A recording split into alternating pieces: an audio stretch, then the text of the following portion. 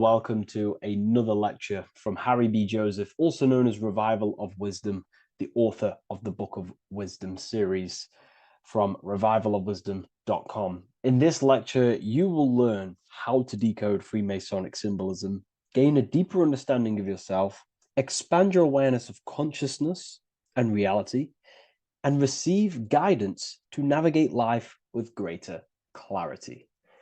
So today we're going to be breaking down this particular piece of artwork, this Freemasonic artwork, and how this relates to you and reaching a higher consciousness. Because ultimately, this is what it's about, okay?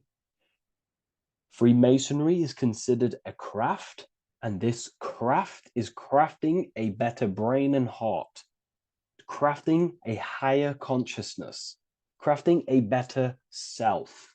Why? So we can operate in the world at a higher degree, operate in the world more efficiently, live a better experience in the world, and getting to know thyself. Okay?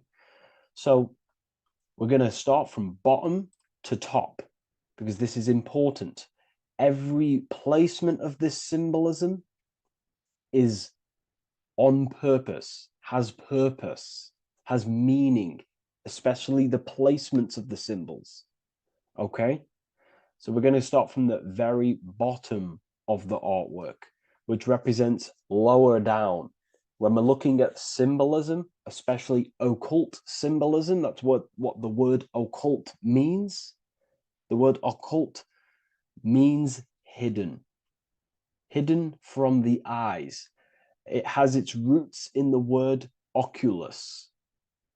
I'm pretty sure that's Latin, which means eye. So the word occult comes from oculus, which means eye. And the word occult means hidden from the eye, the unseen, studying the unseen aspects of self. We're studying the brain. We're studying consciousness. We're studying the body, the heart. We're studying the self, the hidden aspects of the human psyche and the hidden aspects of self. Okay? Because ultimately, this is what gives you power in the world, depending on how you use that power, whether for good or bad, depending on the consciousness wielding that power. This is why we say knowledge is power. But I would actually say knowledge of self is power. Because when you know how you function, you gain power, you gain personal power, you gain mastery. Ultimately, this is what Masonry is about, self-mastery, crafting a higher consciousness. So at the very bottom of this artwork, we have a checkered board with a coffin. The coffin is the beginning of the artwork, the very base. This is the foundation of consciousness. The coffin symbolizes unconsciousness, the state that myself was in, maybe yourself, before we woke up and before we came conscious of our spirit, before we came conscious of ourselves. That ignorant state of acting without purpose, acting unconsciously, experiencing the world and not actively living in the world, simply reacting to external circumstances. This is an unconscious state where one is ignorant. 80% of the world is in this unconscious state. And this is symbolized as the darkness, the tomb. Look at how the tomb is fully blacked out, representing dull, no emotion, it's dark. This represents the darkness of self. The spirit is buried. The spirit is in the tomb. They're not even aware that they possess consciousness. They think they're the material body flying on a ball millions of miles per hour through space, and the sun is, they think they're a monkey evoluted. They've never questioned themselves. They stay in ignorance. They're in the spiritual darkness, okay? And they're furthest away from the light. Look at the top. This is the light sources. They're in the darkness, okay? They're in spiritual darkness. They're in ignorance. And They're in division.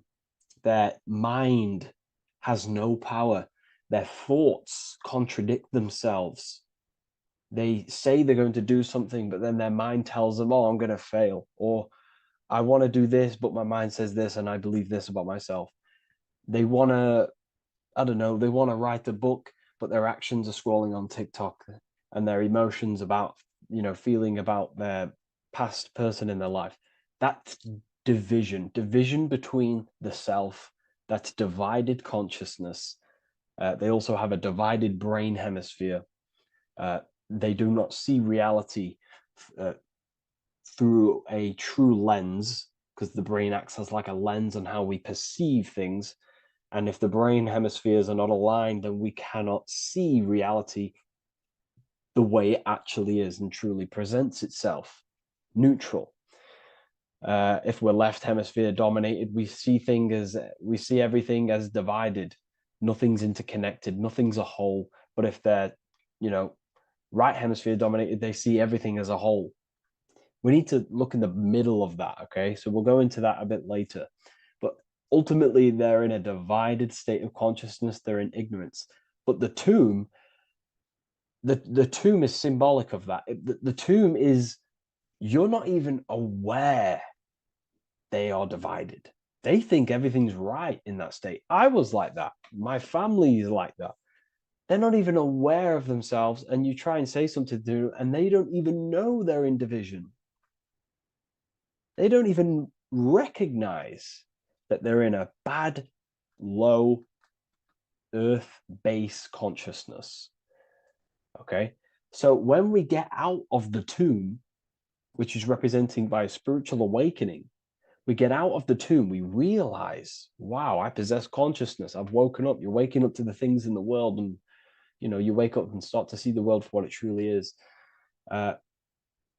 When you become aware and you rise out the tomb, you're born again. You start to actually start looking within. You start to become conscious of your thoughts. You start to become conscious of your actions. You start to become conscious of the evil in the world. You start to become conscious of the things. You rise out the tomb. You start to become conscious of your intuition. You then step on the checkered board. The checkered board is now you realizing you're in a divided state. Okay. So you're now putting down the ego. Because remember, when you're in the tomb, the ego is fully in domination over consciousness, over your consciousness. It doesn't allow you to say that you are wrong. It doesn't allow you to think that there's evil in the world. It doesn't allow you to believe you have a spirit.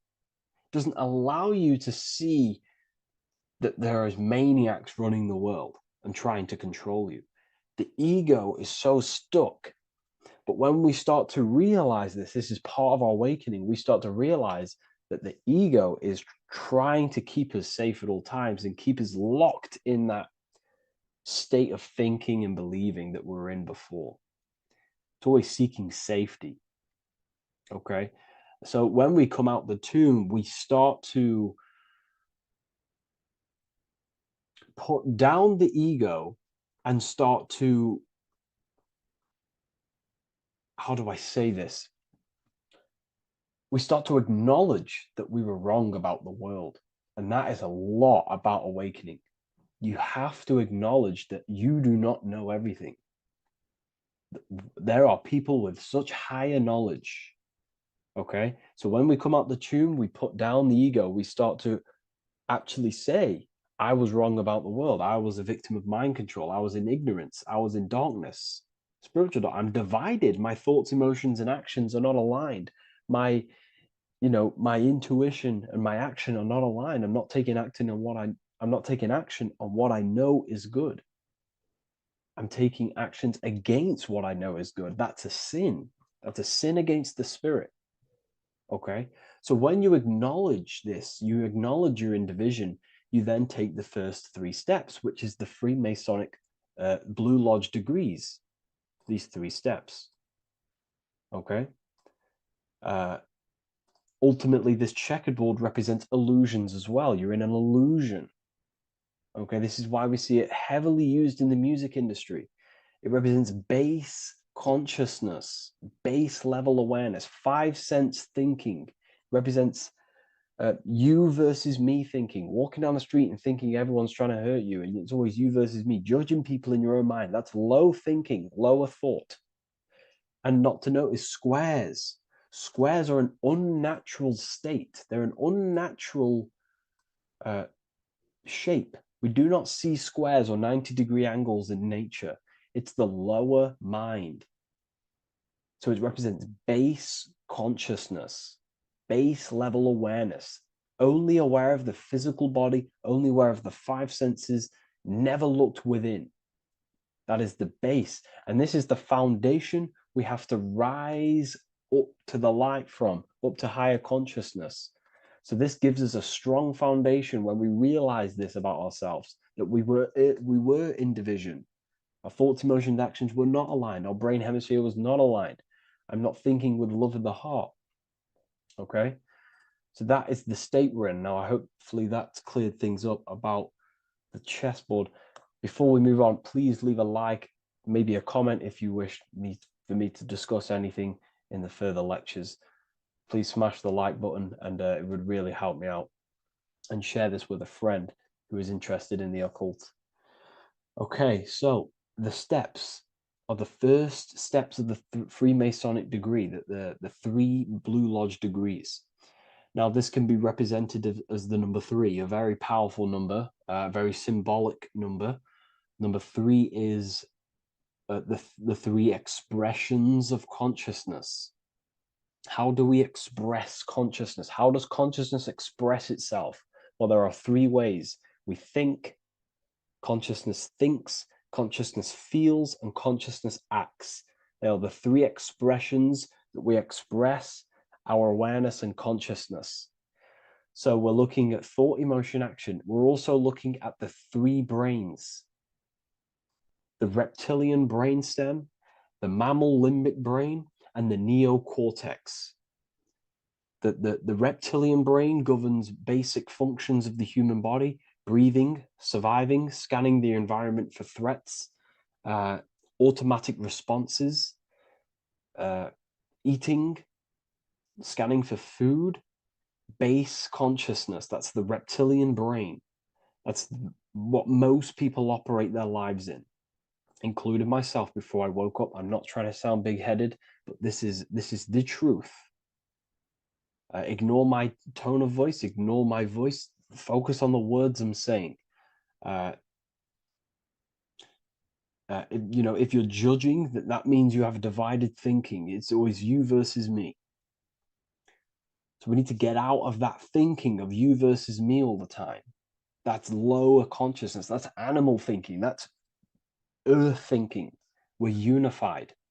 We need to reach a higher consciousness and do not waste our mind's potential on low-level earth divided thinking. Okay?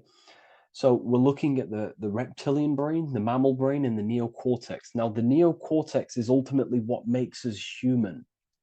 It allows consciousness to operate on a higher degree, okay? This is what makes you human, the neocortex. The neocortex. The reptilian brain, like I just said, governs natural survival instincts and the respiratory system, things along them lines of basic awareness, basic functions to operate and survive in the world, in the physical plane. And the neocortex is what allows us to critically think. Okay, it's what allows us to be human, be aware of ourselves. Okay, not. I don't think animals have neocortexes. Don't quote on me on that, but this is the part of the brain that makes us human, and it allows us to think deeply, to create masterpieces like we can. Humans have massive potential in creation. Look at the world we live in. This is because of the neocortex. It allows us to critically think and self-reflect. Now, when we start to operate from higher thought, we start to think with higher thoughts, the higher parts of the mental dimension, we ultimately start using this brain more. We start functioning from the higher brain. Now, this is why Neo from the Matrix is called Neo, because he uses he was in the reptilian brain. If you watch the film The Matrix, if you notice, he gets plugged out of the Matrix and he's plugged in on the back of his neck into the brainstem. And when he's plugged out, his name's Neo, which is neocortex, using the higher brain. It's what awakens the self. It allows consciousness to function on a higher degree compared to animals. Okay, so we're looking at thought, emotion, action. We're becoming conscious of thought, emotion, action. Becoming conscious. What am I thinking? What am I feeling? And what am I acting in the world? And what can I do to master these, to operate more efficiently in the world? How can I use these towards higher consciousness and use these actions, these thoughts, emotions, actions to reach a higher state of awareness of self? So when you go through the first 3 degrees, you enter the doorway. Now, this is symbolic of a doorway. Now, looking at this with a right hemisphere dominated view, you would see a doorway, right? The right hemisphere sees this as a holistic doorway, right? You see a door, you're gonna, you enter the stairs, you go through the door, right? But at the left hemisphere is now going to dissect and analyze each individual little part of this, right? So the right hemisphere sees the trees, the left hemisphere sees the woods. So to dissect this down on a right hemisphere, going back to the right hemisphere, we're entering the door. The door is symbolic of entering the unknown. You're entering a higher consciousness. You're entering the door. You're going beyond. See, this is the earth here in the background. This is the darkness. The darkness represents the abyss, the unknown. You're entering in the self. Okay?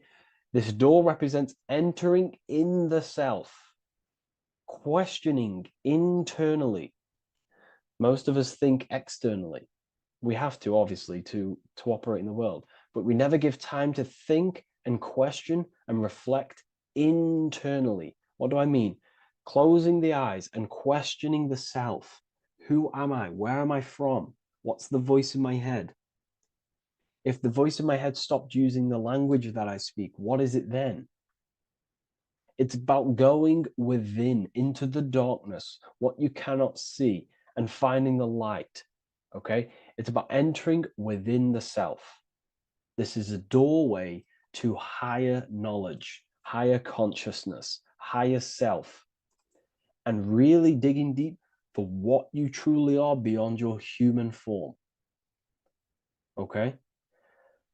So we have, most importantly, I'm not going to go over every single one of these symbols here. I'm going to go over this on a basic, well, not a basic level, a very detailed level, but it's not going to go over every single symbol. We have a left pillar and a right pillar. The left pillar has the sun next to it. The sun is more electrical energy. It's very dominant. It's a very powerful masculine force. This represents the masculine quality of consciousness. The masculine qualities. We have many masculine qualities, such as actions, physical actions with the body. We have thinking. Thinking is a very masculine force. We have the left brain, analyzing brain, the brain that's very logical, that's trying to figure things out. That's the masculine pillar. Okay. So this is the masculine qualities of consciousness. It also represents what we can see, the sun. The sun allows us to see, to visually see in the world. So the sun represents the external world, the world outside the self. When we close our eyes, we have a self, an internal dialogue, an inner voice. We have an inner world, outer world. This represents the world we take physical action in, the material external world outside you. Okay? the world we can see.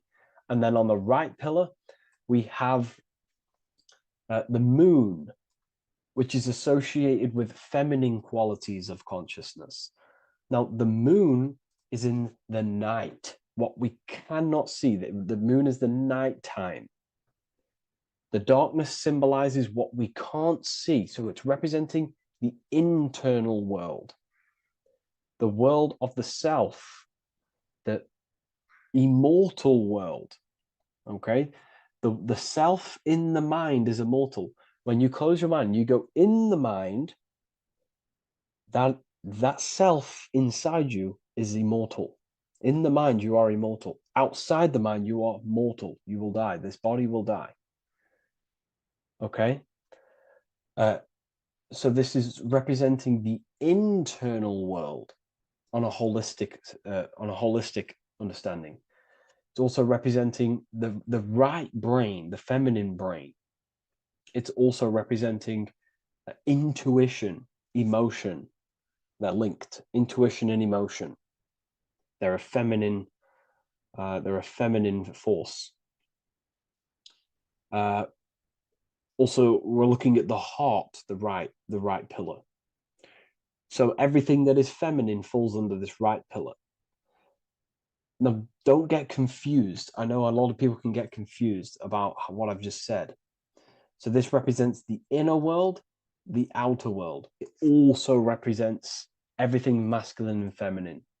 So thought is, although it's an internal quality, it would fall under the left pillar, because thought is a masculine force. It's a penetrating force.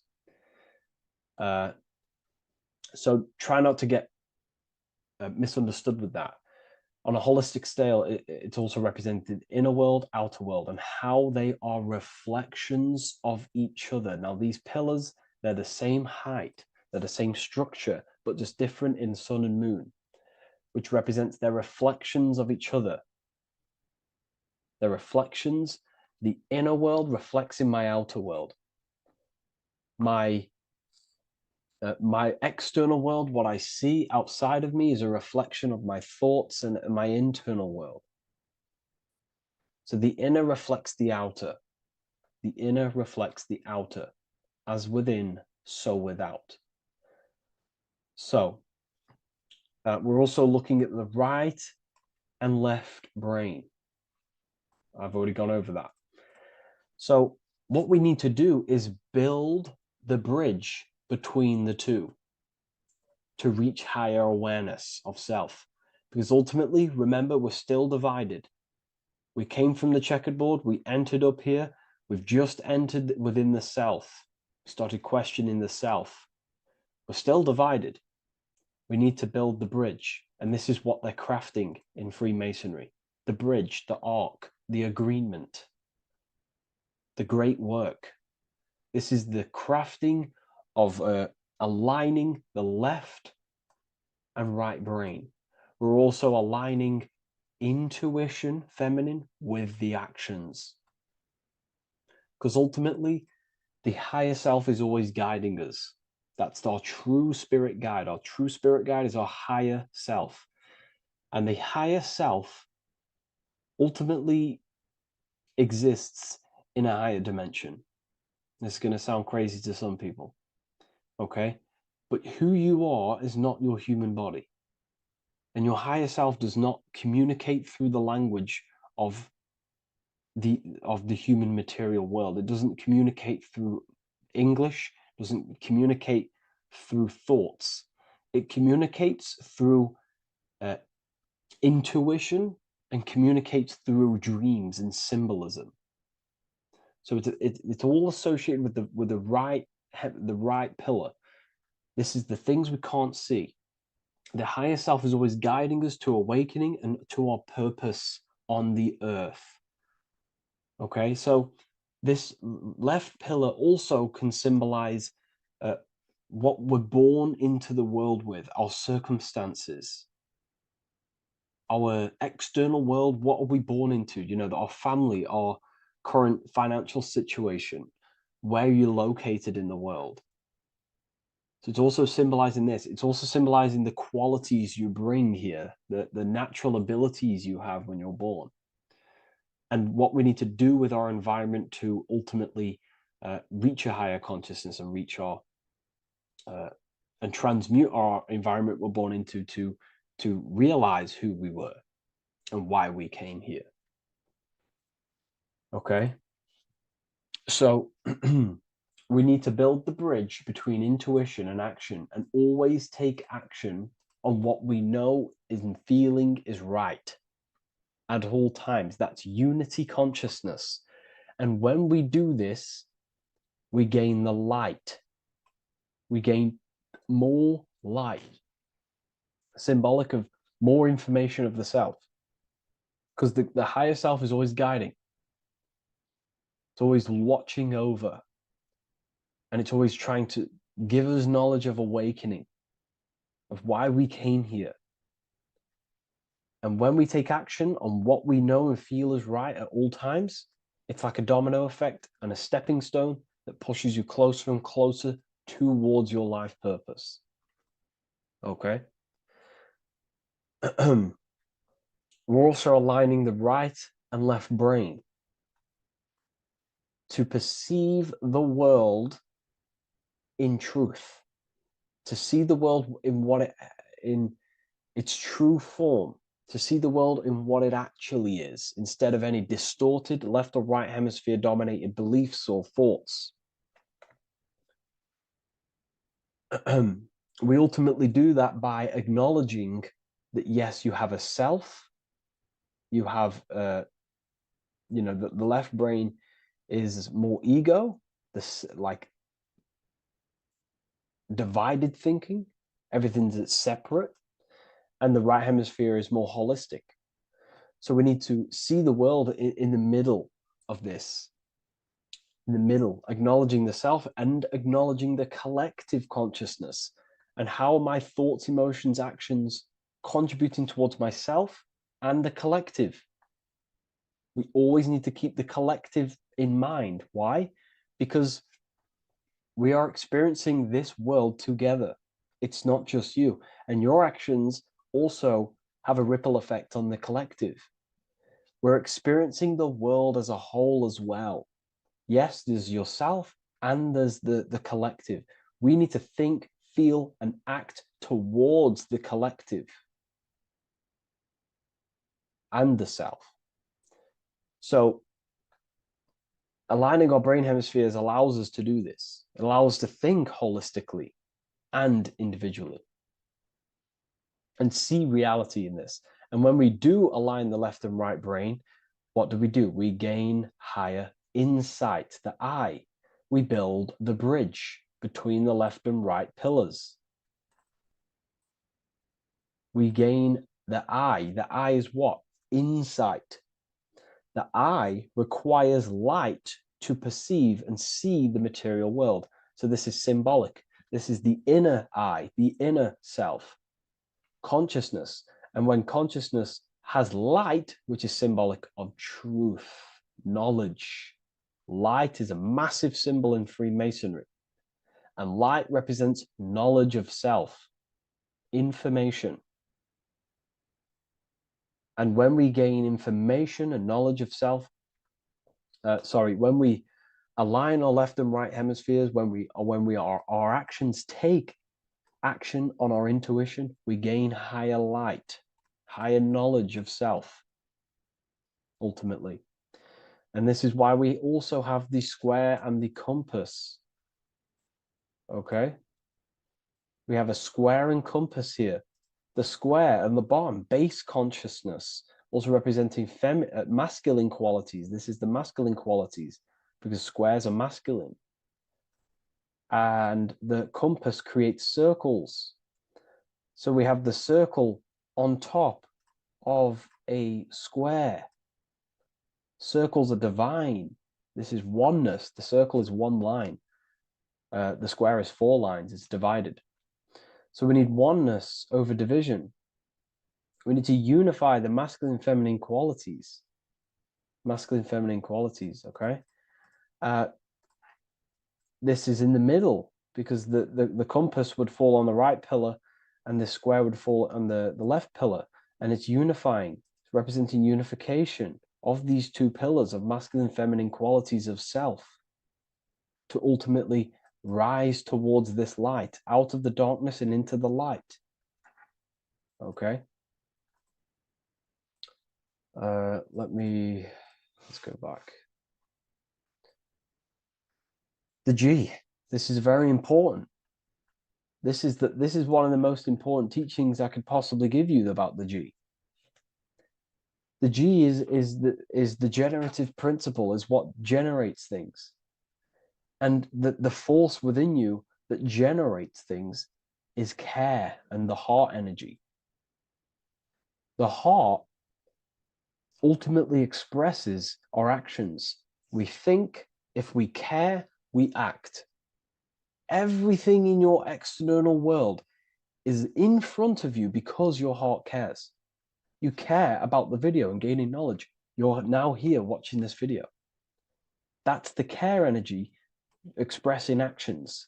So in order for us to truly get out of this divided consciousness, we have to go through the G. We have to go from base consciousness, the square, divided, we go through the G, because we have to care. And if we care, we'll reach the higher mind and gain higher self-knowledge and master the self. You cannot do this if you do not care. And if you do care, you will take action towards it. If you're watching this and you don't actually truly deeply care, you won't take the action. You'll just gain the knowledge, which is ultimately useless. You have to take action on this knowledge. And if you do not, there's no point watching the video. It's difficult. It's difficult. It's not easy. And things, throw us off our path sometimes. I understand.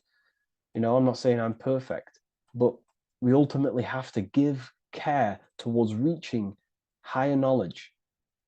Seek and you shall find. If you have the care about reaching higher knowledge of self, you will seek it and you will take actions towards it.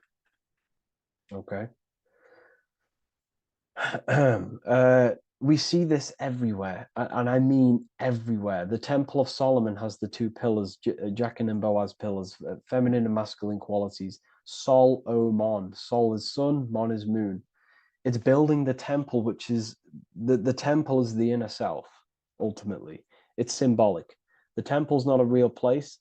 The temple of self, building the Temple of Solomon and reconstructing the Temple of Solomon, is about reconstructing the self through masculine and feminine qualities. We see it everywhere. And this is very symbolic, like very symbolic. We have the two pillars, we have building the bridge, and we have a stairway that goes to what you can't see, because it's going to the unknown. You have to have faith. Okay? What I'm about to say is very important. You don't know what higher consciousness is, okay, until you get a little bit higher. This is hard to explain, but I didn't know what everyone talks about, what higher consciousness is. I can't give you my higher consciousness. It doesn't work like that. You have to enter in and go within and have faith, going into the unknown, because you're ultimately going into something you do not understand. Higher consciousness, I cannot give it you. You have to enter the door and take action and think, feel, and act towards it, and you will go to the place, and then you will understand what higher consciousness is. Ultimately, what higher consciousness is higher knowledge and understanding of self, what you actually are. Okay, that is what's being symbolized here. It's again in the Masonic art. We have the darkness. We have to have faith to leap into the darkness, into the unknown. We see this everywhere. Like, you'll see when I say this everywhere, and I mean everywhere you'll see this. Every doorway has this symbolism in the ancient world, because ultimately this is what it's about, people.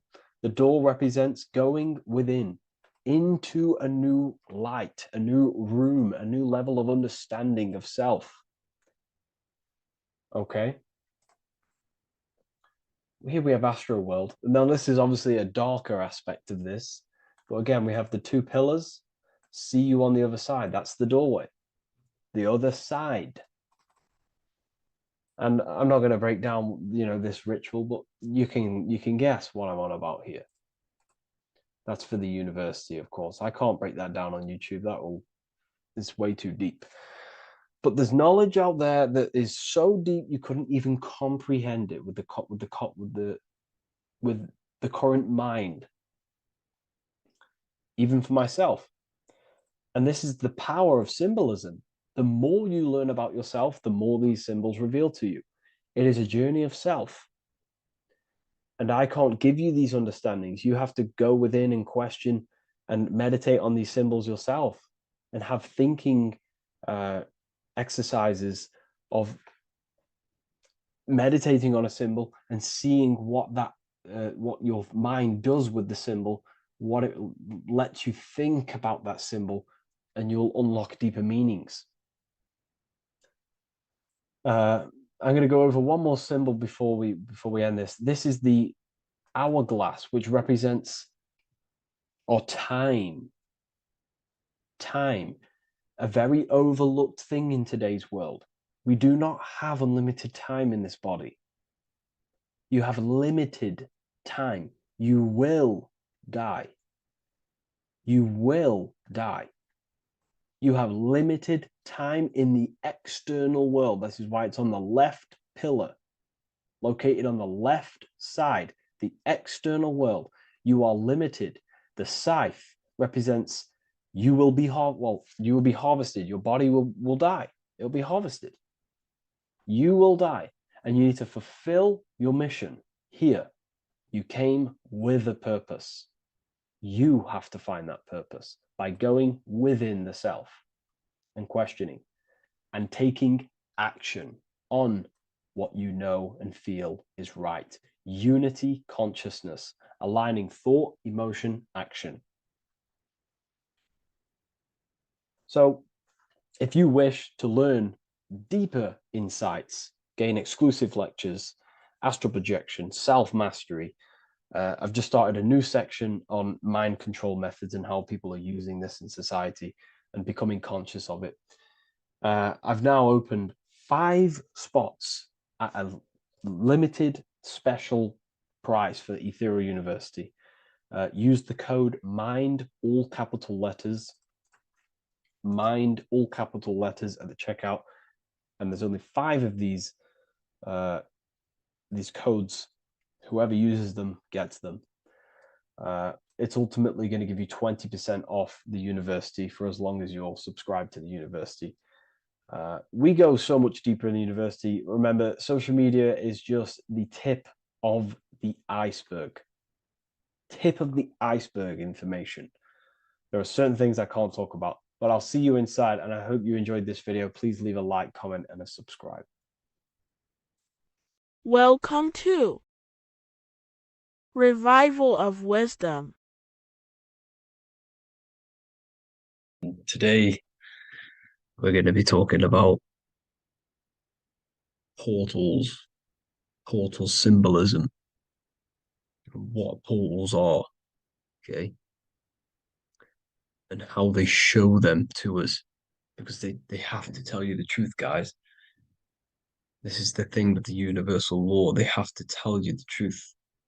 And they tell you through symbols, they tell you through movies, and different things like that. But let's jump straight into this. So first, I want to talk about the Freemasonry symbols. Okay, so first we got, obviously this is some Freemasonry art, but notice how you've got the ladder with a key. Okay, so this is ladder symbolism with a key. So maybe this is talking about ascending. Okay, because look, because this is ascending into the heavens. because it's a ladder with humans going up it with a key. In order to ascend, you must have the key. Okay, so what else do we have with a key? Well, the Netflix show Lock and Key, which is all about portals and keys. Because what the keys do, they open doors, gateways. Okay, so what's interesting about this is that they've got this key here, which represents the Kundalini energy rising up the spine. Okay, but we'll come back to this. But it's that same portal key symbolism. We've also got the Vatican. The Vatican is in the shape of a key. Okay, so you can see the start of it here and the end. So this is key symbolisms. Keys open doors. And notice how it's got the 8-pointed star. Okay, what is the 8-pointed star? Okay, we'll come back to this. This all ties in, guys. I'll break it all down for you. But then you've also got the god Janus. Janus, okay, is known as the god of the doorways. He's an ancient god of Rome, and they worshipped him. However, he's not a god, he's more like a high level ranked demon. Because he is the god of the doorways. And notice how he's got two faces. Because doorways always have two sides. You're going into somewhere, there's always two sides of a door, and he's always depicted with two sides of a face and a key, because he holds the key to the doorways, to the portals, to other worlds and realms. Okay, as you can see, he's always got two faces and a key. Okay, so now we have the Sumerians, the Anunnaki, and they are always depicted with the two faces. Why do they have the two faces? Because they're symbolizing doorways, and the Anunnaki come to Earth through doorways and portals. So these are what these gods are symbolizing in their artwork. But they always have the 8-pointed star. Okay, what is the 8-pointed star? You see how they always have. Look, let me try to find another one. It's the 8-pointed star. This 8-pointed star is Polaris. Okay, Polaris, just like the Vatican has the 8-pointed star with the key. Polaris is the center star. Polaris is a fixed star, it doesn't move. Okay, so the Anunnaki symbol is also the 8-pointed star. So this is symbolizing the portals and doorways that they come through in order to get to the Earth. But Polaris is that center star which does not move. It's always symbolized with the 8-pointed star, just like a compass. Why is a compass the 8-pointed star? Because at the center of our realm is where the most electromagnetic energy is stored. As you can see, we have an aura field, an electromagnetic aura field.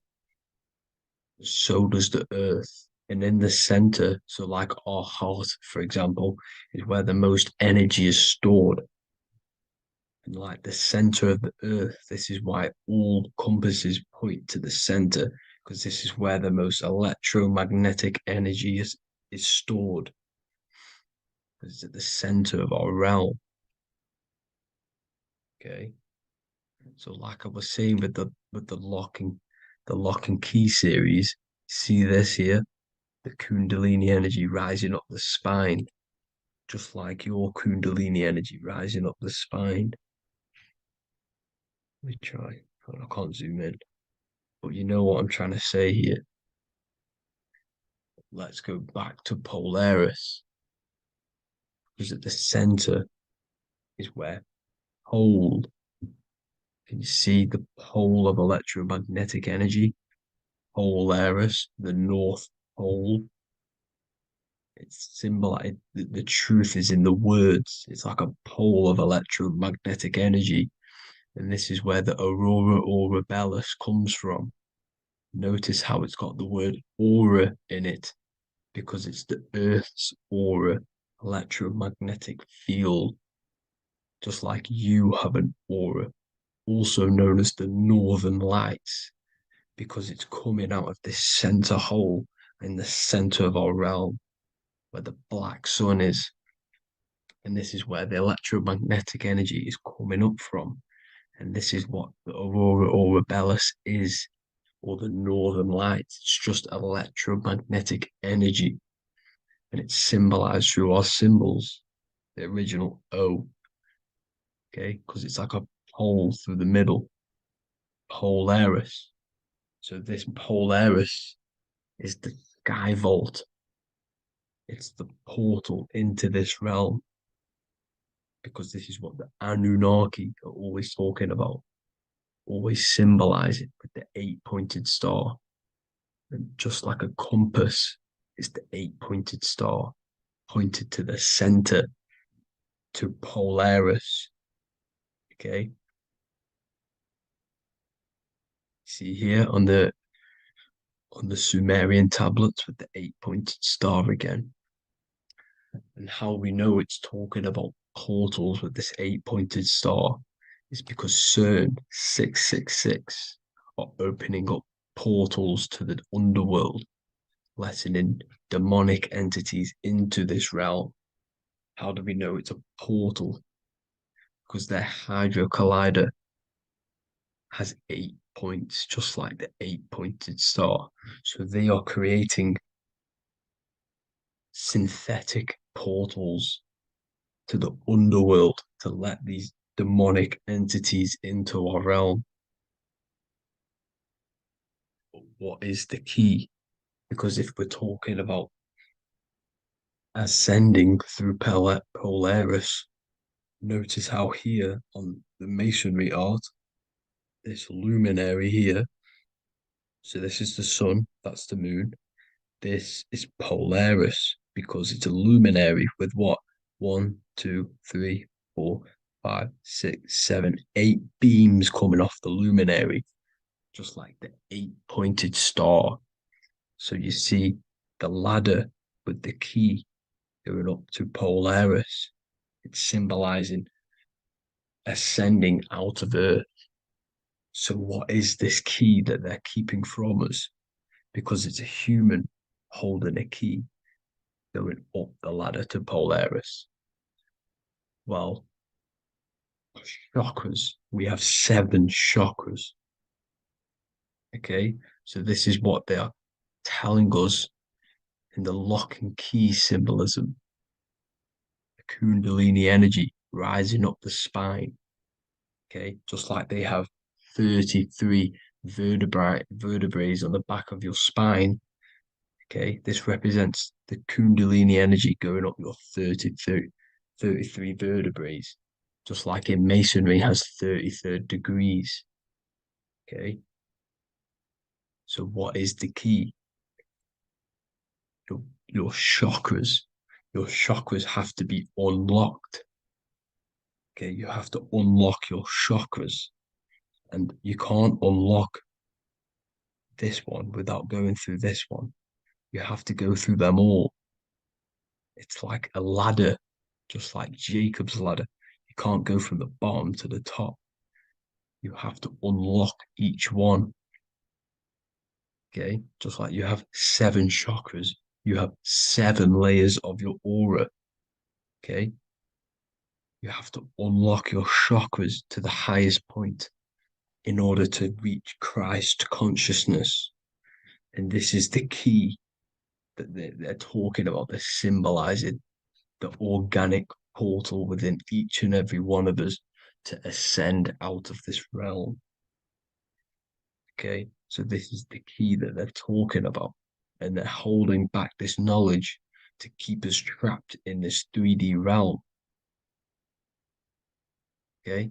So like I was saying with the 33 vertebrae and the Kundalini energy coming up the spine, 33 vertebrae, you can see this sort of symbolism going up to the light, because it's the light you see here. Your crown chakra turns on and becomes enlightened, just like the Illuminati symbol. Can you see it? But also, Jesus also died at 33. So this is symbolizing, okay?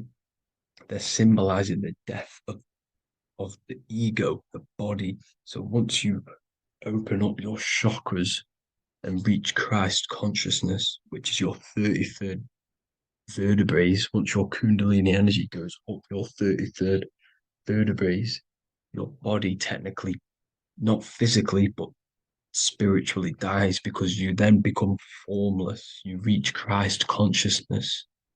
So then you can travel other worlds. Okay. This is what they're talking about with Vatican, 8-pointed star, and the key. Janus with the key. The Sumerians with the 8-pointed star. Anunnaki, the 8-pointed star. Polaris, 8-pointed star. So Polaris is the way out of this realm, which is at the center. Pole, North Pole. Okay. So the key is that they're hiding from us is the knowledge to unlock our chakras. Okay. And without this knowledge that they keep from us, is trapping our souls in this reality to keep reincarnating. Okay. Well, thank you all for tuning in. I'm going to leave you all there. Make sure to leave a like and a comment in the comment section. Let me know some topics to talk about so I can break it down for you. God bless you all. By the end of this video, you will understand the 3 expressions of consciousness, how to use them to create the life you truly want. You'll discover the hidden meaning of the word God, the secret power of the number 3, and how consciousness itself is the key to your reality. We have 3 main expressions of consciousness. We think, we feel, and we act. God is 3-fold. It stands for generator, operator, destroyer. The generator is the mind. This is what thinks, generates ideas. This is the beginning of all creation. This is the first expression of consciousness. It is the first form of consciousness, not a physical form, but a spiritual form. Then we have the operator, which is emotion. When we think something, if we have care or any emotion towards it, then we take physical action. The body, the destroyer. We think, we care, we act. Thoughts and emotions are the 2 spiritual forces which merge together and give birth to actions. Think about it. Why are you watching this video? Because you had a care to watch the video. Therefore, the reality in front of you is because you had a thought, you had a care, you took action to express that reality. Everything goes through this 3-fold process. This is why we say, follow your heart, because the body does follow the heart. We think something in the mind, we feel something in the heart, and the body takes action towards it. Everything operates on the care energy of the heart. The body follows the heart. If you do not care about something, then you do not act towards it. It is the care energy that guides our actions in this world. Going back to the generator, the mind is a part of the mental plane, the infinite dimension of infinite information. There is no limitations in the mind. Everything already exists as a piece of information or a thought. This is the beginning of all creation, the spark of creation itself, thought, the mental plane. And our mind exists like a radio, our conscious mind. This is why we call it a mindset. What we set our mind onto through attention, mental attention, whatever we set it on, we receive thoughts that are very similar to what we set it on. The mind is like a radio, and whatever we tune that radio to, we receive that frequency and play that song. So if we purify our minds through ritual work, meditation, and affirmations, the mind can become a temple to receive higher thoughts, higher ideas, and better genius ideas. Going back to operator, this is the Holy Spirit. This is what we care about, our emotion. This is the feminine side of consciousness. Thoughts is masculine, the Father. Emotion is the Holy Spirit, which is feminine. And these two create a child, which is Jesus, the Son, which is actions. When thoughts and emotions merge together, you have a physical action, which is a masculine force, which is why it's a son. The Holy Spirit represents a purified heart, love consciousness, holding love in the heart. And when we purify our minds, we have an effect and purify our hearts. And the reason why I say that is because whatever we think in the mind directly corresponds to what we feel in the heart. As above, so below. Thoughts create emotions. If we think something and our heart tells us that is bad, we have a feeling that that is wrong, then we should not take physical action towards it. And if we do take physical action against the feeling of knowing it's bad, then you are going against the spirit. That's what the word Satan means, or Satan. The Hebrew word for Satan is Satan. It means adversary or opposer. You're opposing the Holy Spirit. You're opposing what you know is good. You're taking a sin against the Spirit, against the guidance from your soul, the knowingness of good. So when we do purify our mind, we purify our hearts. And when we cultivate love for the self and one another's in our hearts, we gain the Holy Spirit, which is love consciousness. And when we think in our mind with the love of the heart and we merge our thoughts with love, it gives birth to perfect actions. This is what the true Christ consciousness is. We think with the love of the heart and it gives birth to perfect actions. And if everyone did this in the world, we would live heaven on earth. Everyone would be balanced within themselves and the world as a whole would be balanced. So we need to gain full mastery over these three aspects of our consciousness, over our what we give mental attention to, gaining love for ourselves and the collective in our hearts, and gaining a strong disciplined willpower for our physical actions. And if you can gain full control over these three-step process, you can gain full control over your reality. The number 3 represents this 3 aspects of creation or transformation. This is a transformative process from going invisible to the visible. This is also why Jesus dies in a cave for 3 days. It's all about transforming the self. Transformation is the number 3. Me personally, I think the Holy Spirit has been replaced for the sacred feminine aspect of consciousness. They do not want us connecting to our feminine side of consciousness, because then we will cultivate love in our hearts for the self and one another. And love is the most potent force there is in the whole universe. It is what unifies everything. It nurtures everything. It allows things to grow. Think about it. When you hold love or care for someone, you grow relationships. The sun is the perfect symbol and representation of love energy. The sun gives abundantly, expecting nothing back, and allows everything on the earth to grow. It's a caring, nurturing, feminine force that allows things to grow and unify and come together. In today's world, we mainly have thinking and acting without emotion, without care, without the judge of our hearts. It's all about gaining unity consciousness. We think, we care, true care for one another and the self, and we act. And if you align these 3 forces towards something, your business, whatever you're trying to create, you will fully create that reality, because these are the 3 forces that you can use to generate a reality. You can do ritual work to create care in your heart about something, and then you will take more action towards it. The book I'm using here is the Book of Wisdom, Volume 1. You can get this paperback or PDF on my website. So I hope this video has helped you. Please leave a like, comment, and a subscribe on the channel if you like the content. Let me know what you think about the Holy Spirit and if it is covering up the feminine side of consciousness in the comments section.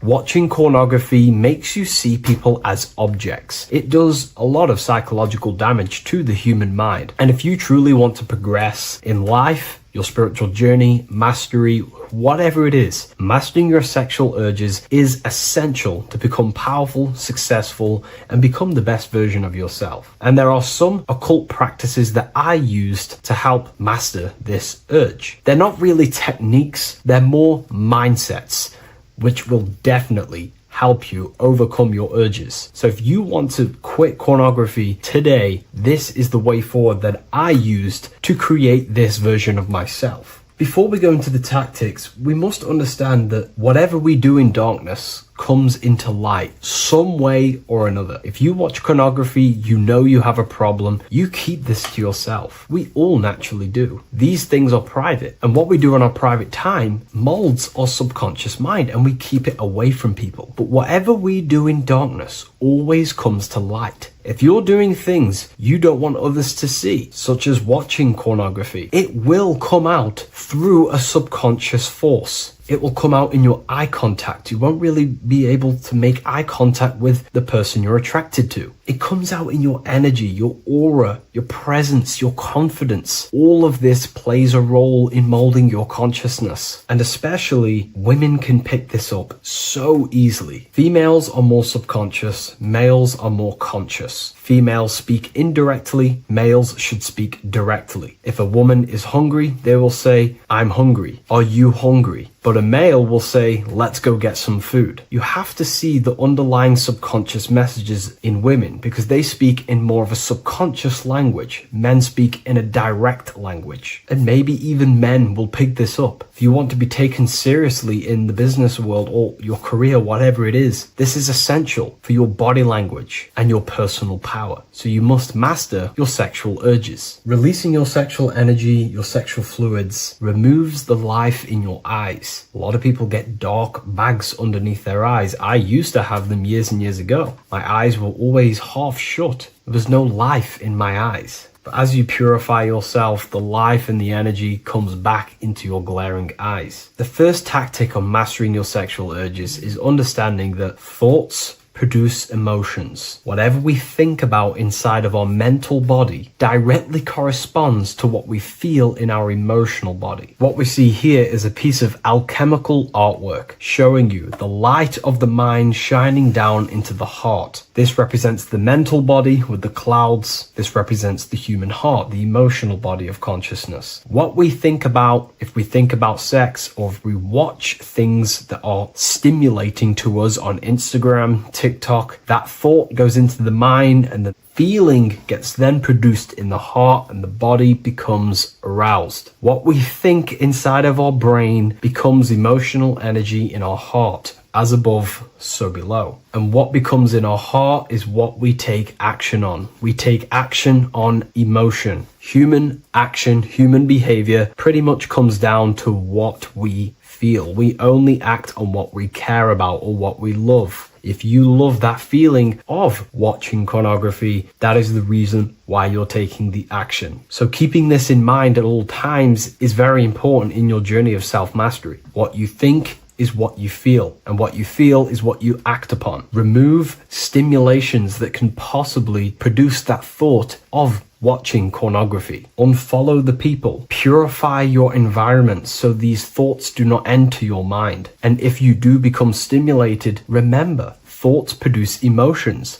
Change your thoughts. Think about something else instantly. The more you think about it, the more you feel, and the easier it is to take action upon it. And the second tactic that I say to myself is that it's all mental. World, the universe, life is all mental. For example, unfortunately, my brother passed away recently. I've never gone through something like this in my life. It's tough. It's horrible. It's not nice losing a loved one. However, if I sit around and focus just on the negative side of that, that, yes, of course, I'm going to have my moments. But if I just sit there and focus on the negative, it will destroy my life. It will pull me down. The only thing that I can do to benefit from this situation is to become a better family person out of this, become more loving, spend more time with the people who mean a lot to you. You can always change and transmute the mindset of every situation in your reality. There's a famous saying I like to say, if you can change it, change it. But if you cannot change it, change the mental attitude towards it. Never just sit there focusing on the negative side of reality. This helped me with mastering myself watching pornography. It's all mental. You hold the power over the mind. And the next tactic is probably the best one ever. And I still use this today in everything in my life. Before I make any decision in life, I always say to myself, what is the effect of this cause? Is that effect going to push me towards who I want to be? Or is that effect going to pull me away of who I want to be and become and where I want to go in life? If the effect is not pushing me towards who I want to be, I will not take the action which is the cause. Consciousness cannot escape the law of cause and effect. It is an immutable,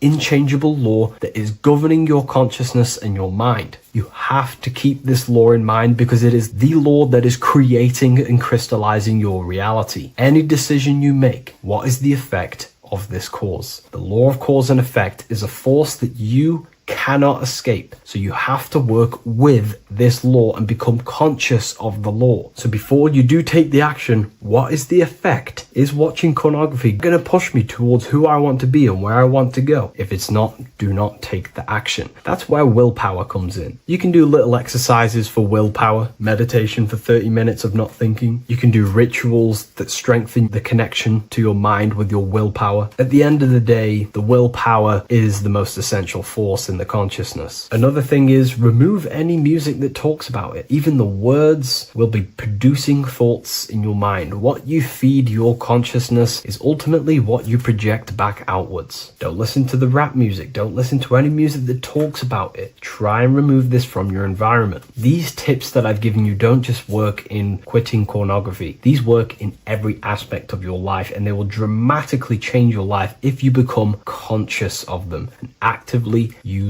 your mind. Don't fall under the spell of becoming unconscious. Never act unconsciously. Never think unconsciously. Never feel unconsciously. Stay on top of your mind. Be the observing eye in your mind. Never fall unconscious. Of course, we all need to sleep, but I mean in the waking times. And this is why learning about yourself or consciousness is essential for every aspect of life. Business, your career, money, whatever it is. Whatever you're doing in your life comes down to understanding human consciousness. And that's why I wrote these books, so you understand yourself, so you gain your understanding of the functions of your own mind, body, emotions, and how you are creating reality. That's why I wrote the book of symbolism, because symbols are not just symbols. These symbols represent forces and aspects of the human psyche themselves, and they are veils, they are keys that help you remember and become conscious of what has fallen unconscious in your mind. We're simply just becoming conscious of what we are unconscious of and becoming conscious of them and using these powers. You want to take your life to the next level? Feel free to get the book of symbolism. I'll leave a link in the description. Take care, everyone.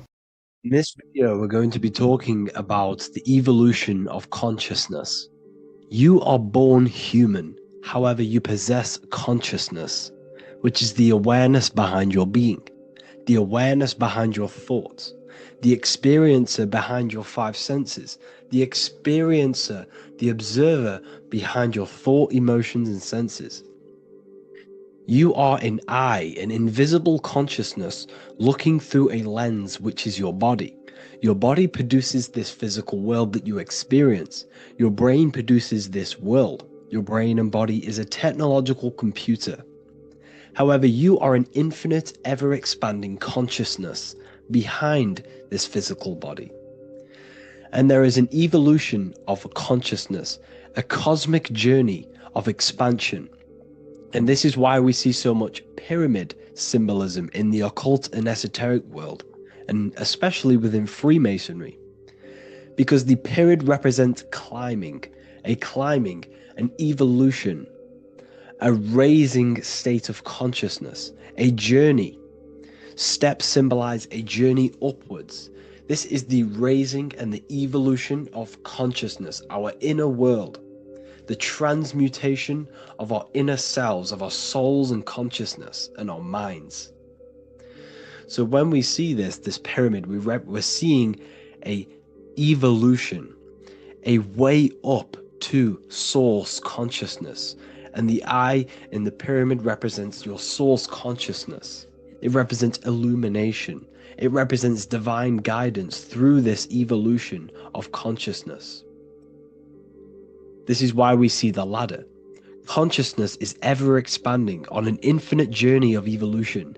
Each individual is a part of this cosmic process, contributing towards the ongoing expansion of both mind and awareness. As we evolve, we collectively explore deeper levels of existence, expanding the boundaries of thought and consciousness. The mind has the ability to expand infinitely into new realms of thought, into new dimensions of mind. The mind cannot be filled up. It is not a physical substance. The body can be filled up because it is a physical thing, but you cannot fill the mind.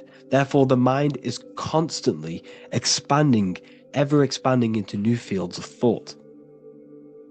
So what we see in Freemasonry, the ladder, is again a journey, an elevation of consciousness. When we are born with an infant consciousness, and as we gain older, we gain an adult consciousness. Our inner world, our inner mind, and our emotional intellect changes and evolves.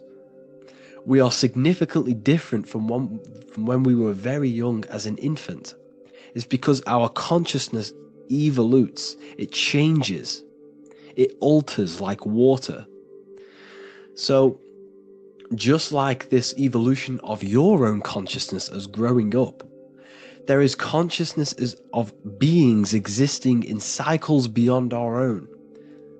And their consciousness is unimaginably different from ours.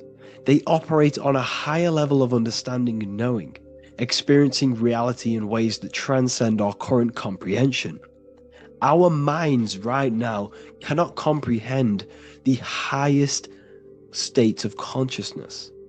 There are entities, there are beings beyond our own, existing in higher dimensions of consciousness that we cannot comprehend because they have expanded. They are on a further way up the ladder of consciousness.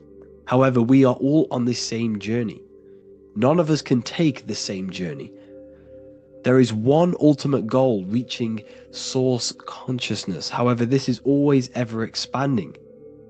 However, we are all on a different journey. There is one truth, one source, one goal. However, there are billions in different ways of reaching it, and we are all on these different paths to source consciousness, to this ladder, this evolution of universal evolution. Okay? Their awareness is attuned to new dimensions of existence, reflecting a more advanced stage in the cosmic journey of consciousness evolution. So when you take DMT, you are shot into these higher realms of consciousness where you meet these beings who look similar to these images. They are not speaking to you physically.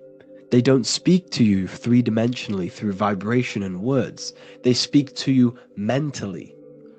If you have done DMT, then you know this. And if you have met these beings, then you know this. You might have even met some of these types of beings on mushrooms or any psychedelic drugs.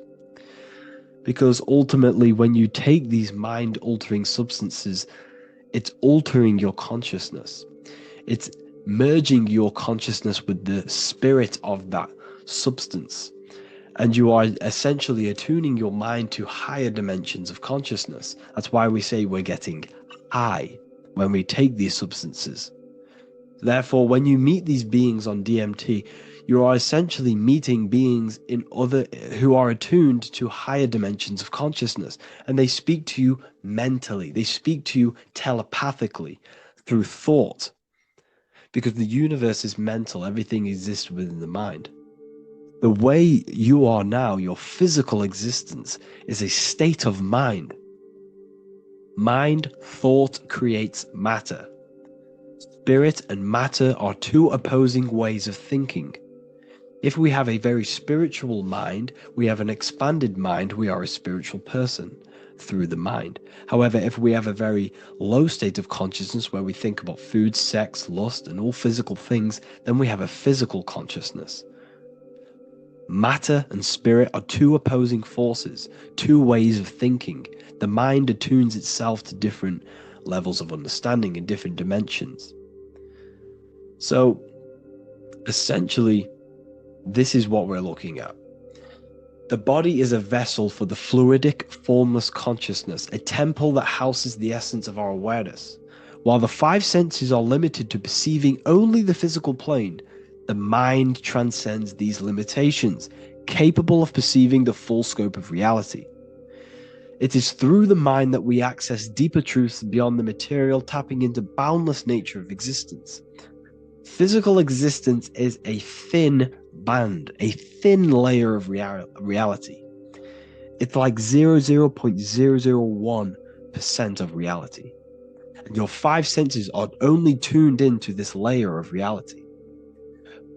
But the five senses are, by design, only allowed to perceive physicality. But the mind has the power to expand beyond this physical five sense state. The mind has the power to expand and evolute.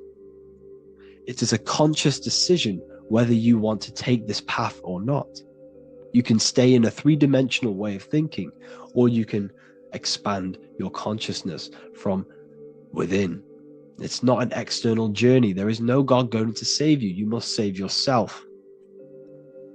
Therefore, behind every single one of these eyes is the same source consciousness. However, we are all different cells in a different journey.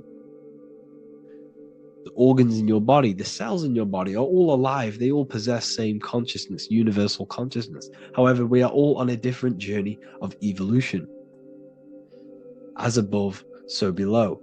As the baby is in the mother's womb, when the baby becomes conscious, there is a world outside of its mother. What does it do?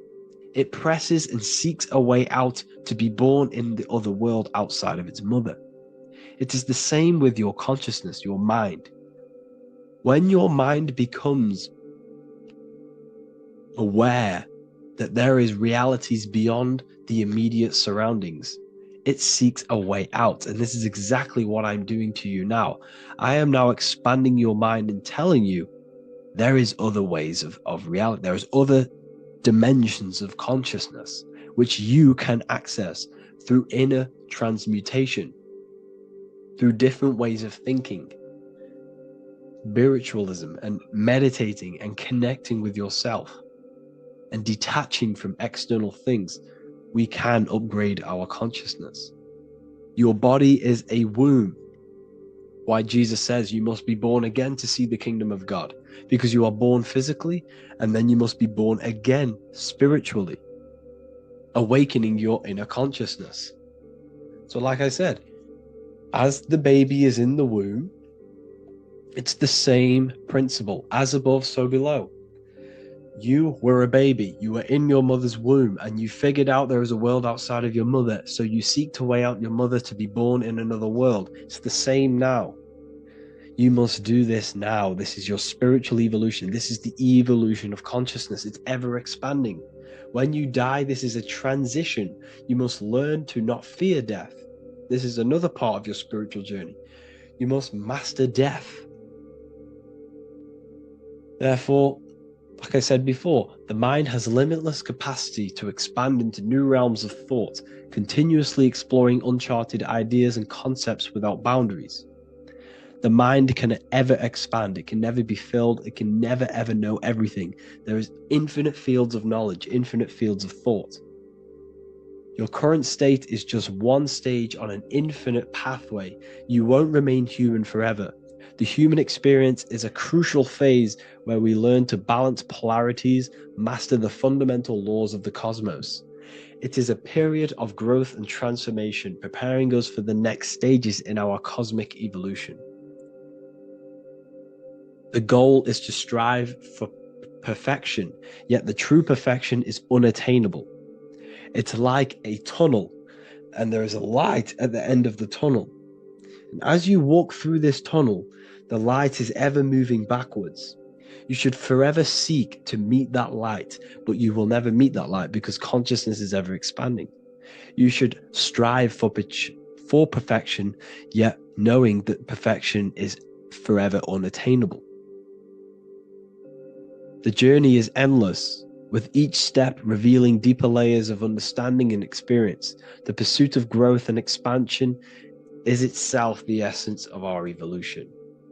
You can find all of this knowledge in the amazing book that I have read for years. I have read this book, The Emerald Tablets of Thoth, the Atlantean, by M. Dorial, translated by M. Dorial. I'm telling you now, this book, now that I've told you this, you have some context on the book. The whole book is about evolution of consciousness. He's talking about higher dimensions beings. He's talking about how you can transcend this physical plane. It is truly the most amazing book you will probably read. One of the best spiritual texts you'll see. It's hard to understand, so you must read it over and over again. And the more your mind progresses, like for me, I read this every couple months. And the more I learn about consciousness, the more I expand my own consciousness. And every time I read this book, I pick out something new that just completely blows my mind, because you can only understand this book to your level of consciousness, to your level of understanding. So now that I've told you all this information, go and read this book and it will absolutely blow your mind. And so will the Book of Wisdom Volume 2, which is now available. I released it the other day. I'm just going to read a page out now. This page is called Spirit and Matter. The Earth is not merely a dense, lifeless rock drifting through space. It possesses spirit, a living essence that animates its form. But what do we mean by spirit? Spirit in esoteric terms refers to the energy, the life force, animating the principles infused in matter. So essentially, what this page is talking about is how everything has spirit, consciousness within it. You are the middle, you are spirit and matter. You have the ability to expand your mind to the God self and raise above our animal instinct, our material self, and know the divine and expand. Animals cannot do this. Animals are not self-aware. Humans possess self-awareness. We can observe our consciousness. We can say, why do I exist? We can look in the mirror and know that we need growth. And this is what Anunnaki means. Anu means above. Anu was the supreme god of the sky, which is a metaphor. He represents spirit above, heaven. Anu came down to earth and married Ki, the goddess of the earth, which represents matter. It's a myth, it's an allegory. Anu married Ki and gave birth to the Anunnaki. Spirit came down and infused with matter and gave birth to the human, which is you. You are spirit infused in matter, Anu and Ki, Anunnaki. You are the Anunnaki. And this is just one of the teachings in my book. Honestly, this book is absolutely amazing. If you truly, truly want to expand your consciousness, give this book a read. And obviously, if you're inside the university, I give you this book for free. A paperback version. If you join the university, follow the steps inside of the general chat, you'll be able to download this book. Sorry, not download it. Order a paperback for free. All you have to do is pay for the shipping. You'll also gain amazing knowledge inside of my library, where your mind will just be overblown with the amount of esoteric books. There's over 45 rare occult books, plus you get a PDF of the Volume 1 and Human Health Guide. You get reoccurring updates where I expand on symbolism, occultism, where you will just feel absolutely amazing once you understand esotericism in yourself. You'll also learn how to create the dream reality that you want with the Manifestation Mastery course, where I teach you how your consciousness creates reality. You'll have a real lectures where I post lectures on symbolism, occultism, esotericism. There's a conscious community and live calls and Q&A where you can ask me questions and I'll answer your questions. I just want to say thank you to everyone who has joined the university. Thank you for even liking and watching this video. Any support I just appreciate every single one of you. Please, if you can, leave a comment and a like on this video and let me know any videos you want me to make in the future. And I will start uploading a lot more to the YouTube. So yeah, thank you all for tuning in today. Have an amazing day. Okay. Is manifestation real? Of course it's real. You've just manifested that sentence. You turned a thought into an action and then generated a physical experience. You turned the invisible thought into a tangible reality. That is manifestation. You just have to learn how to do that on a mass scale, on a bigger scale, to generate something bigger. You know? So yeah, of course, manifestation is real. That's all you're ever doing. Creation is not created. It's in an ever state of becoming. You are in a continuous state of becoming something in the present moment. You know? So you're always molding creation through thought, emotion, and action.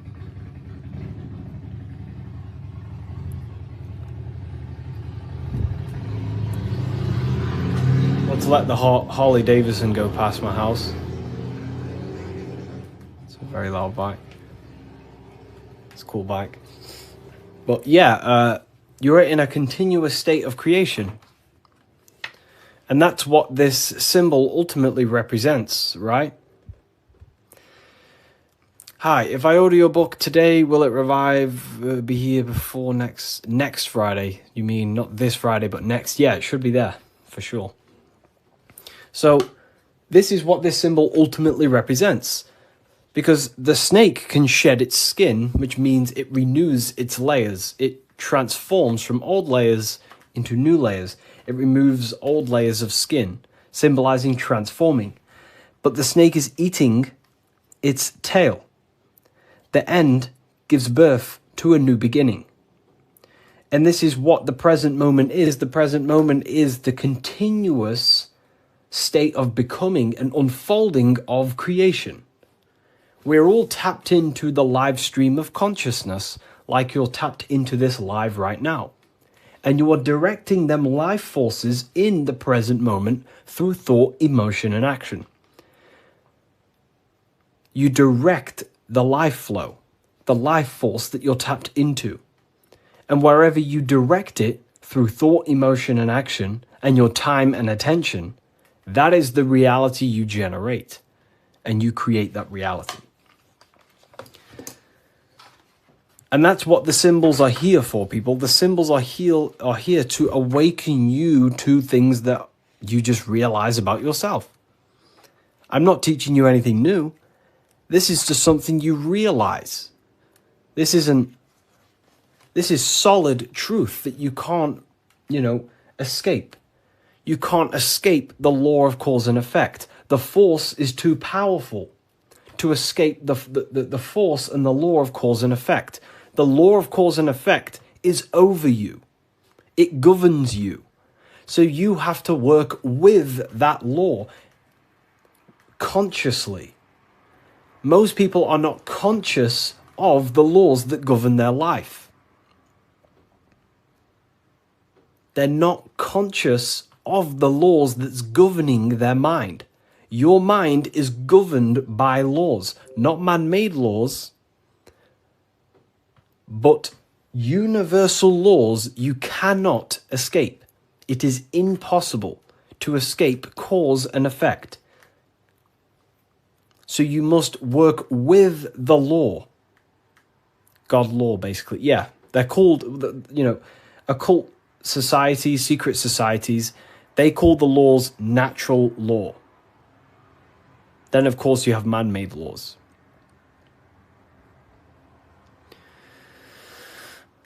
So you have to work with the law. If you do not work with the law is going to be working anyway. and it will probably work against your favor. But these laws that are in place are there to give you what you want, to create your will, to create your desire. These laws are here for you to create, to give you what you want. Okay? So we have to become conscious of the laws that is governing our mind. Because the mind functions with free will, however, exists in the boundaries of the laws. Without them laws, the mind would not solidify a true creation. Everything would be chaos. The laws make sure that it creates this specific reality that you're experiencing right now. Hello, Harry. I've reached a higher state of consciousness thanks to you and your book. Wow, amazing, Craig. Absolutely amazing. Absolutely amazing. You know, this book, don't read it once, read it many, many times. I'm probably sure you already have, but it just helps you. You know, you pick up new things every time you read it. What do you think about getting a pentagram tattoo or a different symbol? I mean, the pentagram's a great symbol. It's just how you use the symbol. I gifted your book to a friend. Wow, amazing. Which book? The new one or the older ones? So we can influence our reality, of course, through thought, emotion, and action. You have free will. You have full control over them three things. If you try and control anything other than your thought, your emotion, and your action, you are going against natural law. God has given you the permission to only control your thoughts, your emotions, your actions. If you try and force anything on anyone else, you are then breaking natural law. They are the forces that consciousness expresses itself through the mind, mentalism, through thought, imagination, through emotion, through feeling, intuition, and through action, willpower, taking physical actions. That is how the force of consciousness expresses itself in three distinct ways. And that's how you create your reality, through thought, emotion, and action. And that's how you gain your personal power, by controlling your reality. How do you control your reality? Very simple. Is this the Book of Wisdom? This is not the Book of Wisdom. This is the Book of Symbolism, the brand new book, only available on my website. So here it is. Here it is, people. This is not the Illuminati. This is not the Illuminati, people. Let me make something clear. Everyone has demonized this symbol, and I think they use this symbol on purpose. Because this symbol unlocks your personal power, and that's what the Illuminati is. The Illuminati are illuminated people. That's ultimately what it means. Illuminated. What is illumination? Light. That's why there's light surrounded around it. Light in the eye. What is the eye? The internal perception. The mind that allows you to perceive information. The internal eye. The person in your mind who thinks. That's the real you. That is the real you. The person in your mind who thinks is truly formless. Okay? The Illuminati are illuminated people. They understand the secrets of the human mind and human consciousness. And other people who do not understand the secrets of the human mind and human consciousness are ignorant, and the people are using the knowledge they know against them. If you know psychology, right? If you know the deepest secrets of psychology, you can then use that against someone to manipulate them. That's how the system works. It runs on information knowledge and power, and the power comes through the information. The people who have the most information about how you function have more power. Why? Because they can use you, because they understand you more than you understand yourself. You see? That's what the Illuminati is. The Illuminati are people who understand the secrets of the human mind and how to manipulate the secrets of human consciousness to make them do something and create something in their agenda. You're all creators. This is what you need to understand. That's what consciousness is. Consciousness is a creative force. It creates through thinking, feeling, and acting. The triangle. But that thought, emotion, and action are just three expressions of the one force of consciousness. Thought, feeling, and acting are in fact one actual force. Because it's the force of the universe. We're all using the same force. And that's the same force that Yoda uses in Star Wars.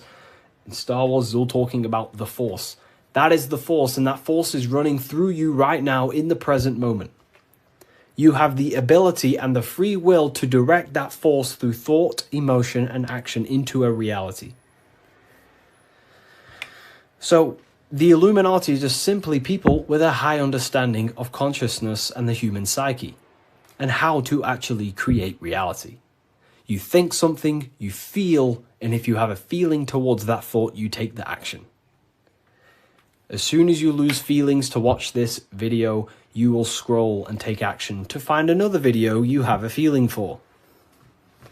That is how reality creates. That's how reality unfolds.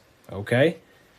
So the eye in the triangle is showing you the ultimate state of consciousness to create reality. 1 and 3. There is one eye and 3 points on the triangle.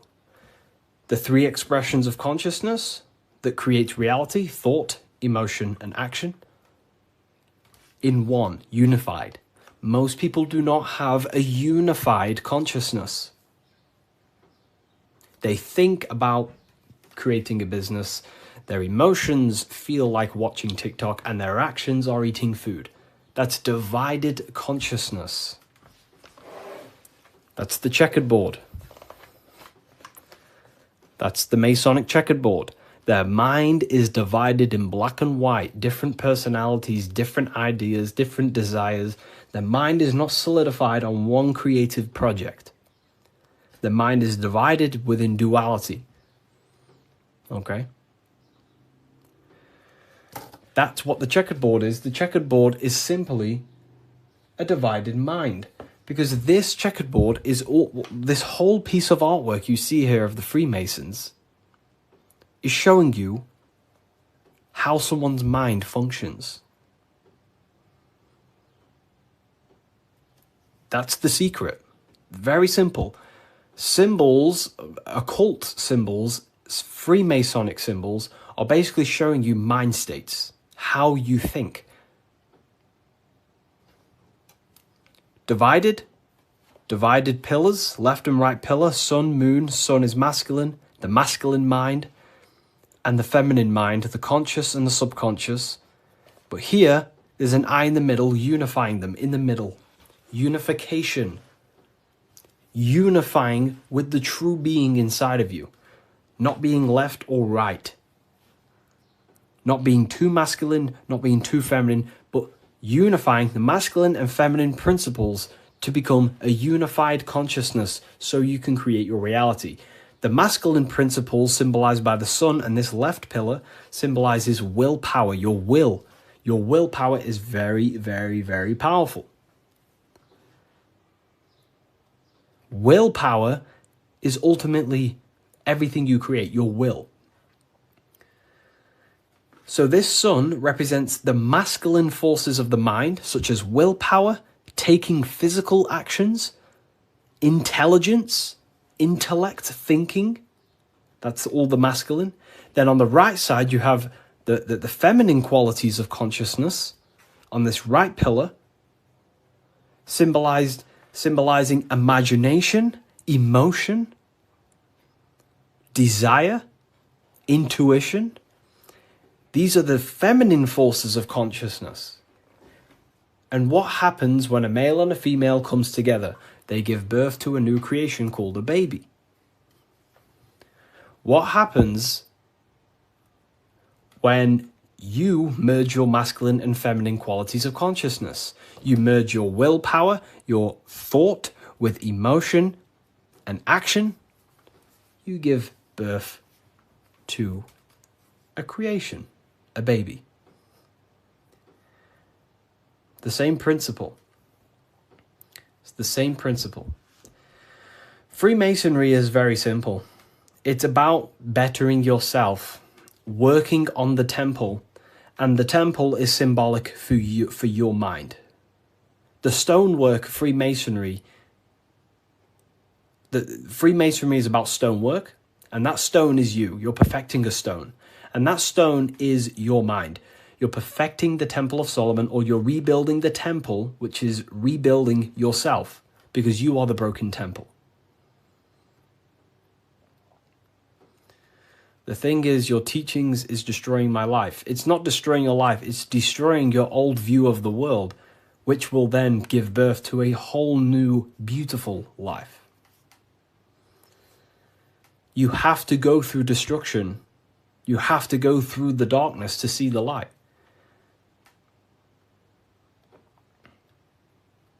Destruction, creation demands destruction. And it's up to you how you interpret my information. Take it with a pinch of salt. Go and do your own research. I'm not saying everything I'm saying is, take what I say and apply it to your life and see if it helps. But everything I'm telling you here is helping me build myself and build my own reality. But it's very simple. It's about building yourself, because when you create change in your own psyche, you see change in your world. What happens when you start to awaken? You start to think differently. And when you start to awaken and spiritually awake, what happens to your friends? Your friends say, oh, you've changed. You see? So the external world is always mirroring your internal world. If you create change in yourself, you will see a change mirrored outside of you.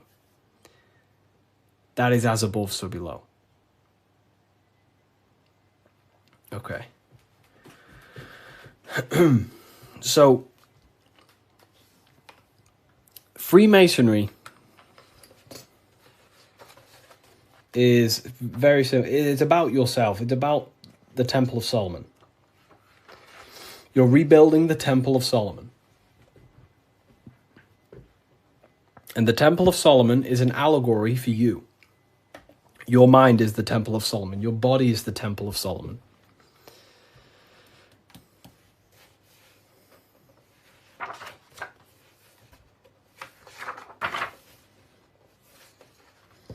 So why is it the Freemasons wear this apron, right? So you see the Freemason here wearing this apron. Well, this apron originates from stone masonry. Stonemasons. What are stonemasons? Stonemasons chip away stone, and then they use the stone to put on a building or, wherever. But Freemasonry teaches in metaphors. So this stone, this apron, was worn by the stonemasons to protect themselves from flying chips of stone hitting their genital area. So this is symbolic of doing the Masonic work, perfecting the stone, perfecting your mind. Every day you are either building your mind or building your mind's prison. Every day. You wake up, you're either destroying your mind or either help freeing your mind.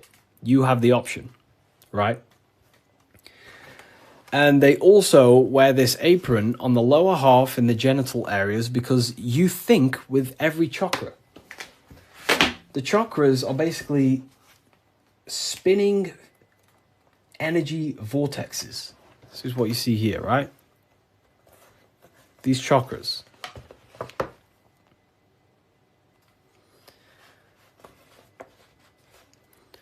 You can think with every single chakra. You think with your head. You can think with your heart. You can these are centers of consciousness. Okay? These are centers. These are each center that you see along your spinal column has a high amount of nerve centers. It's like a nerve center. But that nerve center is then powered by the etheric body. Now, that's very advanced. Not many people understand that. But your body is not just you. You have many subtle vehicles of consciousness, bodies of consciousness, which you'll learn about in the Book of Wisdom, Volume 1. So there is one force in the universe, and that force is emanating through you, manifested in 7 chakras. Anyways, the reason why they wear this apron on the lower half of the body, because it's a reminder to cover up, to stay conscious of their lower self, because this is the lower self of the lower half of the body, and this is the higher self in the higher part of the body. If you think with your genitals, all you think about is sex and eating. If you think with this lower half of the body, you will only, think about sex, eating, and power. So they wear this to remind themselves to conquer their lower nature, their animalistic state. Because the Mason is aware that they need to build themselves to a higher consciousness, to the higher mind. They need to align their will and mind with the higher mind. Because ultimately, the reason why all of these teachings stem from is because it's preparation for death. This is where all this comes from, okay? You never die. This is the truth. In the daytime, you're in your physical body, and in the nighttime, you're in your astral body, and it's just a massive cycle. So daytime is life, nighttime is death. Wintertime is life. Wintertime is death. Summertime is life. As above, so below. It's just bigger and smaller, right? So, with that being said, you never truly die. You are not the physical body. You are the internal being in your mind who thinks.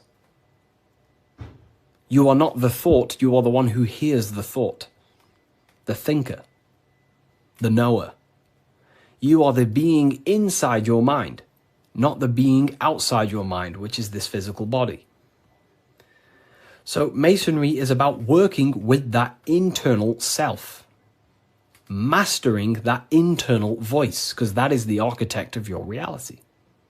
The internal dialogue. That is the stone that they're working with. They're chipping away at, they're perfecting, they're smoothing. The inner dialogue. No one pays attention to this. The inner thinker, the being who is thinking in your mind. Who is that being? Who is the person in your head? It's not your body. Your body is acting out the commands of the internal being.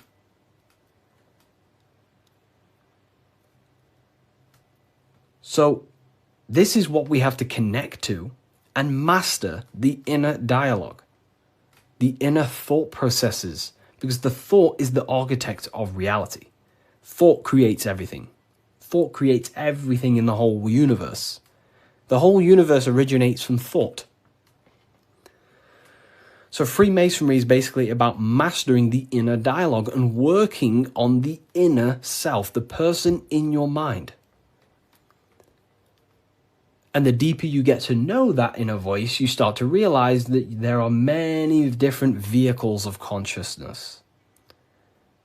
You don't just have a physical body, you have a physical, etheric, astral, and mental and spiritual body. The physical body is just the lowest dimension there is. The physical plane is the lowest dimension there is. Your mind operates above all of them. A thought is just a thought. It has no true form. That thought takes on the body. That thought wraps itself in imagination. So the thought alone is just a thought. But then that thought then wraps itself in something we call astral matter, which is your imagination, the light, the screen in your mind that allows you to vision a specific object. The thought wraps itself in astral forms. That astral form becomes like an emotion in your heart because you want to then take action to generate that mental image you created. Then it turns into a physical reality once you start to take the action to fulfill the desire of that mental image you created. So these are the many different vehicles of the mind. And the mind is not just in the brain. This is the whole wrong thing with science. The mind is not the brain. The brain is just a physical computer to decode the commands of the mind. The mind is not even touching the physical world. The inner dialogue is not in the physical world. The true you is a higher dimensional being. Okay? The inner dialogue. And we're working with that inner dialogue to master it, to ultimately master your reality. So again, Freemasonry is all about cutting stone, but it's not about actual stone. This book by Harry B. Joseph, right? Yeah, I am Harry B. Joseph. I wrote these books myself. This book is my brand new book, the Book of Symbolism. And it's only available on my website. You will not find this book anywhere else. The Book of Symbolism.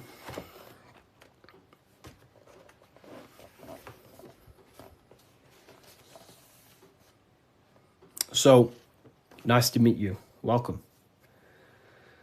Okay, so, again, what does this represent?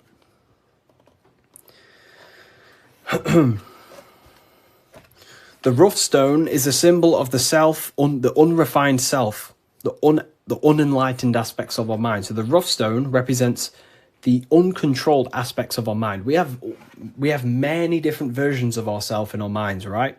We have a version of ourselves who's perfect. We have a rough version of ourselves that we can become. There's many different things in our mind. But the aim of the Mason is about unifying all of them different personalities into our higher self. It's about learning the secrets of the mind. So this represents the perfected aspects of the mind, and there is also there is no such thing as perfection. We will never actually truly perfect ourselves. But the aim is to be perfect. So the Freemasons show you the checkered board. I'm ordering all your books this week. Oh, wow, thank you. You will look, your whole life will change. Your whole life will change.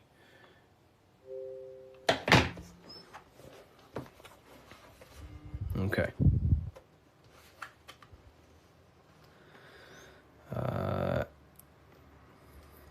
The checkered board floor. This is symbolizing on a base level. So symbols have many different interpretations. So on a very basic level, this checkered board floor represents duality, how everything is dual, positive, negative, day and night, hot and cold.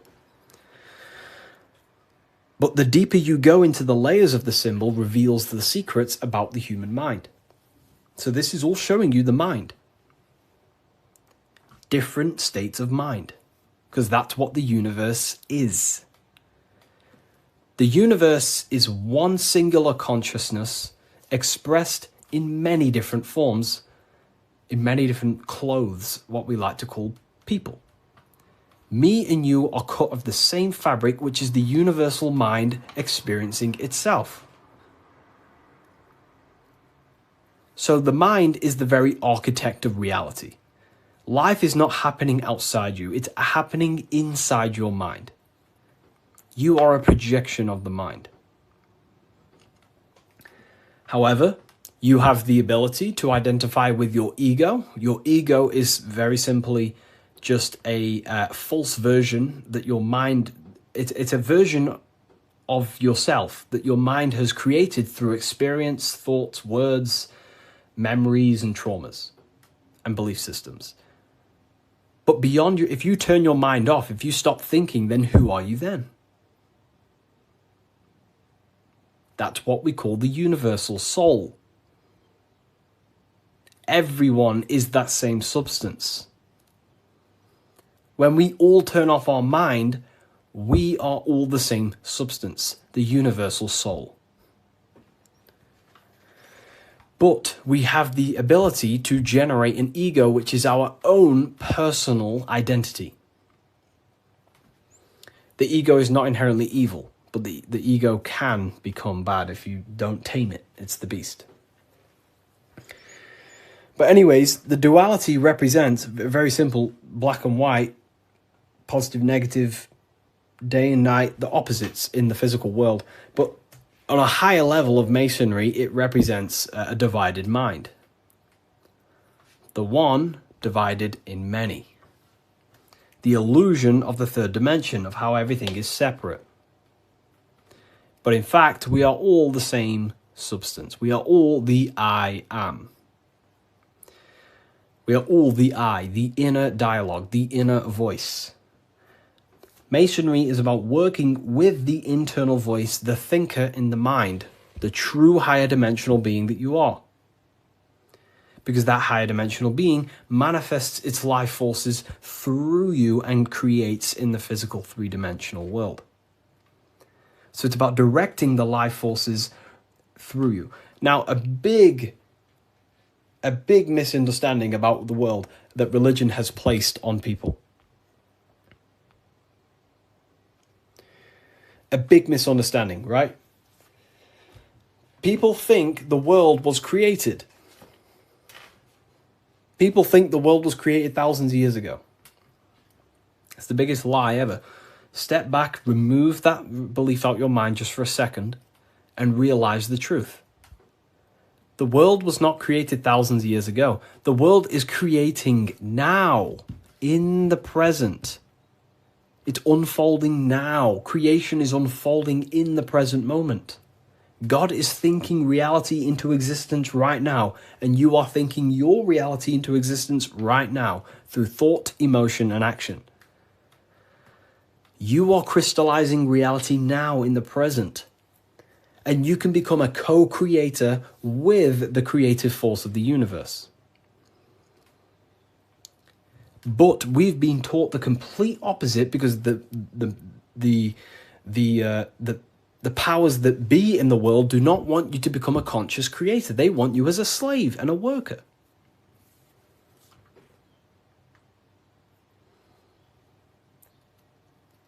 You see, so we have to understand that we are all co-creators of this world. We're all contributing towards the building project of Earth right now. But the elites make you think that the world was created thousands of years ago, and now you're just experiencing it. Now you become an experiencer.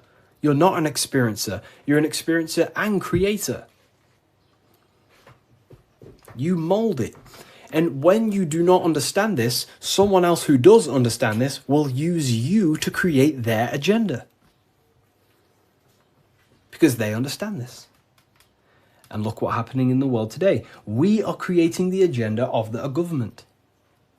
Why? Because we believe their lies. We don't have to, but we choose to. We all have free will. Everything else is just an illusion. Money is an illusion. It's a belief in the mind. Harry, are you a part of Freemasons? I am not. And if I ever do, I will be transparent about that.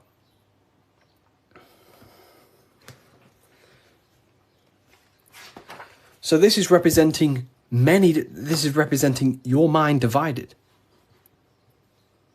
Divided consciousness. Now take a look here. What are the Freemasons trying to show you here? Squares to circles. Square, circles. Geometry.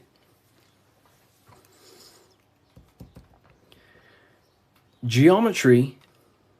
Harry, my book came, thanks. It's a pleasure. It's an absolute pleasure. Enjoy the book. Take your time, read through it, enjoy it, read it over and over. I can't wait for you to read this. Was it the third book you got? The 3 represent alignment, the black and white represents conscious and subconscious. It can represent that, yeah, that's one layer of symbolism. But you got to remember that the symbols don't represent one thing. There are many different layers to the symbols. Many different layers. So it's going from squares to circles. So you have to understand geometry for this. There's different codes to this. A square. Can you measure the surface area of a square? Of course. Very easy. You just measure this side and that side and times it. Right? Very simple. Then you have the surface area of a circle, of a square. But can you do that with a square? No. You can't find the surface area of a circle. It is impossible.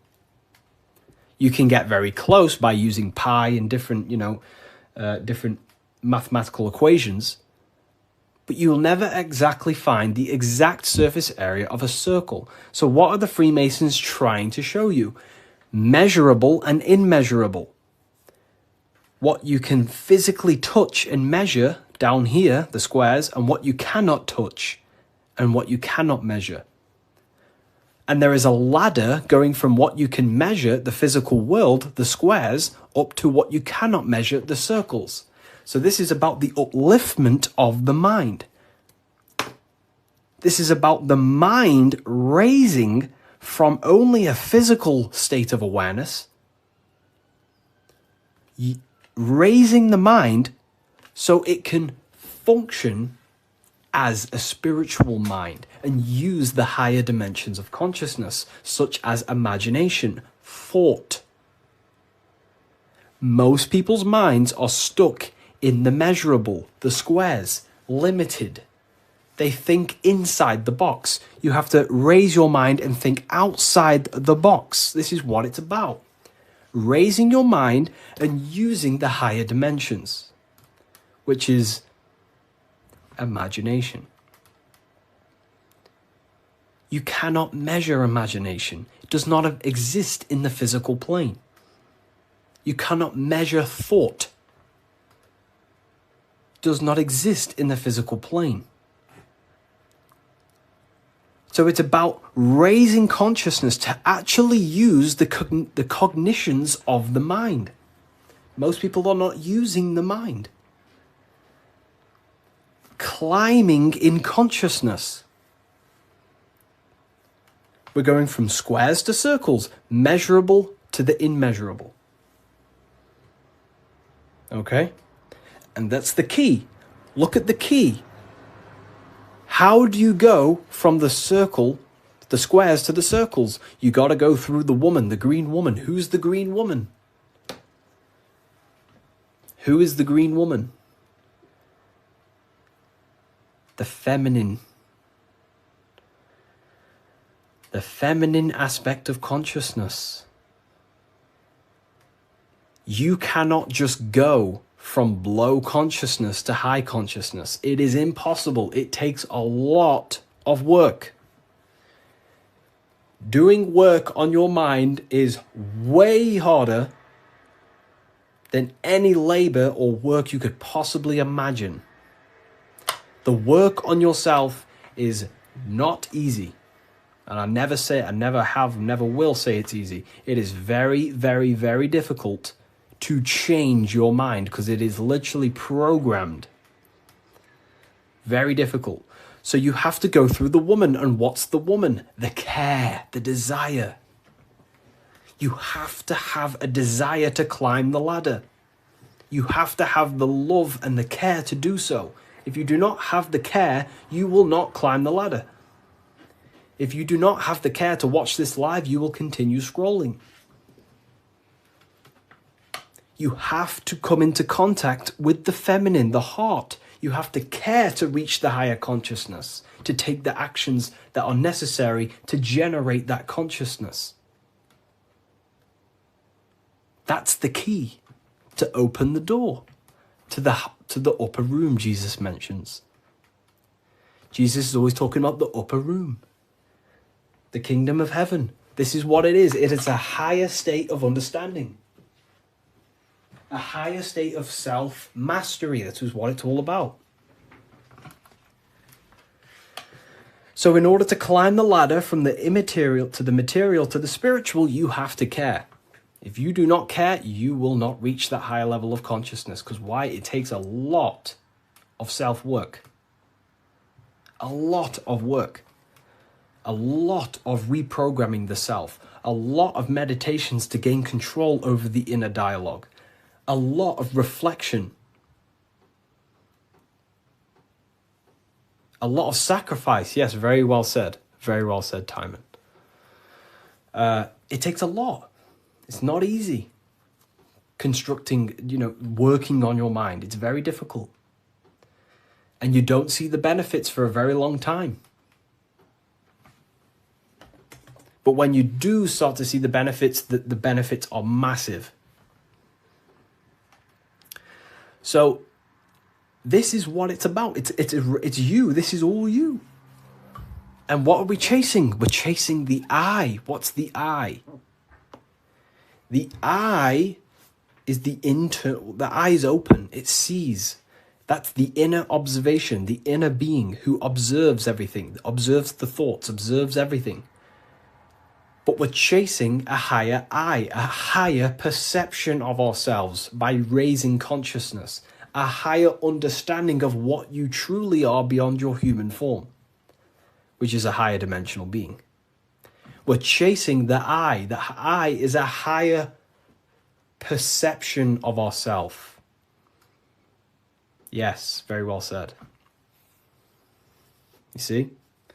So this is what this is why if you read symbols, you become very powerful. That's why I wrote a whole book on this, so you can learn this too. Everything I've said and more, you can learn. The Book of Symbolism, the only place it's available is on my bio. revivalofwisdom.com. I just released this November 17th. But it breaks down everything about Freemasonry, of how you can learn this knowledge and gain a higher consciousness. But anyways, if we get this to 50k, I will drop some coupon codes for you all, and we'll carry on. I'll drop some coupon codes so you can save some, some money. And we have worldwide, we have, this is powerful knowledge. Powerful, powerful knowledge. What do you think about the Golden Dawn? I have a friend, well, not a friend, but I know him through, he's an Instagram creator, and he went through the Golden Dawn system, and he is a very famous author now. You've probably heard of his stuff. It's called The Serpent Rising. He went through the order of the Golden Dawn, learned about Kundalini and stuff like that. Golden Dawn Society, yeah. How can I buy your book? There's no link in your bio. There should be. There's a link in my bio. Revivalofwisdom.com is the only place you get the Book of Symbolism in English, French, German, Italian, Spanish. Okay, so let's carry on, right? So we've broke this down. You now understand that we're going from squares to circles, which is going from the measurable to the immeasurable, changing the mind from a state of reaction, because this is, okay, the circle cannot be measured, but the square can be measured. So this is the material, this is the spiritual, this is the seen and the unseen. This is the cause, this is the effect. The cause, effect. What does the sun do? The sun causes effect on the earth. This is why there's a sun here. It's showing cause, effect. The sun produces changes in the plants and the nature on the earth, which means as above, so below. The cause is above, the effect is below. So this is talking how to change the inner dialogue of yourself, the inner voice, from a reaction mind to a demanding causal mind. Most people live in reaction mind, the square. They're reacting to the world outside of them. When the world outside of them is simply the effect. You cannot change it. It's already affected. It's already manifested. The only thing you can do to change the world is to change the cause. The inner world is the cause, the mind is the cause, the external world's the effect. The inner world is the cause, the external world is the effect. Most people have something bad outside them. You know, I'm not perfect. I'm not saying I've reached the highest level of consciousness. You know, I'm still working on myself, and I'll always say that. But most people are stuck in reaction consciousness where their mind is just reacting in a state of complaining about the external world. When the mind is the cause. The cause, the mind needs to be a cause and a demand and a command. But that's fine, you know, I was in that state. And I still catch myself now and then being in that state. But we have to train our minds to understand that the outside world is the effect and the internal world is the cause. And we need to raise that ladder towards the causes. Make the mind a powerhouse of control. A powerhouse of control. Okay?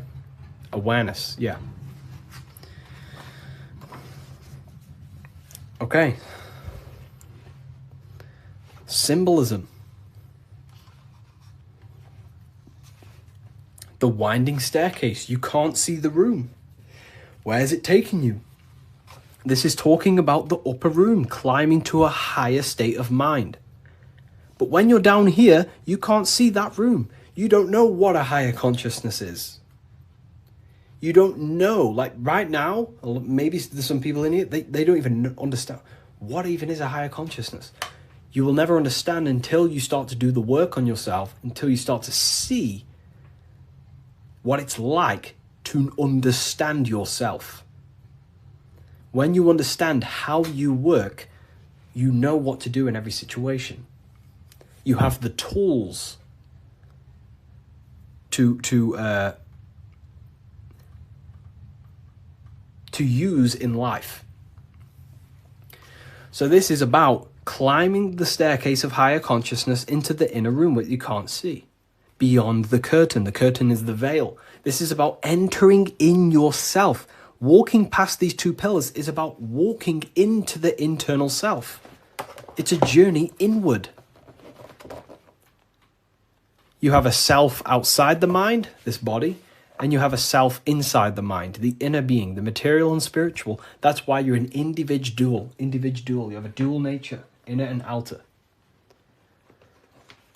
So when you're walking in between these pillars, you're walking, it's symbolic of walking in your mind. Walking in a journey into the self, and we're working with the inner self. This is what Freemasonry is about. But it's a winding staircase, which means you can't see where this staircase is taking you. You don't know what a higher consciousness is, what it's like to be in a higher consciousness or a higher understanding of reality in the self. So you must have faith. Faith, not faith in a God, but faith that the staircase or this journey, this work you're doing on yourself is going to lead you somewhere. You must have willpower. It takes willpower to walk the stairs. You must have care. Faith, will, and care are the three forces that help expand the mind into higher levels of consciousness. So it takes faith, will, and care to walk this staircase, to walk this path, to do the work on the self, to master the self. And a spiral staircase also represents time. It takes time. Time moves in a spiral. Yesterday there was 12 o'clock, but today there's also 12 o'clock. But today is higher than yesterday. So it's just a continuous spiral upwards. Yesterday was 12 o'clock, today there's 12 o'clock, and we're just going to continue this spiral. This is time. It takes time to walk this staircase. It takes time to reach a higher consciousness. It takes faith, will, care, and time. It's not an overnight process. Okay? So I hope this understands, hopefully you people are taking this on. Darkness to light. This is a massive phrase in Freemasonry, from darkness to light. But what is the darkness? Darkness, you can't see. When the room is dark, your eyes can't see. Symbolizing ignorance. There are parts of yourself that are in darkness. You are not aware of these parts of yourself. Most people are not aware of their imagination and the powers of the imagination. That means it's in darkness. Darkness to light is about becoming conscious of the things inside you, the aspects of yourself that you may not be aware of. Exposing a light. If I turn on a light on something, you expose it. You see it clearly. So Freemasonry is about going within the self and finding the things that you are unaware of and becoming conscious and using them as tools to help you in life. Your imagination is a guiding force to shape your future. Your intuition is also a guiding force.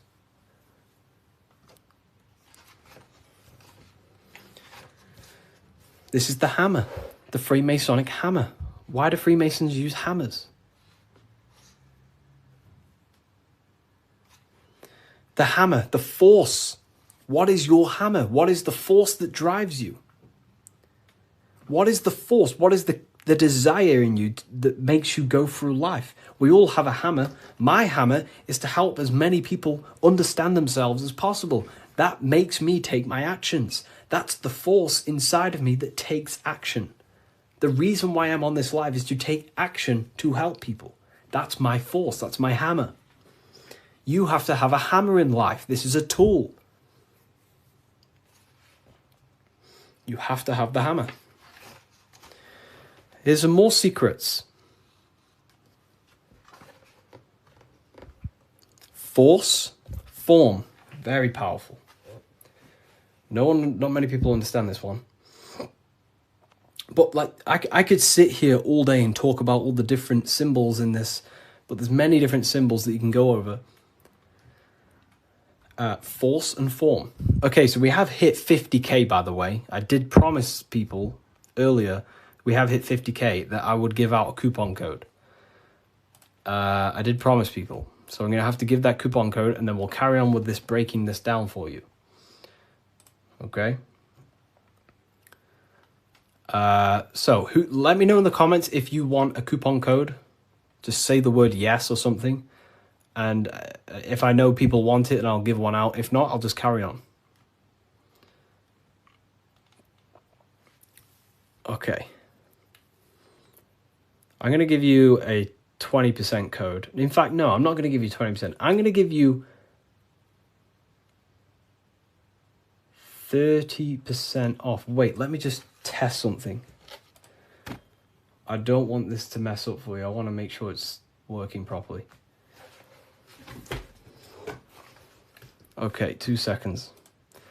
Let me just test the website to make sure the code works. I don't want to give it out and then people, don't end up working and then people start, So let me just test it.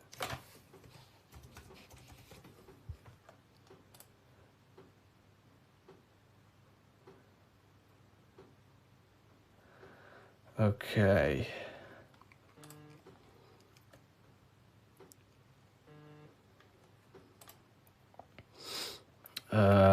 2 seconds, people.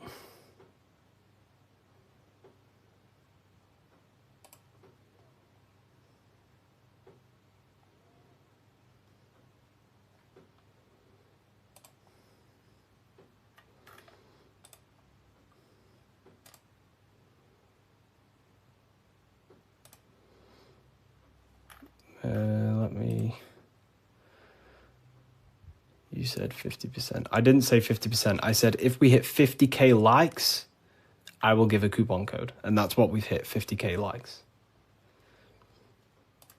I can't give 50%, then that would be pointless. I wish I could, but it's literally, I'd probably lose money. I'm just testing the code out for you.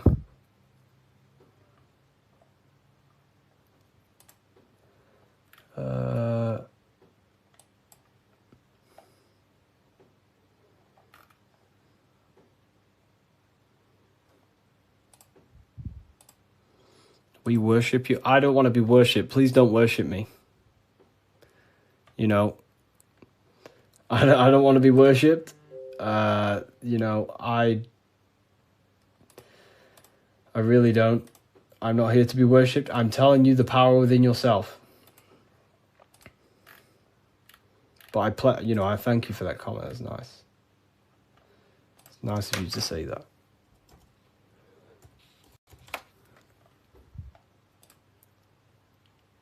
Okay, so it is working. Okay, nice. So the code is working, and the code is, I'm not giving you 20%, I'm going to give you 30%. Do I have a pen? I can write it down for you. The code is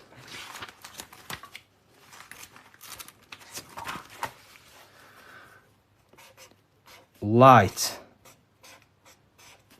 All caps. That's the code. All caps, capital letters.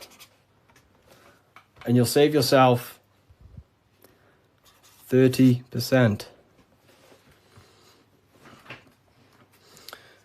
This is the brand new book of symbolism. You're going to save yourself 30% on the brand new book of symbolism.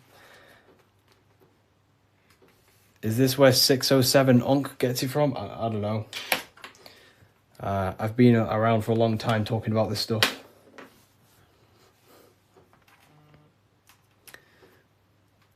I don't know. I don't know where he gets his information from.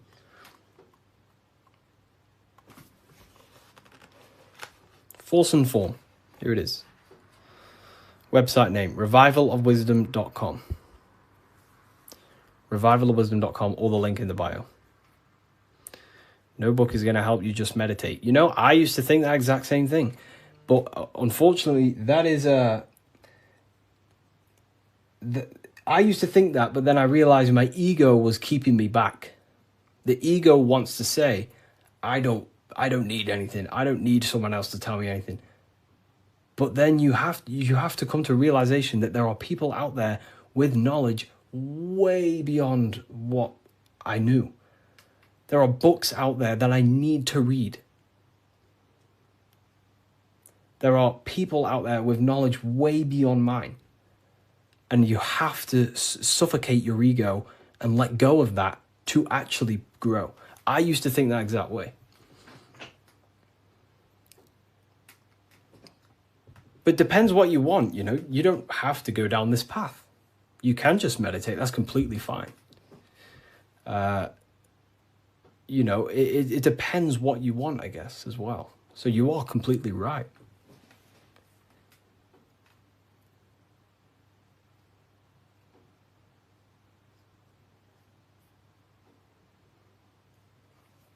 You are completely right. Is there a PDF? No PDF. Physical books only. You know, we ship worldwide.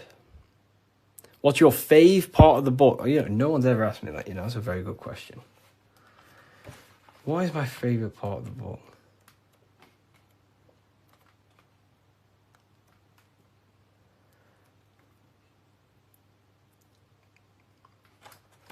I love this part.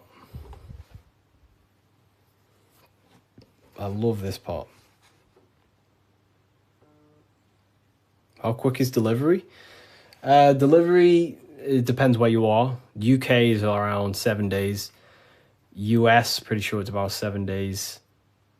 It's a print on demand. So basically, an order will go through the website, and then it'll go straight to my suppliers. They print it, and then they ship it. And then they obviously send you emails with the tracking information and stuff like that. You know. But this is probably my favorite part. Is it UK based? It's not. So the suppliers that I have, they have printing warehouses all around the world. I'm pretty sure they have one in the US, one in the UK. So wherever you are in the world, wherever the order is going to, it goes to the correct warehouse, so it gets shipped in time. That's basically how everything's set up. Because I don't actually stock them all. I mean, I do have quite a lot here. I'll show you. I have quite a lot of them here. These are all Book of Symbolisms. This is what they look like. Explain everything about Freemasonry, pretty much. Everything you can imagine about Freemasonry. That's the first book. That's the second book. This is the brand new one. Which this is the one we're going over today, pretty much.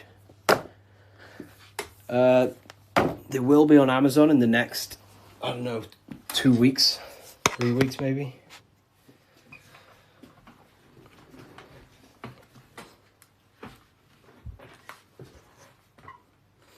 How can we use the book to live a fulfilling life? That's pretty much, the book teaches you, it's a guide to higher consciousness. It helps you understand and unlock aspects of yourself that you never knew was there.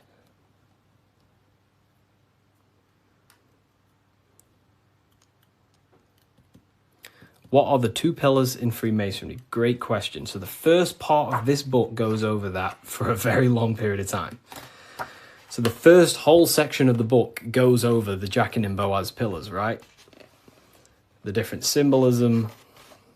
So it basically represents the masculine and feminine forces of consciousness. But it ultimately represents division as well. The number 11 is a dividing number. It's left and right, right? It's left and right. So, have you experienced spiritual psychosis? No. If you met me in person, you would never even realize, because I don't talk about anything to anyone. People who know me don't even understand what I do. I don't talk about, I'm just a normal person. They probably think I'm asleep. Well, just a regular person who's not aware. But, I only talk about this stuff to people who ask me. To my family members, I'm just a regular person. But then obviously if they ask me about this, then I can tell them things. So yeah, in person you would never even know. I'm just a regular guy. I work throughout the day. I make videos. I work on my YouTube. I help my affiliates. I come on live. I help people. I speak to my university students. And then I go to the gym, see some family members, and, I'm just a regular person.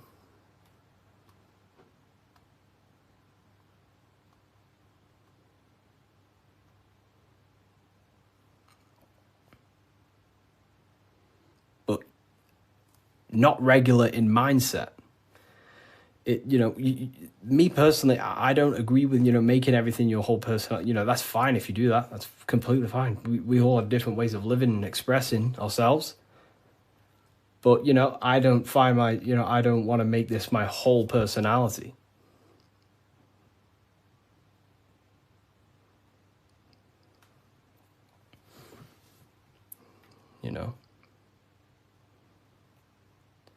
I love to read books in my spare time. I watch a lot of, listen to a lot of audiobooks. I don't really listen to much music. Whenever I'm in the car, I put on an audiobook. And just by doing that alone, you'll gain a lot of information. Just type in Masonic books or esoteric books. You will find so much on YouTube. Just listen to everything, and over a period of time, you'll start to develop a pattern recognition, and you'll start to decipher your own truth. The Bully Slayer was cloned. I see some of his videos today. I don't know. I don't think he's being cloned. I think I don't know. He stayed off the internet for a while. He might have changed and stuff like that. But I love his stuff.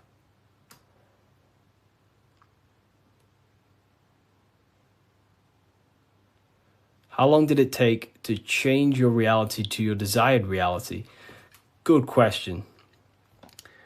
For me, it was, I wouldn't say got lucky, because I work very, very hard. I work at least 10 to 11 hours a day most days, but not recently, but before.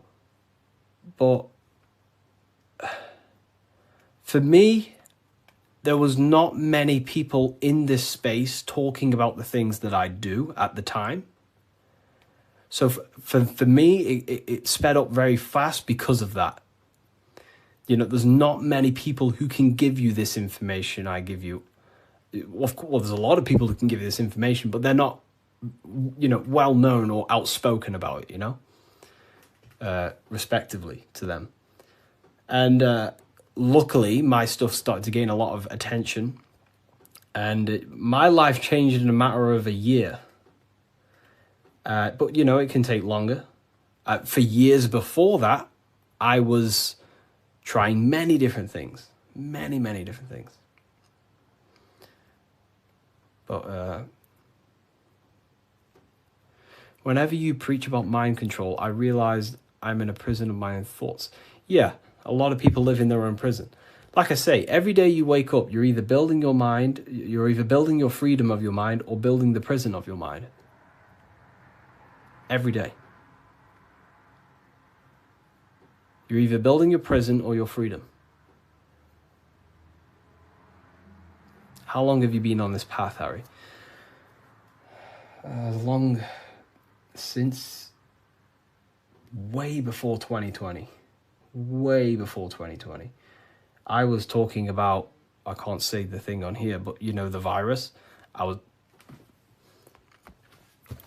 was talking about the virus way before 2020. And there may be some people in this live who watched my very first lives. I used to go live all the time. But I was looking into conspiracy theories when I was year 7, year 8. And then I got really deep into like conspiracies 6 years ago. And then after about a year of that, I started to switch into like esotericism. And then for like the past 5 years, since 2020, it's been all esoteric stuff, pretty much. You know, like Masonic, the psyche, human psyche, human consciousness, metaphysics, symbolism. So the last 2 years, it's mainly been symbolism, because I'm obsessed with symbolism at the moment. But yeah. Do you believe in God, Harry? I believe in a form of energy that gives rise to all things, yes. And we are a part of that energy source, that conscious energy. We are an emanation of that. We are cut of the same fabric of that. It is one consciousness clothed in different beings. Harry, you said faith, will, and care and time. Didn't you say time doesn't exist? Can you explain this? You know, time is the present moment. It's an eternal now. But, you know, that's what we call time, the movement of that.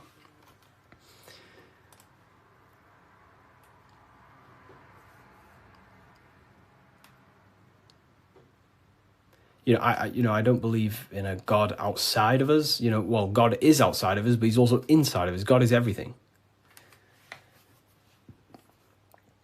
I like how you put that. Oh, wow. Thank you. If we visit a Masonic temple, we'll see a lot of these symbols in the building architecture. Oh, yeah, of course. Everywhere. You'll see this everywhere.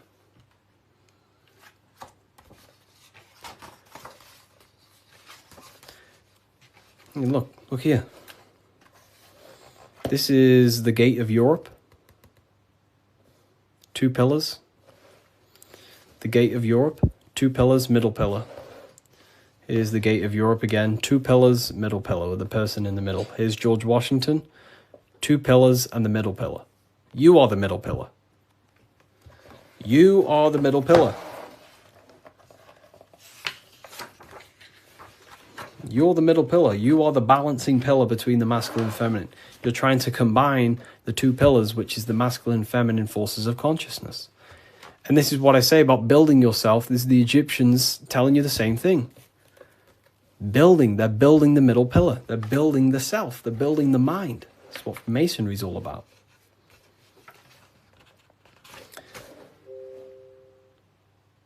You know? So look. Here's the Anunnaki showing you 2 pillars, Jachin and Boaz. And look at the person in the middle pillar, which is balancing the masculine and feminine forces of consciousness, trying to become whole and unified, a unified mind. And he's stepping up, symbolizing raising consciousness, stepping up to a higher level of understanding. Here's Buddha, same thing. Buddha,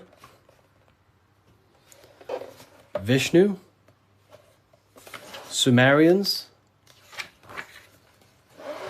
Egyptians. Wait on, we still got more. Jesus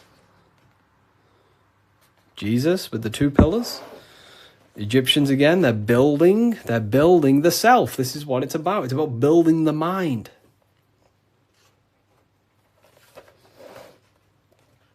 Royal Arch of Freemasonry. Knights Templars. It's everywhere. This symbolism is everywhere. It's in every tradition because this is the universal system of constructing the mind. This was way before religion. This is what it was about. It was the religion of the serpent. The serpent used to symbolize this knowledge about the serpent can shed its skin and transform. So it's about transforming the mind. The serpent was the universal symbol of this spiritual journey. What does the G mean? So here, you see the G. It wasn't a religion of the serpent. I wouldn't say religion, but I in my conclusion, you can take this as a pinch of salt. In my conclusion, I think the serpent, found in every religion. It's the Vatican. It was in the Garden of Eden. It's in every religion you can possibly imagine. There's a serpent, and there's serpent symbolism all around the world. I personally think the serpent was the symbol for gnosis, for well, I don't like calling it religion, but a spiritual system that was universal before religion. It was the wisdom of Kundalini. It was the wisdom of awakening. It was the knowledge of the self. And then I think the serpent got demonized because then religion took over and started to externalize all the spiritual teachings and then following man-made gods and gods in the sky and stuff. But before all of that, I believe that me personally, I believe the serpent was a symbol for the universal spiritual system of knowledge that was before all the religion. That's my interpretation. It's about self-transformation. Yeah. Someone asked about the G. And now they say serpent is Satan. Yeah, very well said. Now everything about the serpent is demonized. And it's crazy to me when you realize, well, everything's inverted nowadays. So, I guess we'll never know, but based on my symbolism studies, that's what I think it is. I could be wrong, but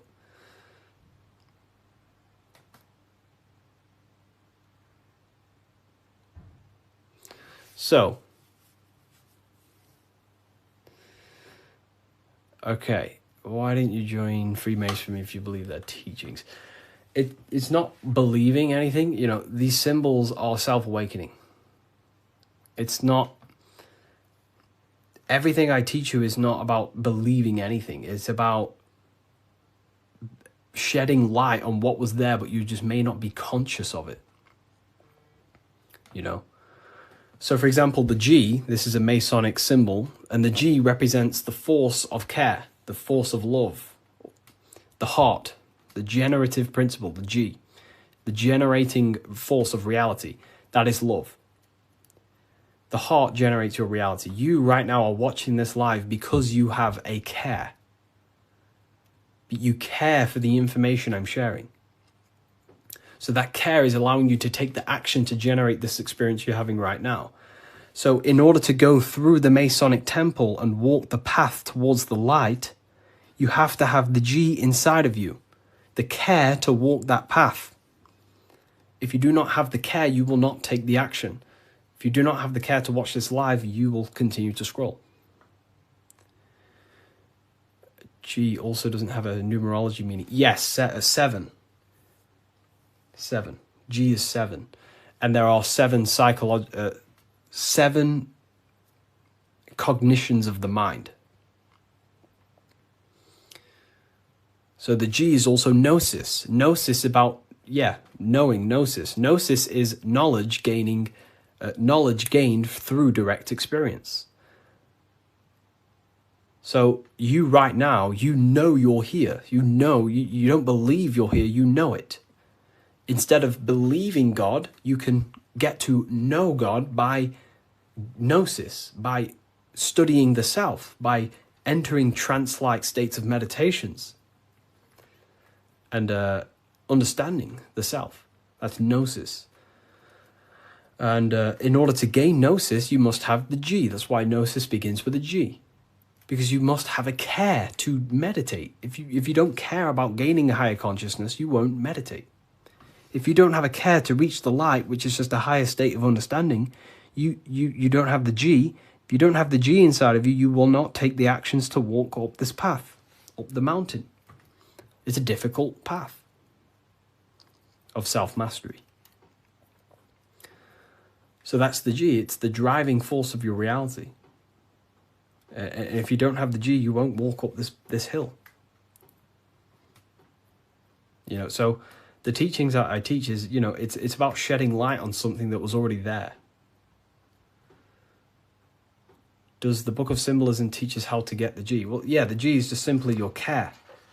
Do you care about gaining information? Or do you not? You either have it or you don't, and you can cultivate it. We do talk about it here, all about the G and different symbolic here. So in order to get off the checkered board and rise towards the light, so we're going from base consciousness to high consciousness, from material to spiritual, in order to do that, you have to go through the woman. And what is she doing? She's caring. She's caring for the little baby. So it's symbolizing, in order to go from low consciousness to high consciousness, you have to care. You have to go through the feminine, the heart. You must have a desire in your heart to truly raise your consciousness. That's why there's a woman here caring for a little baby. You have to go through the feminine to reach a higher consciousness. So anyways, is that why religion is against women? You know, there's so much that goes into that. I believe they don't want us in contact with the feminine energy of consciousness. We're all masculine and feminine. We all have feminine qualities. We all have masculine qualities. They suppress the feminine aspect of consciousness because that's what unites. If we all loved each other, we would be united. They don't want us to love each other because that creates division. And divided people are easier to control. If we all united, we'd all realize we can take over the government. So they destroy the feminine because that's all about caring, nurturing, growing as a community and as humans with the earth, caring for the earth and things, but it's just completely demonized nowadays. And now it's just a masculine-dominated world. But Freemasonry says that the G is geometry or God. It's all the same.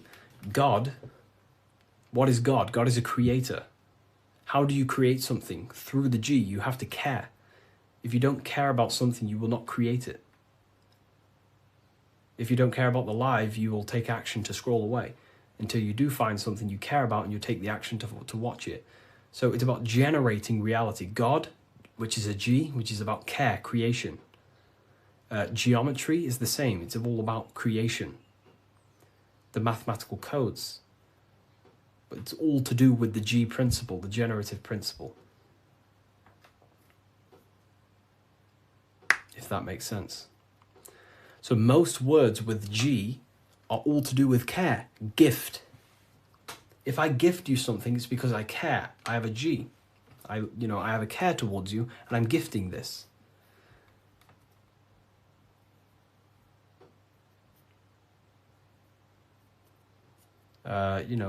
Geometry, God, generation,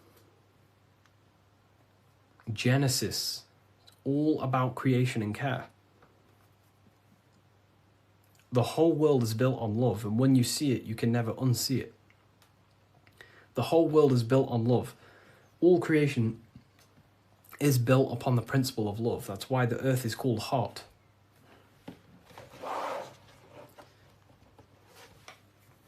Earth is hot. Because the whole world is built through the heart, the love energy. You only take action on what you love. Some people love twisted things. Some people love hurting people. But, we have to purify our love. But,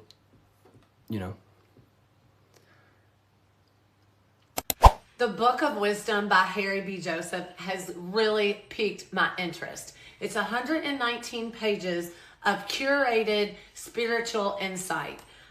This book has really piqued my curiosity.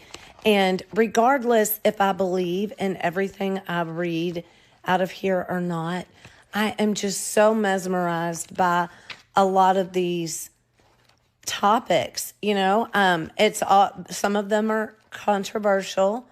Some of them are based in Christianity. Some are not. But it's just a really insightful book. And I'm super excited to check it all out. If you want to check it out too, I'll link it for you. Get your copy. Visit bookofwisdom.com. Hello, everyone. Today we're going to be discussing the esoteric and occult meaning behind the story inside of Genesis, the story of Adam and Eve. This is a widely known story, but not many people know the true esoteric meaning behind it.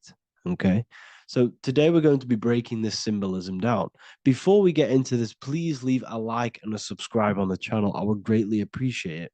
And please comment below any lectures or anything you wish to know, and I could maybe make it in the future. The first thing we must understand about the Bible is that it is an esoteric and occult book. It is written in allegory. It is written in such a way that we understand the book compared to our level of perception. Now, what do I mean?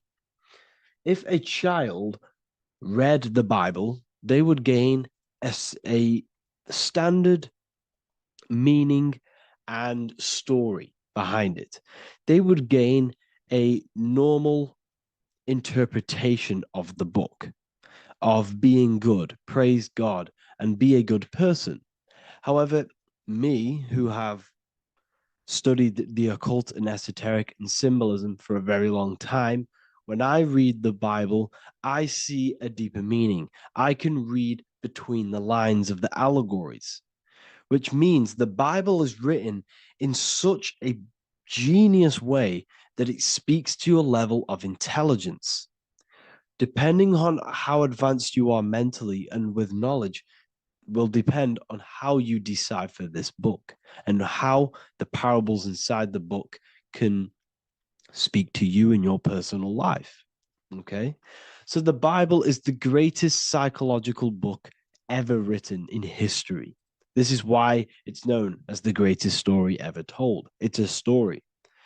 What we must understand with the Bible is that the Bible creates on the surface a logical way of thinking, which is what we call religion.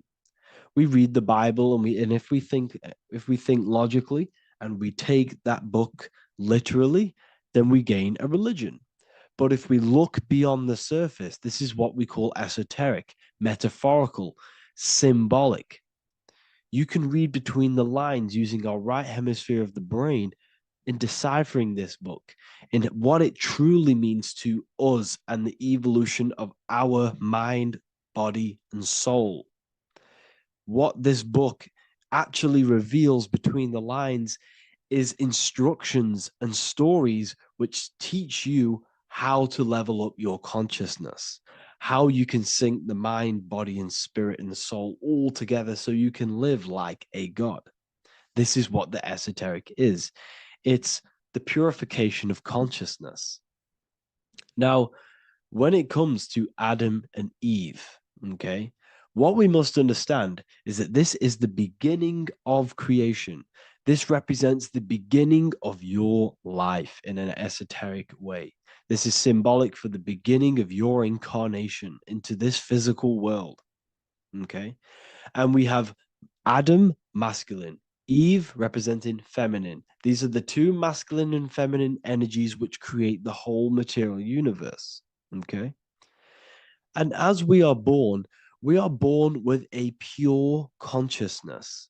We are born with pure consciousness. Well, now, what do I mean?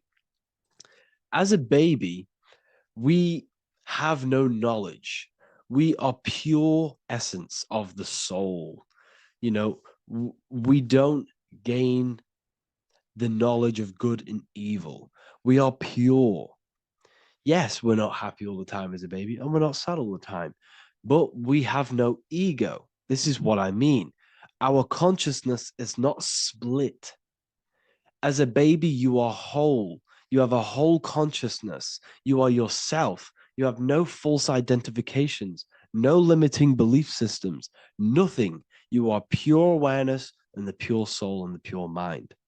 Now, this is what Genesis is representing. As we grow older, the more experiences we gain, the more thoughts we start to think, the more knowledge we gain of this world, the more impure our mind, our heart, our soul, our spirit becomes, the more impure our body becomes. As we grow older, we're infected with negative beliefs, negative thoughts, and society norms. This is a big one.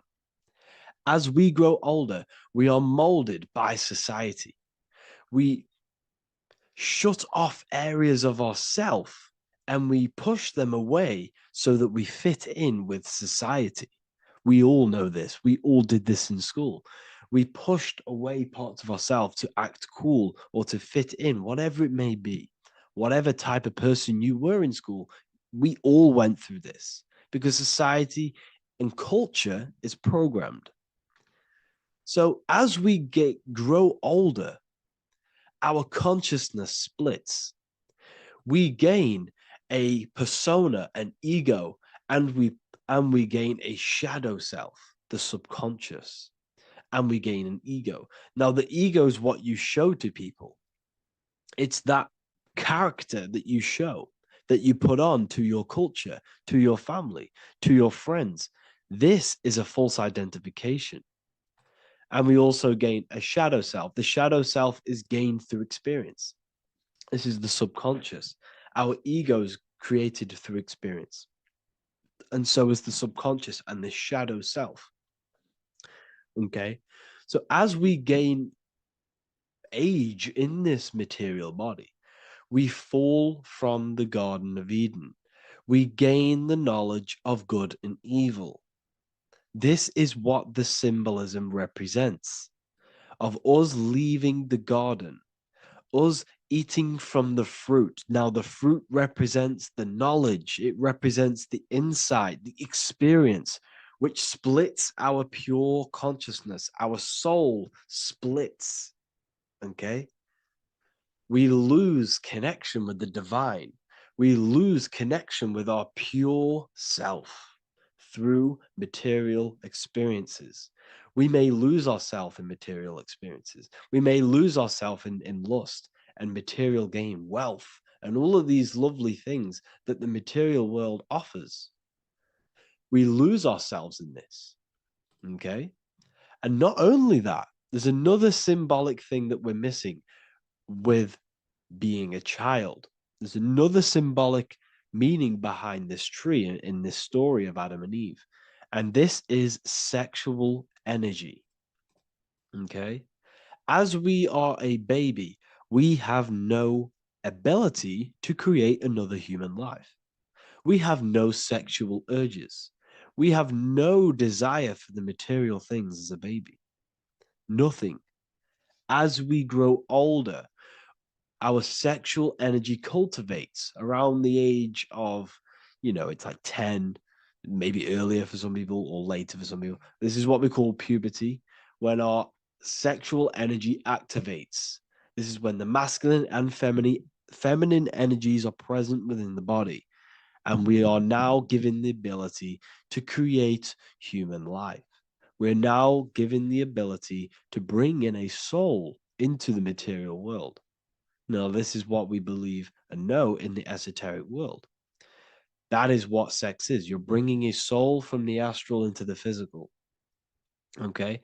So as you grow older, you gain this ability to use the power of creation. You gain this force within you that allows you to open a portal in the astral and bring in a soul to the material.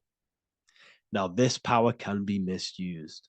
This power is very powerful and should not be misused. In occult and esoteric teachings, we teach and learn sexual transmutation, how we transmute sexual energy into different areas of our life so we can grow and create. Because sexual energy is creative energy. It creates a whole new human being. So if we retain it, we can transmute it into creativity. So this energy is kind of corrupting us as well. And now I'm not saying growing up is evil, all this thing is evil. This is a natural cycle that we must go through. The soul of us must go through this cycle so that we learn, so that we overcome it, so that we gain mastery of ourselves, so that we expand ourselves. I recommend you watch the Evolution of Consciousness lecture that I did on my YouTube. An amazing lecture. Talks about the evolution of consciousness and how we're on a never-ending cycle of life and death and expansion. So leaving the Garden of Eden is symbolic. You see, Eve represents emotion. She's feminine. Adam represents action. That's why he bit the apple. You see, Eve takes the apple and tempts Adam because she's the emotion. She's the sexual desire. And Adam eats it. He releases. He misuses the power of his creation. He misuses his consciousness because of material illusions and material desires. This is natural, okay? As we grow older in this life, our soul has to experience sin. We have to experience negativity. We have to experience evil, okay? And we have to misuse this power within us to learn about it so we can overcome it and gain control over it. Now, this is why the Bible says in Genesis 3:6, "For God doth know that in the day ye eat thereof, then your eyes shall be opened. Ye shall be as gods, knowing good and evil." This is very, very, very symbolic. We come into this world to experience a dualistic way of reality. We come into this world to challenge ourselves so the soul can grow, because the soul comes from pure love from God. But we come into this world so the soul may know what it's like to be evil. You see, we are like a seed. Our soul's like a seed. And when that seed grows, okay, and it's planted, them roots must grow to hell in order for the top of the tree and the roots to grow to heaven. In order for the soul to reach the highest states, it must descend down into the lowest states. Good and evil. This is the story of good and evil, okay? And this is the story, a psychological story of how the human mind has functioned in this life. This is what this story is representing of how our soul and mind is functioning, how our consciousness is splitting and growing up and evoluting. Okay. Like I said, snakes represent sexual energy. They represent, snake, when you've been snaked. This is why we say you've been snaked, because it represents a temptation of sexual energy. This is why the Kundalini is symbolized as a snake. This is the serpent within us that we can rise to activate dormant brain cells in our brain. Now that's called the Kundalini awakening. I'm not going to get into that into this video, but this is what it symbolizes: the tree and the knowledge of good and evil, because our body is the tree. Our central nervous system is the tree. The snake is our sexual urges and this false temptation that tempts us to interact with sin, the material world, okay, and go against our higher divine self. This is what it represents. Now, it's very, very symbolic. Not everyone is going to agree with this, but this is my interpretation of Genesis based on my research of occultism, symbolism, metaphors, and me studying the Bible. This is my interpretation, and I hope it resonates with you. It might not resonate with you, but this is what makes sense to me, and this is what has made sense to many other occult researchers who are in this space as well. Okay, so please leave a like, leave a comment, leave a subscribe. I'd greatly appreciate if you could, just give me some support on this channel. We're nearly at 100,000 subscribers, which is insane. I just want to say thank you all. And I will see you inside the university. If you join, I'll look forward to mentoring you, connecting with you on the live calls. There's a new symbolism course, which is going to be available very, very soon. And if you join the university, you also get a 30% discount on all of my products, astrology readings, one-on-one calls, all of my books. So I hope you gain some insight on this video, and I'll see you in the next video, and I'll see you inside the university. Have an amazing day.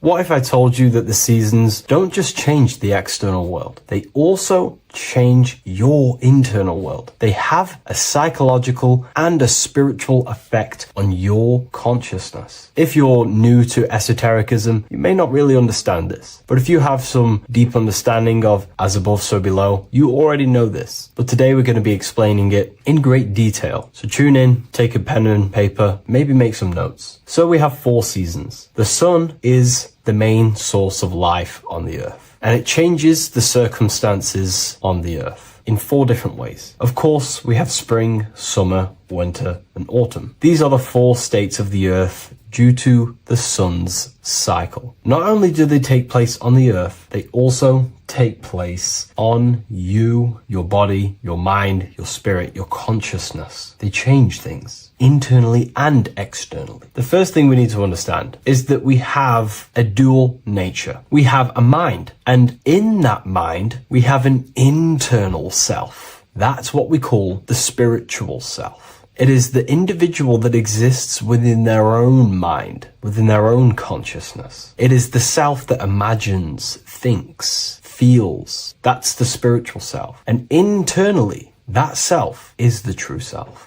When it's detached from the false identifications, of course, such as the ego. But the true self dwells within the mind, and that's the immortal self. That's the self that will never die, never perish, that will always be there, and it always has been there. The internal self. But on the other side of the mind, the outside of the mind, we have this, what we call our physical human body. This is our external physical body. So outside of us is a physical reality, but inside of us is a spiritual non-physical reality. Inside of us cannot be measured. Outside of us can be measured. So we have an internal world and an external world. I think this is the reason why the word individual has the word dual at the end. Dual meaning opposing or two. We have a dual nature. Inner world, in the mind, and a self out the mind. And the mind acts as some sort of doorway. It is a doorway into ourself. So in esotericism, this is what it's all about. It's about we work with the internal world. We try and figure out who we are from the inside out, not who we are outside of us. Because we realize that the external world is nothing but a crystallization of what's happening inside of us. Our lives are a result of every single thought that we thought in the past. So let's not get off track here. Let's carry on. As I was discussing the seasons, we have an internal world in the mind and a self outside the mind. And this is reflected even in the cycles of the heavens. This is how you know the universe is intelligently designed, and the law of correspondence corresponds with everything. The law of correspondence is as above, so below. It's not a Hermetic principle. It's not a Freemasonic principle. The law of correspondence, as above, so below, is just the law of life of the universe. It is in everything. So the daytime, the sun, this is external impressions, or expressions, should I say. We express ourselves outside the mind, in the outside world, in the material body, taking actions outside of us during this daytime. The sun represents outward expression, the daytime. This is when we wake up, we're conscious, we do things outside of our mind. But then the nighttime comes around and it becomes dark and the moon rules over the nighttime. And we return back to our internal world. We return back to the darkness. We return back to the internal self, the self in the mind. Really is fascinating. And this is as above, so below. This follows the correspondence. This follows the law. Although that the outside world has a cycle of day and night, so does our own mind have this cycle. As above, so below. As within, so without.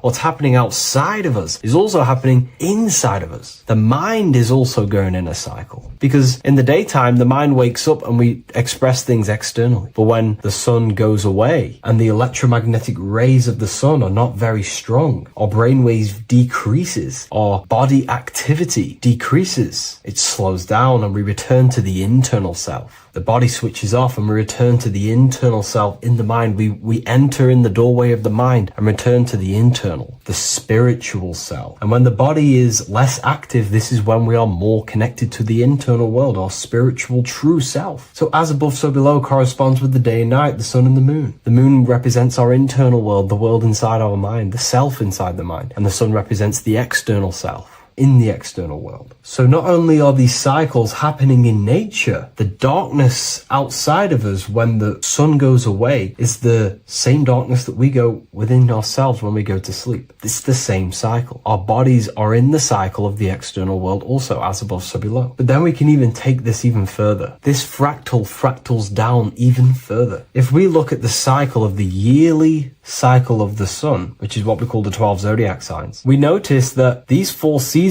also take place in every single cycle of the day. So a yearly cycle can be seen as a big version of a daily cycle, or a daily cycle can be seen as a smaller version of a yearly cycle. For example, if we look at Aries, which is spring, this is when the sun springs everything back to life in the spring. This is when the crops start to spring up and start to grow again. But we could see that at 6 a.m. in the morning, when the sun rises and just cracks over the horizon and starts to bring light into our day. Aries is associated with the morning time also as spring. Morning time is a smaller version of spring. Then we look at the summertime. The summertime is midday, when the sun is at the top of the middle of the sky. This is when the sun is most powerful, most radiant in our day. This could be seen as the summertime. Then when the sun starts to set, this is associated with autumn. Autumn time is the sunset. Then the winter time is associated with the nighttime, the midnight, when everything's very dark. So a daily cycle is basically a smaller version of a yearly cycle. And just how I explained how the cycle of the sun outside of us also happens inside of us with our consciousness falling asleep when the sun goes away, is also happening to us on a yearly cycle also. So the daytime is associated with the summer and the nighttime is associated with the winter. The winter is like the inhale. The summer is like the exhale. It's the breath of the universe, just like how we breathe in and out of our lungs. Everything takes this rhythm and polarity, okay? So winter is associated with the self and the world inside of ourselves, inside of our mind, the spiritual self, the internal. Because the winter is when the sun's rays, electromagnetic rays, are not very powerful. And this decreases brainwave activity, making us more connected to our internal world, inside the mind. But the summer's the complete opposite. The summer is when the sun is very, very powerful.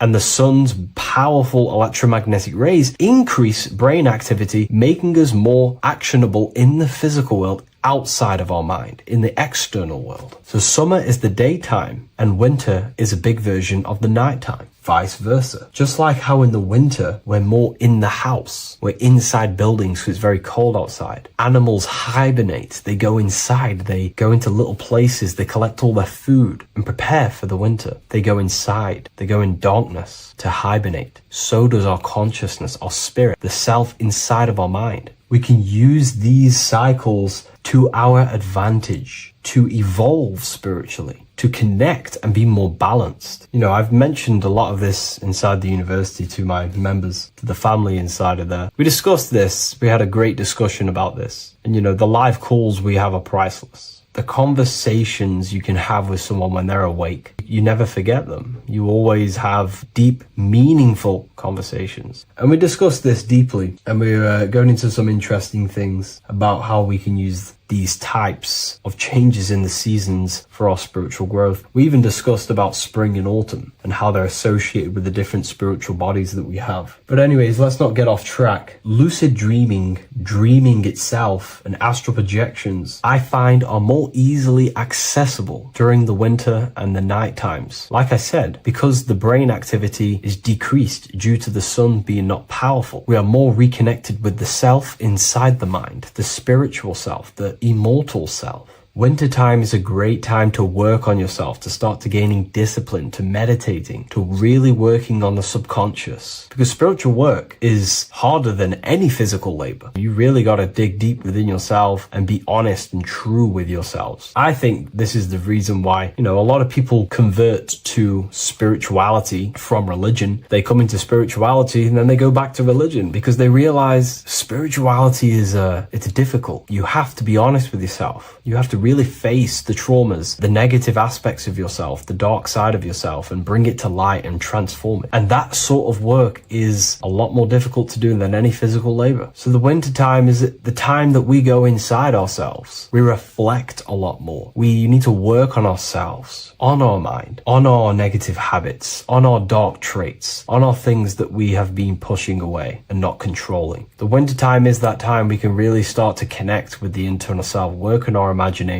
work on our mental willpower, work on all of these things like lucid dreaming, astral projections, and purifying ourselves, removing any mental barriers, any negative belief systems that may be subconsciously holding us back. It's easier to access the subconscious in the nighttime and in the winter, especially the winter. That's why I made this video, because we're in autumn now. We're transitioning into the winter. So I thought I'd share this with you all. And it's important to understand that you are a microcosm of God. Like I said, the law of correspondence associates with everything in the universe, people. Everything. And that's the best thing with the law of correspondence. And I've been using this for the past 3 to 4 years, right? The law of correspondence has determined and filtered out so many lies that was given to me, that's given to you, that's given to everyone in the world. The law of correspondence is like a filter. If someone gives you a piece of information, for example, gravity, and it does not apply with the law of correspondence, then you know it's a lie, because it's a universal thing. What happens inside of me also happens outside of me. What happens in my astral world happens in my material world, more than likely. As above, so below corresponds with everything. The same structure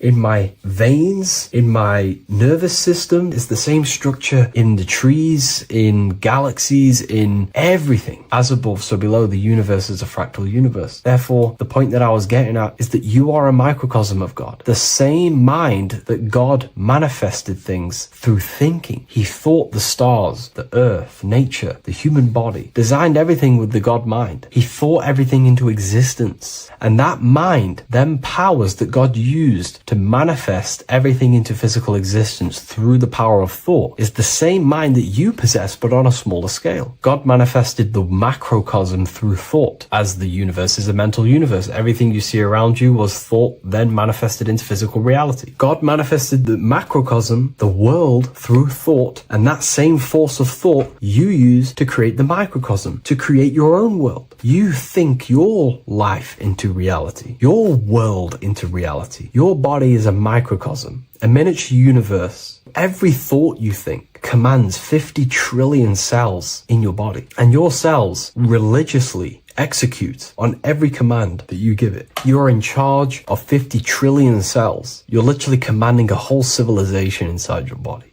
And this is how you are a reflection of the divine. The God mind created the macrocosm, the world, and you create your own world inside that world using the same power as thought. Very powerful. So everything that happens outside of you is also happening inside of you. The law of correspondence is the most important, the law that you could possibly learn, because it makes everything so clear for you in the universe. Makes life so clear. You see reality for what it truly is. It's a reflection of the higher dimensions. Just like how reality right now is a reflection of what's happening inside of people's minds and consciousness. We can't blame the elites for all the negative things that's happening in reality, because all the negative things that's happening in reality is the negative things that's happening in people's minds. We need to take control of ourselves. So with that being said, thank you all, everyone. If you wish to read more, 90% of you watching this video have already got this book. I want to say thank you for your support. It means the world to me. It makes me research more and write more books. And the book of symbolism is coming very soon. So thank you, everyone. I'll leave a link in the description for the university, for the live calls, and for the book if you wish to join. Have an amazing day. Breathing correctly. 98% of people only use a third of their lungs capacity, which is shallow breathing, which ages you, lowers your brain capacity, and also lowers your state of consciousness.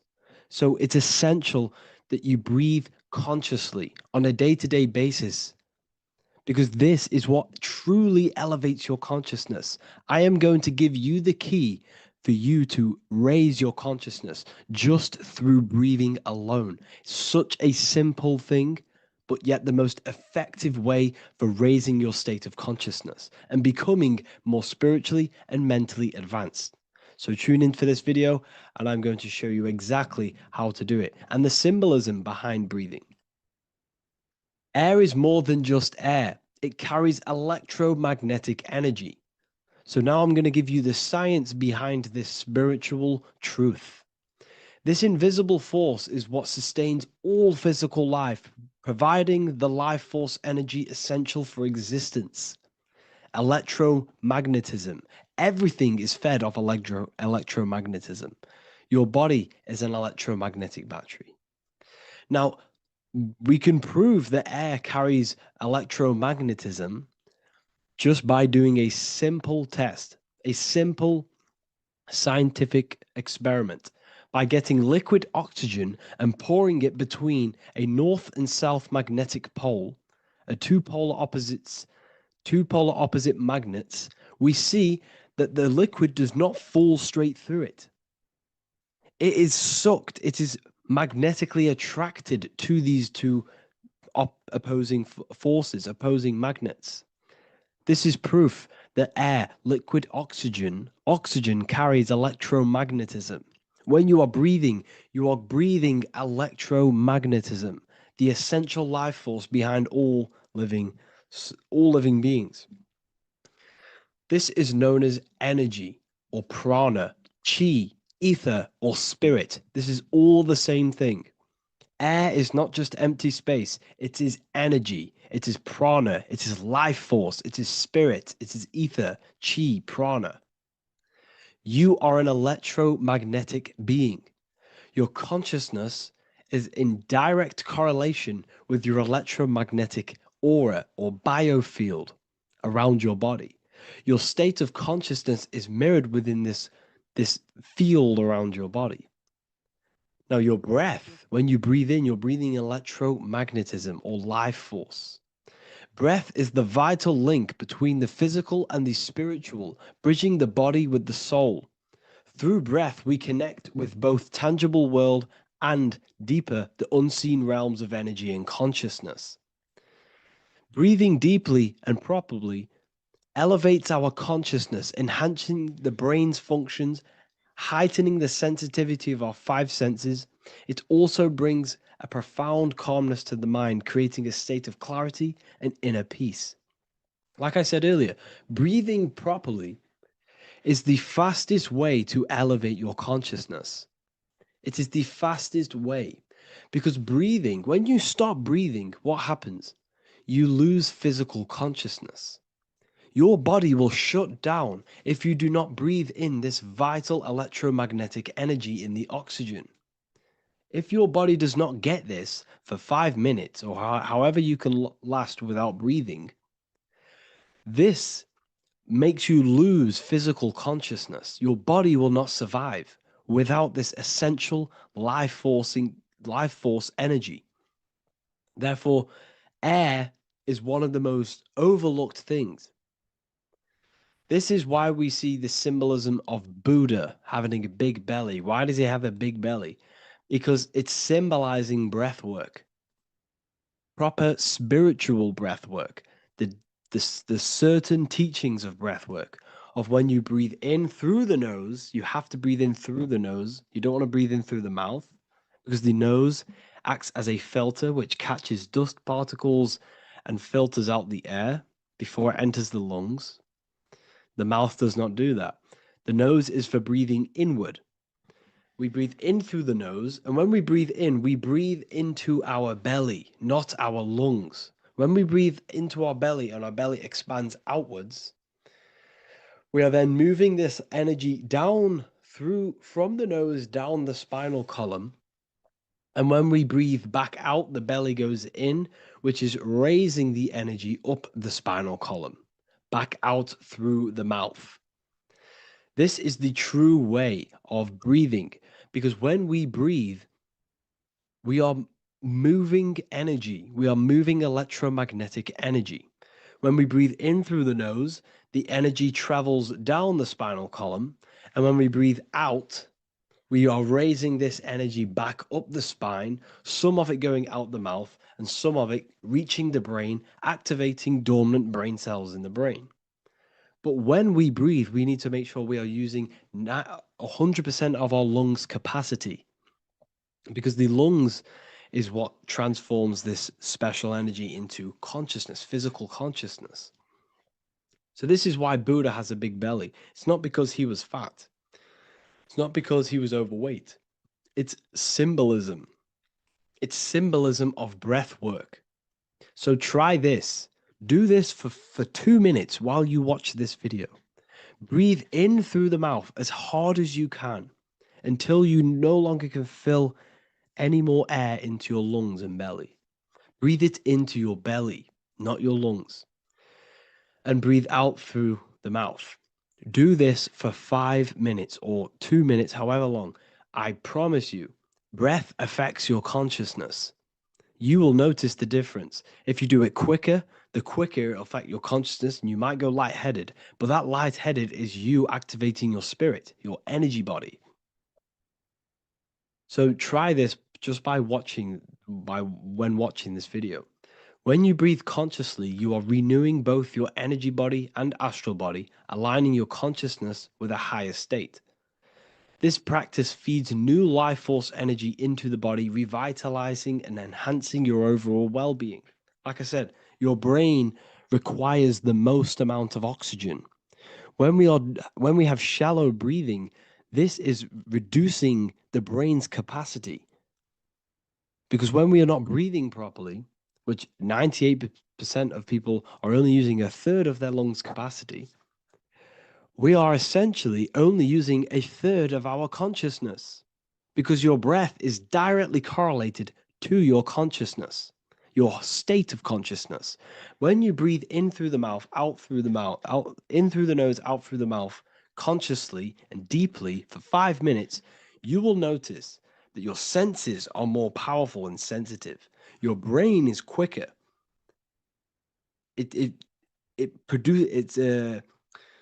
What's the word? It processes information quicker. You become quicker. You become a superhuman, and you feel more spiritual because it activates your spirit, your astral and energy body. So when we meditate, it's definitely important to breathe in through the nose and out through the mouth as deeply as possible to align with a higher state of consciousness.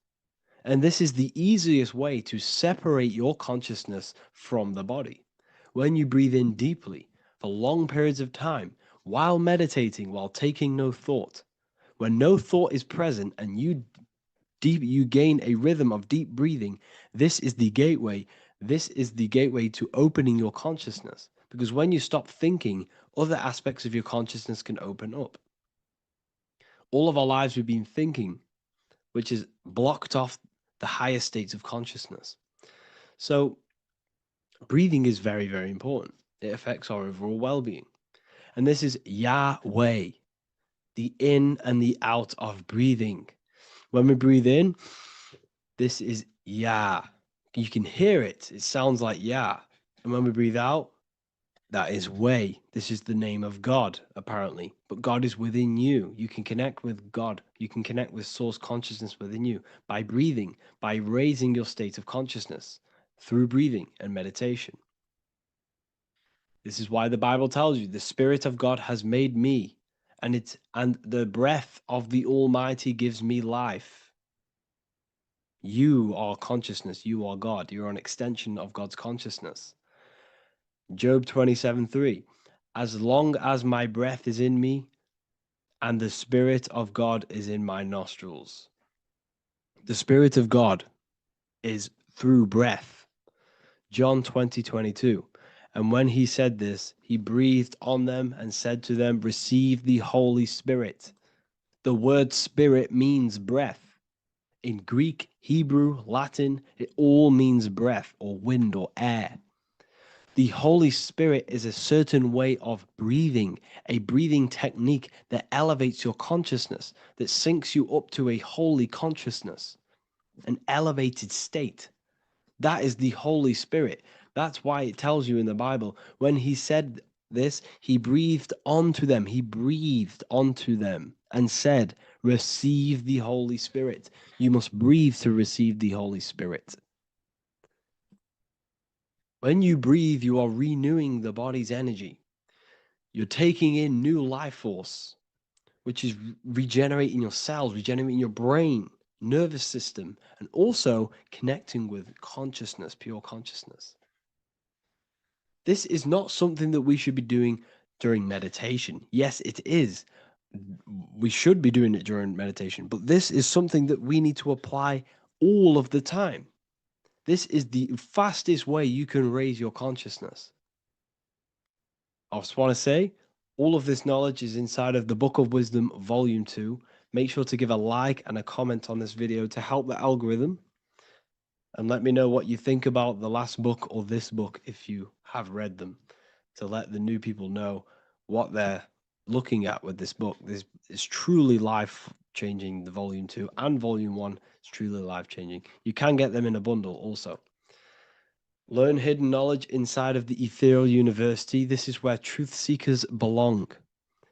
I'm not here to try sell you this, but this is the place for truth seekers. And if you are serious about your spiritual journey and serious about gaining knowledge, which gives you the advantage over life, join Ethereal University. This will definitely help you. Thank you for watching this video. Please leave a like and comment. Make sure to give me any suggestions on videos you want me to make in the future. Thank you all. So this is known as the bag of the gods. This symbolism is widely known, but no one knows what it truly symbolizes. We see this in ancient Sumerian artwork. We see this in the Mayans' artwork. We always see this bag with the gods. What does this actually represent? Okay, so the bag itself represents carrying. Carrying what? It represents information, represents knowledge. Your mind is the carrier of the information. So this is why in his left hand, he carries the bag, and the right hand has the pine cone. This represents carrying of information. Why is it a bag? A bag can be passed on to someone else. The information can be taught to someone else.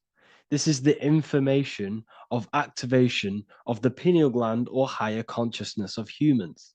Because as humans, we all possess an animal nature, the nature that tells us to eat, to steal, to gain material wealth, to survive, to hate, This is our animal self. This is our animal behavior. But we also have a divine nature of consciousness, which we have access to, the higher planes of consciousness, the planes that manipulate this material world and create all things in this material world. The human mind has access to. The animal does not. The animal has no idea he exists. The animal has no inner dialogue, but humans have the inner dialogue. Humans can create infinitely. We can expand our minds infinitely into new realms of thought. So we have this higher divine nature and a lower nature. This bag of the gods is basically just representing the knowledge they possess of higher consciousness, of the higher aspect of life. Okay? Which is the activation of the pineal. The pine cone. The pine cone is in his right hand. The right represents wisdom. The left represents intellect, knowledge. Knowledge and wisdom are two separate things. Wisdom is applied knowledge. It's a feminine aspect. Knowledge is just gained information that you know, which is masculine.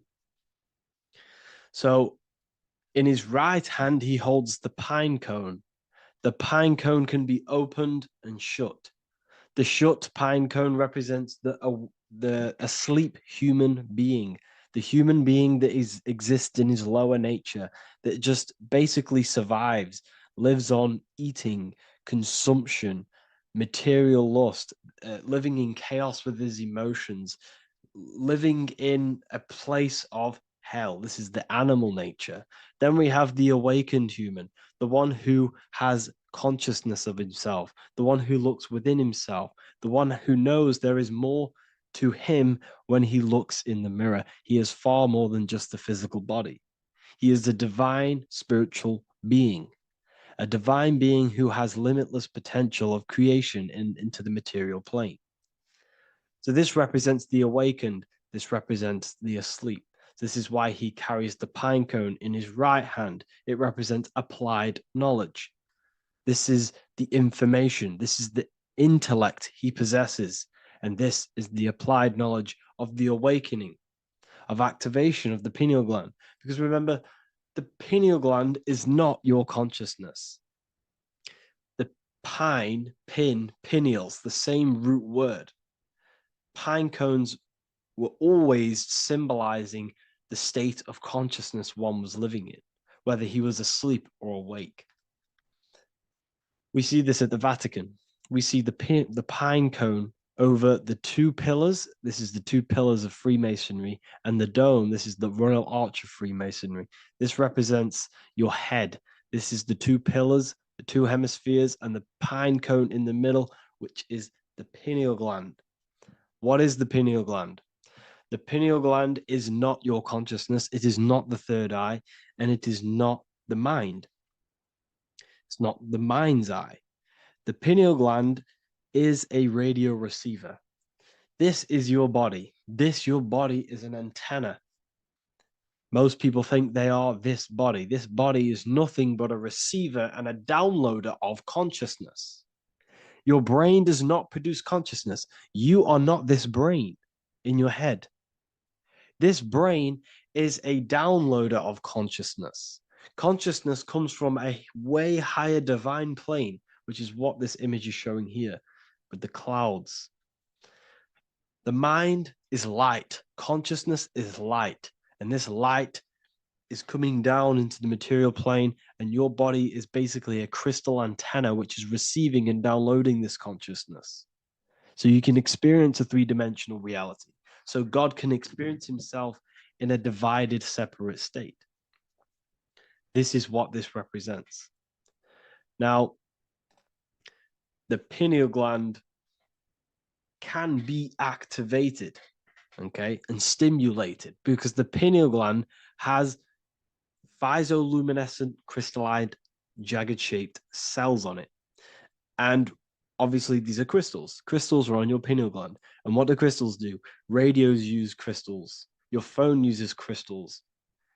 They tell you that crystals are woo-woo and pseudoscience because they don't want you to know the power of crystals. Your body is basically a giant crystal. Your pineal gland is a radio receiver for your consciousness.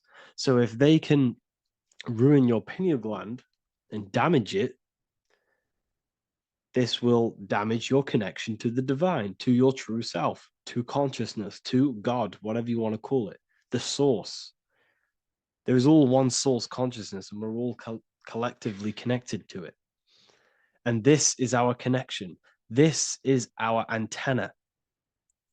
So what a radio does, a radio has an antenna, and the frequencies are all around us because all the radios are playing in your ear right now. But what the antenna of a radio does is tune into a specific frequency to pick up that frequency and play that frequency. It's the same with your consciousness. You're all a fraction of God's consciousness. So that is essentially what we are looking at here. We're seeing knowledge, intellect in the left hand, and applied knowledge, activation of waking up to higher consciousness, to the higher human form. Because we can reach beyond our physical form. We can turn our animal self into a divine being, into one of these so-called gods. These gods are nothing but human beings. The Anunnaki were not gods. They didn't come from the sky. These are normal, regular human beings who activated their higher consciousness. This is what we have here. This represents spirit. Birds represent spirit. So do we have any questions? I'll take some questions now. That was just a short lecture on what that symbol truly means. Okay. So if we have any questions, feel free to go ahead and ask some questions. Anything that you don't understand, anything that you want to know. Okay.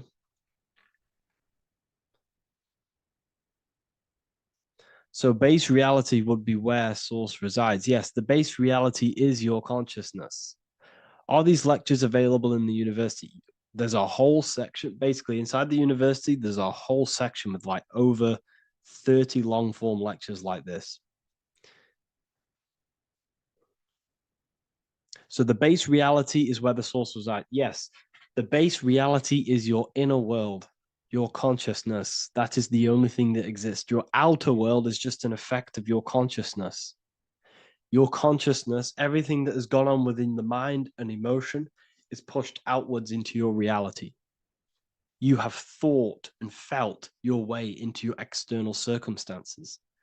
Your life is a direct correlation of every thought you thought in the past. Therefore, your inner world of consciousness is creating and molding your outer world.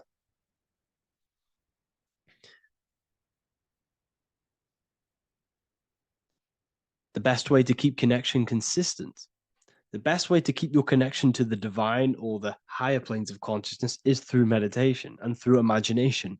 Imagination is the fourth dimension. It is the astral plane. That screen that you have in your mind is not a physical screen. That is the divine plane of the astral. And this is essentially where all objects of this material world comes from. The phone that you are holding, the laptop you're watching this on, whatever you're doing, every single object you see in your room that you are in right now began inside of the plane of imagination. This is not a physical plane. This is a metaphysical plane that you have access to. And you have the ability to bring down this plane into physical form. That's what we call manifestation. That's what the ancients called magic. This is what we now call in science metaphysics. It's all the same thing. So yes, you all have access to the divine planes. Unlike animals, this is why humans are so advanced.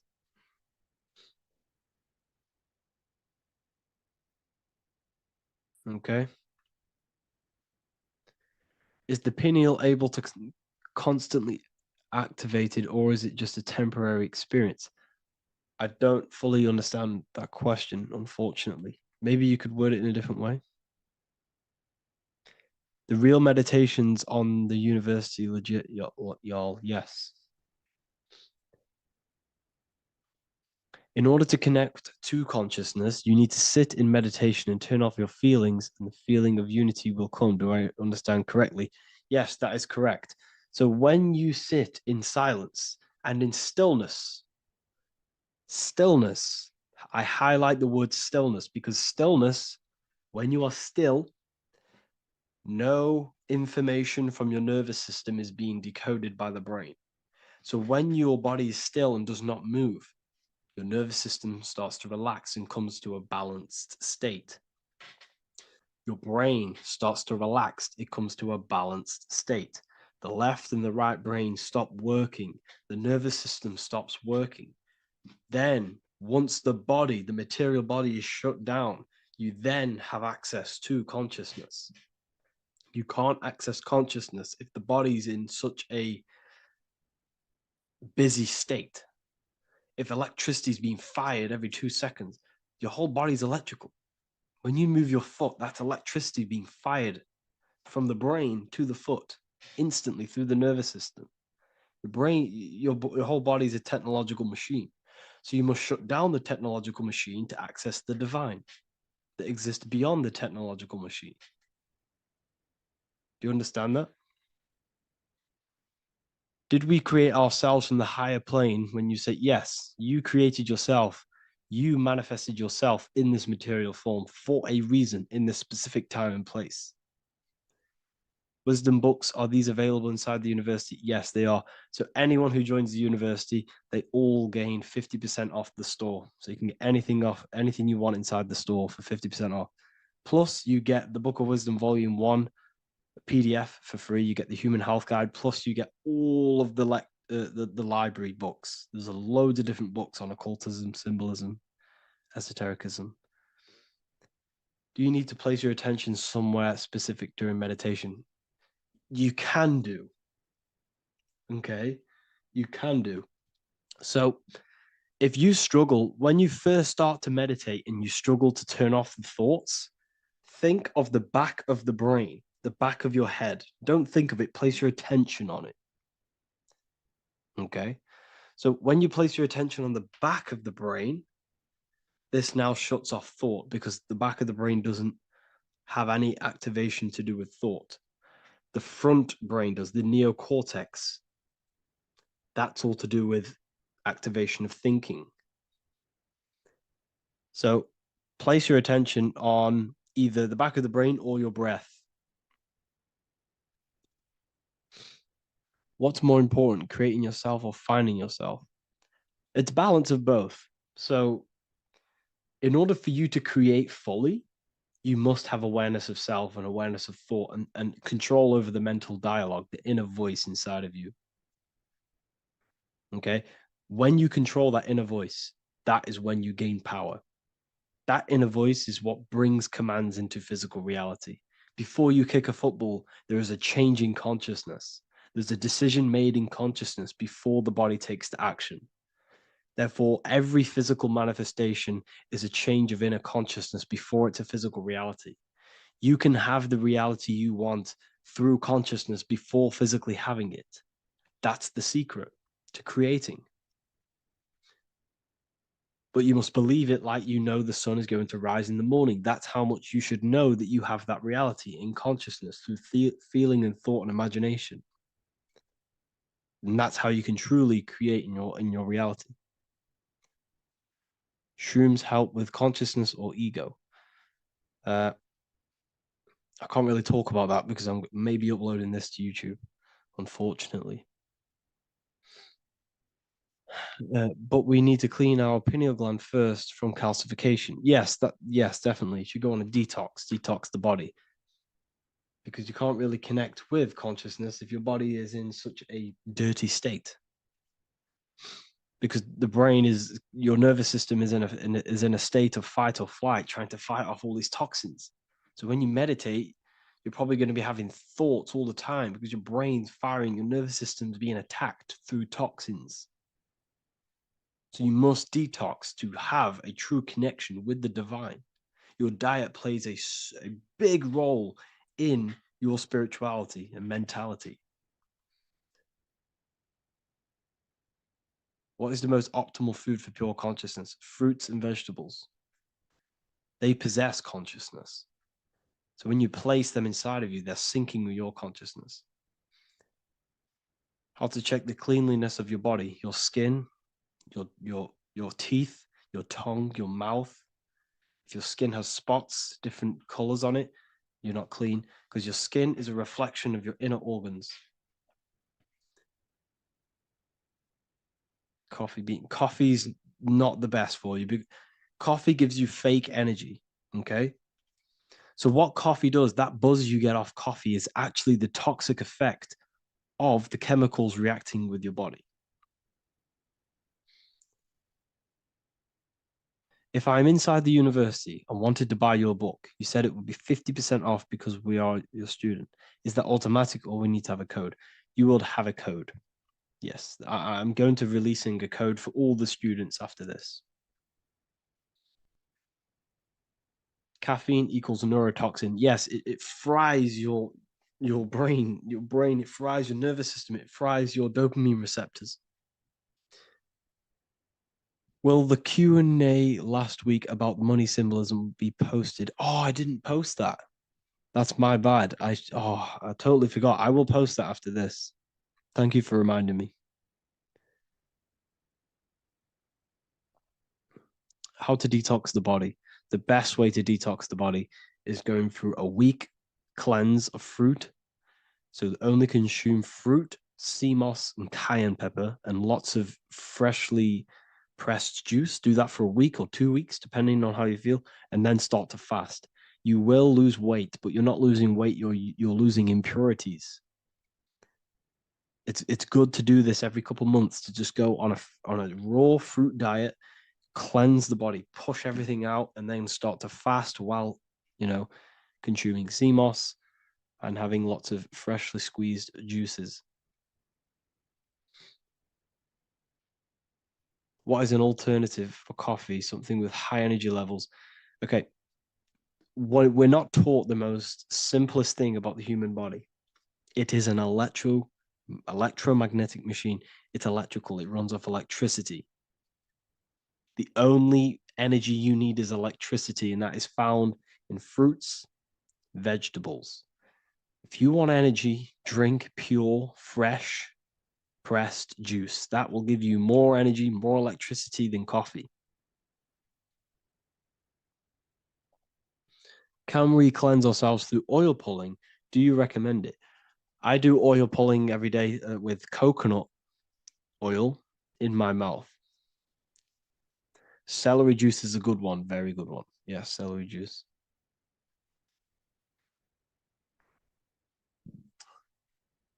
Any more questions?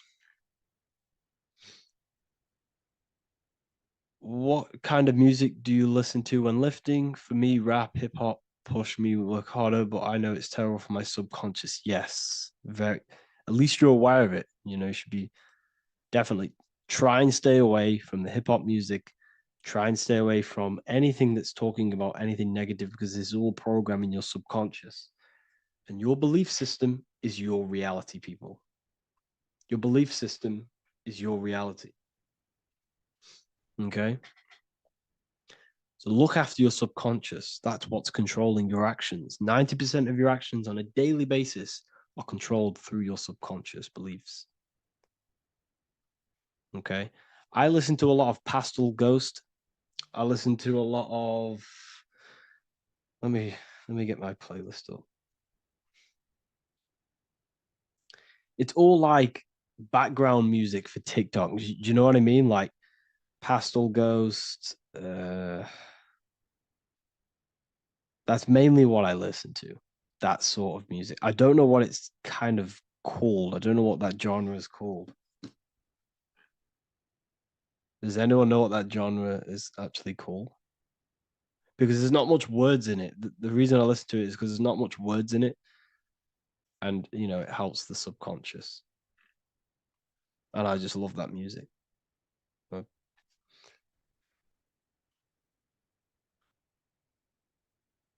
Like Lofi. Yeah, a bit of Lofi.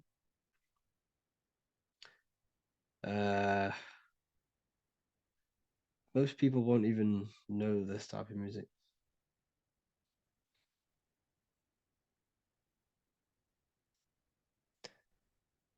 Can you tell us how you use cayenne pepper?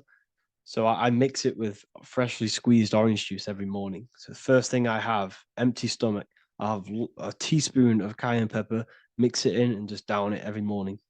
And sometimes at night. The feeling you get in your stomach after putting cayenne pepper on an empty stomach is absolutely amazing. It tingles in your stomach. It kills parasites. It kills all horrible organisms.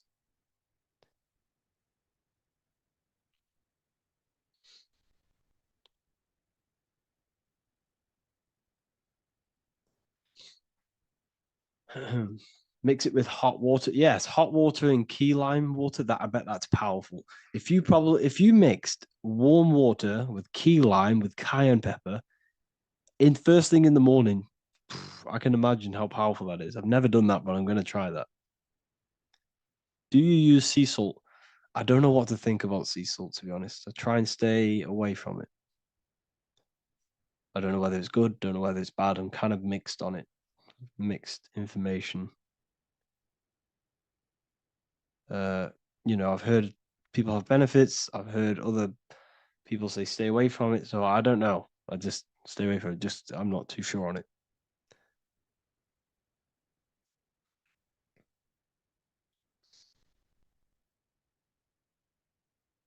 I drink fresh pressed celery juice every morning. Yeah, definitely. Is there any chance we could move to esoteric occult questions? The only reason I say that is because I might be posting this to YouTube, so it's like I don't want them thinking I'm giving health advice, because I'm not. This is what I do. I'm not giving anyone medical advice. This is what I would do to myself. Because I can probably get in trouble for that. So the subconscious is the all-knowing. It is the all-seeing eye. The subconscious knows everything. Your conscious mind does not. Your subconscious knows every single cell in your body. Your subconscious is making your heart beat. It's talking to your heart. It's talking to every organ, every cell in your body is being connected and spoken to by your subconscious mind. It is the all-knowing. The subconscious has access to the astral plane, imagination, the fourth dimension. It has access to the mental plane, thoughts. It has access to the ethereal plane, energy. And has access to your physical body. It's the door. It's the portal. The subconscious is the portal to the divine. You must go through the subconscious in order to access the divine. Any coupon codes for book 2? Yes, inside the university, there will be a 50% off coupon code. Speaking of ancient civilizations, why did they use symbols to give us true knowledge? This is a very, very good question. Very good question indeed. The reason they use symbols is because symbols are their keys. They hide meanings. They hide things.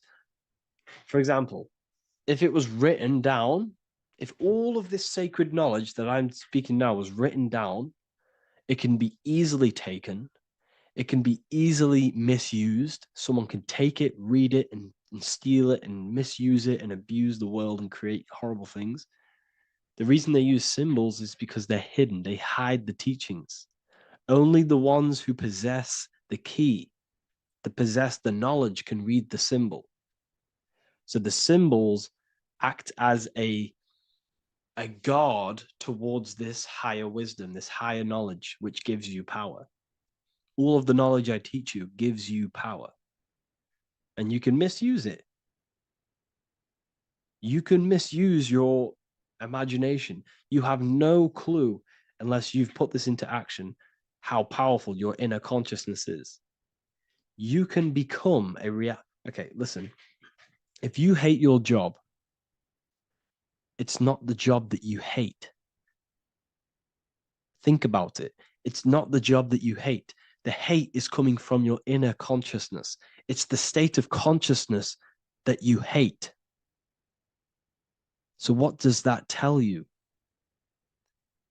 You can change that inner consciousness to another reality, the feeling of another reality. You can become that consciousness within before you actually externally have it.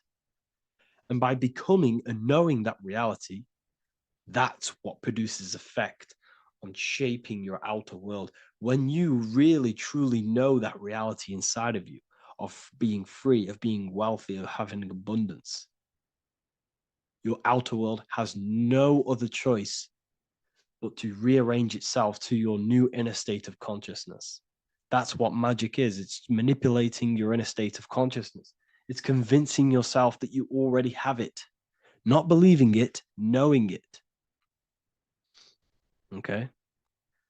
Knowing is different than believing. Believing is a lie. You should know thyself. Okay? So we can say that human overpopulation is intentional. There is no human overpopulation. We're all cramped in these cities. We're all cramped into one little place. We're not supposed to live like that. We're not supposed to live so cramped. This is why there's so many weirdos out in public. So many weird people doing weird things. This is when things start to go weird, and we shouldn't be living in this state, in this condensed state. We should be spread out. Okay. There is no overpopulation. It's just an illusion because we all lived in such. Have you ever been on a plane? Have you seen how much land there is? It's crazy. There's no overpopulation. And how many people do they say there's in the world? There's not that many people in the world that they say. I think it's like 8 billion. I think they say there's 8 billion people. There's not 8 billion people. There's probably more like 2 billion. And the reason I say that is because I have a friend who only has like 300K followers. So that's a lot of followers, okay?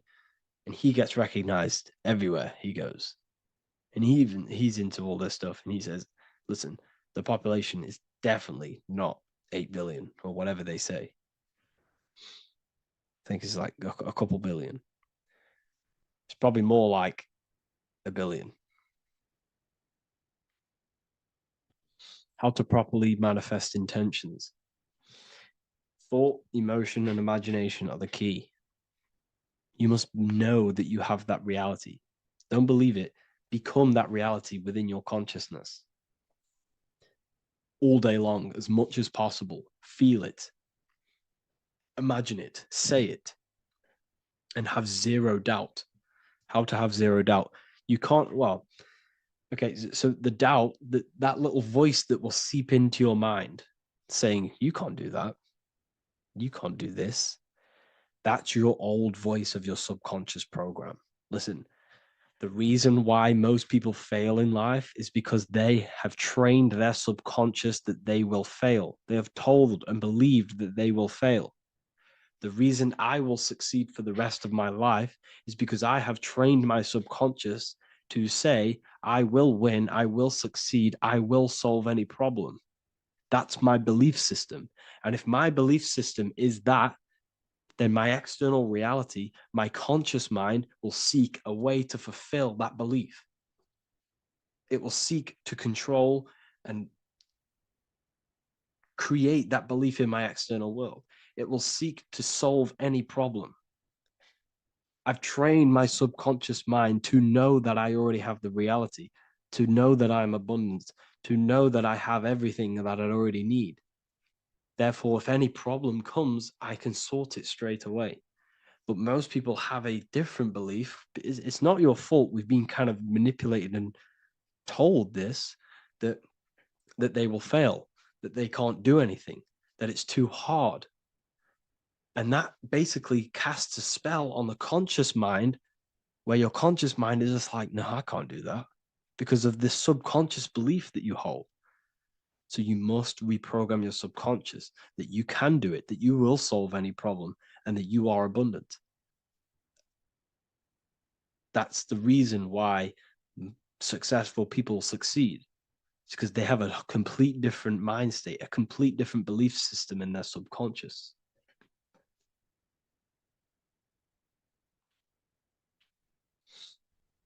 Do you offer mentoring? Yes, I do offer mentoring, but it's mainly for people who want to grow their online presence,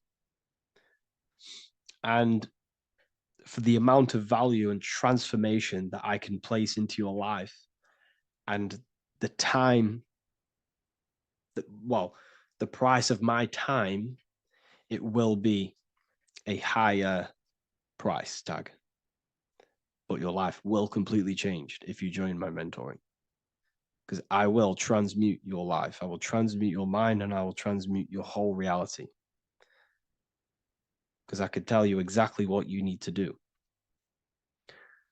How to have super genius power pulling information from the source. Okay, so you can do this. I talked about this in Book of Wisdom, Volume 2, if you've read it. This is a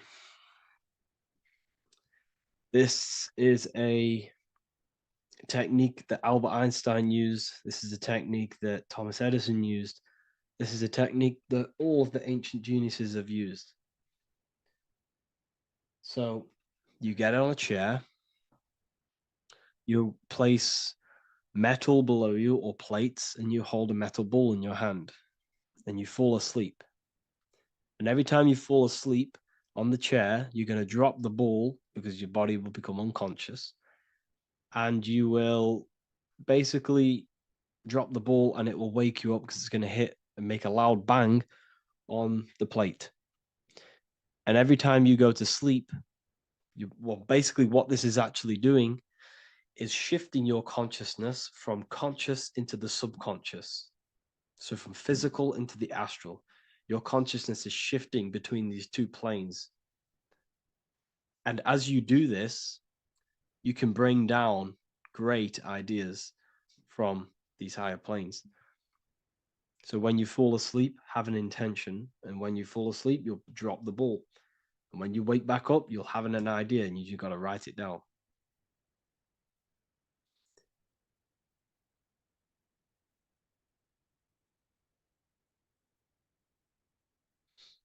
How to balance chakras. Don't focus on balancing your chakras. Focus on the mind. The mind is the cause of the chakras being blocked. If you have a blocked throat chakra, this is a problem in your mind, not the chakra. You see, the chakras are a result of the mind. You transmute the mind, you can transmute the chakras and cleanse them.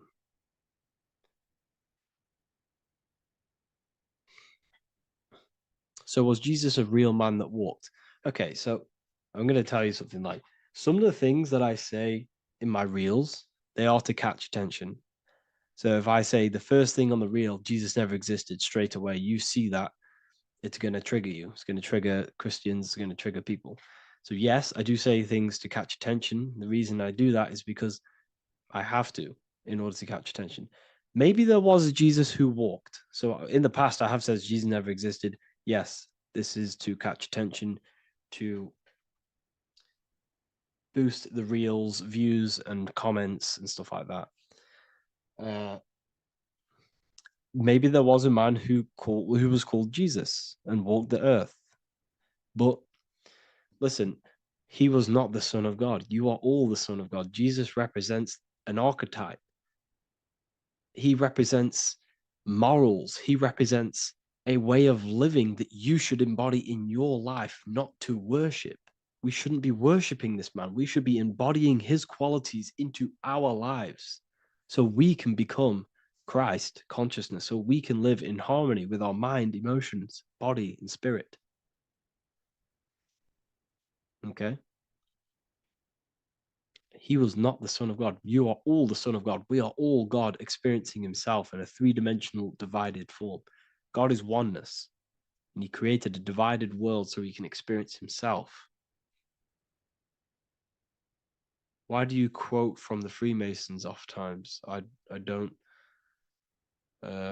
recall me looking at Freemason quotes and quote them. I just simply, when I post a quote, I literally just, whatever comes to my head, I just whack it into Telegram or Twitter. Are dreams tied to your subconscious, and how do you understand them? Okay.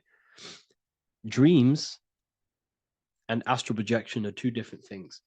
Astral projection is your soul leaving this plane into the collective consciousness, into the collective mind, the collective astral plane.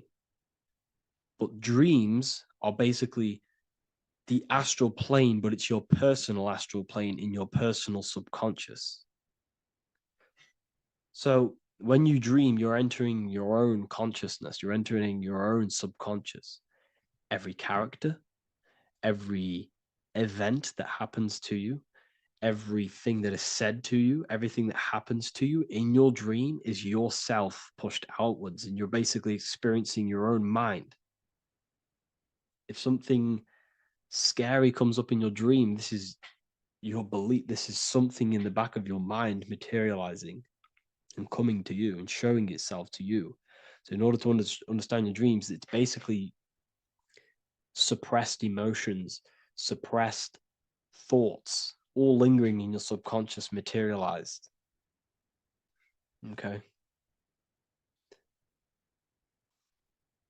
A few months ago, I'd have concurrent dreams of getting in a car crash that lasted for months. Then one day out of nowhere, I got into a really bad accident, and that low-key bugged me out. I didn't know if my mind was trying to warn me or what. You can explain that. Okay. If you are having dreams about having a car crash, this is a belief. Okay, so let me tell you something. Let's say you're a drug dealer, okay? And you live in fear every single day of the police coming to you. This dealer every day is worried, he's scared, and he lives in fear of the police getting him. He was believing it. This fear, this emotion he was feeling on a regular basis, repetition, and the emotion is basically impressing your subconscious. It's impressed his subconscious that deeply that he now believes it. It's now become a belief. So one day the dealer gets caught and he goes prison. Let me tell you something. He placed himself there because he created a program, a belief in his subconscious of the police. And his external reality is now in a prison cell. But that prison cell is just an external manifestation of the prison cell of fear he installed in his subconscious mind. The four walls he's now trapped in is just basically an externalization of his own belief system that he created through consciousness, through the subconscious. If you embedded your belief that you will be in a car crash, you will be in a car crash. He placed himself there. He materialized that reality through the thought, through the emotion, through the belief. He put himself there. You see? So if you were having dreams, this was maybe, could have been anything. You could have watched a program when you were a child about a car crash, and that maybe scared you. Or you saw a car crash when you were very young, and that scared you, and that impressed your subconscious. Then you had a dream about it. Then you started to believe it. And then one day, bang, it happens. That's the power of the subconscious mind. It holds control over you. It holds control over every aspect of your reality, of your being. So, I hope you all enjoyed this live. I'll see you all inside Ethereal University. I'll be posting another lecture this week. And yeah, let me hold on. You don't just have a physical body. You have a physical, mental, spiritual, and emotional body. Each one of these aspects are a body of its own. Body does not just refer to a physical substance. You have a mental body for thinking, an emotional body for your emotions, a spiritual body for your energy in your astral form, and a physical body to encapsulate all of these. Each four of these aspects are essential for the human experience and essential to balance. Now, today we're going to be syncing the four aspects of your consciousness with the four seasons and the four elements and how this ties into the Bible. So we have four physical elements. We have 5 elements in total, spirit being the most important, but spirit is pure invisible. We have 4 physical elements. We have air, fire, earth, water. Earth and water are feminine. Air and fire are masculine. Air and fire are active. Water and earth are passive. The air corresponds with the mental body of consciousness. This is where your intellect, this is where your communication, this is where your thoughts, intuition all comes from. This is the mental body of consciousness that allows you to think, allows you to process, figure things out, and have intellect and gain knowledge. This is your intellectual aspect of your consciousness, located in the head region. We have a fire nature, a spiritual nature. This is our astral body. Our astral body is all to do with the subconscious realms, the higher realms of consciousness. This is the body that allows us to be free from the physical body. Our spirit is more of our energy. Water is our emotional body. This is what allows us to feel things, that allows us to gain intuitive feelings of conscience. So emotion allows us to understand what is right and what is wrong. When we feel something bad, we know that this is wrong. When we feel something good, we know that we are doing good.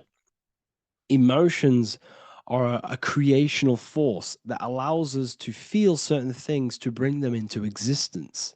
Our emotional body is a creational force and should not be reactive, and they should be controlled.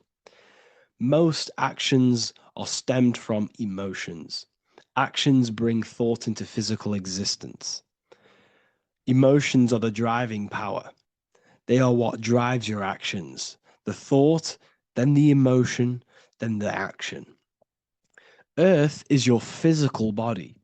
This is your physical state that allows you to take mind and emotion into action, into fruition, into physical matter.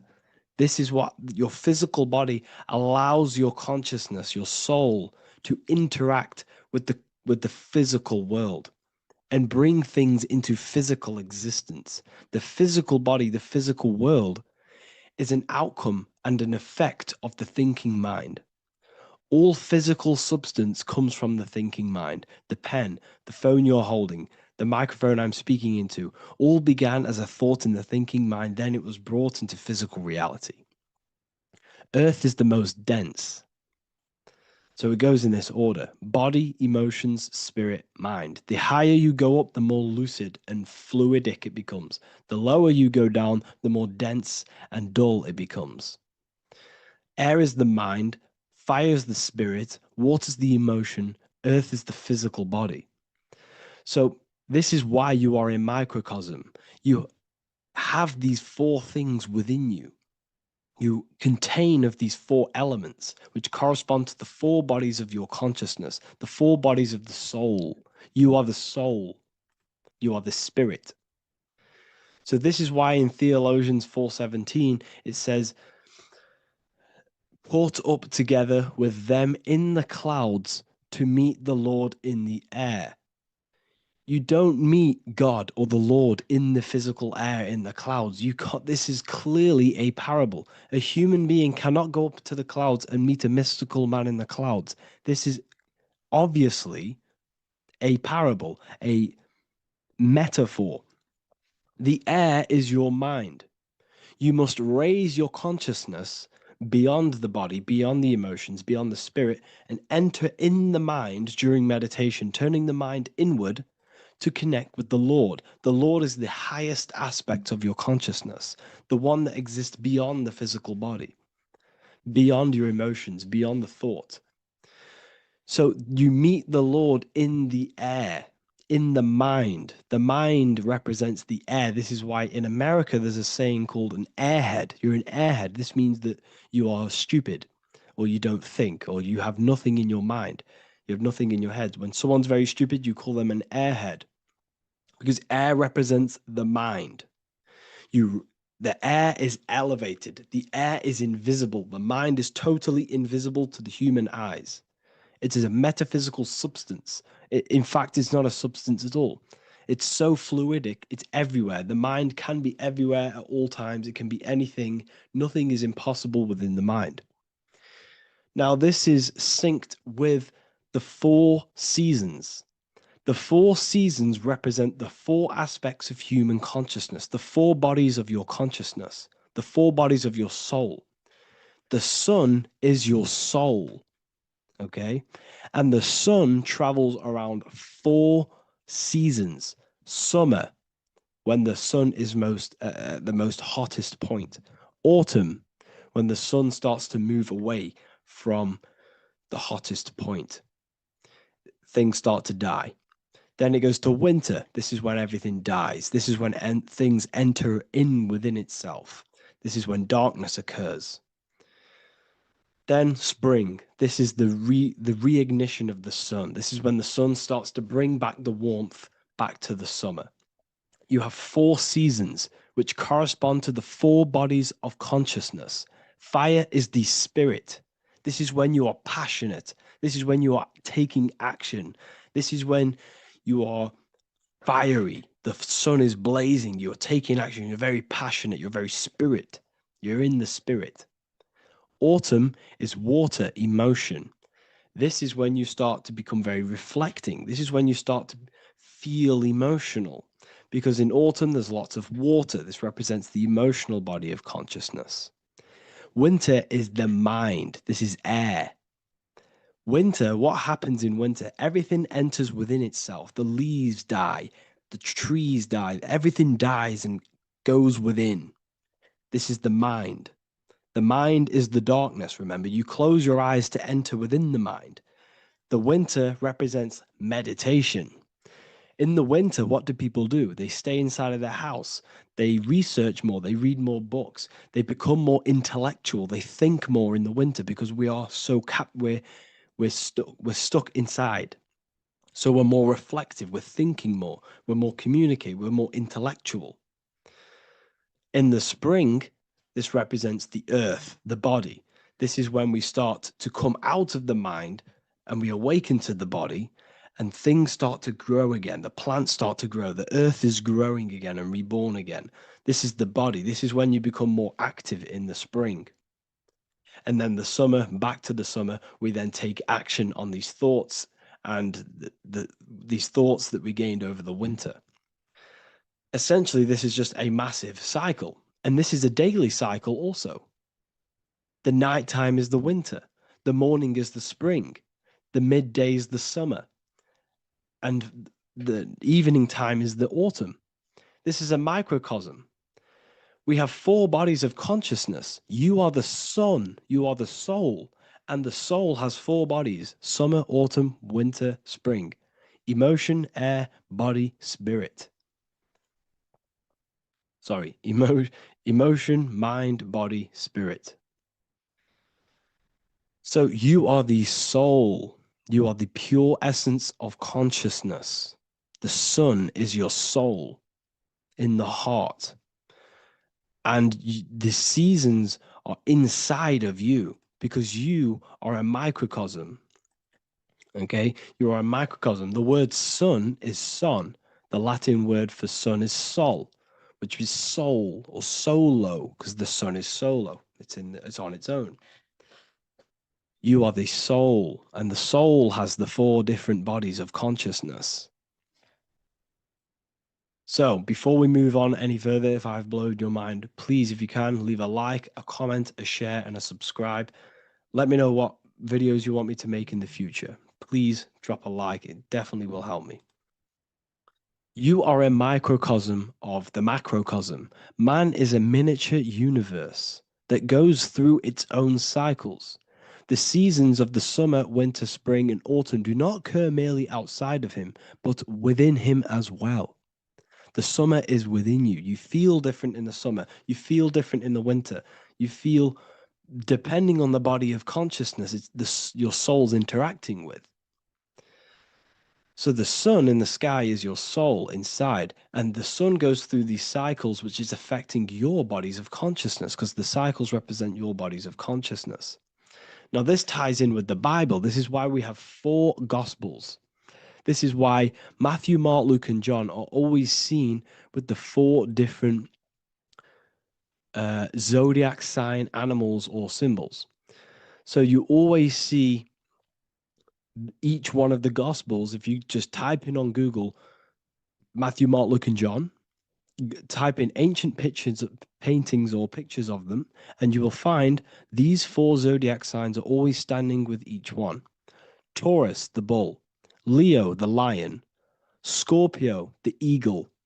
An old symbol for Scorpio was the eagle, and a man for Aquarius. Here you see very, very ancient paintings and artwork. Here we see Matthew, the man, Aquarius. Here we see John, the Scorpio. Same here. We also see it on the tarot cards, on the world card. We see the 4 fixed zodiac signs. Here we see it as well. These are called the 4 fixed zodiac signs.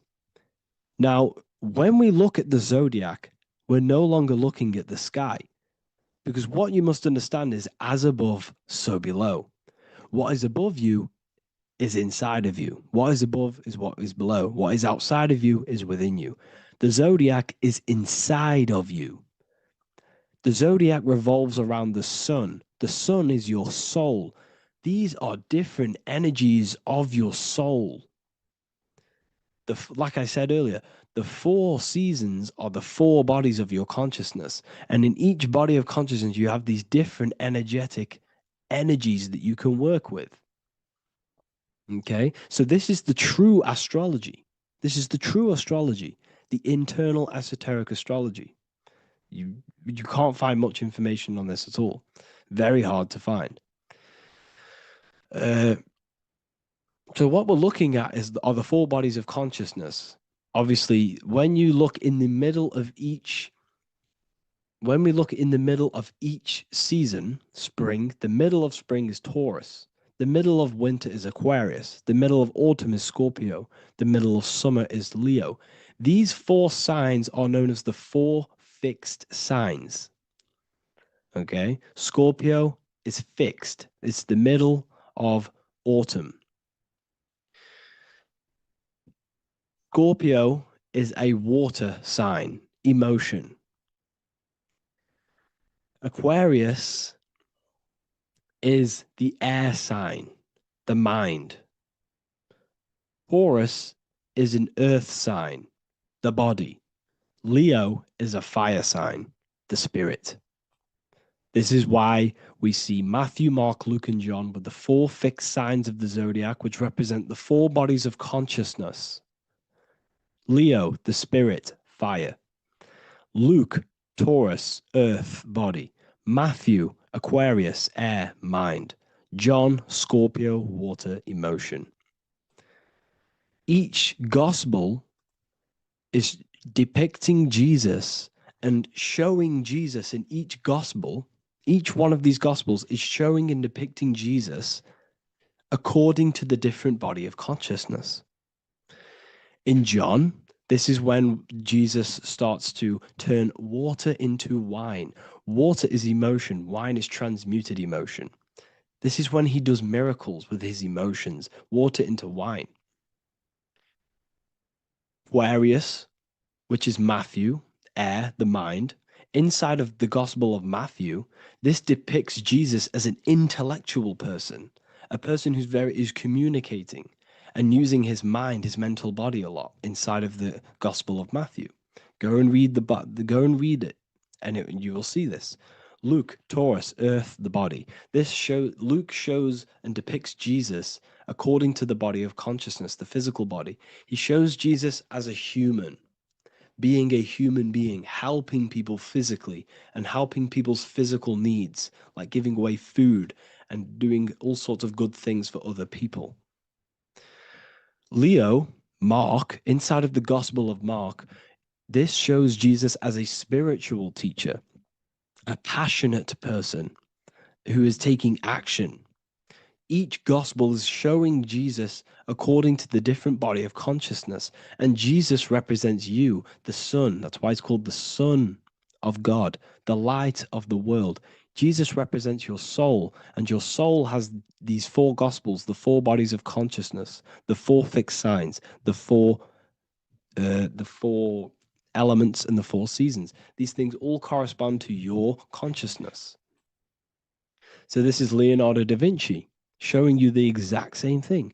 Jesus is the I am, the Son, the soul, in the middle, on his own. Luke, spring, earth, body. There are 3 people in each group. There are 4 groups, and there are 3 people in each group. 1, 2, 3. 1, 2, 3, 1, 2, 3, 1, 2, 3. Fall, winter, summer, spring. These are according to the 4 bodies of consciousness. Here we see Aries, which rules the head region. He's on the head of the table. Gemini, he's holding up the 2 hands because Gemini rules the 2 hands, the 2 arms. Gemini is the 2 twins, which is the 2 arms and 2 hands, and the 2 lungs. Here we see the beginning of summer, which is Cancer. You see the big knife here.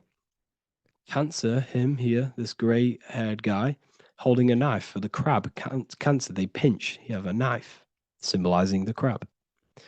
Leo, the middle of summer, showing dominance. The sun is very dominant. He's got his elbow on the table, showing dominance. Virgo has no Adam's apple. Cancer here is pointing at this woman's neck, saying there's no Adam's apple. This is Virgo, the virgin, the only woman. Jesus, the sun. This is Libra, the balancing. He's holding his arms out, balanced, showing the balancing of the sun. Because when the sun enters Libra, the sun is balanced between winter and summer. So it's balanced. This is all astrology, but this is internal. Okay. This is Ezekiel's vision. Ezekiel had a vision in the Bible, and he saw the face of a man, the face of a lion, the face of an ox, and the face of an eagle. The eagle is Scorpio, the ox is Taurus, the lion is Leo, and the man is Aquarius. He saw the throne of God, and he saw the different bodies of consciousness. This is all symbolic for the different bodies of your soul. So when we look at the zodiac, we are actually looking at a map and the energies of our soul, and the energies of our bodies, and the energies of our consciousness. This is what we are looking at. Each zodiac is an aspect of our consciousness and an energy that we can work with and that we must purify. Balance and purification is essential. Imagine playing a brand new video game. Let's say a brand new video game came out and you had to play it. What happens when you play that game? You don't know the controls. You cause chaos in that game. You can't really run properly. You can't do anything properly. You're getting destroyed by other people who are playing that game. It's the same with your physical body. When you are born, you must learn how to play the game. You must learn how to balance the mind, learn how to balance the spirit, the emotions, and the physical body. We must balance and purify each body of our consciousness. We we must look after our physical body with our physical health by eating physical, electrical food like fruits and veg. We must look after our minds by being conscious of what enters our eyes, enters our ears, enters everything. Whatever enters our five senses is affecting our mind, our mental health, our environment, mental. We need to look after our thoughts. Control our thoughts by purifying our thoughts, only positive thoughts. Then we must purify our emotions, feeling only gratitude and love and not feeling these negative, dull emotions. Then we must look after our spiritual body through meditation and looking after our spirit. But remember, when we look after our mind, it all begins in the mind. Each body of consciousness is interlocked with the other. If you have if you have an unhealthy body, you have an unhealthy mind, spirit, and emotions. If you have an unhealthy mind, you have an unhealthy body, spirit, and emotions. If you have an unhealthy emotions, you have an unhealthy spirit, mind, and physical body. They're all interlocked. You must balance each one of them. Look after your physical body, look after your thoughts, look after your emotions, look after your spirit. But remember, the mind is the most powerful one. It's mind over matter. Once we look after the mind, because once we start to control our minds and control every thought we think, this will then turn into discipline in our physical body. Because once we learn how to discipline the mind, we learn how to discipline what we eat, we learn how to discipline what we feel, we learn how to discipline our spirit. This is all interlocked, but work on the mind first. Work on the mind first. All of this knowledge is inside of the brand new Book of Wisdom, Volume 2. This is a revolution of human consciousness. If you've read it, please leave a review down below. If you've read Volume 1, leave a review down below. This is the next revolution. I don't see this information anywhere. This is the next revolution of human consciousness. And of course, if you are serious about this and you truly want to gain enlightenment and join an amazing community where you can connect with me on live calls, lectures, the Manifestation Mastery course, you can gain access to my library with over 45 PDFs plus my books. And if you do join the university, you can order a Volume 2 free of charge. All you have to do is to pay for shipping. If you truly take your knowledge serious and you want to take advantage of life, join the university. This is where truth seekers belong. Just want to say thank you all. Please leave a comment. Please leave a like. It's going to help me a lot spread this knowledge to the world. And yeah, share this with a friend and subscribe. Thank you all. What if I told you you don't have one body? You in fact have four. There's a secret hidden right in front of you, and most of you overlook it. And by learning these teachings today, this will change your perspective on life, on yourself, and completely change the conception of yourself. This is the key to your highest potential. If you stay with me today, you will find secrets about yourself that will change your life. But I warn you, once you step this path of esoteric knowledge, there's no going back. Once you see, you can't unsee. So stay with me, and we will discuss the four bodies of your soul and how you can master yourself to reach your highest potential. The first thing we must understand is that there is a sun. And just like the sun gives life to the earth, there is this life force within the sun that gives life to all matter. We must understand that that matter itself is dead. It has no life potential. It has no ability to create or destruct anything.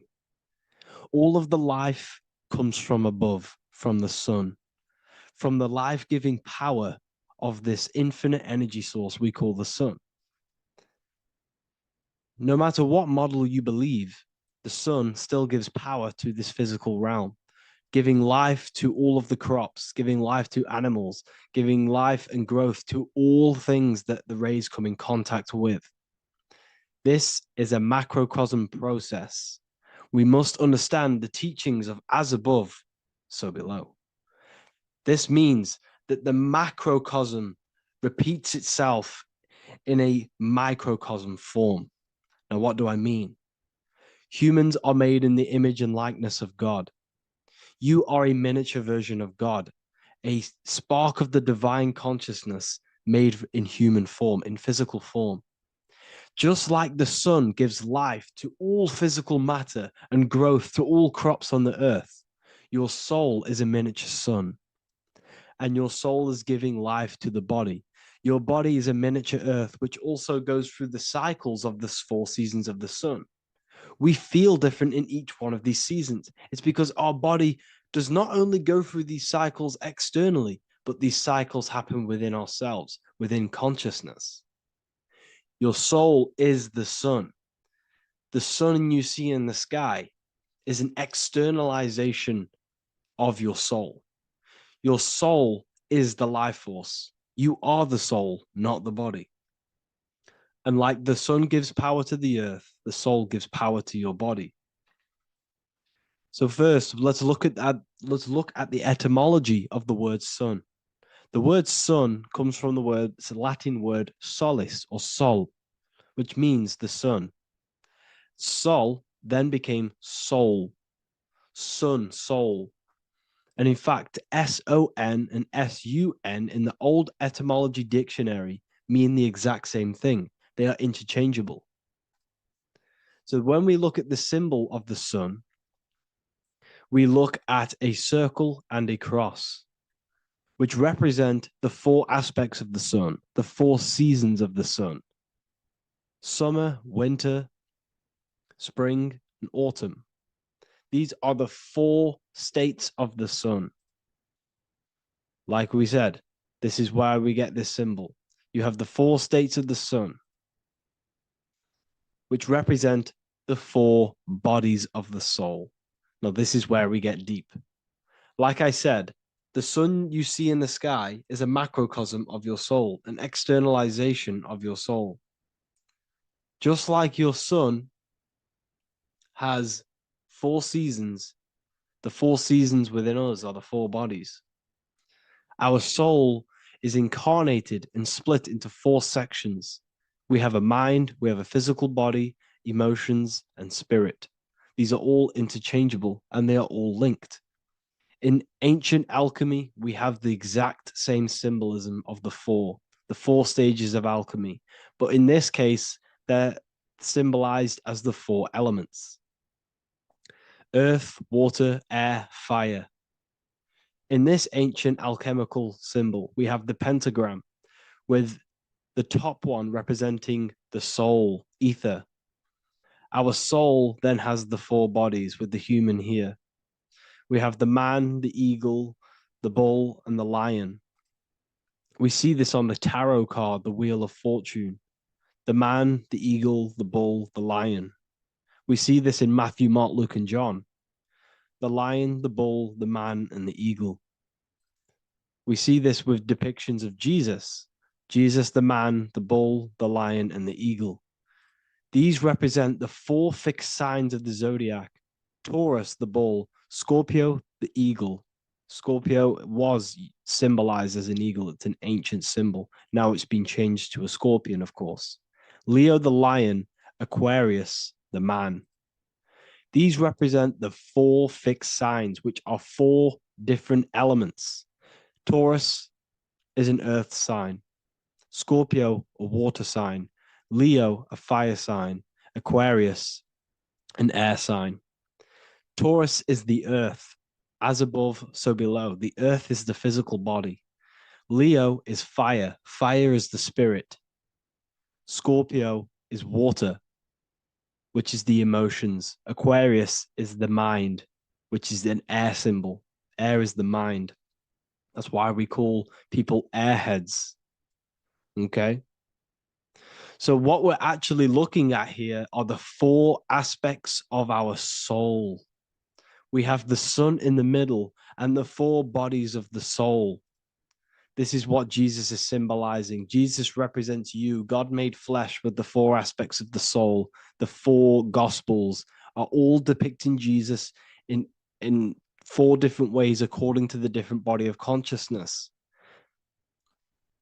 the wheel of fortune are representing the 4 bodies of the soul. This represents the 4 bodies. Now, how are they 4 bodies? They are 4 dimensions of consciousness. The mind is not made of the same substance of the emotion. The emotion is not made of the same substance of the physical body. The spirit is not made of the same substance as the physical body also. They exist in 4 dimensions of consciousness. They are 4 bodies of our soul. And the most important teaching here is what I'm actually getting to, is the powerful one. This is what gives you power. Most of us live in chaos. Our mind is thinking of doing something. Our emotions are feeling something else. Our body is lusting and wanting to do something else. And our spirit's energy is completely off. Most people live in unbalance. None of these 4 bodies are working together. This is why we produce chaos in our lives. When these bodies are in balance, are not working together. So in alchemy, they symbolize the 4 elements, which are the 4 bodies of consciousness. These are the furnaces with the fire. They represent transmutation of each body. We have to sync these bodies. We have to sync the mind with our emotions, and our emotions with our actions, the physical body, and with our spirit.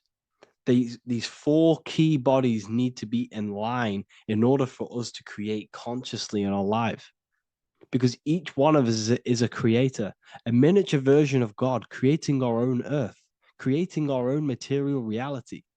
And in order for us to create consciously and with effect and power, we must have these bodies unified so that we can create consciously and not create chaos. So this is very, very important. And this is a secret teaching found in all ancient societies. But this is what the hidden symbolism of astrology actually is. The sun is our soul, and the 12 zodiacs are 12 aspects of our soul. And we have the 4 aspects of the 4 main bodies. This is what we're looking at. We're not looking at the sky. We're actually looking at aspects of ourselves, aspects of our soul that we must master and transmute in order to become our highest potential. So I hope this makes sense. And it may take a while for you to fully understand this, but the key knowledge in order for you to understand any of these teachings that I've gone through today is the major teaching of as above, so below.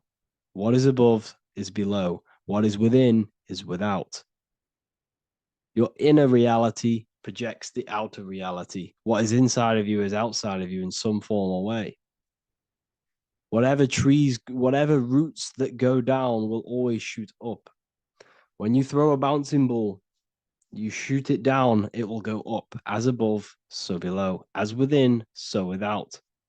God did not make a creation separate from himself. We are all extensions of the divine made in physical form. And we are incarnated into 4 sections. Our soul is separated into 4 sections. These are the 4 corners of reality. These are the 4 pillars of reality that we must control. So in order to access our soul in meditation, we must turn off these 4 things. Turn off the mind, the emotion, the spirit, and the body. And then we access the soul. So I hope this video helps today. And you can learn all about this in the Book of Wisdom, Volume 2. This book is a revolution in consciousness.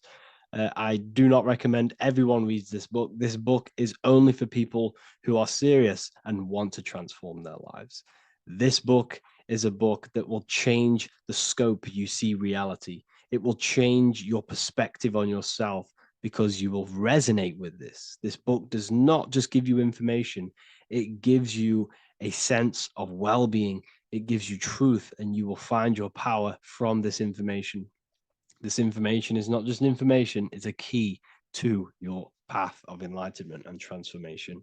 So you can find this book in the description of this video.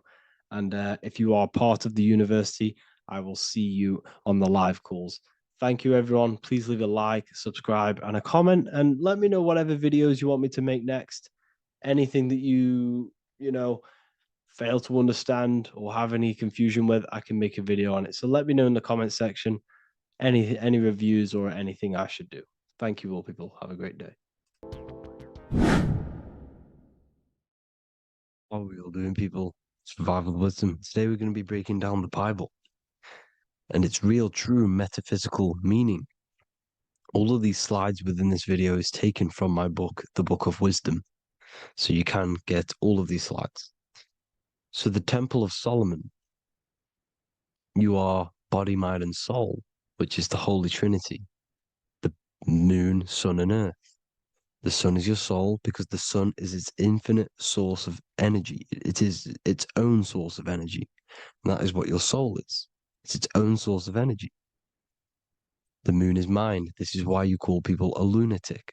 You're a lunatic. Luna means the moon. And inside of your mind, you have a specific mood. Mood is moon. And mind in German is Mond. And the word Mon means moon. And earth is your physical body because your body contains of the four elements, the four physical elements. Well, the Temple of Solomon is the temple of the soul and the Mon, the soul and the Mon, the soul and the mind. And it's the temple of the Holy Spirit in the Bible. Everything leads back to one singular point in the center of the brain. The brain is not the mind. It's mind over matter. Okay? The brain is the physical manifestation of the mind. The brain is the electrical computer which decodes the light waves given to it by the mind. This is why everything in the body leads back to one singular point. And we'll go over this in a minute. But this is controlling the physical body. This is the within. If you rearrange within, it spells high twin because within you is your twin, your true self. And it's just an entity in the center of the mind. And if you shut your eyes, you can feel it. Your awareness is in the center of the brain. So there's just an empty chamber in the center of the two cherubs, the two brains. They are two separate brains. They're two hemispheres. And the empty chamber, when scientists chop it up and see it's just an empty chamber, well, because you can't see in that plane of reality, you cannot see the mind. You cannot see thoughts. It is invisible to the human eyes, to the visible light spectrum, to the two eyes. The reason why we call it the third eye in the center of the brain, it's not the third eye, it's your true self. It's the mind and soul. It's an eye because it does see. It's the all-seeing eye that you always see here.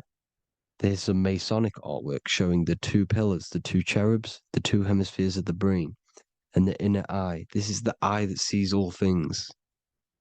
What do I mean by seeing all things? Not physically. It sees the mind. It's what, because your soul is watching the mind. You can observe the mind. You are not the mind. And if you meditate deeply enough, you can go beyond the mind. It's the all-seeing eye. It sees the mind. It sees what emotions you're feeling. It sees what you're thinking. It sees what you're seeing with the two eyes. It's the all-seeing eye. It sees all things. It's omnipresent. It's everywhere. Because the mind can be anywhere. The mind can switch itself into any place it wants. There is no limitations with the mind. So there is two hemispheres in the brain. And in the Bible, there is a quote saying, the most holy place between the two cherubs. The two cherubs is the two hemispheres of the brain, and the most holy place is between them, which is what the Masonic artwork is showing. This is the all-seeing eye, the soul and the mind in the center of the brain. And you will not see this with the two eyes. So when scientists come to seeing the empty chamber in the center of the brain, they wonder because they do not understand the occult side of the world. They do not understand the layers of reality. How the two eyes, everything physical comes from the unseen. Everything seen comes from the unseen. Now, the two hemispheres of the brain play a major role in our lives. The right hemisphere is the artist. The left hemisphere is the scientist. The right hemisphere controls the left side of the body. The left hemisphere controls the right side. So there's a crossover. Now, the right hemisphere is to do with your feminine energy, creativity, unification, metaphors, visualization, intuition. The left hemisphere is to do with sequencing, facts, materialistic details, language, and logic. So they keep us normally trapped within the male aspect of our mind, which is the left hemisphere. You know, if you listen to Spotify, Apple Music, and radio, they're all tuned to 440 hertz, which shuts down the right side of the brain, makes you left brain dominant. And we learn, well, 90% of people learn to write with their right hand. They're taught to learn with their right hand, which is to do with the left brain. You see, so we are being trapped within this left side of the brain, which is all to do with logic, thinking logical, not creative. You know, very analytic. But the right side of the brain is to do with your creativity. So the right side of the brain is perceiving reality as a holistic perception. Now, what do I mean? If you're riding through a woods, for example, if you're riding through a woods, your right hemisphere is seeing the whole woods as one unified woods. The left hemisphere's job is to break down the perception given to it by the right hemisphere and break it down into individual trees. So what am I saying? The right hemisphere is seeing humans and everything in creation as one unified consciousness. The left hemisphere is seeing individual egos. This is why the left hemisphere is the place of the ego, the right hemisphere is to do with the higher self. They're both needed, though. I'm not saying one's better than the other. It's balance. Now, they don't want you to see the unified picture, perception of creation. They want you to think everything is individual, everything doesn't come from the one, because all things come from the one. And we experience the two in this reality, dualism. In order to understand the one, we have to experience the two to advance. So, anyways, let's get away from the two hemispheres. The right hemisphere, like I said, is to do with the higher self. And this is why in John 21:6, it says, cast the net onto the right-hand side of the boat and you will find fish. Meaning, cast your energy, cast your perception into the right hemisphere of the brain and you will find God, unification, and higher self. You will see things from a unified perspective. How we are all one. Because we are all the same consciousness. The same spark that is in me is in you. This is why I am you and you are me. We are all the all-seeing eyes of God, just split up into individual bodies. We are all made up of the same essence, consciousness. And that consciousness, that mind and soul, is in the center of the brain. You are just in different avatars. And until we see this, we'll forever be divided and conquered. Until we figure this out as a collective consciousness, we will forever be divided and conquered and ruled over. This is why the Bible says, ye are gods. You are the sons of the Most High, because we are. We are the Word made flesh. We are God made flesh. Mark 16:19. So then after the Lord had spoken unto them, he was received up into heaven, head is heaven, H-E-A, and sat on the right hand of God. God is the consciousness in the center of the brain. Heaven is the head, and the right hand of God is the right hemisphere of the brain, meaning he sees things in unification, creativity, intuition, the higher mind, the higher brain.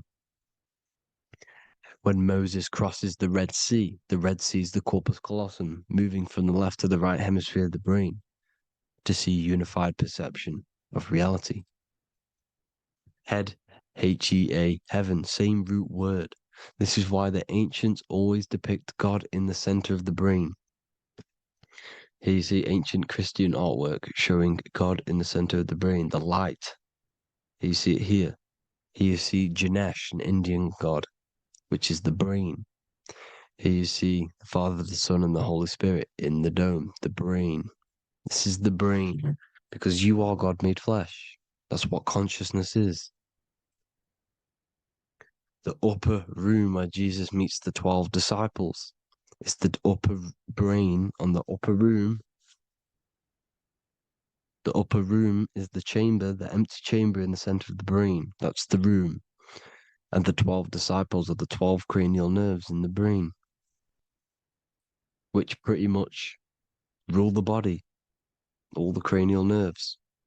The tree of life, the cardiovascular system. This is why in Genesis it says the tree of life was in the midst of the garden. Midst meaning middle, because the middle of the body is the cardiovascular system, which is controlling all of the systems in the body. The tree of knowledge of good and evil is the nervous system, is the spine and brain.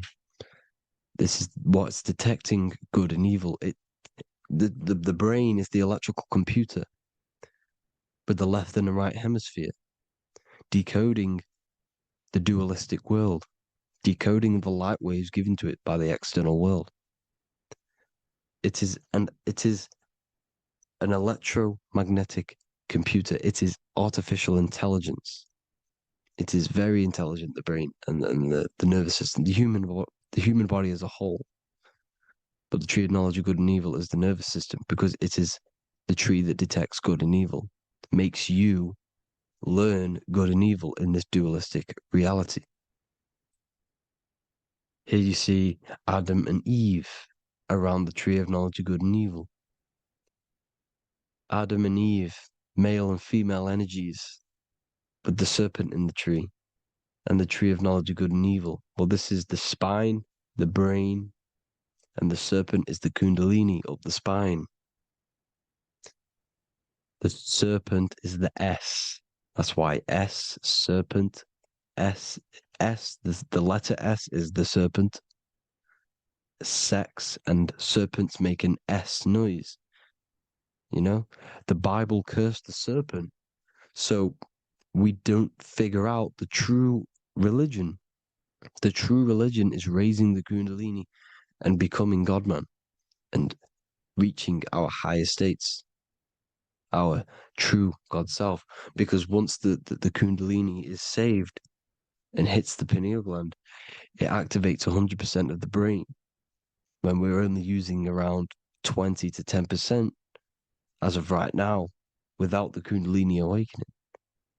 So when you use it, you're activating 100% of the brain. You're activating all the dormant brain cells. You're regenerating the body.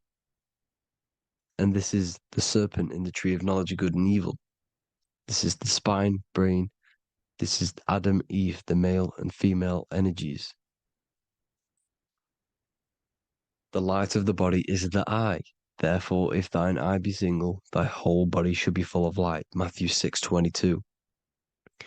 This is the single eye in the center of the brain. It is not the pineal gland. It is what's inside the pineal gland. You have to go beyond the physical world, and there are no words to describe things that are not physical, metaphysics. And the whole body should be full of light.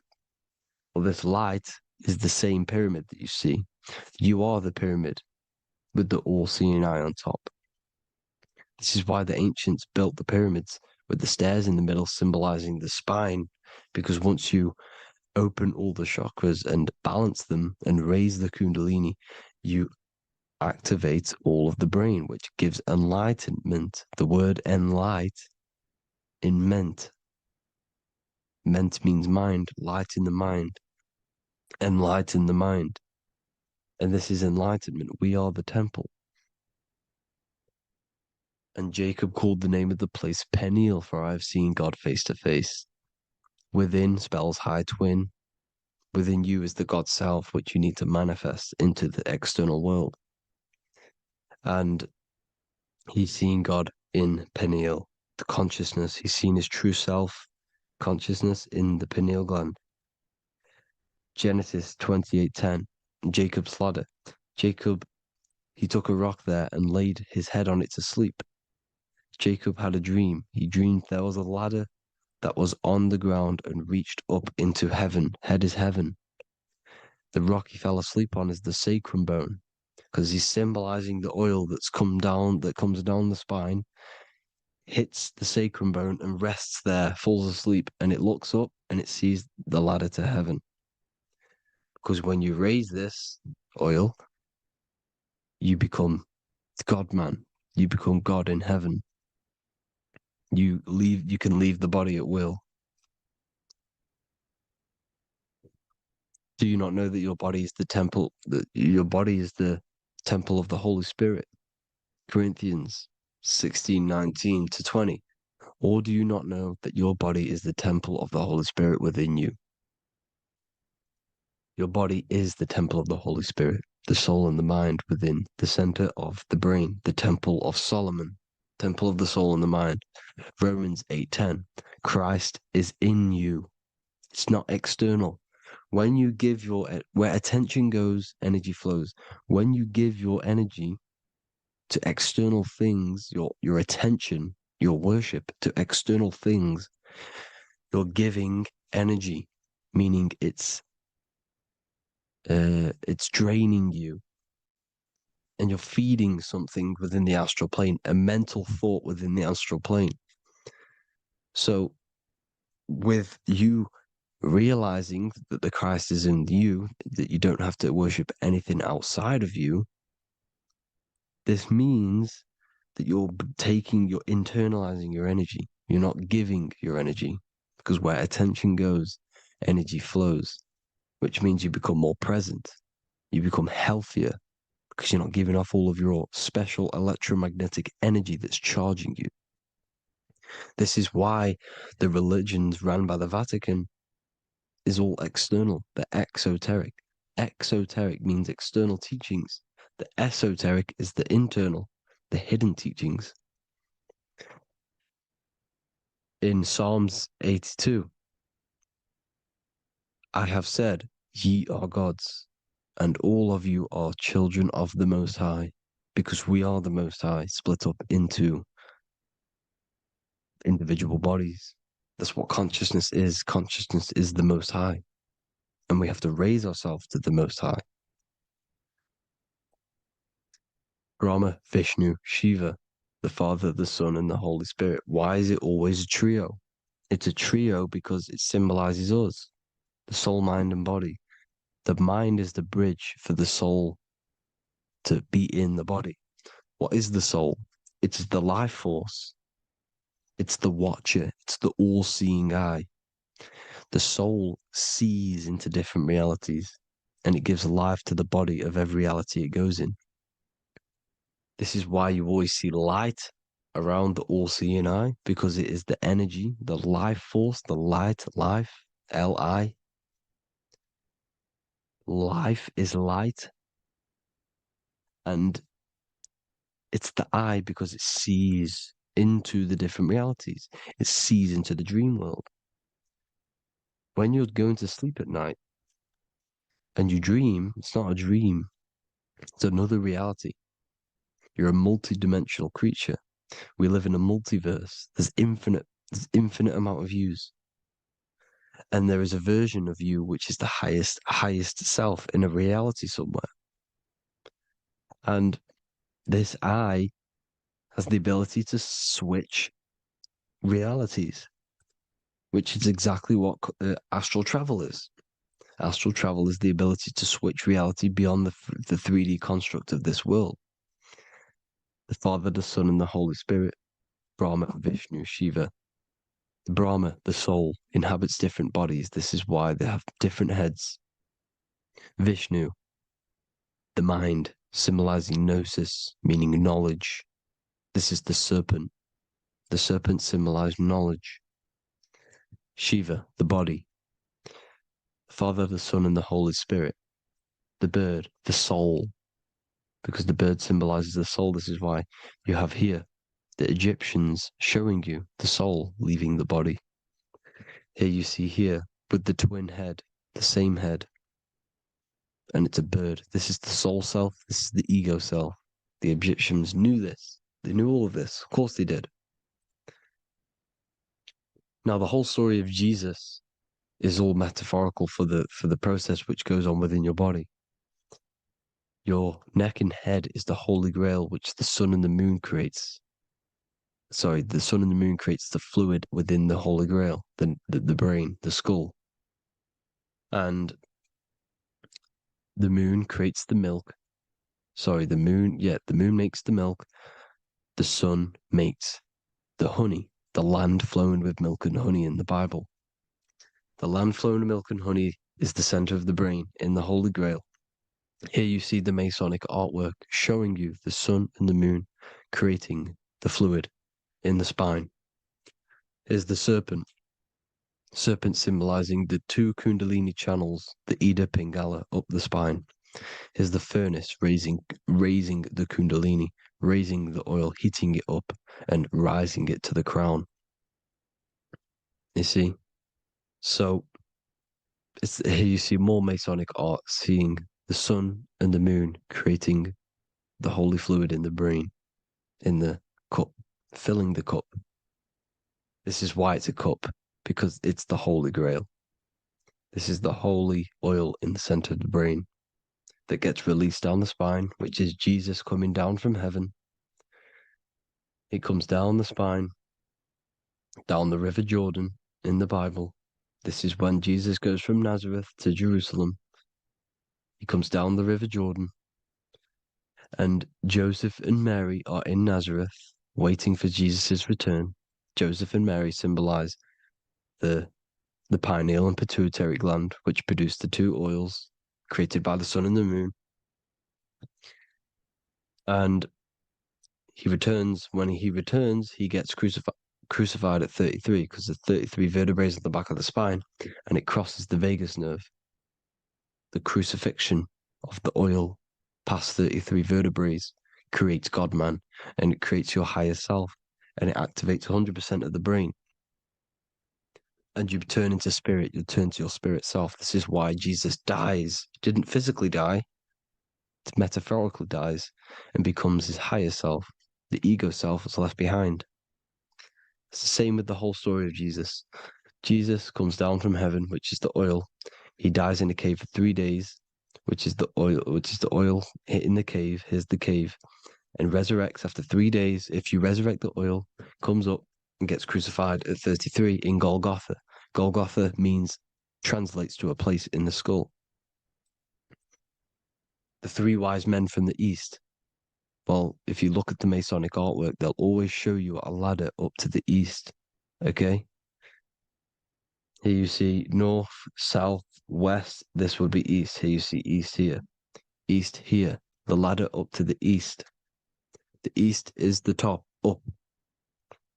Three wise men from the east. The thalamus, pituitary, and pineal gland in the center of the brain. The most important glands in the body.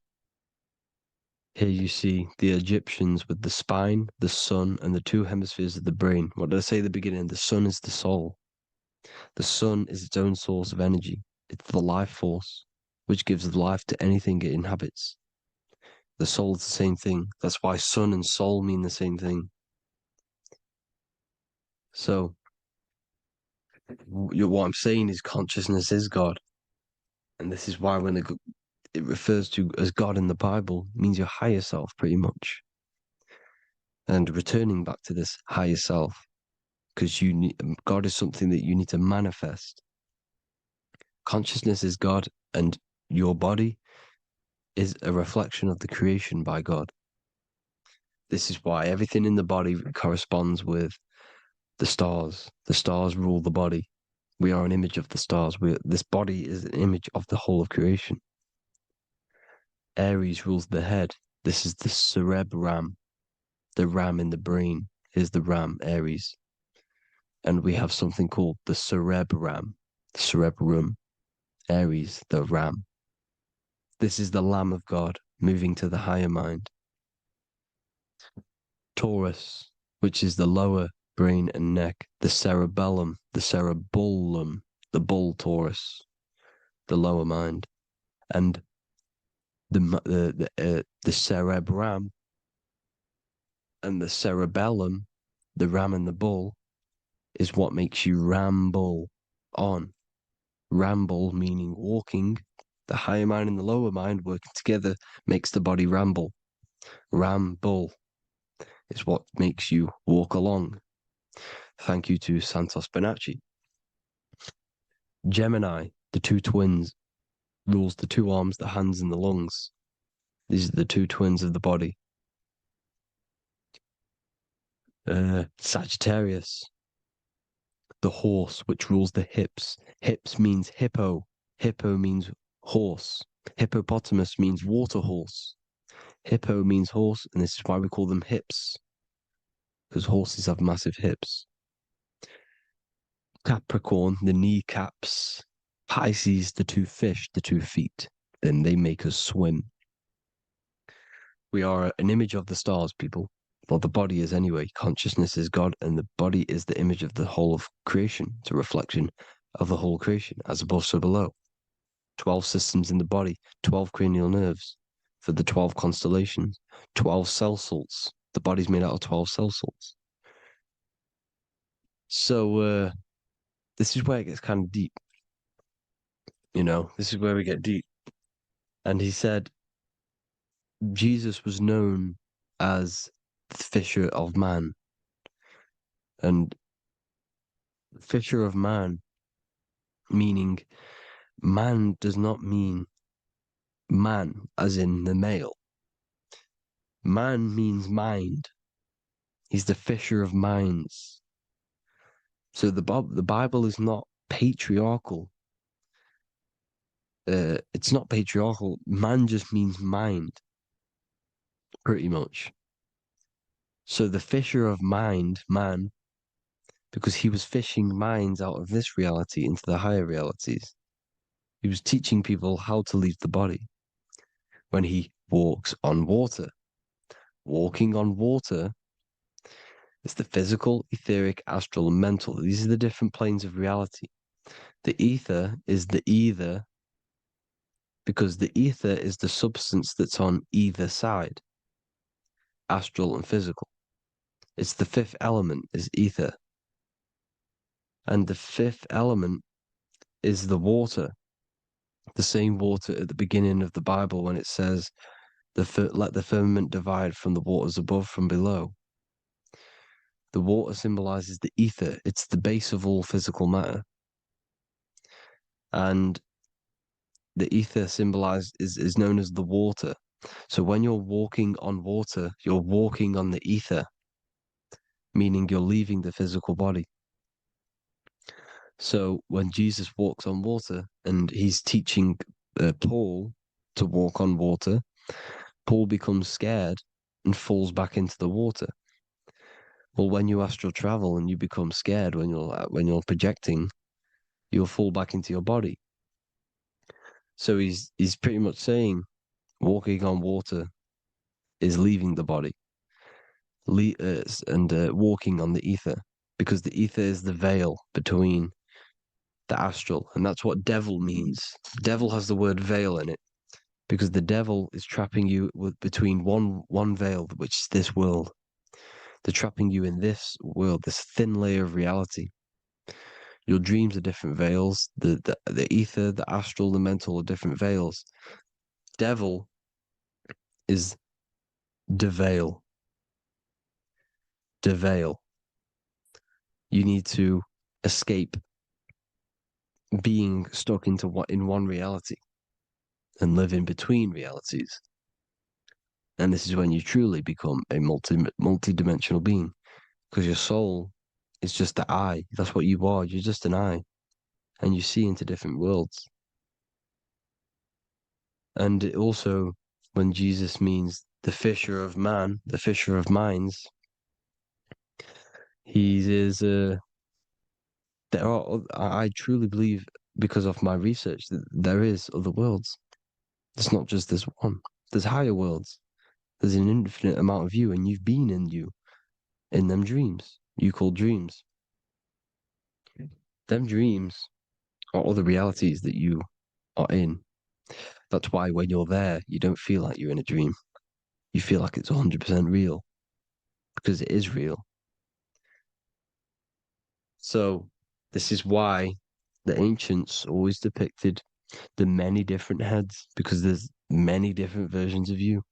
And this I, the soul, the watcher, is switching itself into different bodies at all times. Well, when you sleep, when you astral project. And this is what the ancients were doing. They understood the multiverse, and they could switch bodies at will. And this is what the 7 seals are in the Bible, also known as the 7 chakras. These are literally portals within us to these different worlds. We're in the heart at the moment. Earth, rearranged spells heart, meaning middle. This is where good and evil exist. It's the middle point, the midpoint of realities. So, I hope you all enjoyed the video. All of this knowledge that I've give you in this video is inside of my book, the Book of Wisdom. The Book of Wisdom gets updated every single month with new pages. It's a one-time payment for a lifetime worth of research and knowledge by me. So if you do want to get it, the link will be in the description. But I hope you all gain some amazing insight. Please like, comment, and share to help the algorithm, and drop a subscription. And for more lectures, every 2 days, I drop lectures and knowledge within the Patreon. If you want to support the channel, join the Patreon. Everything's in the description, because we are not monetized on YouTube. Thank you all. Have an amazing day.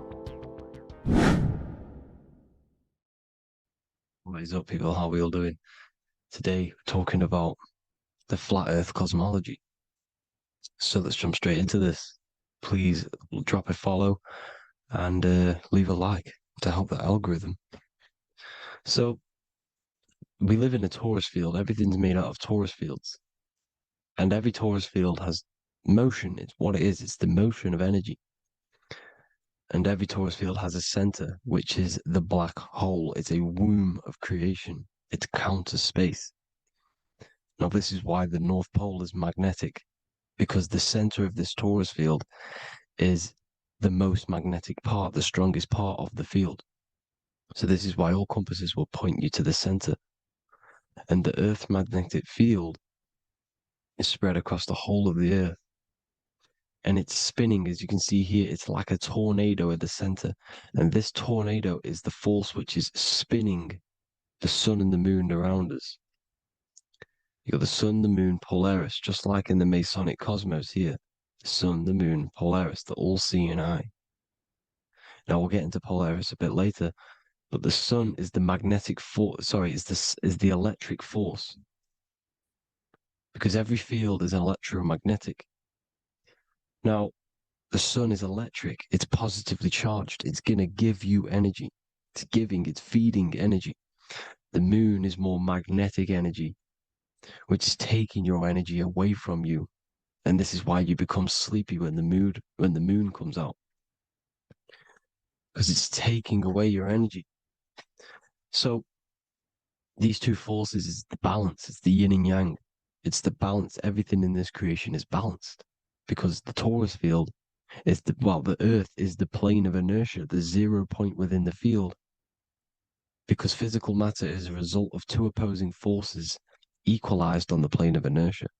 And that is where matter crystallizes into physical results.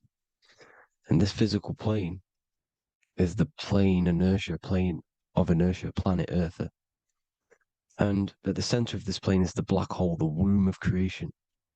And outside of this black hole gives birth to light. So the torus field is constantly rotating, going into counter space, the black hole, and then out of counter space gives birth to the white hole, white light. You see? So it's going around, black hole, birth again, black hole, birth again. And it just keeps going around. It's an infinite cycle of energy. And this is where the infinity sign comes from. This is the motion, this is the force which is creating everything to spin inside of this circle. Okay? And it's making the stars spin. It's making the sun and moon spin around us, around this center point. Now here you see Horus and Set. Horus and Set putting their feet inside of this dome. This is the royal arch, the arch of the dome above us. It's like you see in the Masonic cosmos, the royal arch of Freemasonry. This is the dome above us, the firmament that the Bible talks about. You see, they're putting their feet in because Set symbolizes the moon and Horus is the sun. Horizon, Horus. Horus is rising, the sun. So they're both putting their feet around this center magnetic pole, which is the pole, North Pole. And above the North Pole, you have Polaris, the pole of electromagnetic energy. You see? And this is how we get the sun and the seasons. Because the sun, for us, when it becomes summer, it's on the Tropic of Cancer. Then it spirals outwards, going out and out and out, then goes to the Tropic of Capricorn. That's winter for us. Then it comes back in and creates summer again. So it's constantly spiraling around this center magnetic North Pole. You see? So this roof above our heads is the firmament, and this is what they've taken off of us. They haven't physically taken it, but mentally they have taken this away from you. It's a female energy, and this is what the Egyptians called Nut, the sky god Nut. And this is the womb. We are inside God's creation, God's womb. And the woman's womb, when she has a baby, is a microcosm of this, because everything inside of this creation is micro, macro. It's a reflection of the bigger things, as above, so below. So the dome above our heads is the dome we are in when we are a baby. And you can see the sacred geometry of it is the exact same. It's the dome. And when we are inside of the womb, the woman, the sacred maker, which is the M, the Masonic M, this is the Gmail symbol. The Masonic M is maker, mason, matter, male. She delivers the male, you see. She delivers the male because it's the maker, the female, the magnetic. The woman is magnetic in nature. The male is electric in nature. So when we are in this womb, the female, we are being fed by the center umbilical cord, by the center of the mother's stomach. We're connected to the center of the woman's stomach, just like we are when we are in the earth. The center is where the aurora borealis is being emitted from, the electromagnetic aurora borealis, the northern lights. This is our spiritual umbilical cord, connecting us to counter space, connecting us to the realms beyond this world. Because at the center of every torus field is counter space. And at the center of the earth is our spiritual umbilical cord. And this is the earth's belly button, as you see. As above, so below. We had a physical umbilical cord. We have a spiritual umbilical cord. And this gets cut when we die, when we're cut away from the physical reality. You see, here's the ancient Egyptian tablet showing this female. You can see the hair, it's a female above us, because the female energy is nurturing, helping, looking after. And that's exactly what the dome is. It's protecting us. It's the Ark of the Covenant, the Ark covering us, you see? And this is what they've taken away from us. By you believing in space, it completely destroys the idea of this being a sacred creation. They've taken the roof off your head, whether if you believe in space, you believe that there's chaos, there's planets, there's asteroids that could kill us at any moment. But this isn't true. They've made you fear your own creation that you're inside of. They've made you fear what's above you. You see, and it's to hide the power of astrology, the power of the lights in the firmament, which are constantly flowing through the ether. These powers which are above us are sending rays down to the earth, which are influencing our psychology and how we behave. And this is what astrology is. It affects human consciousness. It interacts with our consciousness. And there's a different energy every day because the planets are in different houses, different alignments. And this is, we'll go into this a bit deeper later on. So the world tree, this magnetic north pole, the pole of electromagnetic energy, was symbolized as a tree, the great tree at the center of the earth. You see? And this tree is symbolized everywhere. You can see here how the center person, this Egyptian person, is holding up the sky. This is the North Pole, the hyperboloid, at the center of every Taurus field. And this tree was in the Mayan cosmology. This is an ancient depiction. This is the Taurus field. Here's the plane of inertia. Here's the center tree. Here's the tree in the center, the magnetic North Pole, the woman holding the stars. Here's the Hindu with the two birds symbolizing the sun and the moon revolving around this center tree. The Mayan tree, his Horus and Set around the North Pole. They all knew this flat earth cosmology. They knew these secrets. It's so sacred you understand the creation that you're inside of. Because if you don't, you'll be led astray. You don't know where you are. You're lost. You see?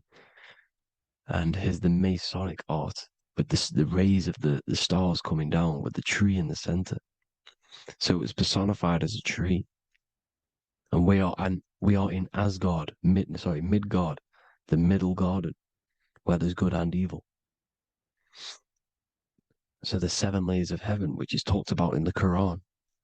Each planet has a different layer of the firmament, and this is the 7 layers of heaven, and these are our 7 layers of the energy centers in our body. So we start in the stars, so we are stars in a physical body. And this is why we say Mr., sister, fraudster, sinister. Stir is star, and we are in the stars, and our star descends into the soul system, not solar system. And as we descend into the soul system, we enter Satan's kingdom, Satan's world. As it says in the Bible, Satan is the god of this world.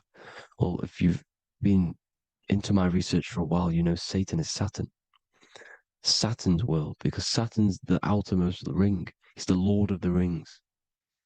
And you enter his kingdom, the kingdom of time. And this is why Saturn's the time god. As soon as you go past the rings of Saturn, you're now in the soul system. You're now in time. You're now bound by space and time. And you're bound to the earth plane, the heart. Earth is heart. It's a rearrangement, it's an anagram for heart. And the heart of the electromagnetic color spectrum is green, and that's why the earth is green. And above green is blue, and this is why the sky is blue. In order to go to heaven on the macro scale, you have to go through the blue sky, through the 7 layers of heaven. In order to reach heaven in your body, whilst you're here, you have to go through the blue chakra to your head, which is heaven. It's micro, macro. Everything is micro, macro inside of this creation. It's an ancient, I think this is a French image, piece of art from the ancient French, with obviously the 7 layers of heaven, which they all depict. And notice how it's like a dome. We'll go into this dome symbolization, the Royal Arch of Masonry, which is next. But these 7 layers of heaven give us the 7 metals, the 7 days of the week, the 7 diatonic tones, the 7 chakras, the 7 everything. It's God's favorite number. And this is why the Masons use the G inside of the compass, because the G is the 7th letter, and God starts with G. You see? So it's 7. God is 7. Here's another depiction of the heart, the soul system, the 7 layers of heaven. La Fermenta. You see, La Firmament, with the stars on the outermost layer. Here are the 7 planets. Jupiter, Mars. La Sophie, the sun. La Luna, the moon. So, Saturn. So we are in the heart of this soul system. In order to ascend, we need to ascend up our chakra system, reach 144,000 hertz, God consciousness, the God man. You have to unfold God man, master of the mind, mastery of the mind. So, what are the stars? The stars make everything unique. The stars are constantly rotating around the center, magnetic North Pole, the tornado at the center, which is stirring everything. It's stirring the ether. The center is the ether, and the 4 elements are born out of this ether. There's 5 elements: ether, spirit, water, air, and earth. The ether gives birth to the 4 other physical elements, which the whole of creation are made out of. About them 4 elements. 4 is the number of stability. You know, a chair, a table has 4 legs. It stables things. It's a foundation, and these 4 elements are the foundation of this creation. You see, and this magnetic North Pole is stirring this, and the 4 vibrational states of the ether are the 4 elements. Now let me get back to the stars. I just wanted to give you that. The stars are being stirred around this center point. Center. It's stirring everything. And they're always in different alignments. Every millisecond they're moving in different placements of the stars. And the planets are called the 7 wanderers because they're not fixed. The stars are fixed. But the planets are called the 7 wanderers, the 7 layers of heaven, because they move faster and slower than each other. Each planet is slower and faster. Has a different rate of speed it's moving. So these alignments are mixing in with the energies of the different 12 constellations. And this is why you have a unique characteristic. You have a unique look, a unique energy, a unique personality. This is because when you were born and you took your first breath, that energy which was in the ether, because the ether is all around you, and energy travels through the ether. The energy that the stars were casting down and the energy that the planets was mixing in with the 12 constellations was in the ether. So when you came out of the womb and your first breath, because breath is spirit, okay? So that first breath you took, that is the energy that is imprinted within your DNA, your soul. And you reflect that energy, you emit that energy. That's the energy that is with you forever until you die, till this physical body dies off. And that's what the stars are. The stars are giving a unique energy, characteristic, personality to every living thing. Every dog, every cat, every animal has a unique personality because it was born at a different time and place in the sky. Okay, the stars are your destiny. Now, the stars are constantly changing as well. If you look at stars through a telescope, they're constantly changing and forming different forms. You can see here, it looks like water. It looks like light through water because it's the ether above us, a sea of ether. And this light is being emitted through it, and it's just constantly changing, giving different energies, each star. So this is why this is what the zodiac is. It's the expression of energy. It's the expression of the stars. And each constellation has many different personality, different energies, different traits. Each planet has different traits, depending where your planets are, depending what energies you hold. No two person have the same energy. There's no one. It could be similar, but no one's the exact same. It's because of the stars. The stars are never in the exact same split place. The planet's always in different houses. So here's some Royal Arch symbolism. Here's the Royal Arch of Masonry, as it says here. The sun and the moon, the constellations. Here's Cancer, the 7 planets, the 7 stars. Here's the Royal Arch. This is the firmament. Here's the duality. Black and white, duality, good and evil, rest and motion, dielectricity, magnetism. See? So this is what the Royal Arch is. It's symbolizing the cosmic dome above us. The womb we're in. We're inside God's womb. And here's George Washington, the Freemason, inside of the Royal Arch. You see? With the G, the Masonic G, God, 7. Here you see another depiction of George Washington with the stars in the dome above his head, his Polaris, the sky vault, Polaris. We'll get into that later. Go inside of all of your ancient churches, you will see the dome. Go to the Vatican, you'll see the dome. All of your ancient churches have this dome because it's the dome above your head. The ancients knew this. This was known. We did not live in space. It was known back then. They all knew. This is Crown Court, which is one of the most important courts in the UK. You can see it's clearly so much Masonic symbolism. You've got the 4 pillars of Masonry. The Royal Arch is like an arrow pointing upwards to Polaris. As the Disney World is under a dome. And his Polaris, the Sky Vault. You see? And also 666 in the symbol. Here's more 7 layers of heaven. Here's an ancient depiction. The firmament. Here's the astral plane outside of the firmament. The Royal Arch. You see? It's everywhere. Here's Polaris, the 8-pointed star.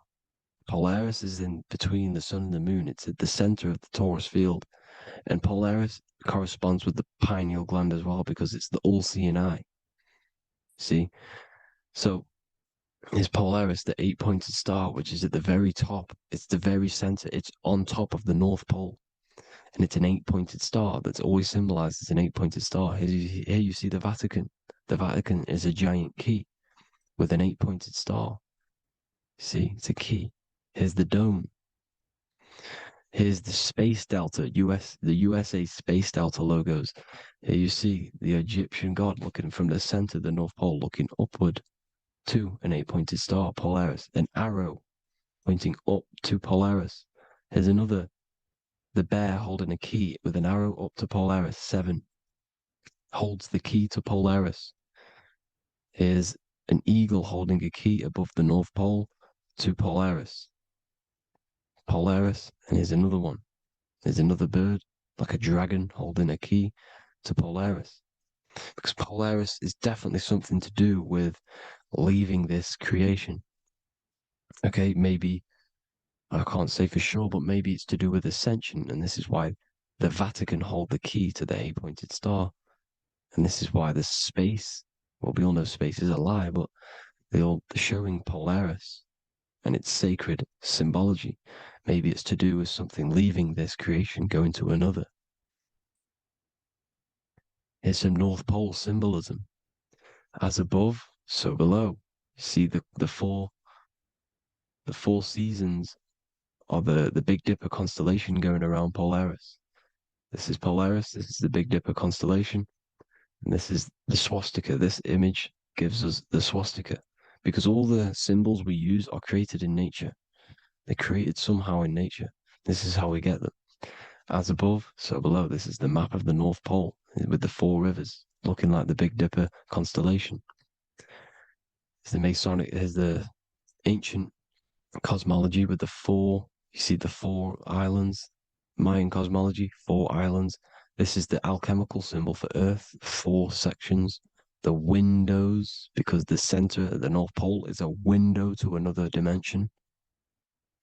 The 4 lucky 4-leaf clover, which is supposed to be lucky. It's just, it's truth in plain sight. And here's Hitler looking at 2 flat Earth maps.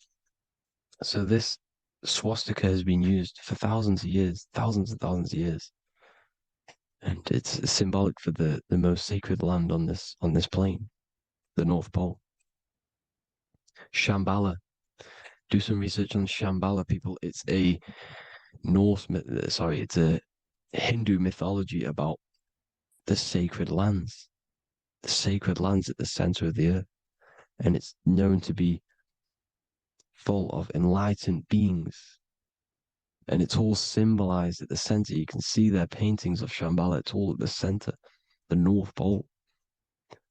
And it's known to be the most godly place ever, because it takes you to a portal to the higher places. And maybe this is something to do with Polaris, connecting you to this sacred land at the very center. But anyways, people, thank you all for tapping in. Hope you all learned something. Have an amazing day. Please follow, subscribe, like, all the links in the description for the courses, the PDF. Please have an amazing day. God bless. Welcome to another lecture inside Ethereal University. In this lecture, you will learn about the death process, you must understand as a spiritual creature that you are, you have a visible nature and an invisible nature. You never truly die. You are an eternal soul experiencing a temporary physical world. The inner world of thought and emotion is eternal, while the outer world of matter is mortal. Everything that is seen is mortal. Everything that is unseen by the eyes is immortal. When you die, your external physical world will be stripped away, leaving only your pure consciousness in its raw form, drifting within the astral plane. So here you see your physical external body and your internal world. And your internal world is your state of consciousness. It's your state of consciousness. Your thought and emotion is one overall state. Okay? So you must understand these planes. You have the physical body, the etheric double, an astral body, a mental body, and the Buddhic body. When you die, you leave the physical plane. Then you will more than likely leave the etheric plane, because the ether acts as like a portal.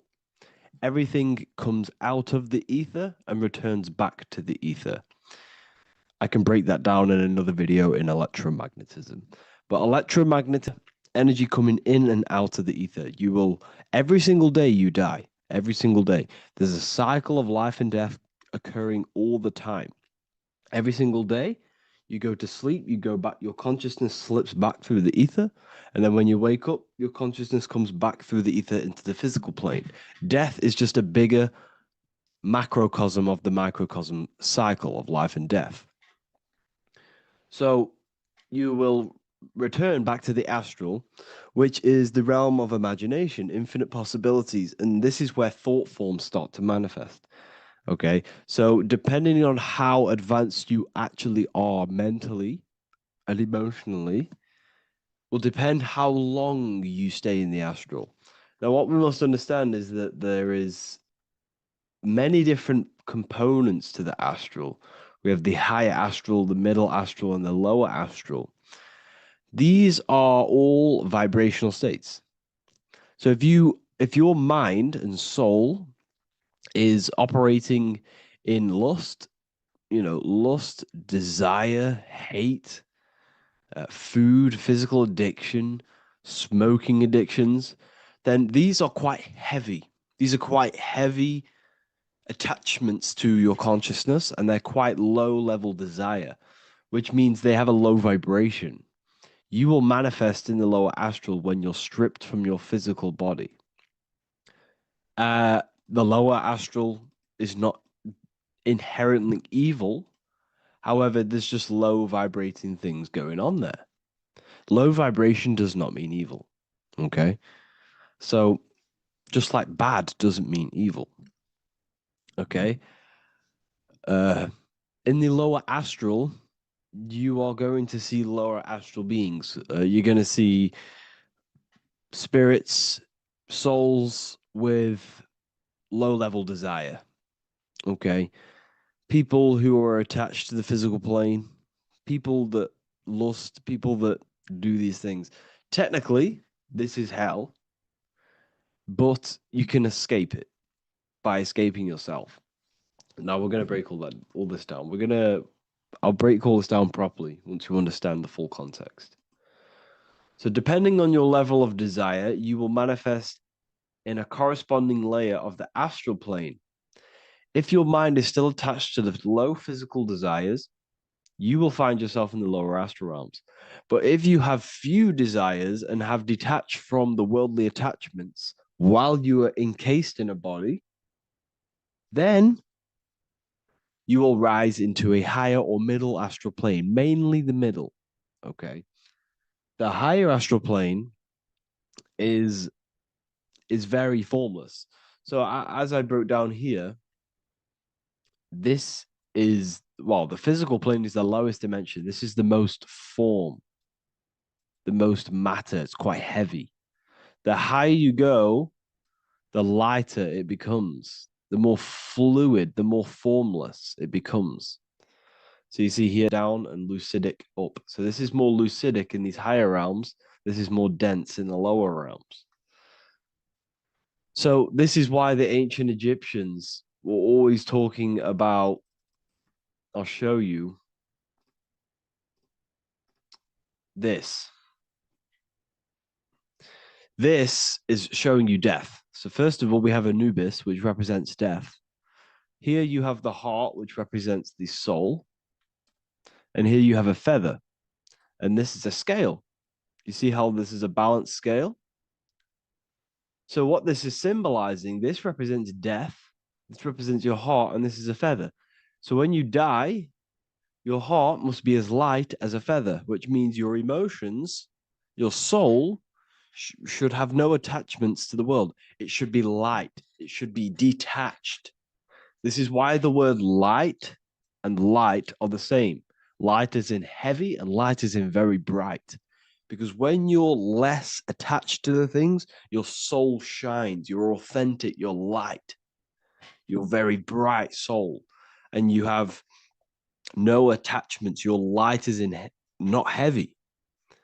So you must detach from the worldly desires. We have to detach from the smoking, the food. This is why we should fast. Smoking, this is why we should detox. We should also meditate. We should also be able to sit with ourselves for long periods of times. Okay, I'm going to break all this down properly. But that's why the Egyptians show you the symbolism here. Okay. So you're stripped of your material body. So that state of consciousness you're in right now, your inside world, if you shut your eyes, that state you're in, that is what you're going to experience when you die. Okay.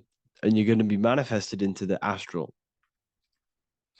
In the physical plane, you can mask or hide almost anything.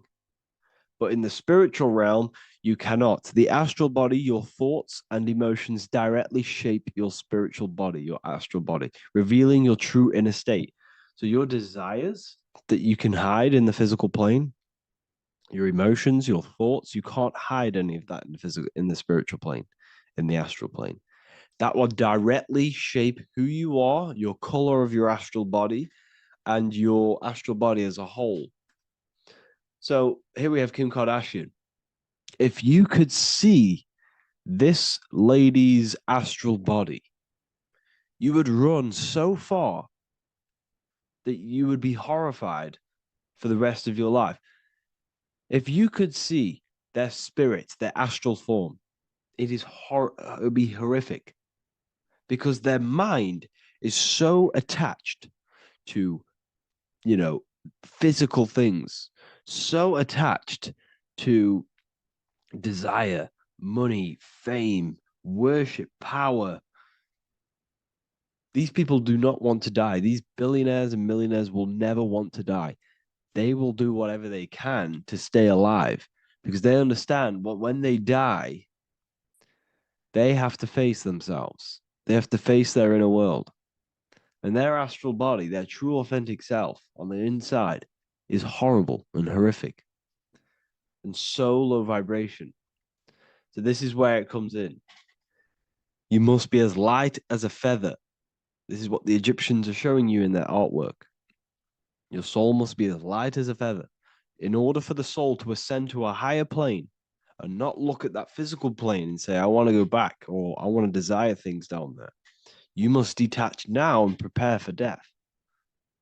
Hell is not a place. It's your own personal suffering born from within. If your mind and soul are deeply attached to mental fixations, emotional wounds, and physical addictions tied to the material world, that pain will follow you into the astral. This is your true judgment day. You judge yourself when you die. You see your authentic self. There's no hiding. Right. Imagine right now that you that everything you cling to was stripped away. No matrix, no electricity, no food, no TikTok, no phone, no possessions, no distractions, no one else. Could you sit alone with yourself for just 1 hour? Could you sit alone with your thought and emotion?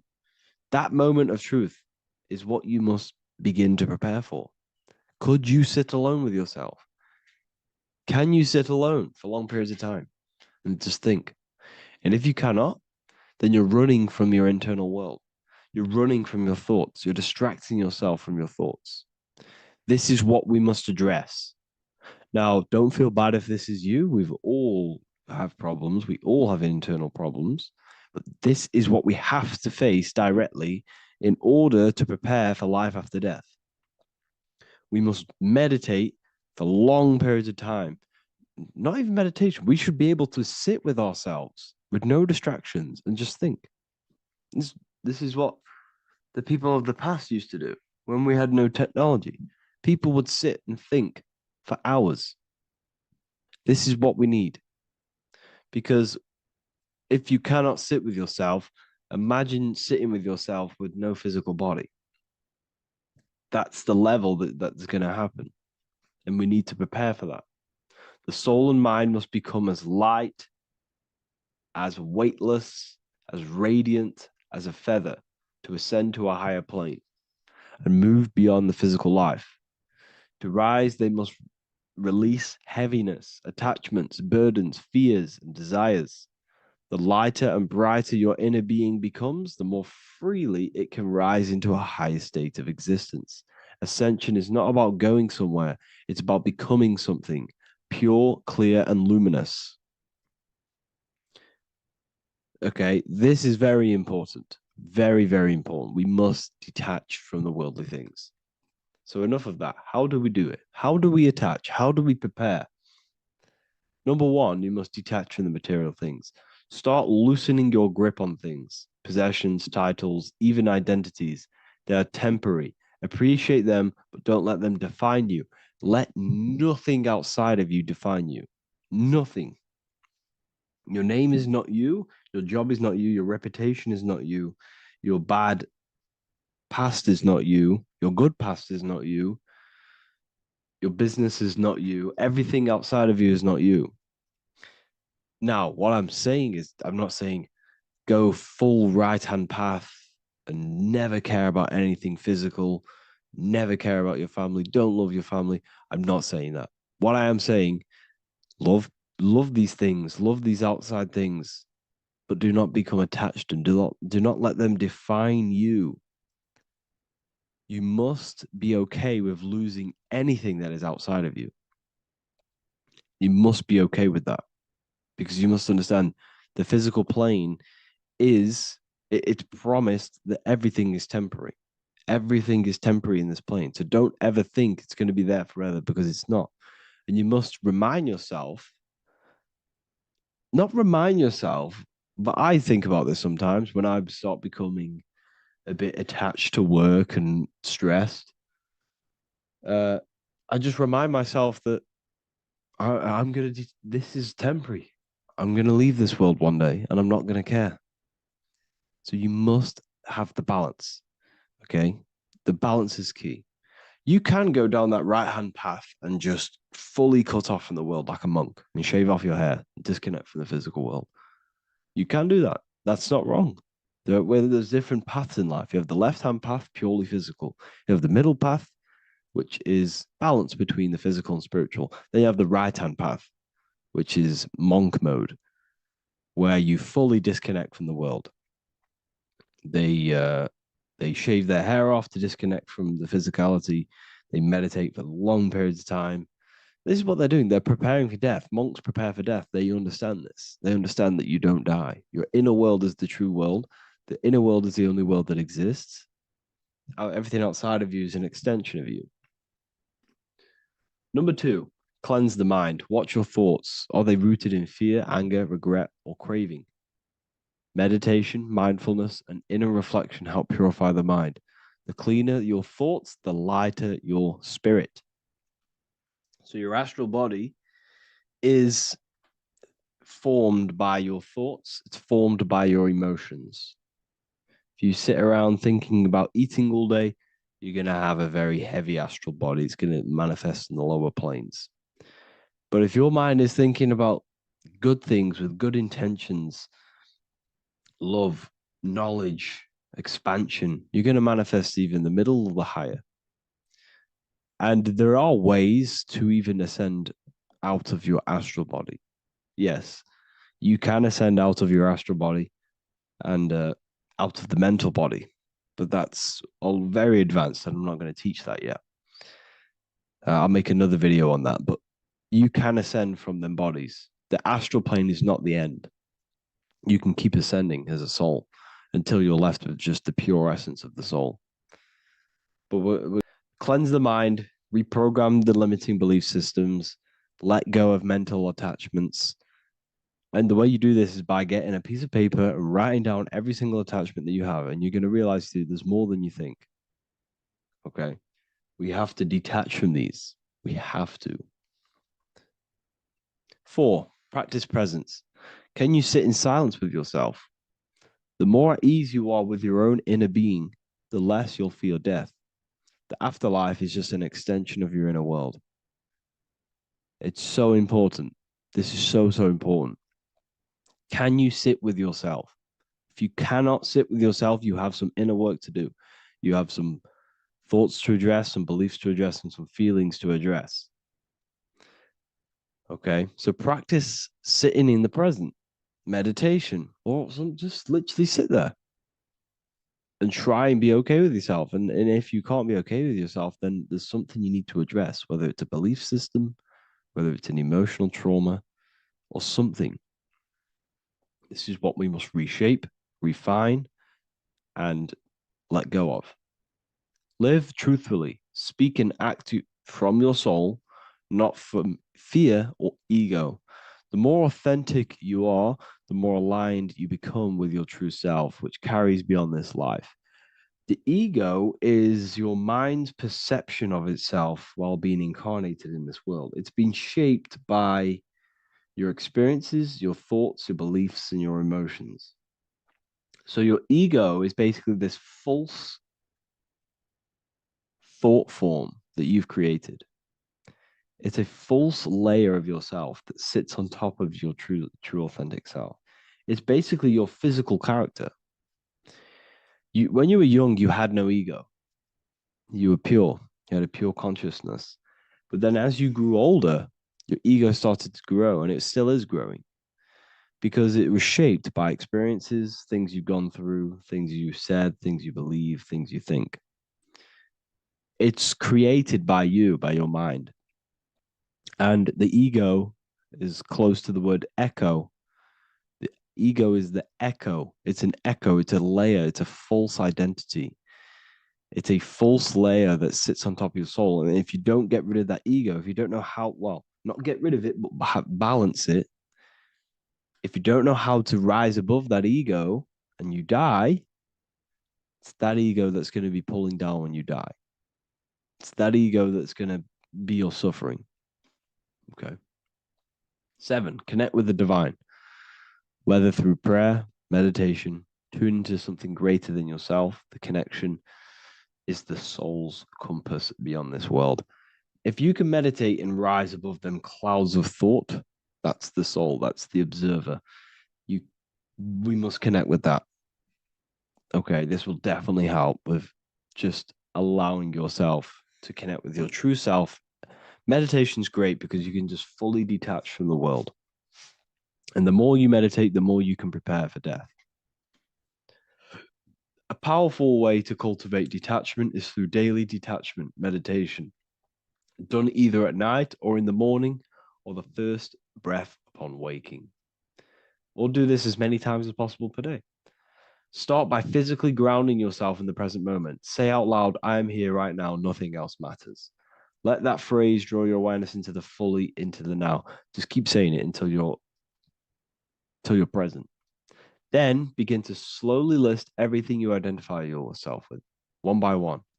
I am not your body. I am not my body. I am not my name. I am not my possessions. I'm not my house. I'm not my children. I'm not my everything. I am not my thoughts. Release each layer gently. Imagine, if you want to, if you have a good imagination, imagine placing these things into a big box. Placing your body, placing your name, placing your possessions, placing your house, your car, your thoughts, your beliefs into a box, and then shut that box. If you have a good imagination, do that. That can help. And you'll be left with yourself. And you're not even that. It goes even deeper. Eventually, you'll reach the mind itself. Detach from the language that the mind is even using. Now, that's very difficult. And not many people have ever thought about that, and they've ever even been there. Detach from the language that the mind is using. Think about that for a second. Your mind is not what you actually think. It goes very deeper. Your mind is not that little voice. It's that voice that the language is using.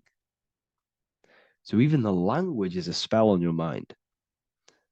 Okay, it's an attachment. Eventually, you'll reach the mind itself, detached from the language it uses, the voice in your head, the need to define. What remains is something beyond thought and beyond words. I can't even describe what's left, because words, once the language is gone, it's purely metaphysical. All I can say is pure awareness, and it's symbolized. This is why symbols are so amazing, because they can symbolize things that are beyond words. A flame, it's just a flame, and you won't be able to understand that until you've been there. It's just a flame. It's pure cause. Words can't describe it. You'd have to experience it. Connect with this essence daily. This is truly who you are. So this is a great way to detach. We can do these detachments every single day through meditation. This will definitely help over long periods of time. Of course, you're not going to be ready tomorrow for death, but just try and prepare for these things. This is the whole reason people used to meditate. It's the whole reason why people do these spiritual practices, because they understood that this plane is temporary and your soul moves on from this plane. And you'll never truly believe in the soul until you experience it. So I can show you these things, but you must go out and experience it. The soul is real, but you won't understand unless you cast off everything else. Okay. So I hope this video helps. It's a very deep video. I'm going to be making more of these stuff, of more self-mastery. And of course, we've made the self-mastery section now. So I'm going to start filling up this place with lectures. And I think it's a great time to start this, because a lot of people have been asking on how to master yourself, prepare to death. So hope this video helps. See you in the next one. The Freemasonic square and compass is not just a symbol that represents Freemasonry, a lodge, or a secret society. It is a symbol of gaining your own personal power. Now, in this video, I'm going to be breaking down this symbol in the most detail I can possibly go into. Most people live in a state of illusion. They live their life impulsively, acting based on their five senses, tasting. They want to feel a certain thing like an orgasm, or they're basically just slaves to external things and their five senses, which leads to a very dark path where you'll never actually become a conscious creator and you'll never actually be internally happy. The Freemasonic square and compass reveals some deep wisdom about this. Now let me break this down. If you want to gain your personal power, listen up. The Freemasonic square and compass is a compass which is used to create circles. Now, if you notice something about the circle, they have no beginning, no end. You can't tell where it begins and ends. It's eternal, which means this represents consciousness. Now, if you don't know what consciousness is, if you close your eyes, you have an internal world. You have thoughts, emotion, visualization. This is all consciousness, spiritual. Then we have the square. The square creates squares or lines, which represents matter. It has a beginning and an end. You can quite see where the beginning of the end is, right? So we can even link this to Leonardo da Vinci, the Vitruvian Man. We see the man in the square with the circle. The circle is the eternal consciousness, and the man is the square, limited to the physical world. But consciousness is not limited. That's why it's outside the square. This is eternal. The body is mortal. The body will die.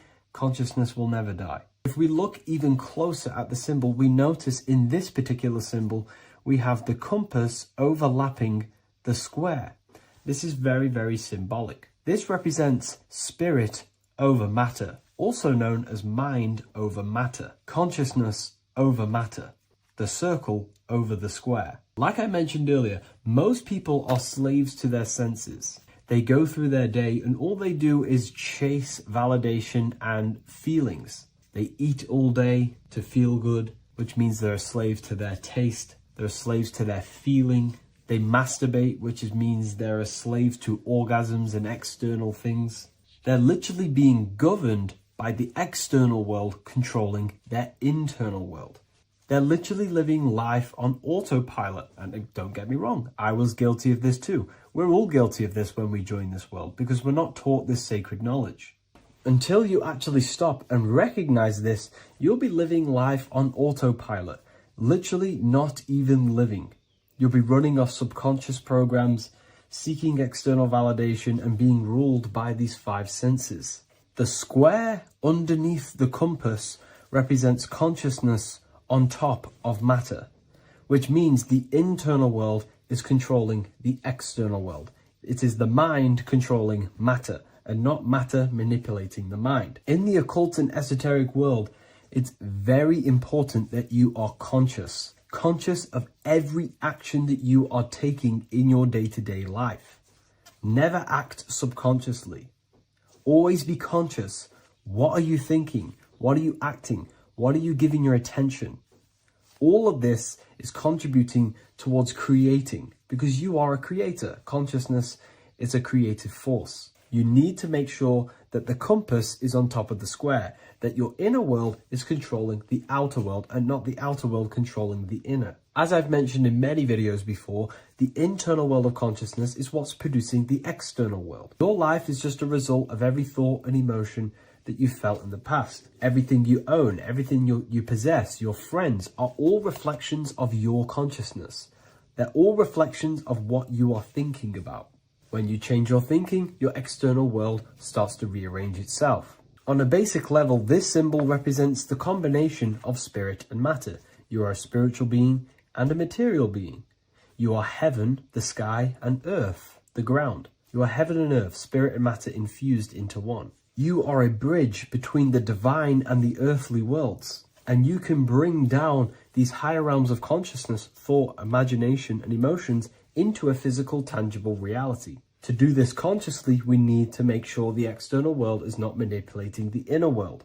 Because if your internal world is being controlled by external circumstances, for example, you have a circumstance happen in your reality, an emotion triggers inside of you, and that emotion is a command to create more of that. And the thoughts that you think are creating more of that negativity. So it's a constant cycle of negative manifestation if you let the external world control your internal world of consciousness. So we need to make sure the compass is on top of the square, that the internal world are commands and not reactions to create your external reality. And not only just to create, but to actually enjoy life. If we let the external world bother our internal world, this means that we have some sort of mental or emotional attachment to the external world.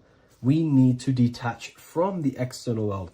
Why do I say that? Because it's temporary. It's an illusion. We are going to die one day, and none of this will matter. You need to understand that everything in this world is temporary. You have to be okay with losing things, losing family, losing things in this world, because it's guaranteed to be temporary. We need to make sure the internal world is order and not chaos, commands and not reactions. Now, at the back of the Book of Wisdom, Volume 2, the book that I've wrote here, I go over the different meanings of the different arrangements of the square and compass. Sometimes we see the square overlapping the compass, which is the opposite of what we've just broken down.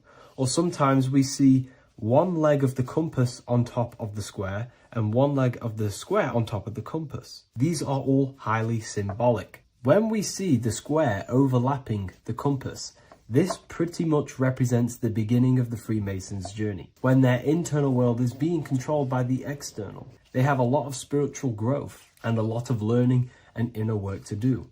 Now, when we see half and half, one leg of the square on top and one leg of the compass on top, This represents the Mason's gradual emergence from the material realm into the spiritual. This interplay of symbols reflects the process of gaining greater light and knowledge as the Masons ascend from material concerns towards spiritual enlightenment. And of course, we've just broken down what this means. This represents spirit over matter.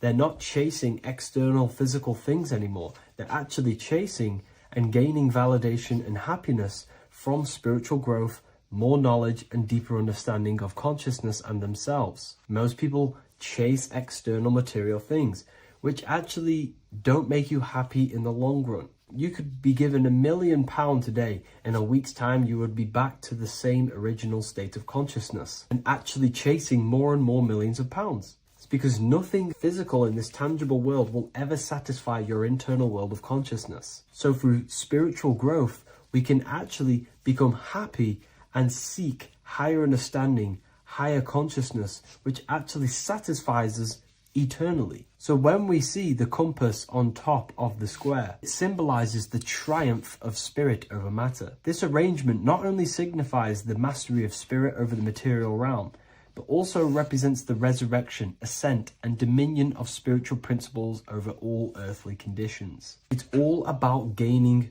personal power and spiritual growth. It's all about spiritual evolution, going from matter to spirit.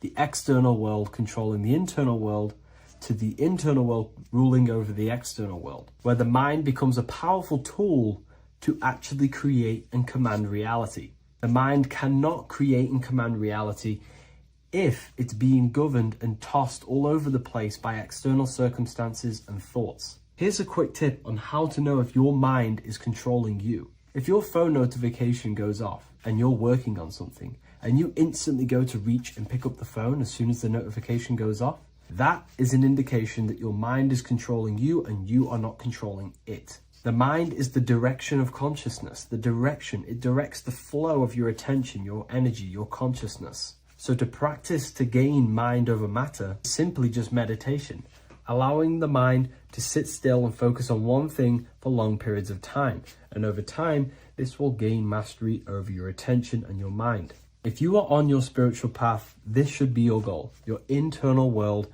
becoming the master. The mind becoming a vessel for you and not a vessel controlling you. It needs to become a command center and not a reaction. Please like, share this with a friend, and subscribe to the channel if you're new. Leave a link in the description for the Book of Wisdom Volume 2.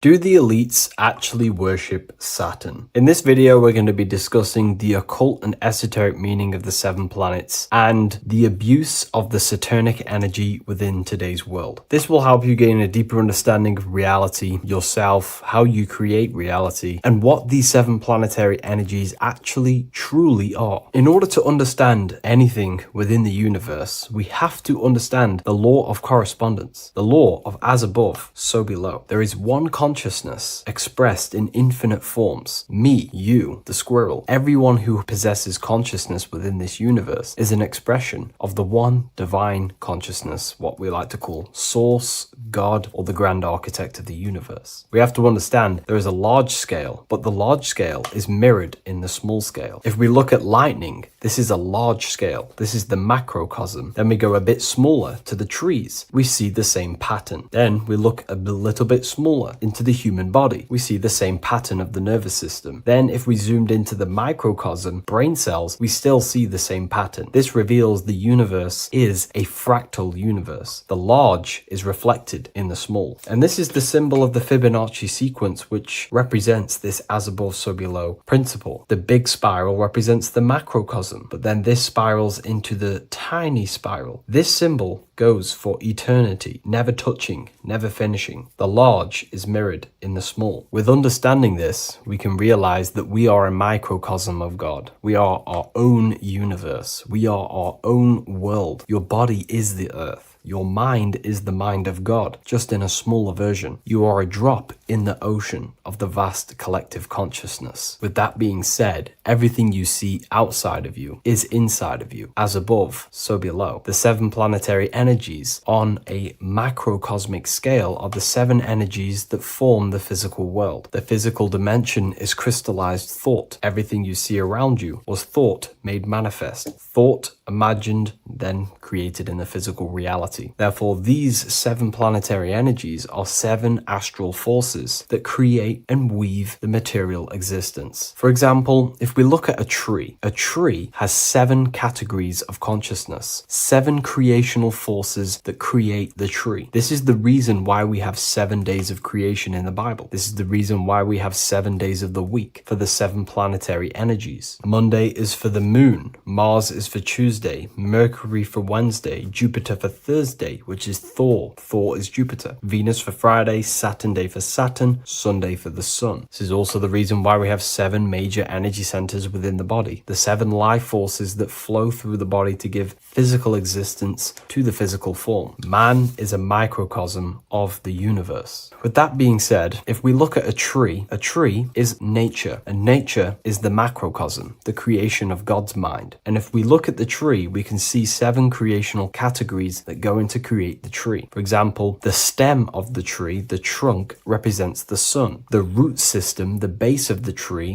where the tree grows out of, is Saturn. If we look at the fruit of the tree, that represents Jupiter. The smell, the look, the colors of the tree, that's Venus. How the tree communicates with other trees through the root system is Mercury, the intellect, the intelligence, the communication. The leaves of the tree is the moon. The defense mechanism of the tree, how it defends itself from infections and other territories, is Mars. So we can see all physical matter, all physical creation demands these 7 categories of consciousness, these 7 planetary forces. But again, that is the macrocosmic scale. The macrocosm is reflected in the microcosm, which means you have access to these forces, these 7 planetary energies, and you use them to create anything in reality. You've been using them maybe unconsciously your whole life. For example, this book that I've created, the Book of Wisdom Volume 2, you can find it in the bio if you're interested in reading it. It has the 7 planetary forces that go into this tree, into this book. I used the sun, which is my passion and my drive to take actions. I used Mercury, which is my intellect, my thinking, my communication. I used Venus, the layout, the look of the book. I use Mars, my defense of my work, my trademark, my copyright. I use Saturn. Saturn is my time, my discipline, my attention. I use Jupiter, which is the why, the reason why I created it. I used the moon, which is my care. My care is the generative force. Whatever you create in your reality is because you care. You care about keeping a house above your head. Therefore, you go to work and earn money. Care is the driving force to create anything in reality. What you see right now watching this video is because you care about watching this video. If you lose care about watching the video, you will turn it off and continue to do something else. All creation demands these 7 forces, hence why we have here a midsection. Sometimes we see the symbol of the earth, which is a circle and a cross in the middle, because these 7 forces create earth. But again, this video is specifically aimed to Saturn. We're going to be discussing Saturn's Saturnic energy because there is a lot of misunderstanding in today's world. And I'm going to give my perspective and my research on the energy of Saturn and how we use it and how it's being abused in today's world. Saturn externally, because remember, we have an external world, an internal world, a macro and a micro. Saturn externally in the material plane governs the foundational and enduring aspects of existence, such as the roots of plants, the bones of our body, even the insects that dwell beneath the ground. It represents the dull, hard, unyielding forces of life, symbolizing structure, limitation, and conditioning. Under Saturn's influence, things become rigid, bound by the god of time, bound by restriction and boundaries. In Roman mythology, Saturn is revered as the god of time, ruling over the cycles, beginnings, and endings. This connection with this emphasizes Saturn's role in marking the passages of life, aging,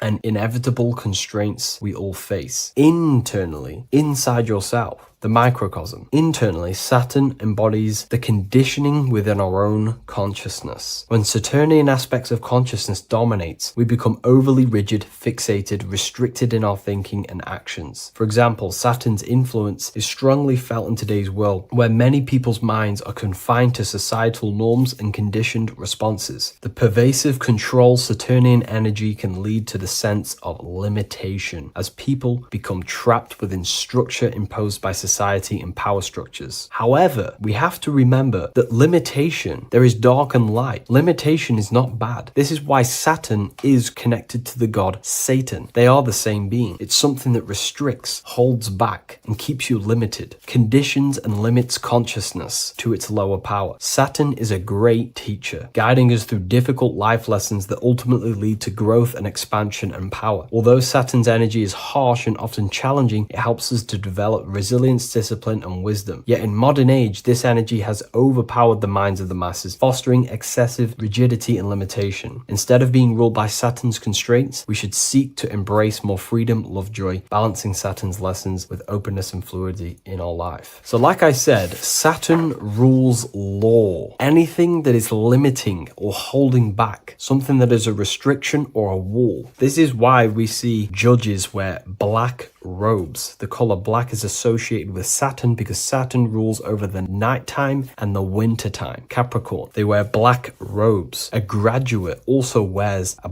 black robe with a black square cap on its head because black is associated with Saturn, restriction, limitation. University graduates wear this. Personally, not to offend anyone, these educational systems that we have in today's world are not here to give you power, to find you the power of consciousness or yourself. They are simply to restrict you, to keep the mind limited in a certain belief system. That's not to say the things in university are completely useless, but what I'm saying is it is a conditioning by the educational system. And if we actually look at the top of the hat, it's a square over a circle. And in Freemasonry, we see the compass on top of the square. In Freemasonry, we see the square underneath the compass on top of the square. The square creates squares and the compass creates circles. So this is symbolizing the square, which is matter, the circle, which is spirit, matter over spirit when it needs to be spirit over matter. This is a symbol of conditioning, limiting the mind into being locked in the five senses and base consciousness. Saturn's energy is keeping people restricted. This is why there is so much Saturn symbolism in today's world, because Saturn is anything to do with limitation, restriction, and time. All of the systems in place are to limit our minds, to keep us on base consciousness, only thinking in a limited box, only thinking and aware of the five senses. In base consciousness, in animal nature, one only thinks according to their senses. When they have a sense, their mind thinks. This is an affect state of consciousness. They're living in the affect. We need to understand that in base consciousness, we have no true power to create. We're simply living in cycles of affect. Now, what do I mean? The physical world is the effect. It's already manifested and cannot be changed. Our consciousness needs to rise to become a cause instead of playing around and being lost in the effect, to become a co-creator. And this is what the system does not want you to do. It does not want you to become a conscious creator. So they keep you in base consciousness, not giving you the awareness that you are literally a god creating a world right now. You are a world and you are shaping the world. Our consciousness needs to be mastered, controlled, and then we can become a conscious creator instead of running around in the world of illusion and effect. As above, so below. What happens in the mind happens in reality. We do not want to be matter over spirit, which means the external world over the internal world. We need the internal world to rule over the external. Saturn's symbolism can be symbolized as a black cube. The cube symbolizes this physical world because everything has 6 sides. We can move forward, backward, left, right, up, and down. We are in this cube. This is why we say think outside the box. Thinking outside the box means to become a cause and not an effect. The mind needs to be a cause an instruction center and not just thoughts that are reinforcing the effect and lost in the effects of the material world. Instead of reacting, we need to become a commander. This is a symbol of conditioning and the physical plane. Black is dull, lifeless. The physical world is lifeless. It has no power to create. It has no power to do anything. It is simply a projection and an effect. You, the mind, consciousness, are the cause. You can create the effect. In today's system, Saturn's energy is heavily relied on, which is just simply man-made laws, restrictions, time wasting, and keeping people in base consciousness, only aware of the physical five senses. Let's get something straight about the elites. They do not worship Saturn. There is nothing to worship. They simply use the energy of Saturn to keep people limited. They're not using the planet Saturn, but they're limiting people in their belief systems and physically where they can go, restricting boundaries, countries, restricting people's minds through mass media, which is all symbolism of limitation and restriction of Saturn. They're not worshipping it, they're using it and abusing it. Saturn could be anything in your mind that keeps you limited. If you have a limited thought that does not allow you to take action on something, that is a Saturnic energy within your own mind. Anything that is indoctrination, anything that is boundaries on you, that is a Saturnic energy. Some people say that the Saturn and the moon are working together to trap our soul. This is highly symbolic. Saturn and the moon are not forming a matrix to trap your soul and keep you reincarnated. Again, this is symbolic, and in the esoteric version and understanding of this, we can see that they do have a relationship. The moon is our subconscious mind, and Saturn is restriction. If we have restrictions and belief systems in our subconscious mind that keep the soul locked and trapped only in these five bases, these five senses, then we will think and condition ourselves that we are only the physical body and never actually free ourselves from the material world and ascend. Saturn and the moon are not working together, but these are highly linked. By limiting the subconscious, we keep people stuck in base awareness, keeping them locked in the world of effect, never becoming a conscious creator. We have two spiritual currencies, time and attention. These are the two currencies that we spend. We spend time or pay attention. These are the two spiritual currencies that pretty much create our reality. And the system aims to hijack these two currencies from you, to limit you, to dominate you, so you do not become a conscious creator. So again, no one worships Saturn. It's simply just a symbol of limitation and restriction. Limitation has good and bad. Limitation can make us learn, overcome, become strong, disciplined, but when it's abused, it can keep people locked in base consciousness and stuck in their lower nature, never figuring out how powerful they are. You hold the power to shape a world. That's how powerful you are, to turn thoughts into physical existence. I'll see you in the next video. Please leave a like, comment, and a subscribe. Welcome to Revival of Wisdom. Welcome people. We're back with another video. And this video is about Freemasonry and their connection to the Illuminati. Please, as always, to make sure to hit that like and the subscribe button and turn on the notifications to never miss a video. On May the 1st, 1776, the founder of the Illuminati, Adam Weishaupt, founded this secret organization, and this date can be found in Roman numerals underneath the all-seeing eye pyramid on the $1 bill. This $1 bill also says Anut Coptus Novus Ordo Secularum. This is Latin for announcing the birth of the New World Order.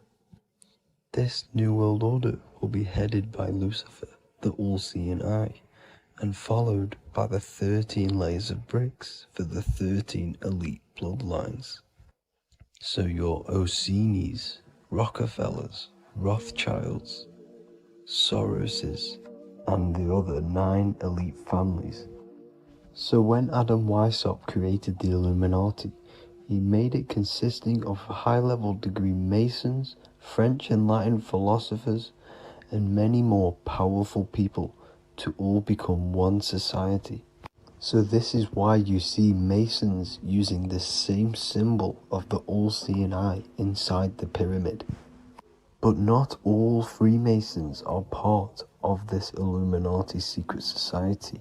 As the 33rd degree Freemason Manly P. Hall said in his book The Secret Teachings of All Ages, Freemasonry is a fraternity within a fraternity, an outer organization concealing an inner brotherhood of the elect. So what he's saying here is that Freemasons have to go up the degrees of Freemasonry, and once they hit the top, they either get elected or not into these secret societies like the Illuminati, Skull and Bones, and Knights Templar.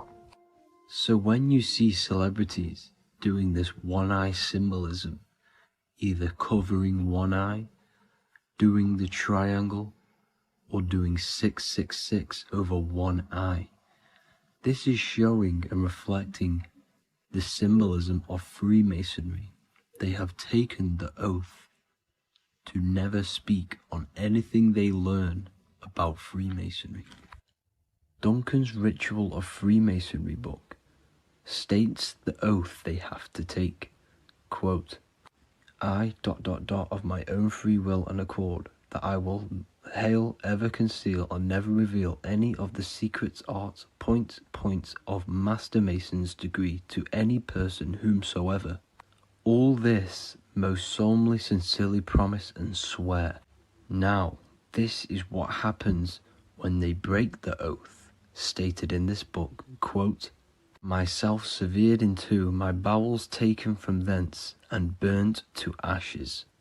So this states that Freemasonry comes first, before any law of the land. It has the right to kill you if you break your oath.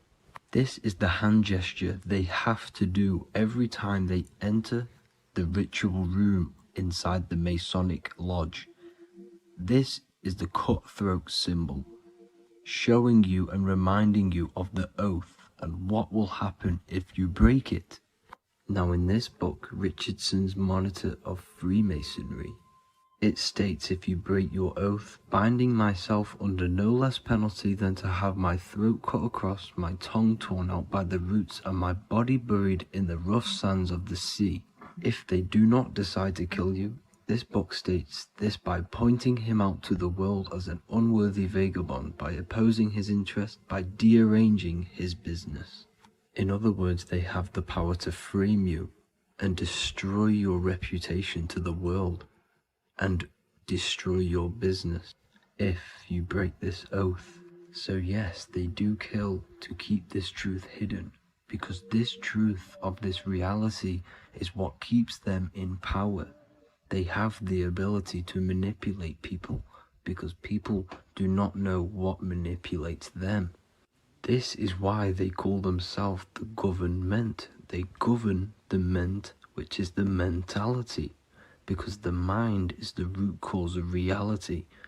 They control what you perceive to control what you manifest.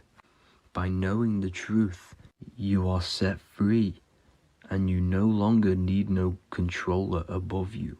So this is why they are willing to kill and do whatever it takes to keep the truth concealed within these high-level degrees of masonry and these secret societies. However, going back to Manly P. Hall's book, it states, part of the symbols are displayed here to the initiate, but he is intentionally misled by false interpretations. So this is saying even Freemasons are intentionally misled and told lies to conceal the truth, to make sure the truth is hidden in the high degrees of masonry. So that's it for this video, guys. Thank you all for tapping in. Please leave a like and a subscribe. God bless.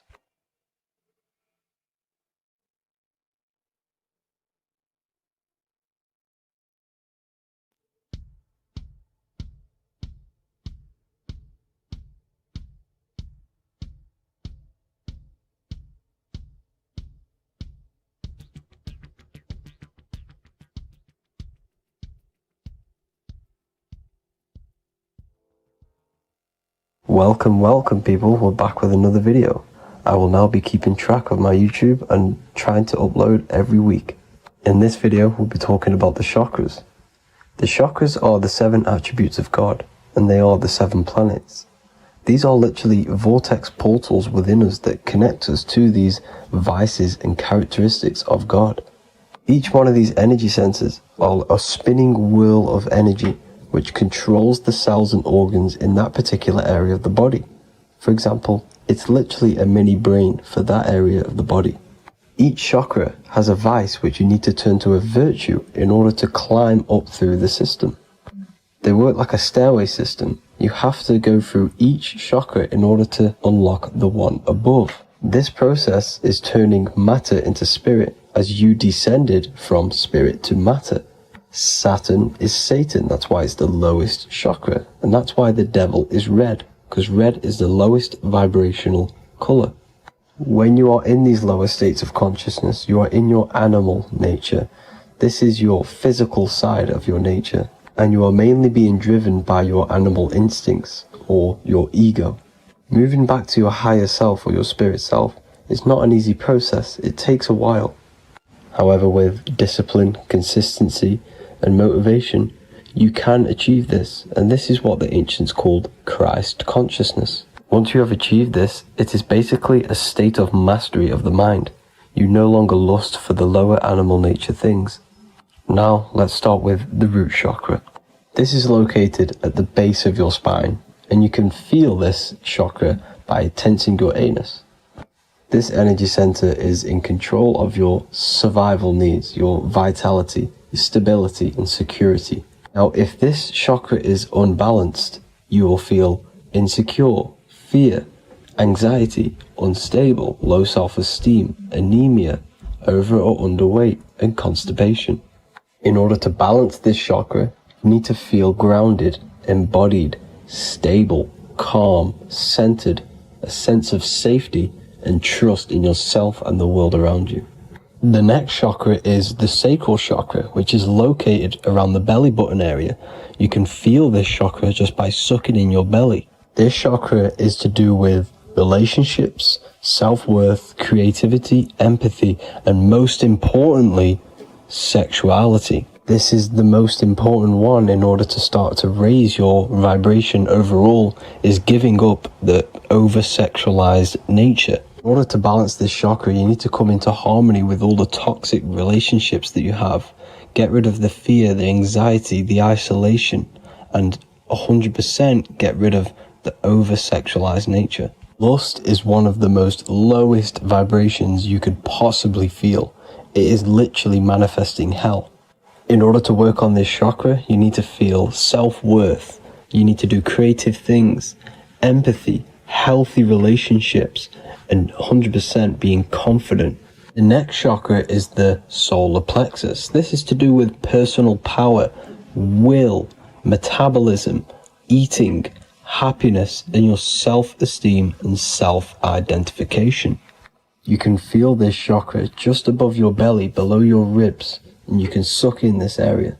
If this chakra is blocked, you will feel lack of confidence, difficulty in manifesting your desires, low self-esteem, misuse of power, misuse of dominance, weak will, and shame in yourself. Biggest one for this chakra is overeating, as it's to do with metabolism. If you are overeating, you are literally unbalancing a lot of your lower chakras, not just the solar plexus. In order to work on this chakra and balance it, you want to have a positive self-identification. You want to feel happy, a happy self-esteem, effectiveness to people, not overeating, and a strong willpower. Now for the heart chakra, one of the most important chakras. Chakra is to do with love, understanding, trust, hope, openness, compassion, balance, and forgiveness. The most important because your heart is the tree of life in the body. It is the center of the toroidal field. It is the most powerful chakra. Your heart is 5,000 times stronger magnetically than your brain. Once you have hit the heart chakra and you start surpassing the heart chakra, you are now turning matter into spirit. as the lower three chakras are dense and physical, and the above the heart chakra are turning to spirit. As you can see already, this is a hard and long process of working on yourself physically and internally. The symptoms of a blocked heart chakra would be lack of love or too much love, difficulty to accepting or giving love, lack of compassion, loneliness, and lack of emotional fulfillment. Finally, a lack of connection with a divine or to nature. In order to balance this chakra, the most important thing and the most powerful thing you can do is loving people, accepting and giving lots of love. Second most important thing to balance the heart chakra is balance. You need a balanced life. You need balance in all aspects of your life. Now for the throat chakra. This is a very important chakra as it's to do with communication. A symptom of this being unbalanced is a lack of self-expression and putting on a front all the time, acting with the ego. In order to balance this chakra, you need to constantly self-express yourself. You can't be putting on a front. That voice inside your head, you have to let it come outward. Don't just block it off with a wall. Self-expression will lead to you gaining friends who actually like you for being you, and not these fake friends that you have to put on an ego for. In order to balance this chakra, you need to express yourself, express the word that's within you. Don't be lying to people, don't deceive or be deceptive. The next chakra is the third eye chakra. This is starting to get very advanced and you are coming very close to spirit. Just before we head on, I want to announce the PDF is now available, containing all the presentations I've ever made, all into a condensed 38-page PDF. The link will be below this video for you to access. And if you want to learn how to create reality using your mind, how to attract your desires, how to get out of the situation you are in, the link will also be there for the Manifestation Mastery course. Now for the third eye chakra. The third eye chakra controls the pineal gland, which is your first eye. It's to do with your psychic abilities, channeling, telepathy, astral travel, visions, and connection to the higher self. You need all of the chakras aligned to get the full potential out of your third eye or pineal gland chakra. For example, if you're astral traveling and you fear something, you will be instantly shot back to your body. So you need to master all of the chakras before you go on and try and do these higher spiritual activities. Symptoms of the third eye chakra being blocked is lack of imagination, lack of vision, lack of concentration, blocked or clouded intuition, can't see the big picture, and especially overly reliant on logic and intellectual thinking. A good way to work on this chakra is imagining things, vision things. Trust your intuition at all times. Always follow that inner voice. Cut out the tap water which contains fluoride. Fluoride blocks the pineal gland. And cut out all junk food because all of this is affecting your pineal gland. When in meditation, you want to focus your eyes and your attention to the center of your head between the two eyebrows. This is where the pineal gland is located. This will help and awaken the pineal gland over time when you keep doing these meditations. Finally, for the crown chakra, this is to do with universal consciousness, all-knowing, enlightenment, cosmic connections, the God source. This chakra is blocked by being cut off from spirituality, plagued by the senses, being tricked into the five senses and being tricked into thinking you are the body.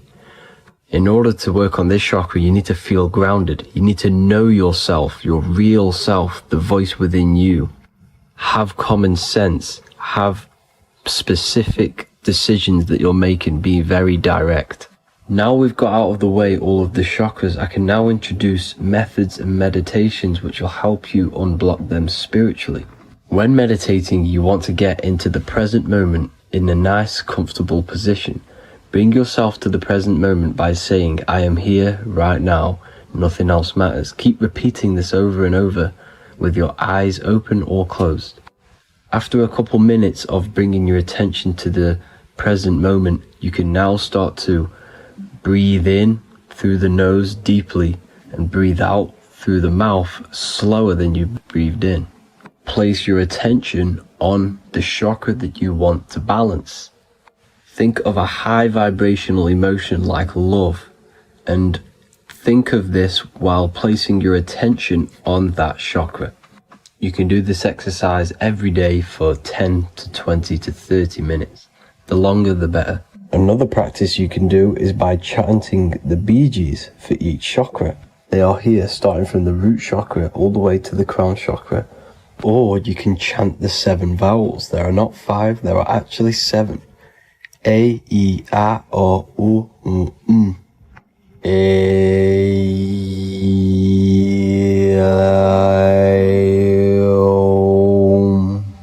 This is the proper way of pronouncing the 7 vowels.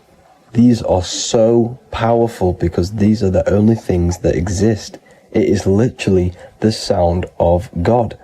By pronouncing them right, you can actually create a lot of power within you and align your chakras. That's it for this video, people. I'd appreciate a comment and a like to help the algorithm. I appreciate you all. Love and light.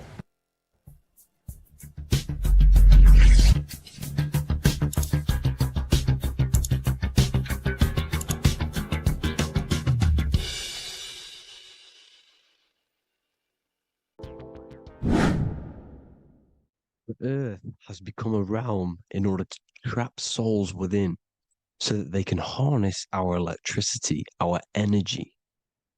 Even the Bible is talking about how this realm is controlled by the wicked one in John 5:19. We know that we are the children of God and that the whole world is under the control of the evil one. Ephesians 6:12.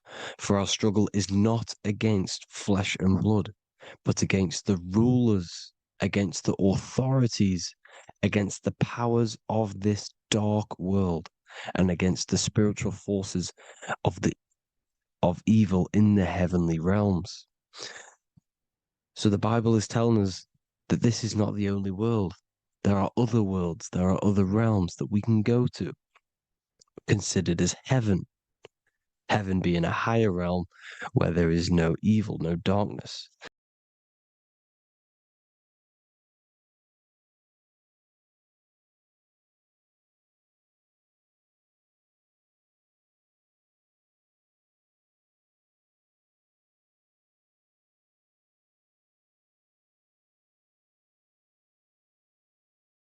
Welcome to Revival of Wisdom.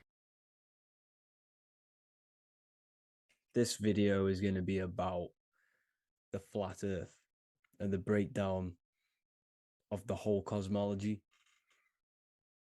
We're going to be digging very deep. I've got a lot of pictures and images to show you, and a lot of dots to connect. So let's start with the Freemasonry art. So this artwork we have here is the Freemasonic cosmology as they know and believe. So what is it symbolizing? We obviously have to start off with the 4 pillars representing the 4 corners of the earth. The 4 corners with duality. You see, there's everything on earth. There's good and evil. Good, evil, positive, negative. Good, bad. This is the checkered board. This is what it symbolizes. Okay. Obviously, we have the sun, the moon. The sun gives you energy. It's the anode. The moon is the cathode. It's the opposite. It takes your energy. So therefore, you become sleepy when the moon comes out. You see, everything on Earth, everything in the universe is balanced. There's complete balance symbolized by duality. There's always 2 opposites. We have the all-seeing eye, and obviously 7 stars representing the 7 planets, but not planets as in we know planets. They're not physical spinning balls of gas. They are energies. They are lights emitting from the realm above this realm. They are lights through the firmament, through the electromagnetic field. So let's go through that again. The four corners, duality, positive and negative, cold, dry. Everyone on Earth has an opposite. Everyone, there's two. Okay, and then we have the sun, the moon, the 7 planets with a 5-pointed star. What's the 5-pointed star? Of course, it's the 5 elements: spirit, water, earth, fire, and air. Okay, that's what the 5-pointed stars symbolizing, the 5 elements of earth. And then, most importantly, we have the compass. The compass is very, very important, hence why it's in the center. The compass is symbolizing many, many things. And one of the most important things, but we'll get into that after. We have a boat with water outside of the earth. So we have a boat on water, symbolizing the waters separated by the firmament, the waters above, separated by the firmament from the waters within the firmament, the earth.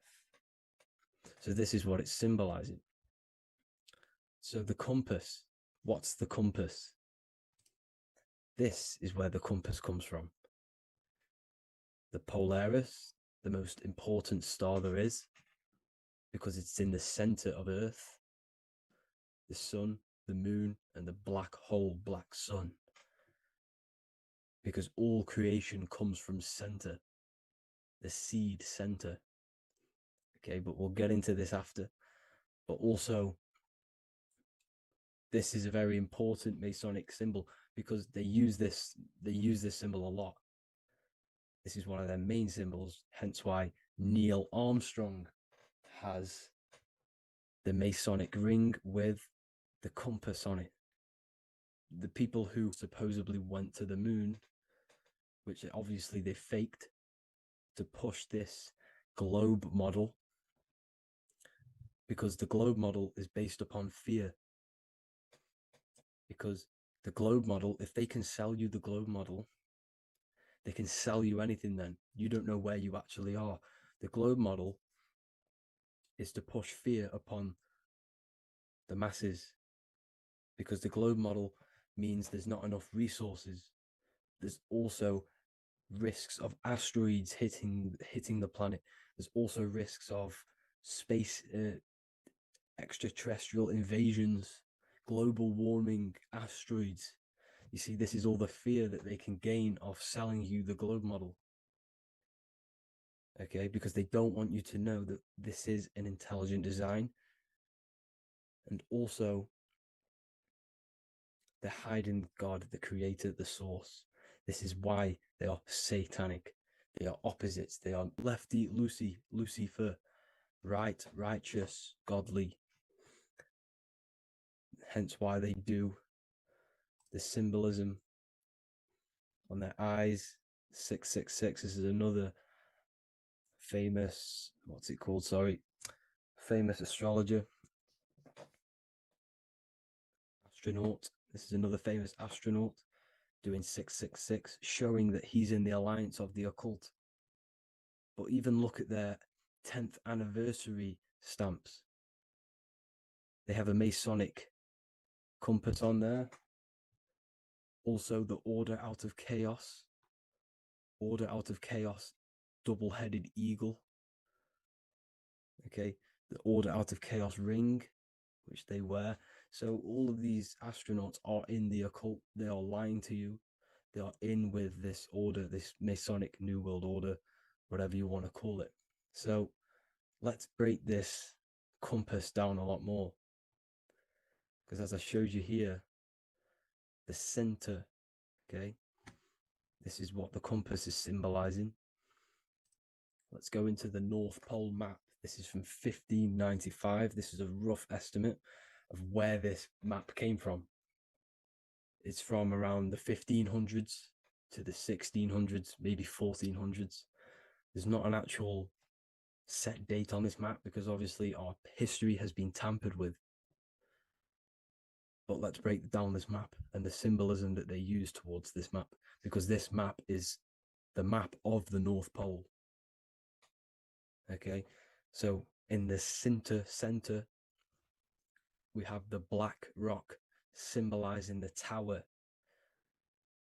the pole, North Pole. And what's on top of the North Pole? Obviously, it's Polaris. North Pole and Polaris. Okay, with the 4 islands around the center. Okay, 4 islands around the center.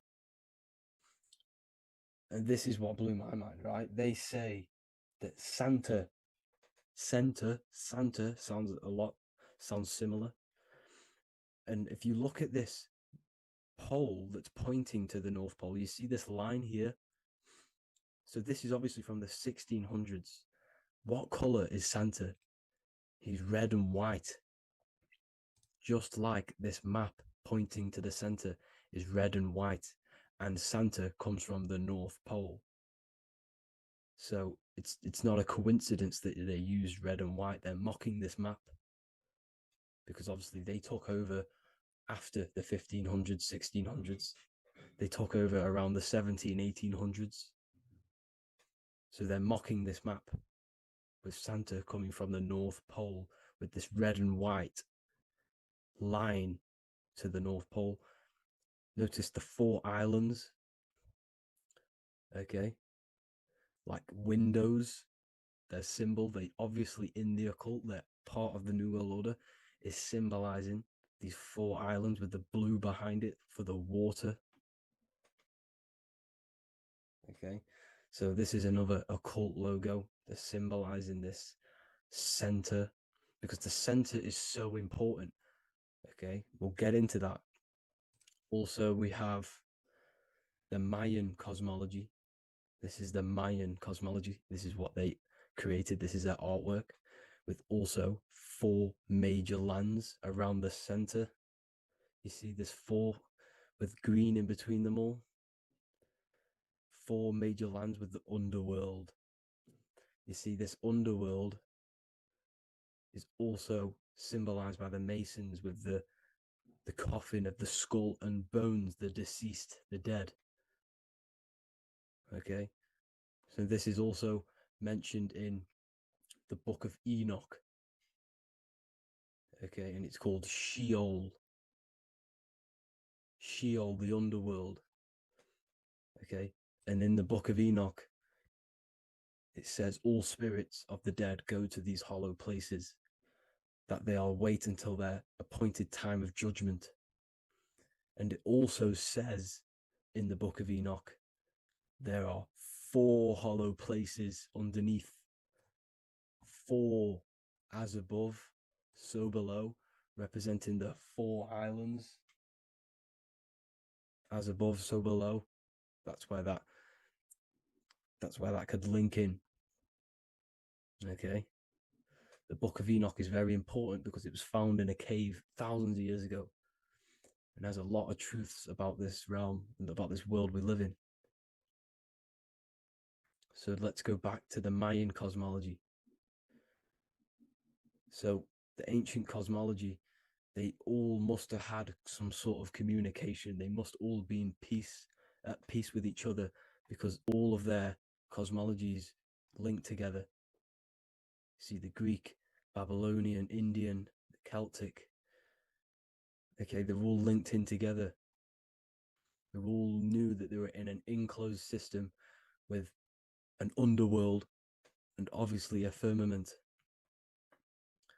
Okay, so this is what they all knew. They all must have had some sort of communication. They were a lot more advanced than us. They knew the center of the realm.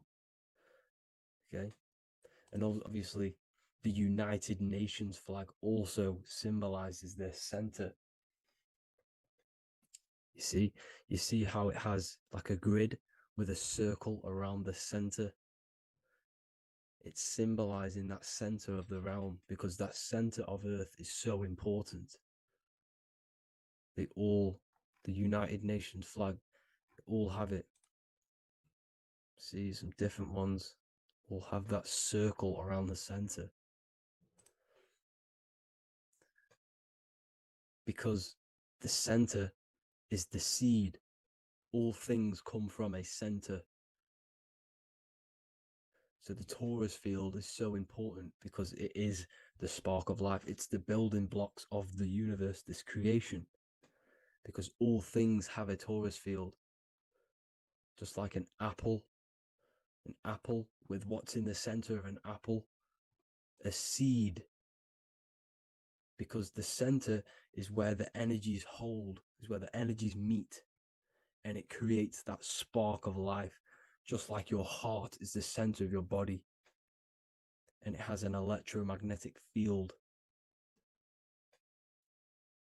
Because the center, all things come from the center. So this is why the North Pole is so important, because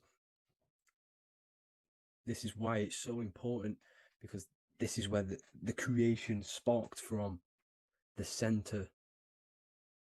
This is where the most electromagnetic energy is stored.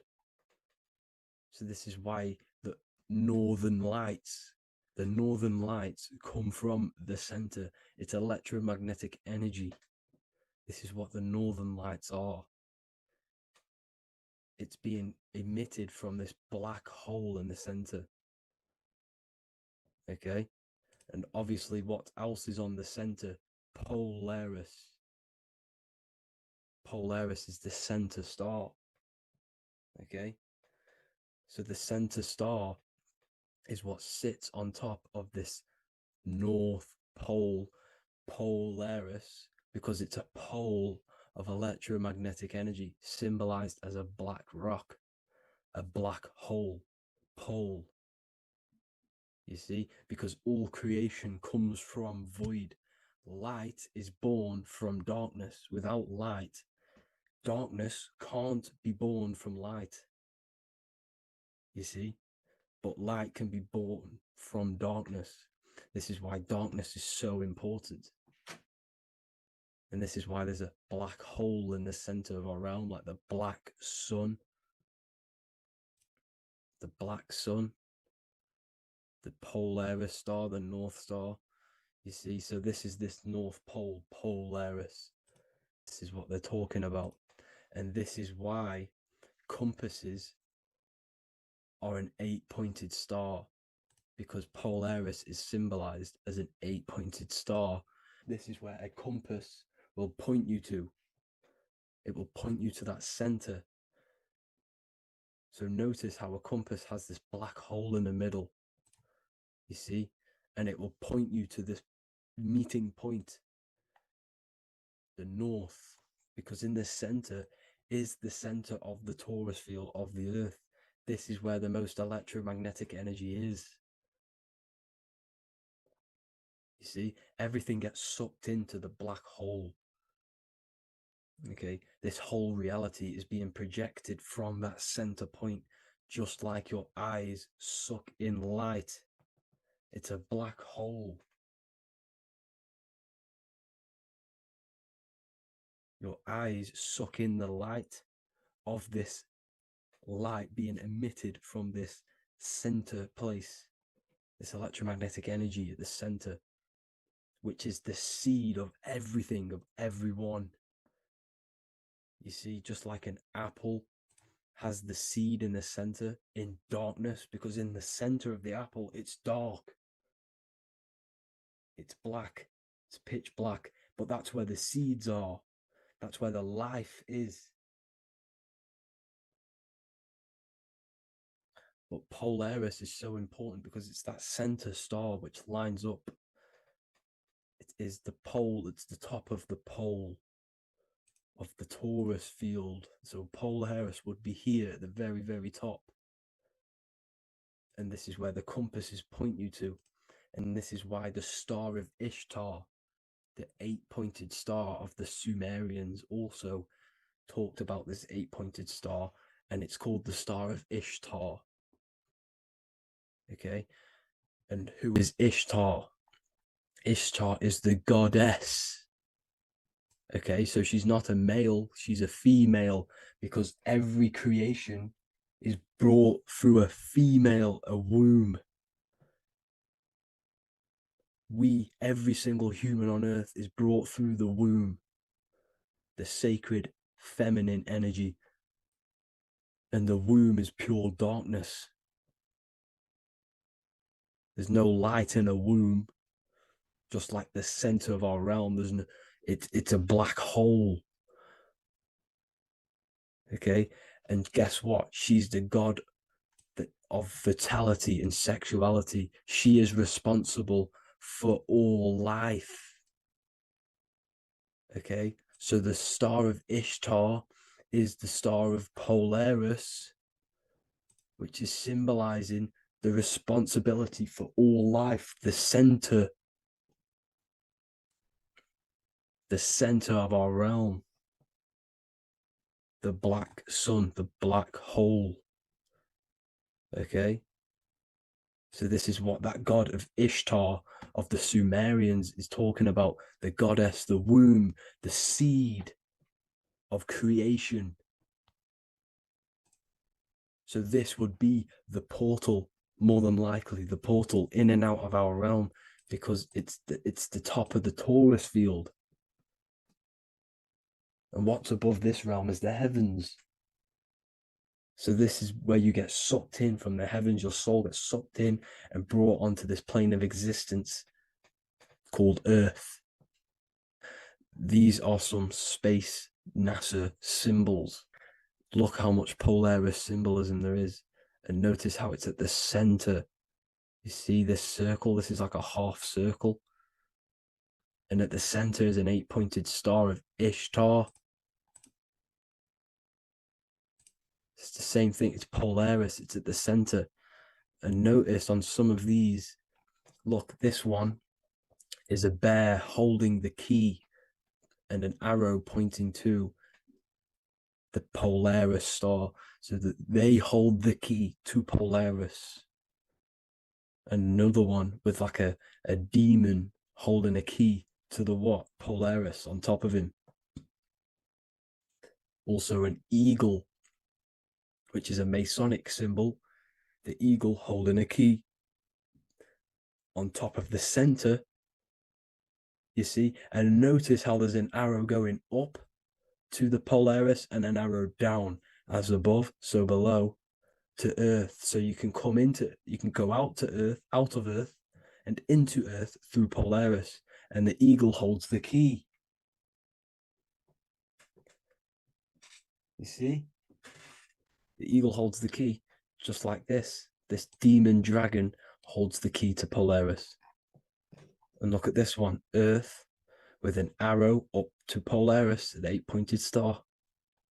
So Polaris is more than likely that portal which the Anunnaki used, the Sumerian gods used, because the Anunnaki symbol is also an 8-pointed star. Okay, and like I said, that center is the seed of creation. The center is the black hole. Okay, just like your pineal gland is at the center of your brain. The pineal gland is at the center of your brain, and that's what connects you to that spirit realm, to the source. That's it for this video, guys. Thank you all for tuning in. I hope you all learned something today. Please leave a like, a comment, and please subscribe to the channel for more content. God bless you all.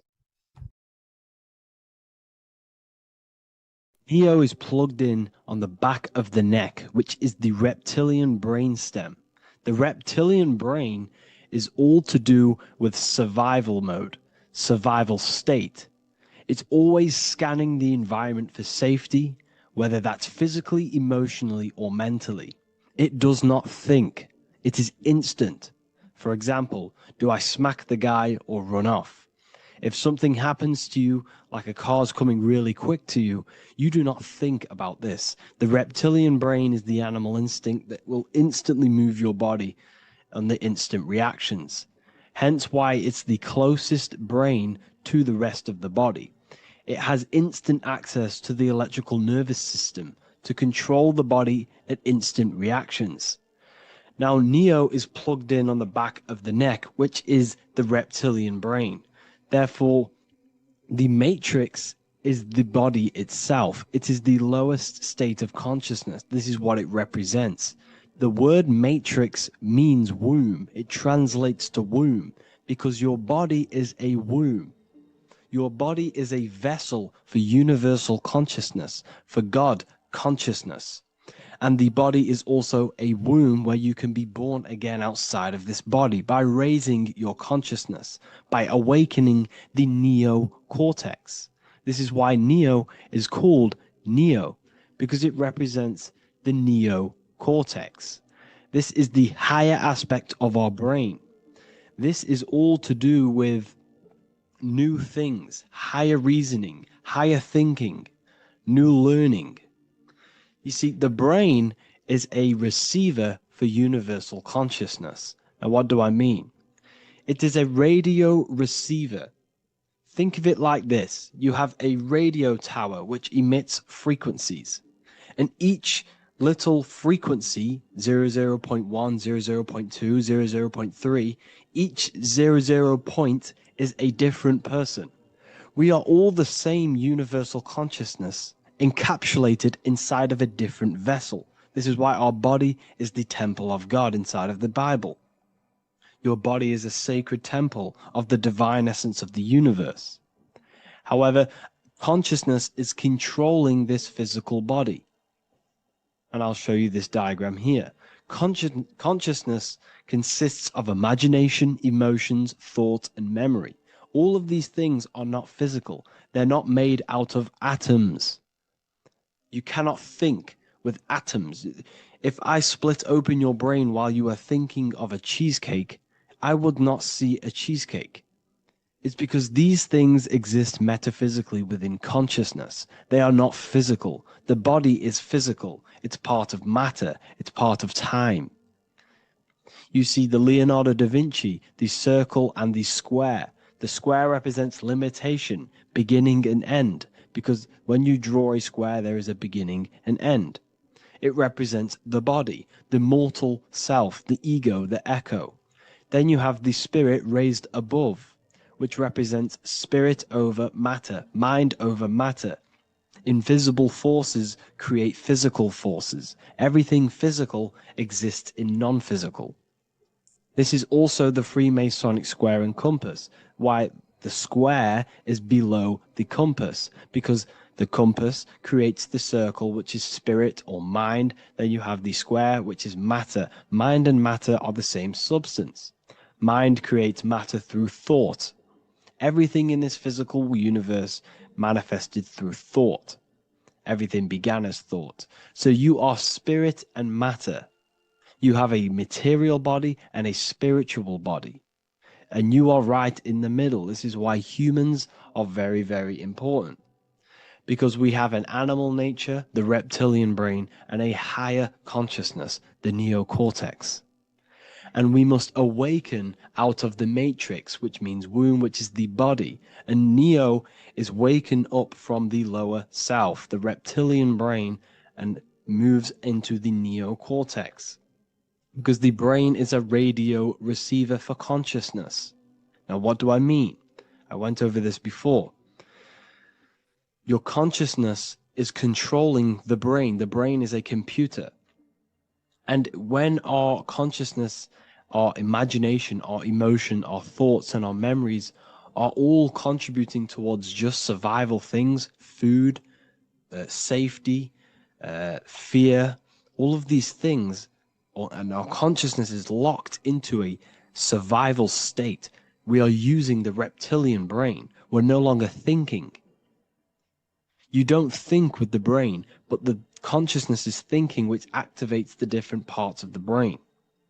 When we think for higher reasoning, we use the neocortex. It stimulates the neocortex. When we think about survival, we're using the reptilian brain. So therefore, when Neo wakes up, he wakes up to the higher aspects of consciousness, which is only utilized by the neocortex, by learning new things and expansion of the mind and expansions of consciousness. Okay? So The whole matrix is to keep you designed. Well, the whole matrix is designed to keep you in a survival state, in the three-dimensional awareness. They want you constantly scanning for safety, scanning for food, scanning for emotional safety in relationships in other people. You see, they do not want you to think. They want you stuck in that reptile, that animal state, that beastly state that most people are in. Most people, all they do is eat, listen to music, consume, have sex, lust, desire. This is all the reptilian brain. So when we say the world's being ran by reptilians, it's symbolic. There is no physical reptilian humanoid beings controlling, manipulating human consciousness. We are all the same consciousness. However, there is a corrupted state of consciousness running this world. And this consciousness worships the physical plane, and they control the physical plane. So by doing that, they keep you stuck in a reptilian way of thinking, the animal state, to keep you stuck in the lowest state of consciousness. Now, this is the god Osiris, which represents the reptilian brain. None of the Egyptian gods ever existed. They are all symbolic for the brain and anatomy of the human body. Osiris represents the reptilian brain. As you can see, this anatomy compare to the brain stem and Osiris statue found in Egypt. And we also see an ancient artwork of Osiris with green skin and two reptile crocodile alligators next to him, which also symbolizes the reptilian survival state of human consciousness and the activation of the reptilian brain. This is what it symbolizes. Now, this is what the Matrix is all talking about. It's talking about the awakening, the expansion of consciousness. The word divine is dive in because you connect with the divine by diving inward. There is no man in the sky going to save you. You must connect with the self. Know thyself. Truth comes from within. All of these things I'm telling you comes from within you. I'm just pointing it out. All of this is self-realization. A lot of people say, well, what are my sources? My sources is knowing thyself, observing thyself, using the neocortex of critically thinking, sitting down and thinking about yourself and having deep realization of yourself. You can realize that your thoughts are not of this physical world. It's quite simple. The brain does not think. The brain does not imagine. The brain does not hold memory. All of these things exist in consciousness, the one consciousness, but we are all fractal, infinite parts of. This is the eye on the triangle, consciousness being given down to the rest. This is separate. Consciousness is separate from the rest of the pyramid. The pyramid is your body. Neo is the one consciousness. This is the Egyptians symbolizing the one consciousness giving Ankh, which is life, to all the different life forms. However, you can see that the central sphere is giving a big Ankh to the humans, because humans, like I said, possess the advanced consciousness, an advanced brain that allows us to turn above our reptilian animal self. For example, we can go against our reptilian lower animal nature and turn to our godly nature. Animals cannot do that. They are stuck in instinct. They are stuck in a reptilian animal way of thinking and operating. Everything they create is to survive. We can turn against our lower nature and create for amazing things like buildings, architecture, technology. We can use our creative consciousness for anything we wish, not just survival needs. And it's the same with your spiritual journey. You can raise your consciousness beyond this animal state that they try to keep you in through fear, consumption, food, and the reptilian brain. We must awaken, start to think critically, and awaken to our divinity, because the mind, the consciousness within you has infinite potential to expand. There are infinite fields of knowledge that you can explore. The mind can never be filled. It can never ever be full of knowledge. It always expands, and that's why you are alive. That's why you are part of this universe. That's why the science always says the universe is always expanding, because the universe exists in your mind, and the mind is always expanding into new fields of thought, new fields of knowledge and information. And that is your whole sole purpose of expansion of mind and expansion of consciousness and the exploration of the mind of God. We are living in the mind of God. You are a thought in the mind of God. You must awaken out of this body.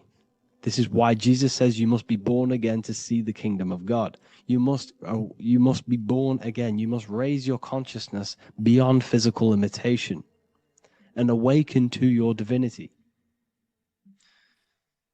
And this is pretty much it for this video.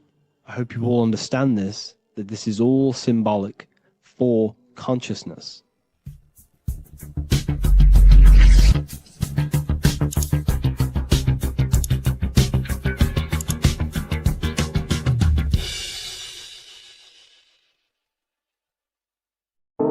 Supposedly opening 5 portals on Christmas Day. Now, I know this video is a bit late, but I'm going to be commenting on what I think this symbolism and this ritual truly means and what they are trying to do to society with this symbolic ritual. So the first thing we must understand is that everything these people do on a mass scale, all of these major events that they take place on, are all symbolic. They're all ritual. They all have purpose. Okay, so when we look at the locations of these 5 doors that are in Rome, we actually see the sigil of Lucifer when we connect the dots of all of the 5 door locations. This is the sigil of Lucifer. Lucifer is not what you think. Sigil of Lucifer represents the outline of the human brain and our visual perception field. Now, the human perception field is how our brain interacts with the external reality. Our external reality is not physical. The only thing that exists outside of you is pure energy, formless, vibrational energy and light. Your brain is an energy decelerator. Your brain decelerates this light, this energy, into a material reality or perception that you can interact with. You don't look into the external world. The energy, the light, enters the eye retinas, goes through the optic nerve, and travels to the back of the brain called the visual cortex. And the visual cortex is what shapes your visual screen. Now, if you are seeing the screen, this means that you are not the body, you are not the brain, you are the perception observing the screen that you are seeing. You are the eye behind that, you are the person behind that. So, what this is actually symbolizing is perception. This is a symbol of perception, of perceiving the material plane, of how spirit interacts with matter. Now, what's Lucifer? Now, the word Lucifer means the light bearer. He's known as the light bearer. The word Lucifer originates in Latin. Luci means light, and fer means to bring. It's the light bringer. The eyes, the visual perception of the light bringer to your reality. You see, everything outside of you is light. You are made of light. The word hue man means light. Hue means color, which is a form of light. And man means manifest. We're light manifested into material form. Every single one of us is Lucifer. When we fall for the material world, the external world, is an illusion. It is the false world. It can elude you. It can make you fall in love with the material things, material pleasures, lust, money, fame. These things make you fall. This is the fall of Lucifer. This is the mythological story. This is the symbolism behind Lucifer. It's you. Are you falling for material pleasure because you are a divine spiritual being from the higher planes, not from this plane? Now, if you let your divine being fall for this material plane and fall for the evil that can take place in this plane, then you are Lucifer. It represents the false light, the false reality. This symbol, the sigil of Lucifer, it symbolizes the interplay between light, consciousness, and the perceptual experience of the physical reality. The external world is truly internal. What we visually perceive is essentially light waves carrying information, which then gets processed by our brain, the central computer of our nervous system. Okay? So, how many doors are open? 5 doors.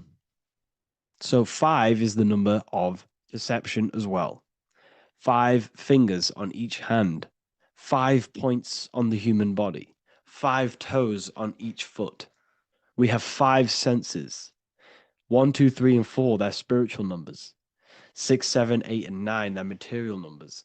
5's the gateway. 5 is the middle bridge of how our spiritual self interacts with the physical self, how spirit interacts with matter. So this ritual is symbolic of perception. This is maybe bringing in a new perception. A new event will happen after this, a new perception of the world. Or personally, I think this ritual was to obviously shape the collective consciousness, because your reality is an externalization of your inner consciousness. It's simply just a mirror. Your material life, your material world outside of you is simply a mirror reflecting with mathematical and geometric precision of your internal consciousness. Your consciousness is creating and causing the effect called reality, physical reality. Your life is a result of every thought you thought in the past. Therefore, with that being said, everyone who perceives this ritual of, the Pope's opening 5 spiritual portals, who's letting in demonic energy into the world, they're going to let demonic energies and demonic spirits all in the world. Well, what if I told you the only portal they're opening is a portal in your own mind for negativity? By you believing in negative forces coming into the world and going to possess everyone, that's opening up your own mind. The collective spiritual community has been brainwashed in thinking there's going to be demonic energy. Therefore, what will happen? There will be demonic energy. Not because the Pope opened up a portal to the demonic energy, it's because everyone opened up their own minds to the demonic energy. Therefore, we as a collective consciousness shape the external world on a macrocosm scale. For example, the microcosm is your personal life. Your personal life. You have created it through consciousness. Your belief system is just externalized in your world. But on a collective scale, we all believe in money, for example. And because we all believe in money and we believe that this piece of paper holds value in our minds, okay, in the mental plane, this has an effect on the physical plane by shaping the physical plane by being ruled by this belief as on a macrocosm scale. Yes, I know that money doesn't exist. It's just a belief in my mind. But that doesn't have an effect because the collective consciousness believes that money has effect, has power. When it doesn't, it's just a piece of paper with a belief behind it. If the collective consciousness stopped believing in money, then the collective consciousness would have broke the spell and we would have no longer had a material plane ruled by money. You see, our beliefs is ruling and shaping our physical plane. This physical world outside of you is truly just an effect of the mind, an effect of our consciousness, our inner world. So I believe this ritual was done to change our perception, to make us think the Pope is bringing this spiritual energy and negative forces into the world. And it's just simply us creating the negativity in the world by believing in this, by thinking this. Remember, they have the power to send messages into millions of people's minds through media. And then messages are then believed, and that belief is shaping our world. What have I told you? That the New World Order is not manifested by the elite, it's manifested by you and us. We're all manifesting the New World Order. They can't manifest it. We can, because we are the ones believing it. We believe it. It is reality. It shapes our own prison. We're all shaping our own prison by believing in the prison, by believing in money. So this ritual was all to do with perception, creating a new perception, creating fear in our minds to, of course, distract us from what's really going on. This is all a ritual to implant messages in your own mind. So I hope you all understand this video, and I hope you all gain some insight, and I'll see you inside the university. Today's topic is the binary code behind the universe. You will learn the fundamentals of the binary code, deeper understanding of reality, which will give you more of a connection to the universe, evidence supporting the existence of this code, and how to use the binary code to shape your reality. This is an important one. We have 0 and 1. This is the binary code of the universe. It underlies everything. It is the source of all creation. The universe is binary in nature, meaning it exists as both something and nothing, on and off, male and female, light and dark. Everything has its polar opposite. At its core, all that exists is 0, representing nothingness, infinite potential, and 1, representing something, order. 0 represents the feminine, vast, formless, and infinite potential. It is the space from which all things emerge, the womb of creation, the receptive and expansive force. 1 represents the masculine, structure, form, and order. It is the active principle, the initiator, the force that defines and shapes reality. Together, they create the fundamental duality that underlines existence, the balance between chaos and order, the void and creation, yin and yang. We see this in the masculine and feminine bodies. This is deeply encoded into the fabric of reality. And once you see this, you will never unsee this. So please leave a like on this video if you love my content and you love the wisdom that I share with the world. So we see this with the masculine genital areas. Remember, this is the genital area. This is all to do with creation. These are the generative principles, the generative organs in the body that allow creation to continually outfold into new life. The genital areas are all to do with the code. The male is the 1, the action. He's the initiator. The feminine is the 0, which is the infinite potential, the womb of creation. 0 and 1. This is why we have 10 numbers. 0 and 1. Masculine and feminine. We even see this in the bodies. The feminine body is made out of curves, which is 0, curves. And the masculine body is made out of lines. So please leave a like and comment if you love this. And if you have any lecture ideas, feel free, and I can make a lecture on any suggestions that you have. So look at the word masculine. Masculine, line. Line is just one line, which represents order. 1. Feminine. 9. 1 and 9 equals 10. 0 and 1. The binary code of all creation. Why is feminine? Why the number 9 for feminine? Because the moon has to go around 9 times to create a human in the feminine's womb. And look at this image of nature. All nature is zeros and ones. Now you can tell. The stick is a one, it's a line. And here we have curves. It's curves and lines. Curves and lines create reality, creates matter. Everything is 0 and 1. We even see this with the sky. The sky represents zeros. They represent curves, the heavens, the heavenly bodies, the sun. These are circles, the moon, circles, the planets, circles. Down here is matter, representing the square. We have the Freemasonic square and compass, representing lines and circles, masculine and feminine. We see this with Leonardo da Vinci, with the circle representing the spirit, the void, the womb of creation, and matter, which is the body. This is the soul in matter, infinite potential in matter. This represents spirit over matter. This represents the architect of reality, zeros and ones, spirit and matter. This is all the same thing. Understanding this binary nature of the universe, where 0, feminine, represents the infinite potential and 1, masculine, symbolizes order and structure, can benefit you in several ways. Manifestation and creation is the first way it can benefit you.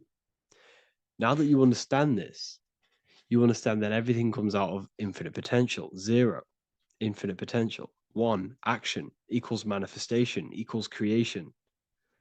So you must pull things out of infinite potential.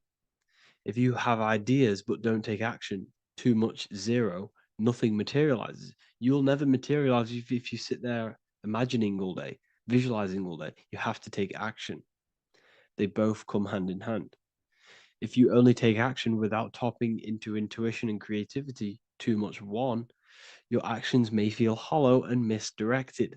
Using both effectively leads to greater success in life, work, and relationships. This is the 33rd degree motto, or this is on the 33rd degree of Freemasonry Scottish Rite logo, and it's called Order ab Chaos, order out of chaos. Chaos is the 0, infinite potential. Chaos is the dimension of the imagination. This is where this all ties in now. Imagination is the dimension of infinite potential, pure potential, formless creativity, and the realm of infinite possibilities. It is the void, the unmanifested energy that contains all that could ever be. That is the imagination. The imagination is the dimension that you are connected to, and you can pull any idea out of and materialize it into a reality. Matter, on the other hand, is order brought out of the imagination, chaos. It is when raw potential is structured, defined, and crystallized into form. This is the fundamental principle of order out of chaos, the process of turning the unseen into the seen, the abstract into the concrete, the dream into reality. That's why we say dreams into reality.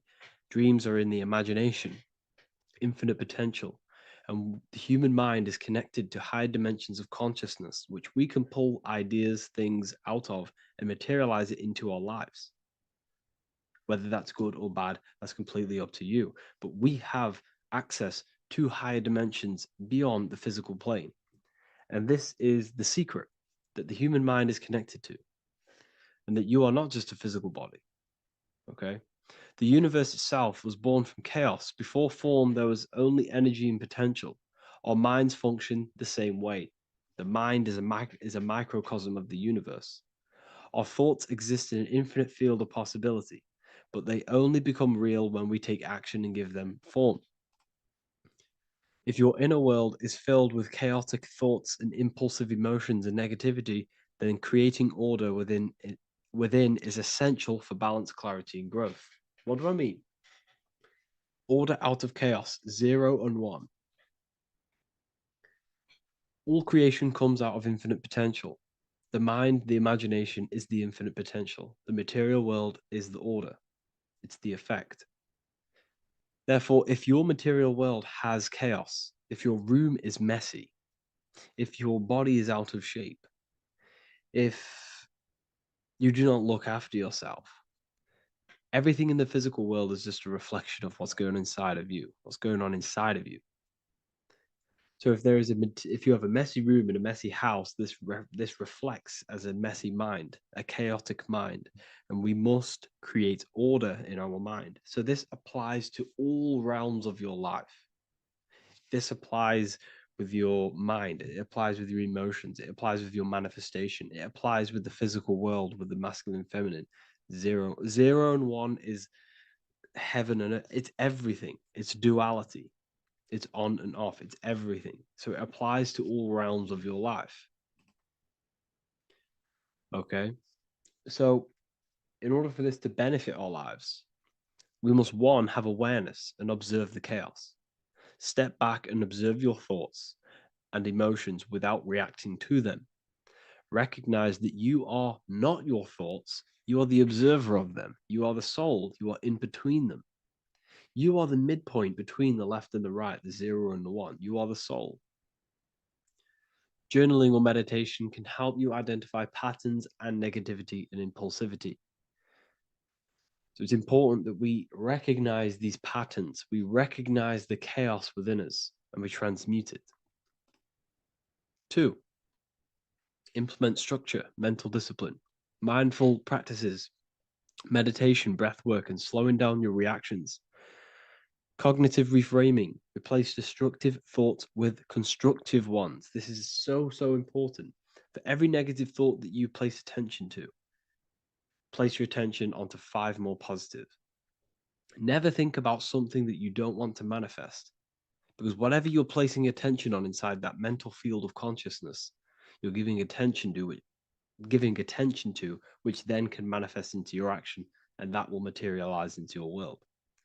Routine and ritual. Create daily habits that anchor you.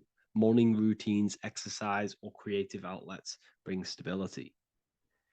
We must master the inner world of thought and emotion. We must bring chaos into order. In order to create anything in your life, you're turning chaos into order. Order out of chaos. You're turning 0 into 1. This is the binary code. All things underlie it, 0 and 1. So it's so important that we master our minds, we master our emotions, we master our inner world so we can produce effect in the outer world. We cannot create consciously and effectively if we have chaotic thoughts and impulsive emotions. So I hope this has made more clarity to you so you can implement this into your life. I know I haven't given you much strategic things to implement into your life, but now that you have a better understanding of how this world is pulled out of infinite potential, you can use that. Everything in your life is pulled out of your imagination. Every text you send, everything you think of, oh, I'm going to do this later, that is your imagination thinking about the future. So you just have to do this on a mass scale to create something big in your reality. So I hope this gives you a better understanding of how the universe works and has benefited your life. If you have any comments or any suggestions or how this video made you feel, let me know in the comments section. I would really appreciate it. And I'll see you all inside of the Symbolism Masterclass on March the 8th. Creation demands destruction. Every time you release your sexual fluids, you're destroying a part of yourself to create an extension of yourself. For example, if you want to create a business, you have to destroy your time, attention, and energy in order to create the effect of the business. All creation demands some sort of sacrifice or destruction. This falls under the law of polarity in the universe. It's the same with your sexual fluids. Your sexual fluids, especially as a man, contains minerals, all the minerals in your body. It contains your vitality. It contains your DNA. It contains the blueprint of you, and it can create a whole new human being. You are literally playing with the power of creation if you are releasing your sexual fluids too much. Sexual fluids also extend beyond the physical plane. They contain astral forces because all physical creation is a mental creation. We live in a mental universe. Everything begins as a thought in the mind, then the thought takes the form and the body of imagination, which is an astral force. Imagination vibration turns into etheric emotional energy. Then the etheric emotional energy turns into the physical action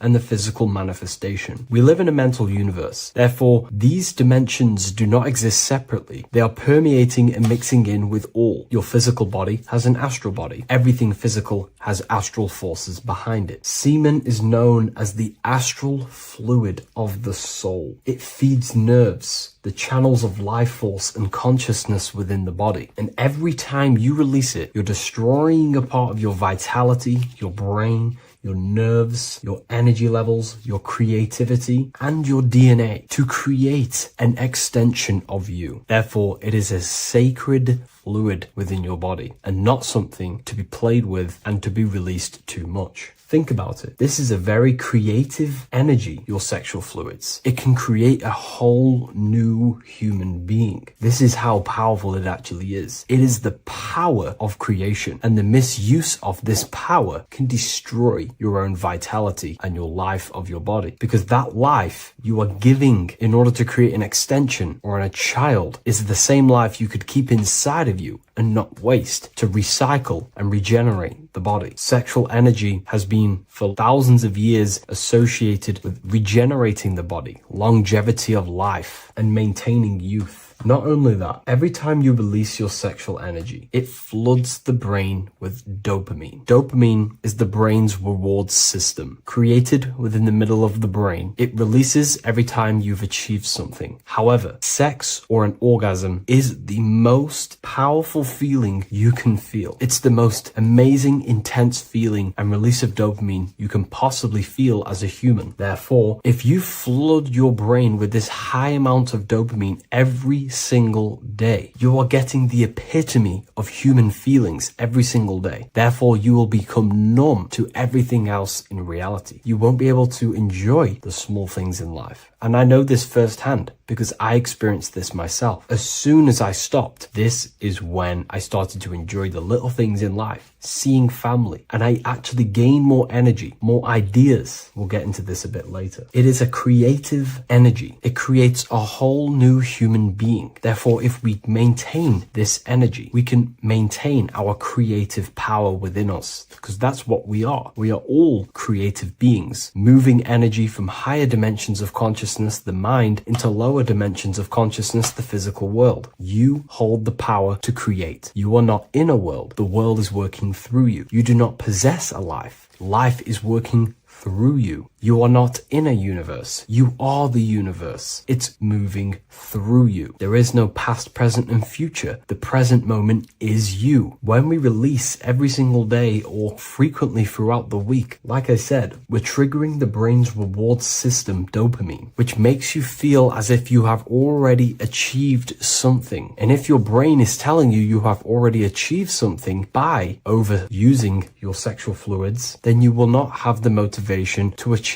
other things in your life. I know this firsthand. I became very lazy. I didn't want to work. I didn't want to do anything because subconsciously my brain felt as if I've already achieved. If we look at the symbol of the Baphomet, we notice the Baphomet has horns and a goat head. Now we look at the word horny. When you become sexually aroused, it's known as horny, which is the horns, representing the lower mind. The lower mind is the mind we use for our animal instincts. We have two parts of our mind. A higher mind, which is contained of higher thought, which chases spiritual things such as love, wisdom, knowledge, and God. Then we have a lower mind, which chases the things of the material world closely associated with the ego, chases validation, material gain, status, and physical sensation, physical pleasures. It is these physical pleasures that can keep you in an endless loop, making you feeling empty inside, because nothing material can ever satisfy our internal world. Nothing. You can achieve millions of dollars. You can achieve your dream house, your dream car, your dream watch. And if that is the only thing you are chasing, you will feel empty inside when you achieve it, because nothing of this material plane can satisfy you. Nothing of the lower mind can ever satisfy you. This is why we must sacrifice the lower mind and overcome the lower mind and the lower instincts. One thing I found amazing when I mastered my sexual urges and my lust is that my mind became a lot more clear. The thoughts and the time and the attention that I used in my mind to go towards lust, sex, and chasing these things was taking up a lot of mental space, time, and energy. But as soon as I removed it and mastered it, my mind became an open vessel for higher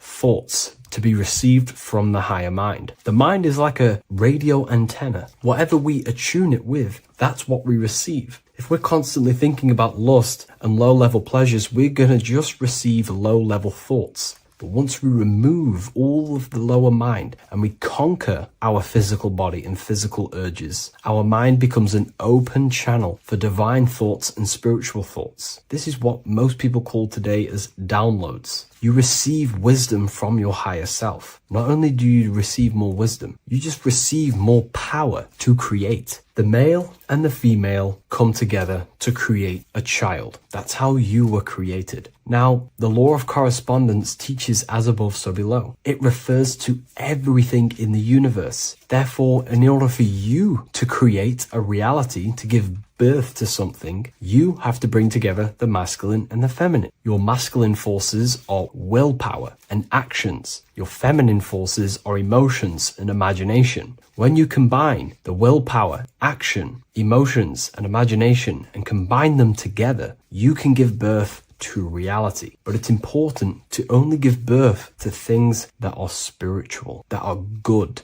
that are for the benefit of yourself and humanity, and not for the ego and the lower mind. Killing our lower mind is essential for spiritual ascension when we die. The thoughts that we give the most attention and energy to when we die are pretty much the same thoughts that we're going to think when we die. When you die, your physical body and external world is stripped and you're left with your internal world of consciousness. More than likely be resonating within the lower astral plane before you move on to any higher dimensions of the astral. It's important that we kill any addictions such as sex, food, attachments, emotional attachments to people, any desire for material things before we physically die. The Hindus taught this, Buddhism taught this, the ancient Egyptians taught this. We have to remove the desires in our heart for material and things before we physically die, because when we die, we cannot fulfill physical pleasure. Therefore, we will create our own suffering within the astral dimension. So sex is the biggest part of this. We have to remove the desire for sex or releasing any of our sexual fluids before we physically die to master ourselves. And not only that, it's going to benefit the way you feel, the way you think, the way you act towards people once you have mastered this.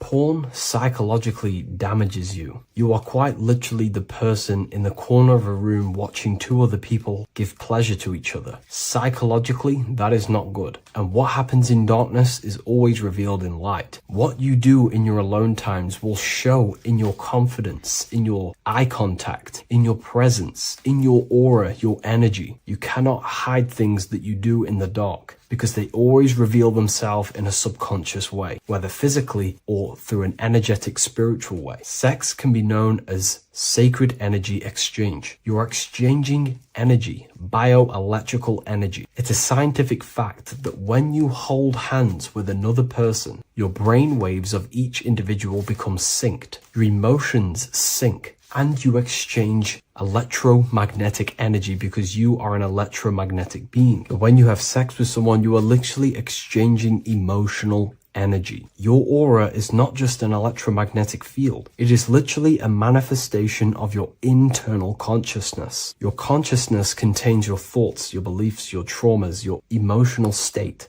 And this manifests externally through the vortex of your heart into an energy presence around your body. This is why you can feel sad when someone else is sad next to you, because their energy is merging with yours. When you have sex with someone, you are quite literally exchanging consciousness, beliefs, traumas, emotions, feelings, vibrations, and your consciousness merges with their consciousness. So be careful with just having casual sex. Now, I'm not here trying to say never release, never have sex with your partner. I'm not saying that. I'm saying take caution with these things. Take my teachings with a pinch of salt. If it benefits you, that's great. I'm not here to tell you how to live. I'm simply giving you my research and the things that have helped me in my life on my esoteric research, awakening, or spiritual path. I don't like calling it a spiritual path because it's not spiritual. It's simply just life, the knowledge of consciousness and the self. So I hope this video helps. If you'd love to read this book, I'll leave a link in the description. This book I wrote myself called The Book of Wisdom, Volume 2.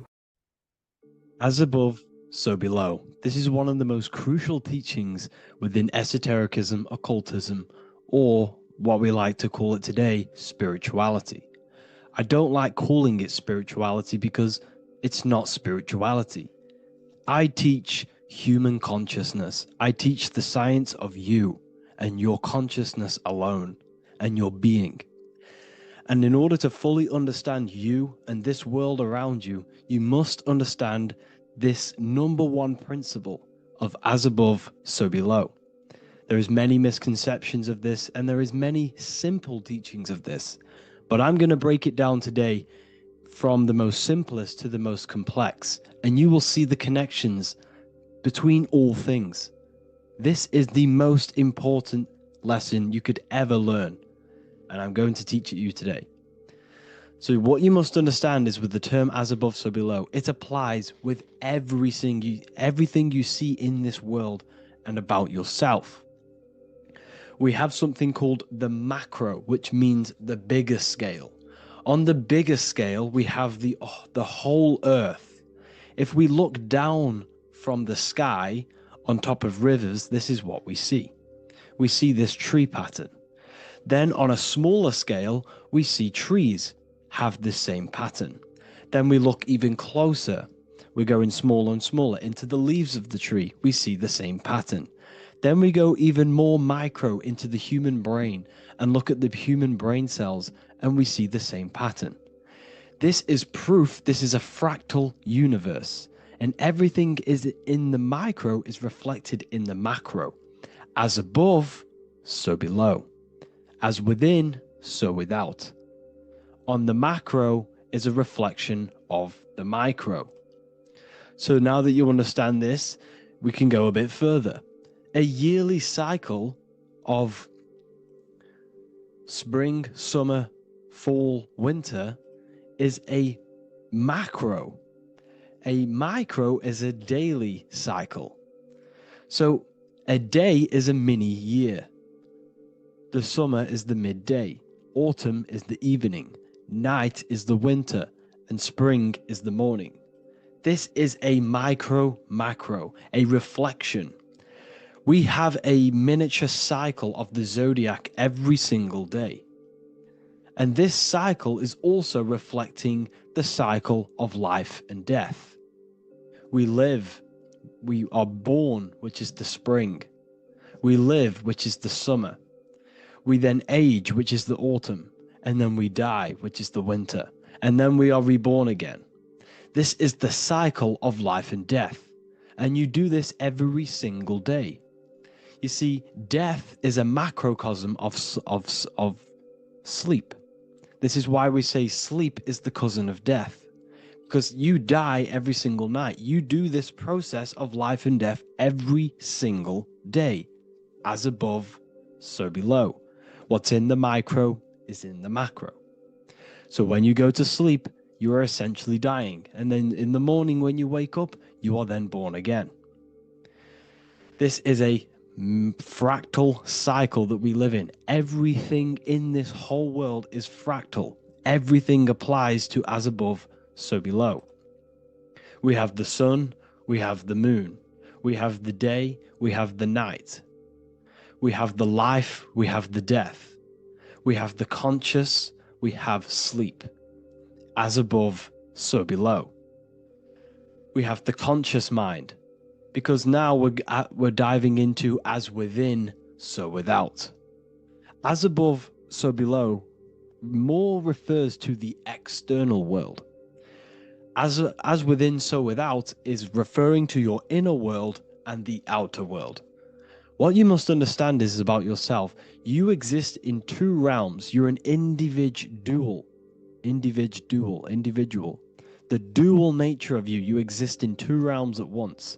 You have an inner world of your thought, emotion. This is the inner world that no one else can see but yourself.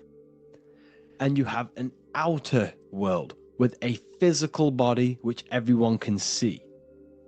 So you exist in two worlds. You have the inner voice, you have the outer physical voice, which I'm speaking to you with now. But I also have an inner voice, which no one can hear, only but me. So you exist in the light and you exist in the darkness. The sun represents your external self, your physical, conscious mind. The moon represents your shadow self, the inner self, the psyche self, the spirit self. There is an as above, so below. The sun is within you. The moon is within you. Everything is within you. Now that you understand as above, so below, what is your body? Your body is a miniature earth. Let me repeat, your body is an earth. Your body is the earth. Okay? Because like I say many times in all of my videos, you are not in the world. The world is you. You are the universe. Your brain is a computer creating this reality. What you see with your eyes is produced in the back of the brain called the visual cortex. You don't look into the world, the brain produces the world. The body produces the world. When you touch something, you're not actually touching something. This is the electrical nervous system. When you touch something, what you feel is actually electrical signals on your nervous system reporting back to your brain. Therefore, when this body dies, you leave the earth because this body is the earth. Okay? As above, so below. You have the mental plane, the astral plane, the etheric plane, and the physical plane. This is essential for understanding reality and the teaching of as above, so below. Everything in this material plane began in the thinking mind. For example, the microphone I'm speaking into, the phone you're watching this video off, or the laptop or iPad. Where did this begin? It didn't begin in the factory. The first ever place this item begun was in the mind of an individual.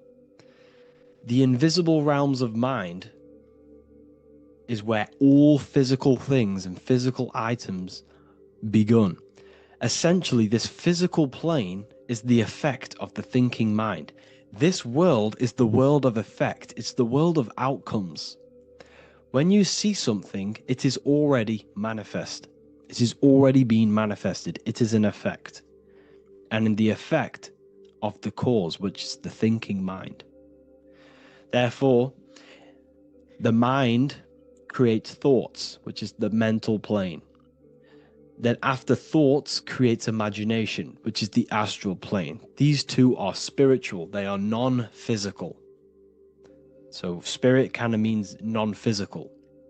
Then you have the physical planes, the etheric and the physical plane. As above, so below. What happens in the mind is manifest on the physical plane. Like I said, the phone that you are holding, it was a thought, and then it brought down into a physical reality. As above, so below. You change the mind, you change your reality. Your environment, the word environment has ment in it because your environment is mental. So now that you understand this, so what is the world around you? The world around you was created by the mind of God. It was manifested through God's thought. So you are living in the mind of God. You are a thought in the mind of God. God thought you into existence. But like I said, we are all fractals. Everything is fractal. If God exists, this means that you are God, as above, so below. God created you through the thinking mind. and he gave you a thinking mind. So God created the macrocosm. God created the macro, the whole world. He designed the whole world, the sun, the stars, the moving. He designed this. But then he gave you the thinking mind to design your own life and create your own life in his world. You are a microcosm of God's macrocosm. Just like God thought you into existence and the whole world into existence, you are a microcosm thinking your world, your reality into existence. You see this now? Everything is a reflection, everything is a mirror, everything is fractal. So in order for you to change your reality, you must change these higher planes. Your thought and imagination are the two key aspects of creating physical reality. Every object you see around you was begun in these higher planes of the non-physical, and they were brought out of spirit into physical matter through the thinking mind and physical action. So now we're going to get a bit deeper. The brain is not the mind. Now that you understand, we have spirit and matter. As above, so below. You have a non-physical side of reality and a physical side of reality. The mind is the spiritual brain. The brain is a physical manifestation, a physical effect of the mind. The mind uses the brain to operate in the physical world. And it's the same with the heart. The soul manifests itself physically through the heart. The heart is a physical manifestation of the soul, of the emotion, thought and emotion, the mind and the soul, the brain and the heart, heaven and earth. So you have the inner world and the outer world, the spiritual, non-physical, and the physical. So we are all on this process of awakening, an expansion of our minds into new fields of thought, into new fields of awakening ourselves. Because essentially we are born into this world. But you are born many, many times. You can be born physically and you can be born spiritually. Like I said, everything is fractal. So just like when the baby finds out that there is a world outside of its mother, what does the baby do? The baby seeks a way out of its mother, and then the baby is now born into a new world, a world outside of its mother's womb.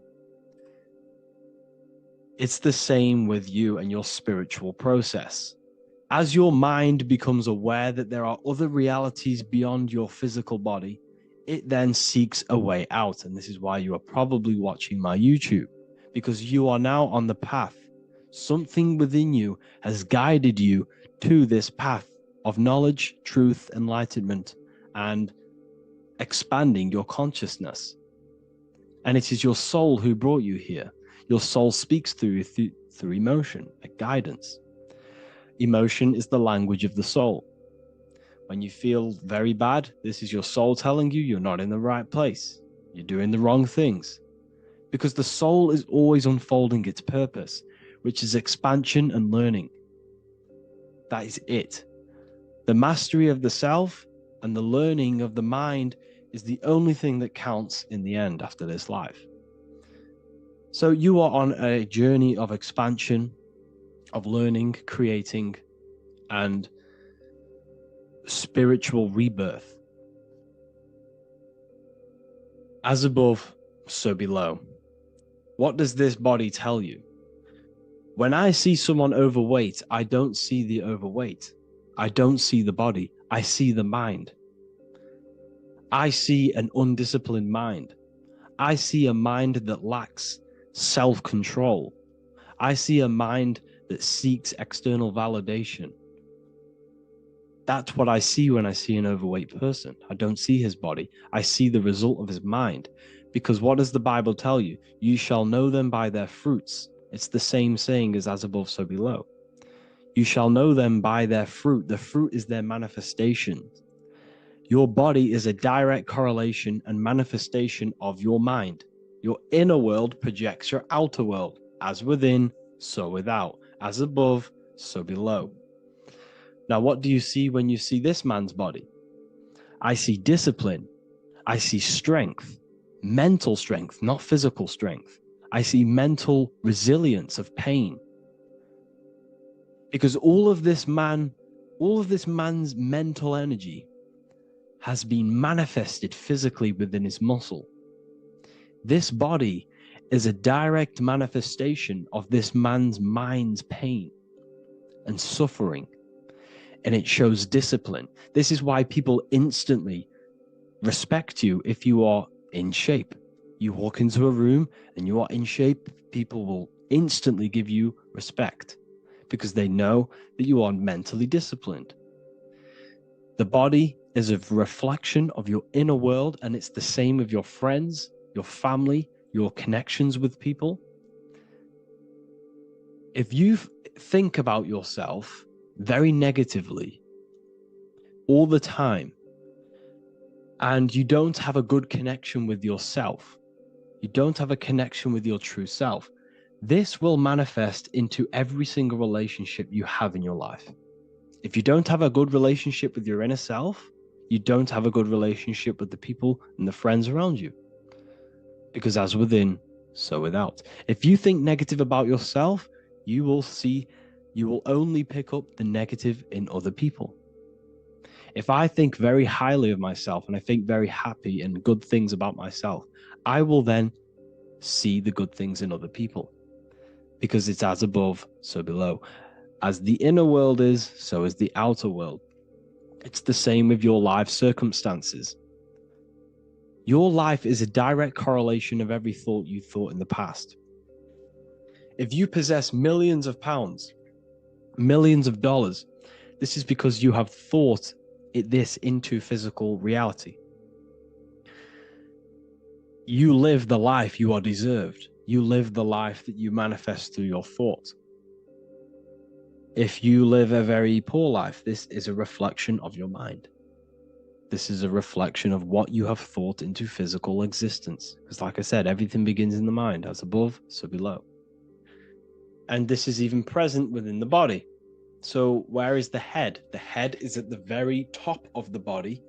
And where does all manifestation begin? In the mind. That's where the mind is, in the head. And then the thoughts we think travel down the body into the heart, which is the emotion. Every thought we think is in the emotion. Every thought we think creates an emotion. This emotion then drives the action. Where does the action come from? The feet, because the feet move our body. We move with our feet to take action. Our hands. You see, so the body is even a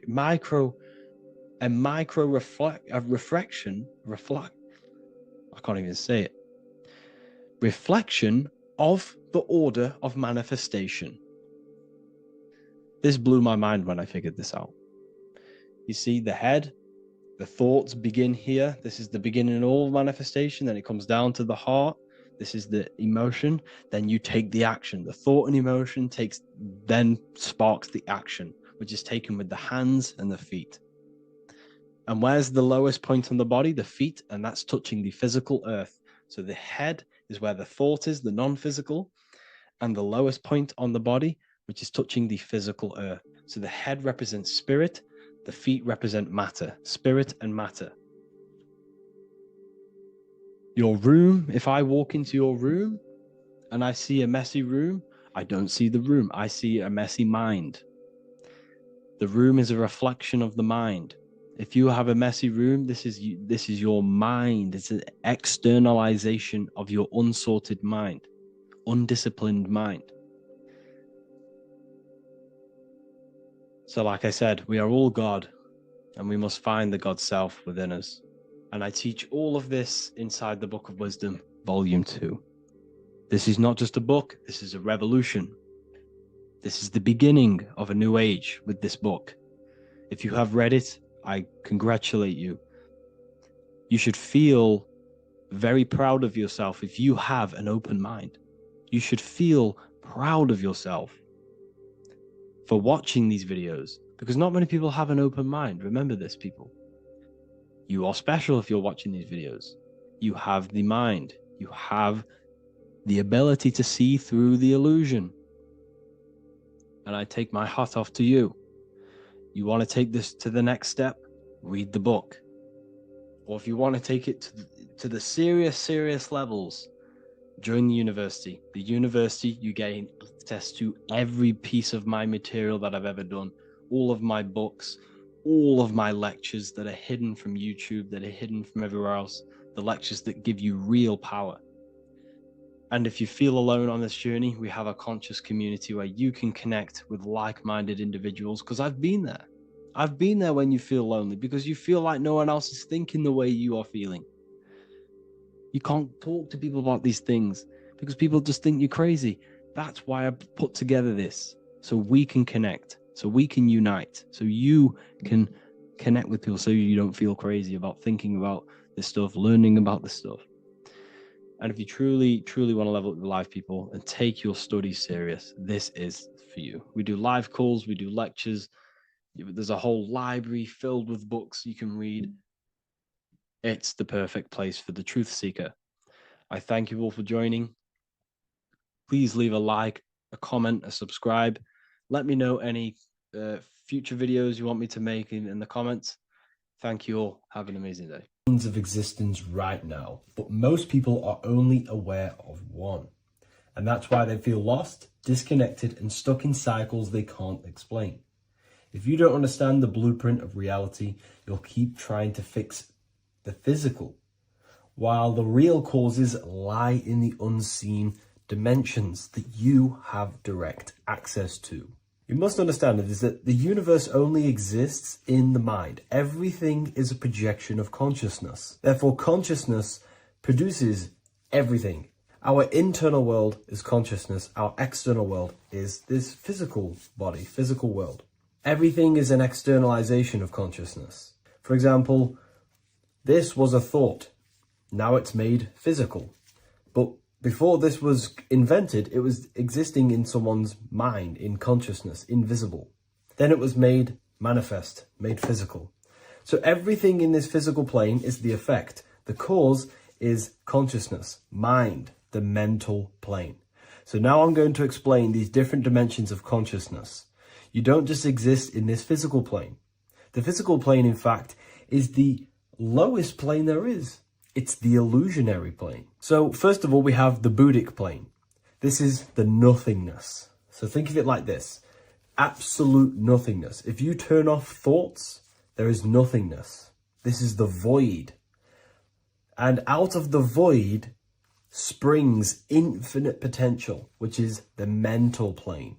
Now, your mind has no limitation. It can think anything, be anywhere, anytime, any place in the whole world. There is no limitation with the mind. This is the realm of infinite possibilities. This is the realm of thought. Thought is a dimension, information and thought. To go a little bit deeper on this, there are pockets of thoughts, what we call in the occult fields of thoughts. Your mind does not think thoughts, it receives them. Your mind is like a radio. Whatever the mind is tuning into, setting its mindset, setting your frequency or setting your mind, you will receive thoughts based on that set, whatever you set your mind to. So there are pockets of thoughts that we penetrate in the mental plane. The mind is the mental plane, the infinite possibilities. This is the spark of creation. This is where all things begin to manifest as an idea in the mind as a thought. So if you want to gain certain information, you need to meditate or do thought exercises where you are penetrating that dimension of thought, that pocket of thought. For example, if you want to find a way on how to make financial wealth, you would use your mind, set your mind on wealth and money, and think, close your eyes and think about that specific topic and see where your mind takes you. And you will expand your mind into different pockets of thought and gain information. So this is the mental plane. This is how you can use the mental plane. You can use the mental plane to do this. Then we have the astral plane. We have higher, middle, and lower astral plane. The astral plane is the body for thought. So every dimension, physical, etheric, astral, mental, Buddhic, is a body for a dimension above. Each dimension below is a product of the dimension above. So for example, the astral plane is imagination. This is the lucidic realm of imagination. This is where thoughts begin to manifest into some sort of form. It's not a physical form because this is physical, but imagination is a lucidic form. It's not really physical, but it's there. It's a projection of light. It's astral matter condensed by the willpower of the mind. So depending on the vibration of that thought will depend whether it manifests in the higher astral plane, middle astral plane, and lower astral plane. If you think about more material things and visualize material things, this will manifest on the lower astral plane because material matter is low vibration. Now, that does not mean it's evil. That does not mean it's bad. Okay? It just means low vibration just means more material. But if you think and imagine more spiritual things, this manifests on the higher astral plane. So the astral plane is the screen in your mind that allows you to vision an apple, that allows you to vision anything. It's that mental projection that's inside of your mind. Now, this is what we call the third eye. It's an eye because the eye is the mind, and the mind can see into the astral plane. It perceives this spiritual world, this lucidic realm that we have access to. This is where also infinite potential takes place. This is the realm of spirits, demons, jinns, whatever you want to call them. Spiritual entities exist in this because this is where thought forms manifest into form. This is where thoughts create bodies. Think of it like this. The mental plane is a thought of a chair. The astral plane is the imagination of that chair and all of the different possible chairs that could possibly be. The etheric plane is the energy double of that chair. And the physical plane is the physical chair. So as you can see, the higher we go up, the more formless and lucidic it is. The lower we go down planes, the more dense it becomes. This is formless and this is form. Everything manifests through this process.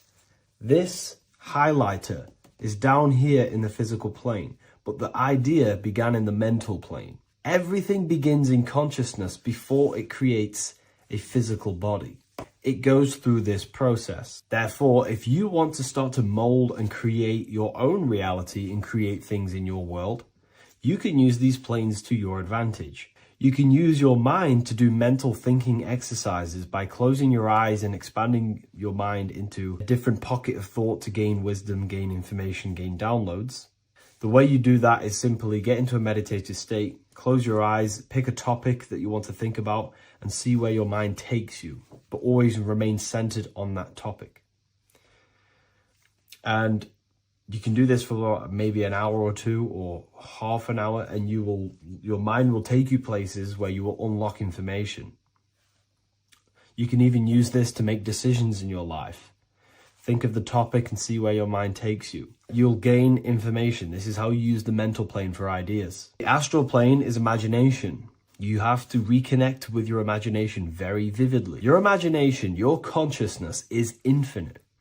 It's not a three-dimensional plane. It's an infinite plane. You can think and make form anything in your consciousness, in your imagination. You can think anything and you can imagine anything in the most vast details. You just have to reconnect with your imagination. I have a free book on my website. I'll leave the link in the description. It's an ebook. It's called Activating the Inner Eye. This is going to help you reconnect with your imagination. It's a practical guide on how to imagine. So once you know how to use the mental plane and astral plane, thought and imagination, you pretty much need to use the physical plane to take physical action with this physical body that you have and start to manifest these desires you have in the higher planes. Now, it's very important that we master the mind, because the mind is the very fabric of reality. We become what we think about. Your life is a product of every thought you thought in the past. It is the mind that directs the flow of consciousness. And wherever this consciousness is flowing is what you will create in your life. Consciousness is the most potent force in the universe, and the mind is pretty much the universe in a microcosm form. It is infinite potential, and your mind will continue to expand into new realms of thought forever and ever and ever. You are eternal. You are not this physical body down here. You are consciousness, literally dreaming that you are in this physical body. So everything begins with the mind. We need to be conscious of the thoughts that enter our mental field of consciousness. There is a level of self-awareness that you can reach where you can become conscious of pretty much every single thought that enters your mental field. Now, we have over 7,000 thoughts a day. You can gain such mastery over your mind where you can become conscious of every thought you think. And that is when you gain superior power. Because when the mind is fully under control of self, you can direct the mind's potent force into a specific goal. Most people's minds are dualistic. They want something, but their mind is thinking something else. They have limiting belief systems. They have the little voice that comes in and says, you can't do this, you're a failure. That is a fractaled mind. The mind needs to be singular. It needs to be on your team and not an enemy. Do not let your own mind take away your power. Your mind should be on your team, giving you power, giving you the best possible thoughts and the best possible beliefs. When the mind is in this condition and on your team and not taking away your power through the destructive thoughts, it becomes a potent, powerful force used for manifestation to create anything. And the way we get the mind on your team is through constant meditation to learn how to control the mind and turn it on and off. Subconscious reprogramming through visualization, affirmations, cultivating emotions associated with your goal. All these three ways we can reprogram the mind slowly over time so that it becomes powerful and becomes on your team and doesn't give you negative contradicting thoughts. When the mind is fully aligned on one thing, it can create massive empires and things in your physical reality. So I hope this video helps, and I'll see you in the next one. In this video, you're going to learn exactly what Christ consciousness truly is and how to cultivate this into your life so you can live a better life, create the things that benefit yourself and humanity, and ultimately to bring heaven on earth. This is the true way. If you're familiar with my work, you know that, I'm pretty much obsessed with symbolism. Symbolism is such a massive topic, and it unlocks profound ancient wisdom that is hidden behind these layers of symbolism of the ancient paintings, symbols, and texts. So I was going through some Christian artwork and I came across this painting. It's a well-known painting called The Sacred Heart of Jesus. And it just blew my mind. What this is revealing about human consciousness and Christ consciousness, which is what Jesus represents. If you're not familiar with Christ consciousness, you should definitely do a bit of research on that. But I'm going to explain it today in detail. So when we look at this painting, we are looking at symbolism.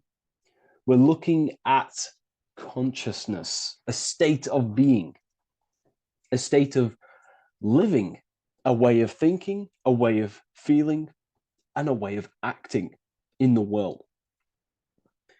As I've said this many times, we're all creators. We all create and generate reality. And you don't just have your personal reality, you have a collective reality. Your reality is affected by the collective consciousness. Depending on the collective consciousness's understanding of reality will also affect your life. We have a collective life and a collective experience. So Jesus in this depiction here is in a way, showing us instructions to reach Christ consciousness, whether you see it yet or not. But I'm going to decode this for you. And your mind might be blown after watching this. Okay, so, so what is the meaning of Christ consciousness? What's the whole purpose of this? Very simple. Like I mentioned before, we have a collective experience on this world. And Christ consciousness is the natural consciousness that we all need to be functioning on to generate peace, love, and unity on the earth in this experience we call life.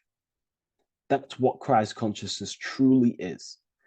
It's a state of being that we need to cultivate within our own self, within myself, others, and everyone in this life and experience, so that we can all live in peace and heaven on earth, what they like to call it, so that we can generate the best experience possible together on this thing we call earth, on this material world, this material dimension. The material dimension is simply just a physical dimension of thought. It's a physical outcome of thought, but that's a whole other lecture. So please leave a like, leave a comment if you have any topics to talk about that you wish for me to cover, and definitely leave a subscribe if you like my content and channel.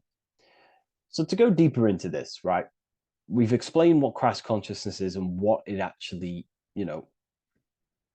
will do to the earth and what it will do to reality in our collective experience. And it's also representing a profound understanding of self, a deep understanding of the true nature of self, the true source of self, what the self is, pure consciousness, pure God. We are all Jesus. Jesus is you, a physical manifestation of the divine made manifested physically. A physical manifestation of consciousness, okay, of spirit descended into matter. However, Jesus is a symbol that should not be worshipped, but something that we need to cultivate, maybe look up to, and cultivate within our own mind and hearts and actions. So he is someone that we should embody into our own very own being. We need to reach a level of intellect, the mind, a level of emotional understanding, and ultimately this creates Christ consciousness. Okay, and now I know that was very, very vague what I just said, but I'm going to explain it a bit more. I don't want to give it fully away yet because you need some more information, more keys. So let's observe the top end of this painting. Jesus with this circular light emanating around his head is symbolic of the mind, of the our thinking aspects of consciousness, the way we generate thoughts, ideas. The mind is also good at also ruling communication. It also rules what we give attention to. Okay, so this is symbolizing the mind of every human being. The mind is a very powerful center of consciousness located in the head, of course. This is why Jesus is the head at the top with the circle around it, representing the mind. Now, to reach Christ consciousness, we need to purify our minds. Purification of the subconscious mind. The subconscious mind is the hidden aspect of our mind with all of our memories, belief systems, and everything we've ever experienced is stored within there. We have traumas there. We have bad belief systems that hold us back. So it's about reprogramming the subconscious and aligning the subconscious with higher consciousness, with higher understanding of self, removing any mental blockages from the mind. Because in today's world, most people's minds, including myself, before I, purified myself, and I'm still continually purifying myself. That's not to say I'm perfect, because I'm definitely not. But what I was saying was purifying the mind so we can have a powerful mind, because like I was saying, most people's minds are not their own friend.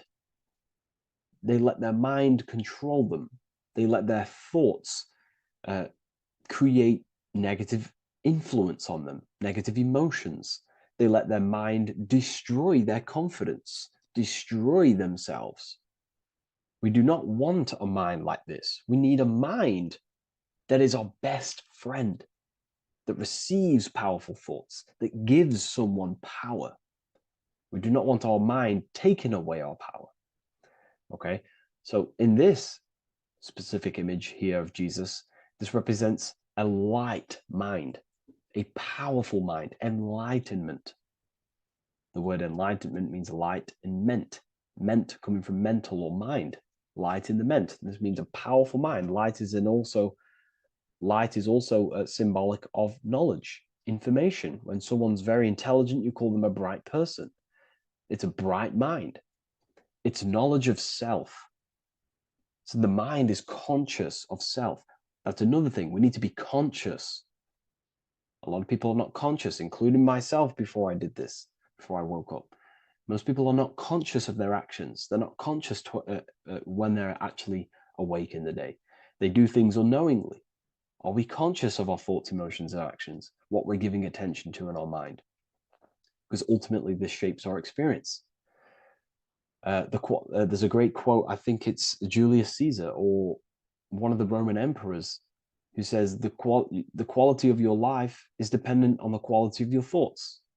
Something along them lines. I don't know if I'm 100% correct there, but it's very true.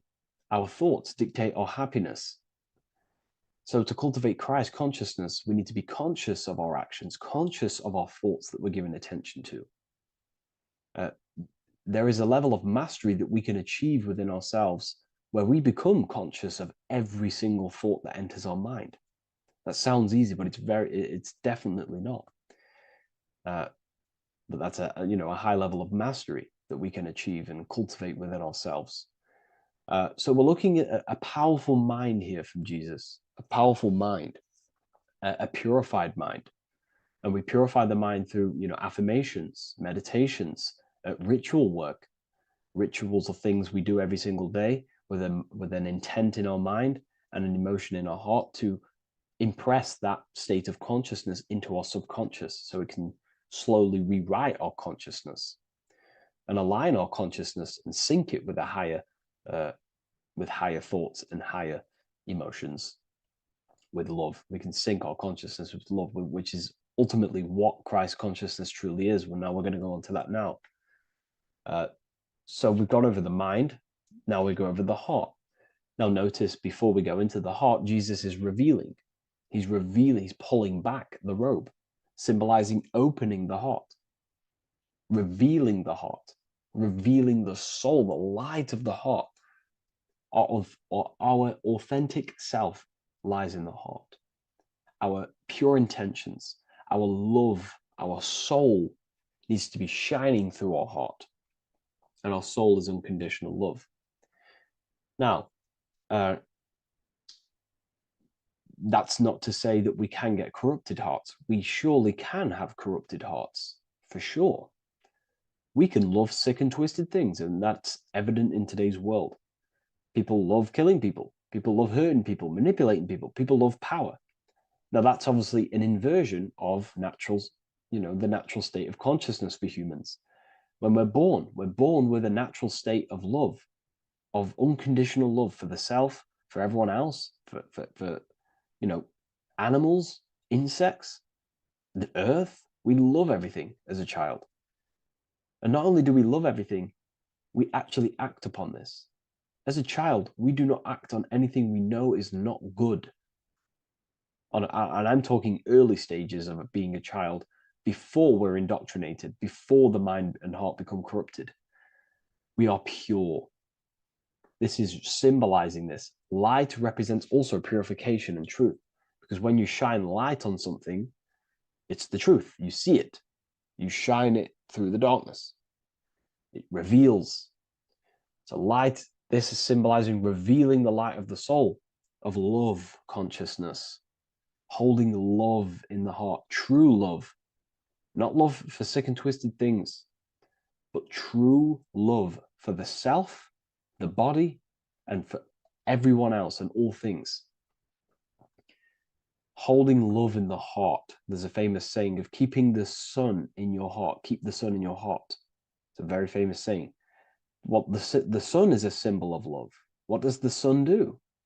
It gives abundantly. All it does is give light, give energy, power, light to the earth, and everything is feeding off this source. The sun expects nothing back. It just abundantly gives. It's a symbol of love. This is the love principle of creation. Now, the heart is also governing our actions. What we think about, okay, in our mental field of consciousness is directly corresponded and observed in our hearts. What we think about directly corresponds with what's going on and what we feel in our hearts. Okay? Thoughts produce emotions. So if we give attention to negative thoughts, there's no wonder we're having negative emotions in our hearts. So purification of the mind is also having an effect in purification on the heart. Because when we purify our thoughts and only give attention to powerful thoughts and positive thoughts that uplift yourself and humanity, then we're going to also see this change in the heart, see this emotional change in our consciousness. Okay, so this represents the purification of, a purified heart, the light emanating around the heart. Love for the self, love for one another. And you're revealing this, you're shining the heart on others. This represents, revealing your true self to everyone without suppressing aspects of self. Revealing the light, not holding back the light. Because people in darkness will look at people who are spiritual and say, oh, he's into the woo-woo stuff. It's about revealing that and not caring about others. Because when you shine a light, you're also planting seeds in other people. Now, I'm going to tie this together with the hand gesture. Now, what we're looking at here, we're looking at a hand gesture with two fingers up. We have the middle finger and the index finger upwards. And notice how they're crossed over. They're crossed. They're not separate. They're crossed, representing unification. Unification here. This is a unified two fingers. Two represents division. Crossed over represents oneness. It's the unification of the mind and the heart. A lot of people talk about this, but not many people go into detail about it because, for many reasons. But this is the unification of thought with emotion. This is how we truly reach Christ consciousness. And ultimately, when we do gain the love in our hearts and we do slow, it's a gradual process of cultivating love for the self and everyone else in the world, because we're so programmed to be divided. But it's a slow progress. But when we do cultivate love in our hearts for the self and one another, love is a very, very nurturing and growing force. Like I said, the sun earlier, that is pure love energy. It makes everything grow on the earth. While love in your heart grows connections with people. It grows care. You go out your way to do things to people and do give people things. It's a very nurturing and growing energetic force. And me personally, I think the whole universe is built upon love. The whole thing. Without love, without the love, there is nothing. Nothing is, love is the only true emotion that truly exists. Everything else is either an opposition of love or a different degree and branch of love. Love is the only true emotion, and everything is built upon that principle. Okay, love is what guides us to a higher consciousness. When we cultivate love in our hearts, we become a vessel for light, for more light, more energy, more vibration. Our electromagnetic field expands, or biofield, when we hold love in our hearts. It's a very powerful force. And when we do cultivate a strong spiritual compass within our heart, because that's what our heart truly is, it's a spiritual compass. It tells us, well, it doesn't tell us, it knows what is right at all times. If you think something, your heart tells you whether that is right or that is wrong, whether you should act upon it or whether you should not. The heart knows what's good and evil. No one told you this as a child. As a child, you already knew this. You came into the world, you knew what was right and wrong. You knew it was wrong to hurt people. So this unification that he's doing with his hand symbolizes thinking with the love of the heart, represents thinking with love of the heart, thinking with love of the heart for the self and the collective. Now, ultimately, what this does is give birth to perfect action. Why? Why does this give birth to perfect action? Think about it. Every time you've taken an action, why did you take the action? You probably, well, you would have thought about it, you had a feeling towards it, a care energy, and you took action. Why do we go to work? We care about paying the bills and staying in our house. We go to work to earn money. We think, we care, we act. Everything you see in front of your reality, on the screen that you're seeing right now, you called your eyes, everything is in front of you because you care. It's the heart energy that leads the body. Okay? And that's even present in the body. Have a look at the body. We have the head, thought, then emotion, then our feet is at the bottom, and our feet take action. Thought, emotion, action. Thought, emotion, action. So even the body is basically a blueprint of how creation is manifested. So we receive thoughts from the divine planes, from the higher planes of consciousness. We receive them. That's another thing that I missed. If we purify our minds, we're basically attuning our mind to a higher part of the mental plane, and we will receive higher thoughts. We will receive thoughts that are more genius, what we like to call today, or better quality thoughts. We receive good ideas when we attune our mind to a higher consciousness. Okay, so we are like a radio. We receive thoughts based on what our mind is set to. That's why we call it a mindset. So, like I was saying, we receive thoughts through the head. We feel the emotion, then our feet take action. Thought, emotion, action. So the body's a blueprint of creation. It's beautiful when you really notice this. So this unification is about thinking with the love of the heart, which gives birth to perfect action in the world. And this is the state that we need to cultivate within myself and everyone in the world, so we can give birth to heaven on earth through action. Because ultimately the world is molded through action, physical action. And them actions are molded from thoughts and emotions. Now,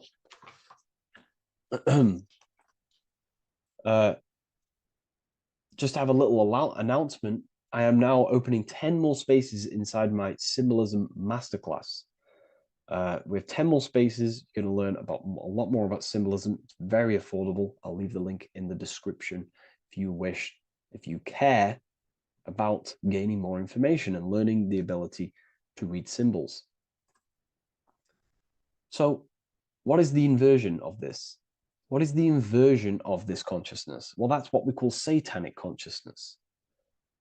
Satanism. Satanism on its true level is the opposite, the opposing the natural state of consciousness that we are born into. It's about thinking with no emotion, thinking and acting. This is what the Skull and Bones represents here. So the Skull and Bones Secret Society, this is their main logo. Again, we have the skull, which represents thought, and the bones, which represent action. The bones take action in the physical body. We're looking at thought and action with no emotion, no empathy, no love for one another, only love for the self, the inverted love. Okay? We're looking at gray. Gray is a symbol of dullness, death. There's no emotion in grey because colours provoke emotion. When we look at a colour, it invokes an emotion. Grey has no emotion. So we're looking at dullness of the emotions. I'm not going to go too deep on this subject. I'm going to create a whole new lecture for that. In fact, I think we have a great lecture inside Ethereal University on Satanism. We're going very into depth of what Satanism is and what Satanism consciousness truly is. And again, it's just the cross inverted. Satanism is just it's the invertation of, I don't know if that's a word, but it's the inverse of natural law, natural consciousness, of love consciousness that we are born into. Okay, so ultimately, the message in this video was to create love in our minds, love in our hearts. Think with the love of the heart. Think with the care for one another. And that gives birth to perfect action. And when we align, when we do truly act out what our heart is telling us, and I know this from first-hand experience. This is what happened to me. I woke up, I started to follow my inner guidance. I always took action on it. I was saying yes to it every single time. And it led me, this is, I'm getting goosebumps actually saying this. It led me to where I am. That action, me saying yes to my heart, to that knowingness of goodness within me, was like a domino effect. And that domino effect, every time I did it, it was just opening more and more doors, not physically, but mentally. I was receiving more information. I was receiving more opportunity physically. My work started to explode on social media. Like, when you follow your heart and truly take action on what you know is good, it's like a domino effect that leads you step by step to where you're meant to be. And it's so profound and it's so, beautiful. And I'm telling you this from firsthand experience. This is ultimately how you kind of unlock your purpose in this physical world as well. So not only is it going to create a better world, it's also unlocking your true soul form and soul purpose while you're here. It's very beautiful. So I thank you, everyone. Please leave a like, comment, and share, and subscribe to the channel. And I'll see you all inside Ethereal University if you decide to take your studies to the next level. Take care. Welcome to Revival of Wisdom. Welcome people, we're back with another video. Please make sure to hit that like button, subscribe, and turn on notifications to never miss a video.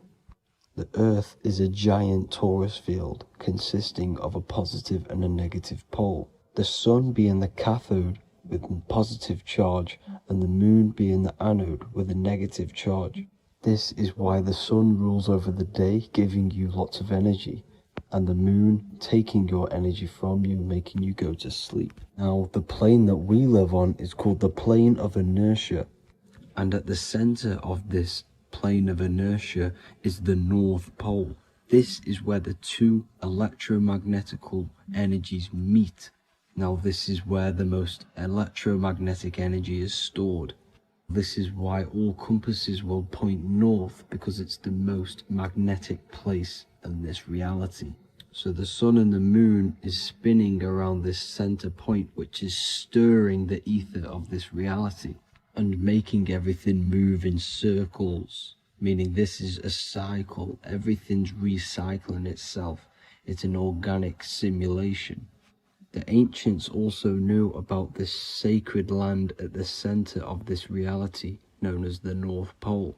As you can see on this map from the 1500s of the North Pole, you can see 4 islands around this center black rock. Ancient civilizations like the Mayans, the Buddhists, and ancient Chinese also depict these 4 islands. The endless symbology of these sacred lands at the center has been going on for thousands of years. These sort of secrets are now kept by the elites. But as always, they have to show the truth in plain sight, and this is what they are doing with the Windows symbol and also the Wizard of Oz. Now in the Wizard of Oz, as you can see, there's something called Munchkin Land. Munchkins are these unusually short people. Then on the ancient 1500s map, it says Pygmy, and then the Pygmy people in mythology are also these unusually short people. Just like Santa and his elves, they come from the North Pole, and elves are these unusually short people. These stories that we are told about Santa and Munchkins are putting truth in plain sight about this sacred land. This sacred land at the center of the earth is where the aurora borealis comes from and is being emitted from this black hole in the center, also known as the black sun. The aurora borealis is the Earth's aura, hence why it has the word aura inside of it. It is the life-giving essence to all life within this realm. As this dualistic reality we live in consists of both physical and spiritual, the black sun is like our sun for the spirit. It's our spiritual umbilical cord, connecting us to the spirit realm. And the rising sun is the opposite. It's our sun for our physical 666 carbon suits, known as our human body, our physical aspect. As it states in the 40,000-year-old emerald tablets, deep in Earth's heart lies the flower, the source of the spirit.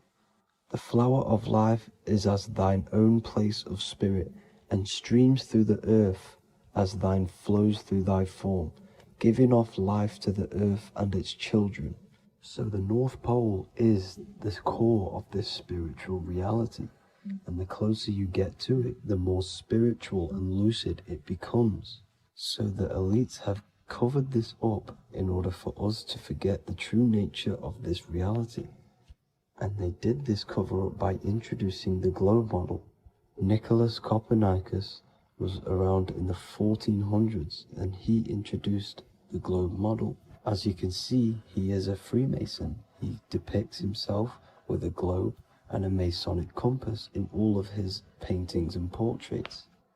Galileo was also a Freemason, as you could see in all of his portraits with a globe and a Masonic compass. He was also a massive part of introducing the globe model after Nicholas Copernicus. So yes, the globe model was a spiritual and political move to gain more control over the masses. After the globe model was then introduced, they introduced the theory of evolution by another Freemason, Charles Darwin. See how these two theories go hand in hand? They both degrade humanity, and they make you confused of where we actually came from. By hiding the true form of this divine creation and hiding the true power of each and every one of us, they maintain control over the masses. Now this is order out of chaos, known to be the 33rd degree slogan of Freemasonry. Now this is the Masonic cosmology, and as you can see, you have the checkered board for the duality, the 5-pointed star for the 5 elements, the 4 corners for the 4 pillars, the all-seeing eye, which is Polaris, the sun, the moon, and the 7 stars.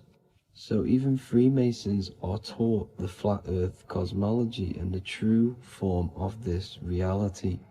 Now the true nature of the sun, the moon, and the earth is shown and reflected through the Masonic compass. The Masonic compass is the sun, the moon, Polaris at the top, and the black sun at the bottom. It makes sense why all the scientists who introduced the globe model all used the compass and the globe together, because it's truth in plain sight. As I explained in my other video, all Freemasons have to take the oath, so it goes to show, why are we all learning these theories from Freemasons who can't talk about certain topics that they learn about?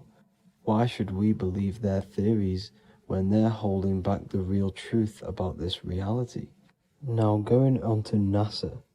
NASA means to deceive in Hebrew, and they are also funded by the government. They are not a private company. The old owner of NASA, Werner von Braun, on his grave has the Bible verse Psalms 91. The heavens declare the glory of God, and the firmament showeth his handiwork. Now, why would the owner of NASA put this on his grave? Seems a bit suspicious to me, alongside with the NASA astronauts are all Freemasons. And not to mention the countless mistakes they've made on their live videos in space stations, the moon landing, and the CGI footage of the Earth, which is obviously photoshopped. Just by tricking the masses that they live on a spinning ball, the elites gain the perception of the masses. Not only does it hide the divine creation we're inside of, it hides the divine spark within you. It hides the creator, the source. And by believing in space and we live on a spinning ball, it makes people come to the interpretation of that we are a coincidence and we do not have any purpose. And of course this is false. When you come to realization that we are all a divine creation and we can create our own divine life in this reality, life becomes more sacred and you start to enjoy little things. The elites want you to believe everything exists only in the five senses. They want you constantly looking outside of yourself because they know that will keep you on lower states of consciousness. Now this brings me to our next point. By tricking the masses into the heliocentric model, the elites started to advertise aliens in the movies, in cartoons and magazines in the late 1940s. Now this is subconsciously programming us about aliens and extraterrestrial threats, which then they can use to their advantage. And this is something called Project Bluebeam. They are more than likely going to fake an alien invasion to push this 2040 agenda, which is for one government and one ruling currency. That's it for this video, guys and girls. Hope you all enjoyed. Please make sure to leave a like and a comment. God bless you all.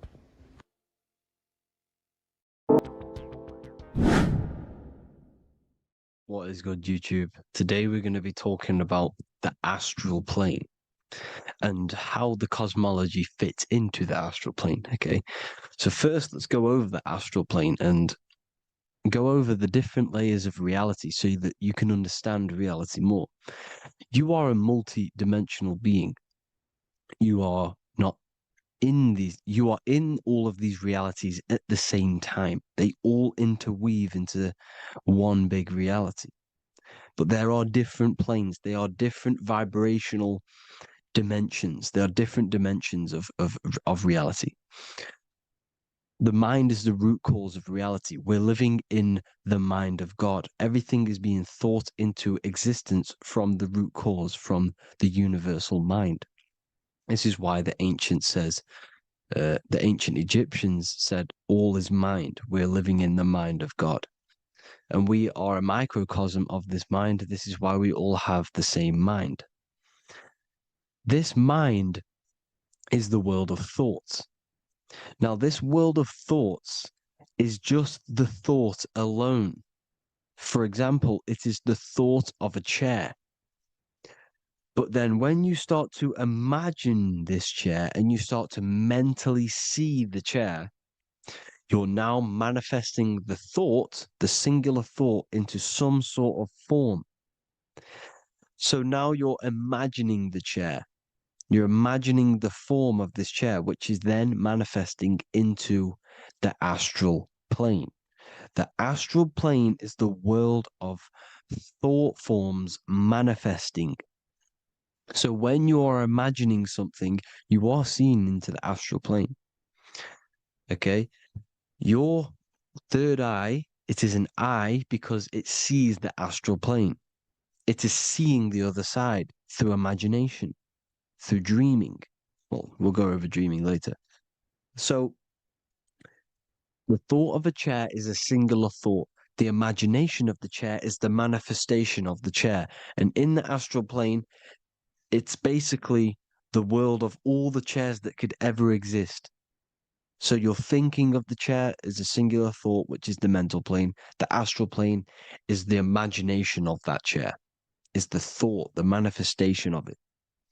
Depending on the vibrational state of the thought will depend what level of the astral plane it will go to.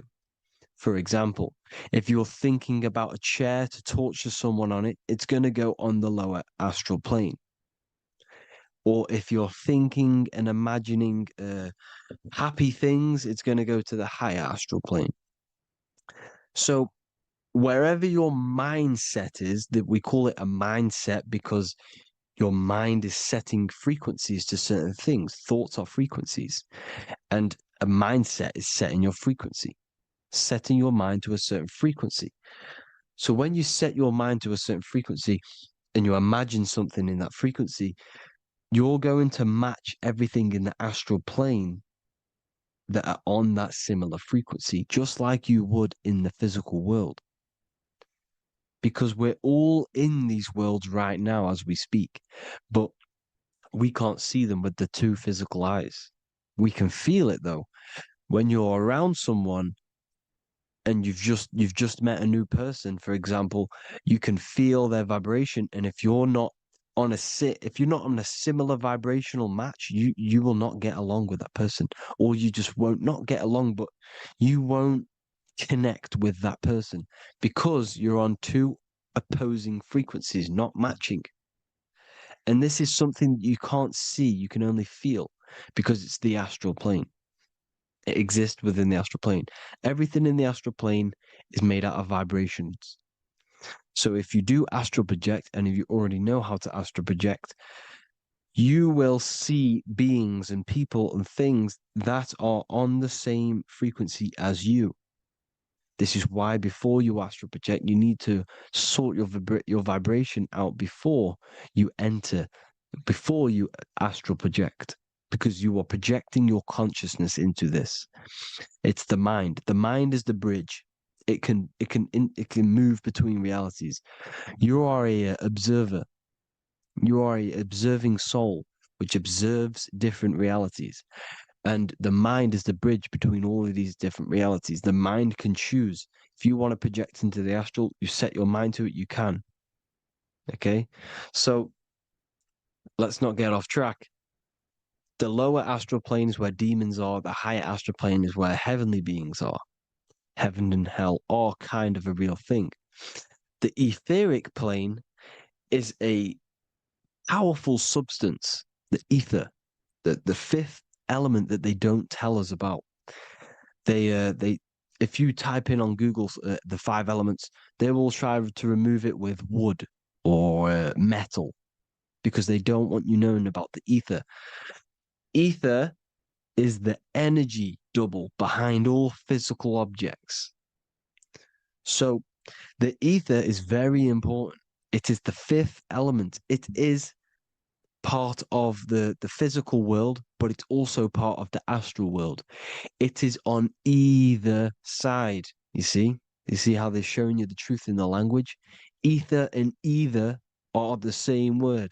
The ether has 1 foot in the astral and 1 foot in the physical world. It's a substance that connects the physical to the astral world. It is the either. It's on either side of reality. It's on the other side. Other, either, same word. Ether is connecting the physical to the astral plane. It's the world of frequency. Frequencies, EMFs, torus fields are in the etheric plane. It is the energy plane. It's where energy moves through the ether. Okay? So then you have the physical world, the world of effect. Everything you see in the physical world is the effect of the higher planes. Each plane is a product of the plane above. So, and it melts into each plane. The physical plane is the lowest plane, it's the most densest, and the highest is the most fluid. This is the most fluid, this is the most dense.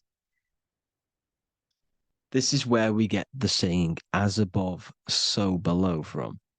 As above, so below comes from the different planes of reality. And magicians understand this. This is why magicians always say as above, so below.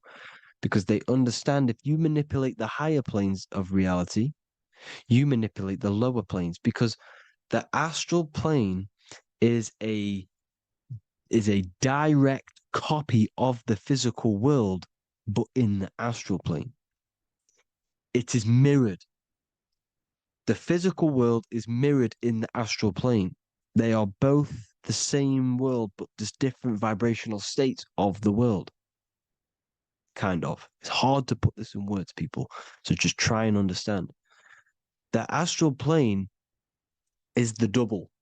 It is whatever happens in the astral plane happens in the physical plane. This is why magic works. This is why demons work. This is why spirit communication works. Because if you manipulate the higher planes, you manipulate the lower planes. As above in the astral, so below. Leonardo da Vinci showing you to look up, pointing up. You got to look up.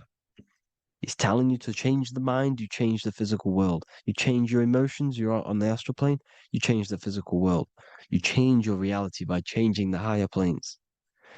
This is the Masonic 11, the two pillars. This is the 11 also symbolizing the two hemispheres of the brain here. But the 11 symbolizes the two mirrors. 11. 11. 9, 11. 9, 11 adds to 11. 9 plus 1 plus 1 equals 11. The Twin Towers were in 11. Flight 11 was hijacked. Because it's a mass ritual within the astral plane. Now, we're going to go deep into that later, and I'll show you these rituals they do in order to manipulate the astral plane. So, this is what the 11 is. It's the mirroring of reality. If you contact spirits and conjure spirits, you can either summon or attract demons and spirits. Summoning is creating a spirit. You create demons. Okay? Like I said here, the mind is the root cause of reality. If you think of if you think of a traumatic event that happened in your life over and over and over and over again for years and years and years, where attention goes, energy flows. The mind is the director of energy. If you are directing energy into the specific emotion, the specific thing that is torturing you in your mind, that will manifest as some sort of being in the astral plane, which is called an elemental. And this elemental being that you have created through your thought forms and emotions will latch onto you and feed off this energy. So it's important that you get your mind right, okay? It's important that you sort that you file the mind and you discipline the mind. Make sure it's only entertaining positive things, because you are quite literally creating your own demons. The word demon has the word mon in it. And if you've watched my videos, to know mon means moon. The moon is your mind, the sun is your soul, the earth is your physical body. Demon is mon means mind, moon is mind. You create demons with your mind. Summoning. Now, this is where the rituals come in. 9/11 was a ritual because everyone was thinking about this big fearing, the death of 9/11. Everyone was thinking about it. And all of their minds thinking about this horrific thing will manifest and summon a negative energy spirit elemental within the astral plane. That's how all of this works. This is why it was a mass ritual. Okay, Chris Brown, new album name 11/11, release date on the 11/11.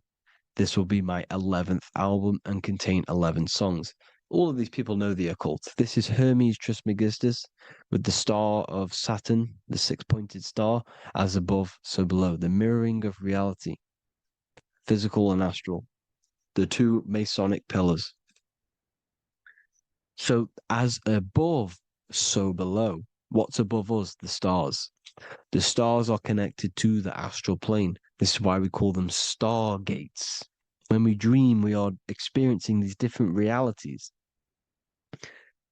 And what are stars? They tell in the Bible, it says Genesis 1:14. And God said, "Let there be lights in the firmament of the heaven to divide the day from the night, and let them be for signs."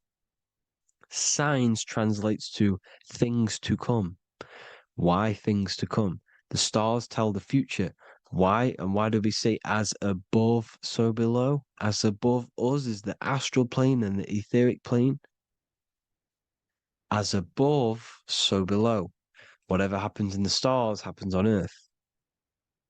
The stars are connected to the astral plane. Above us is the astral plane. We are a star in a physical body. This is why we say Mr., sister, stir equals star.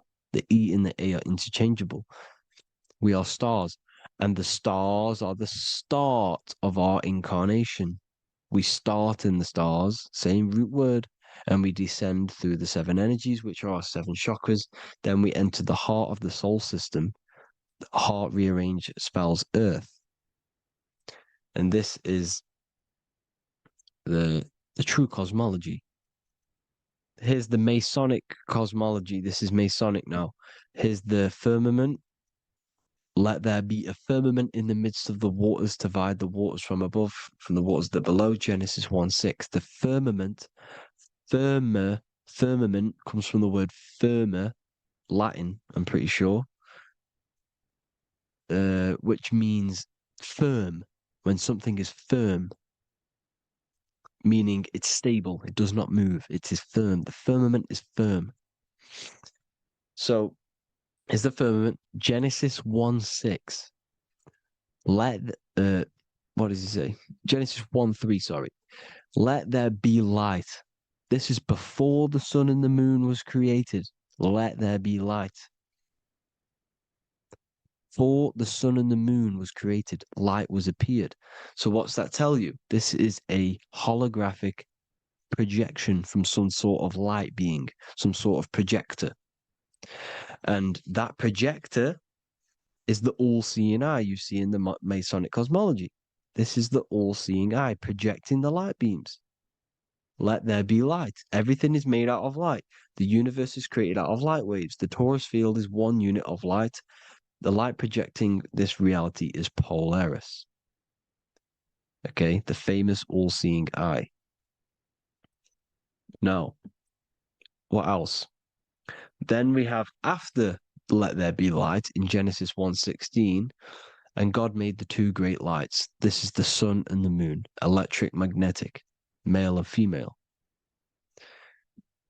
Then we have the Masonic checkerboard, the black and white symbolizing dualities within the dualistic reality we're in, spirit and matter, light and matter, rest and motion, positive and negative, good and evil. Everything's dualistic here. Okay? And it's a dance. The universe is a dance between flickering of white and black light, which is the torus field.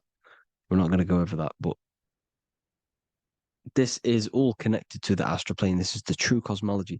The astral plane cannot work on a spinning monkey ball in the middle of space. Does not work. Cannot work. It's impossible. Okay? Impossible. So, even in the Quran, it says, Allah has made the earth for you as a carpet, flat. Quran 15:19.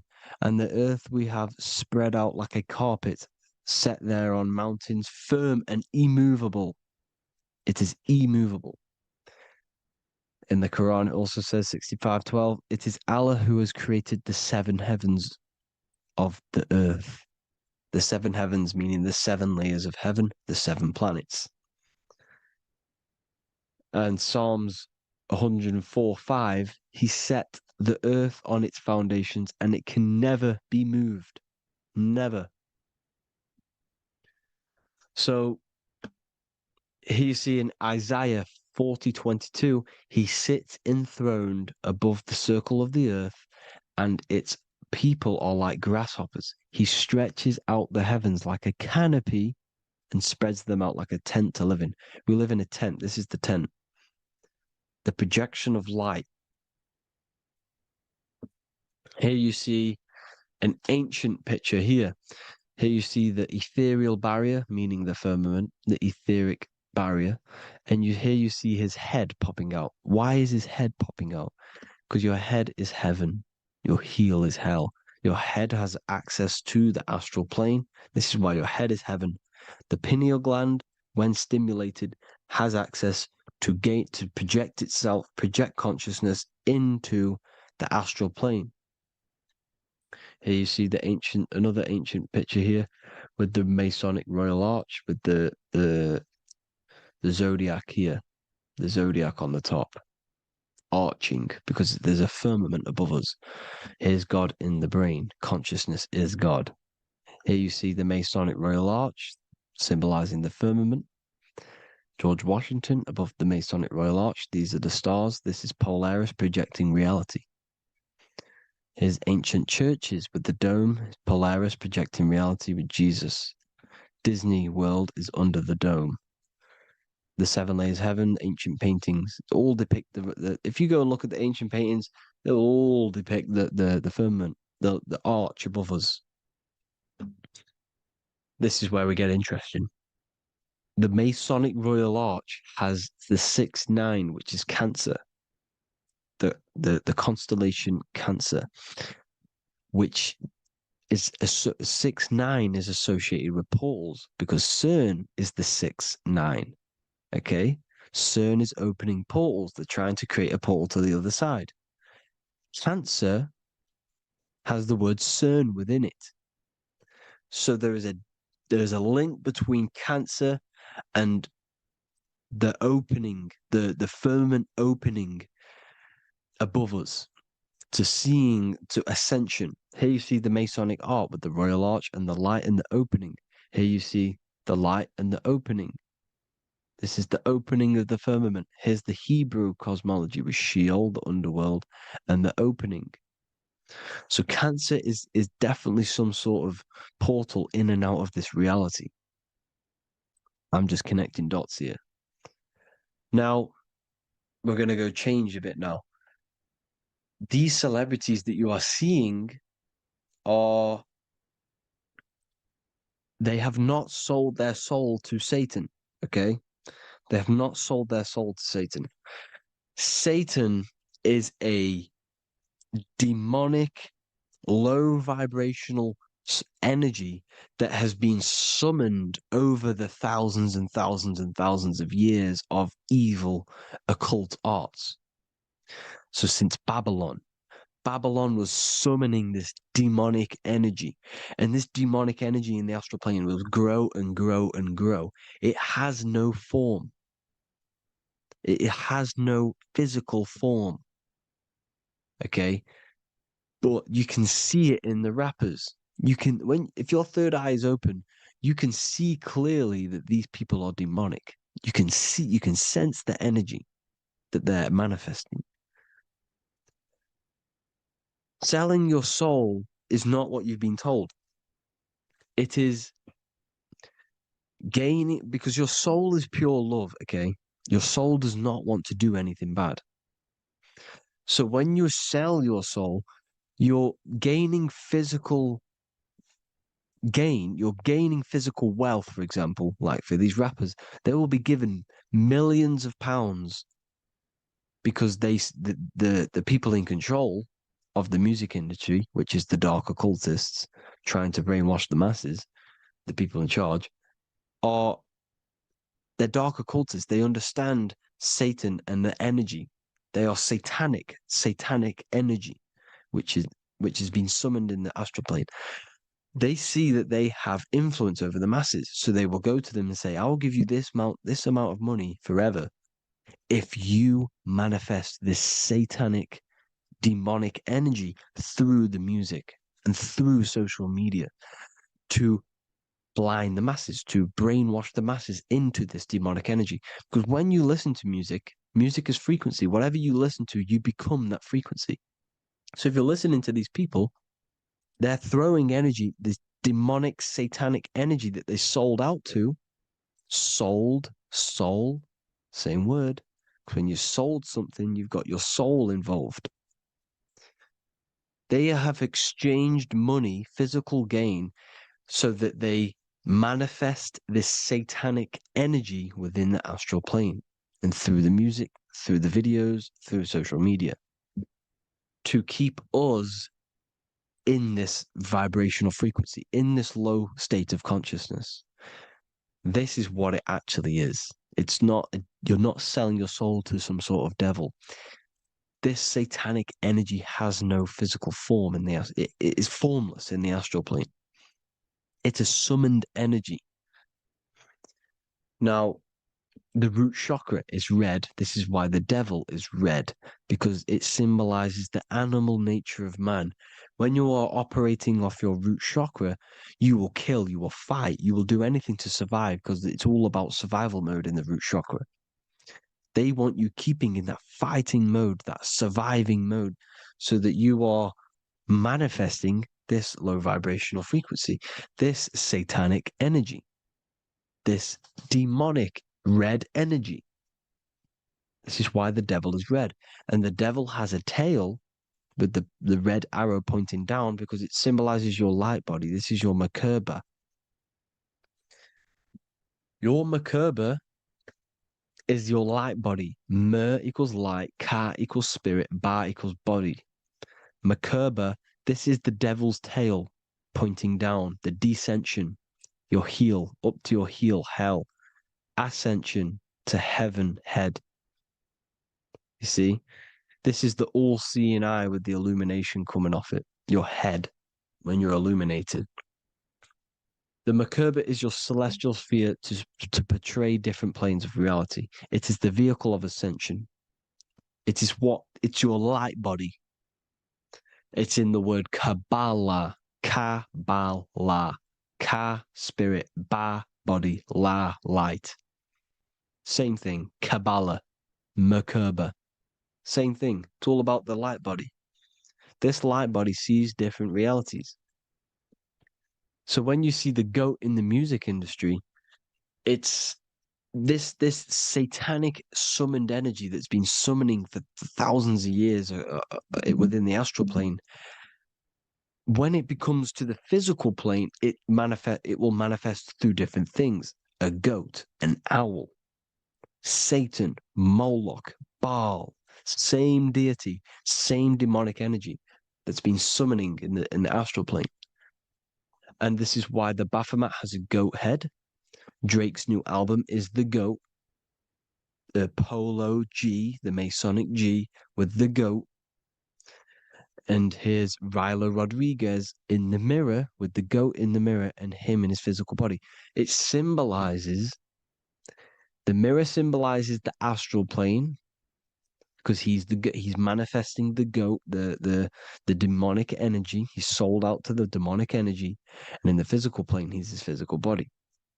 The mirroring, the Masonic 11, the mirroring of reality, the astral and the physical. And what do you call them when they're an amazing rapper, the best rapper? You call them the GOAT. Because the GOAT, you're the GOAT because you're manifesting the GOAT energy, this satanic, demonic energy within the astral plane. So Baal, Moloch, all the same thing. Because in the astral plane, if you want to gain spirits to come to you and communicate you in the physical world, if you want to communicate with spirits, you have to gain their attention. You can either gain their attention or come together and agree to create some sort of being, which is Satan. Okay. You can, like I said earlier, you can create these beings, you can summon them or attract them. One way to attract them is sacrificing. In order for you to become God, man, to turn to God, you have to sacrifice your life.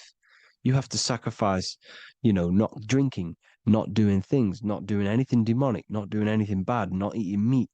You have to sacrifice yourself to become the light.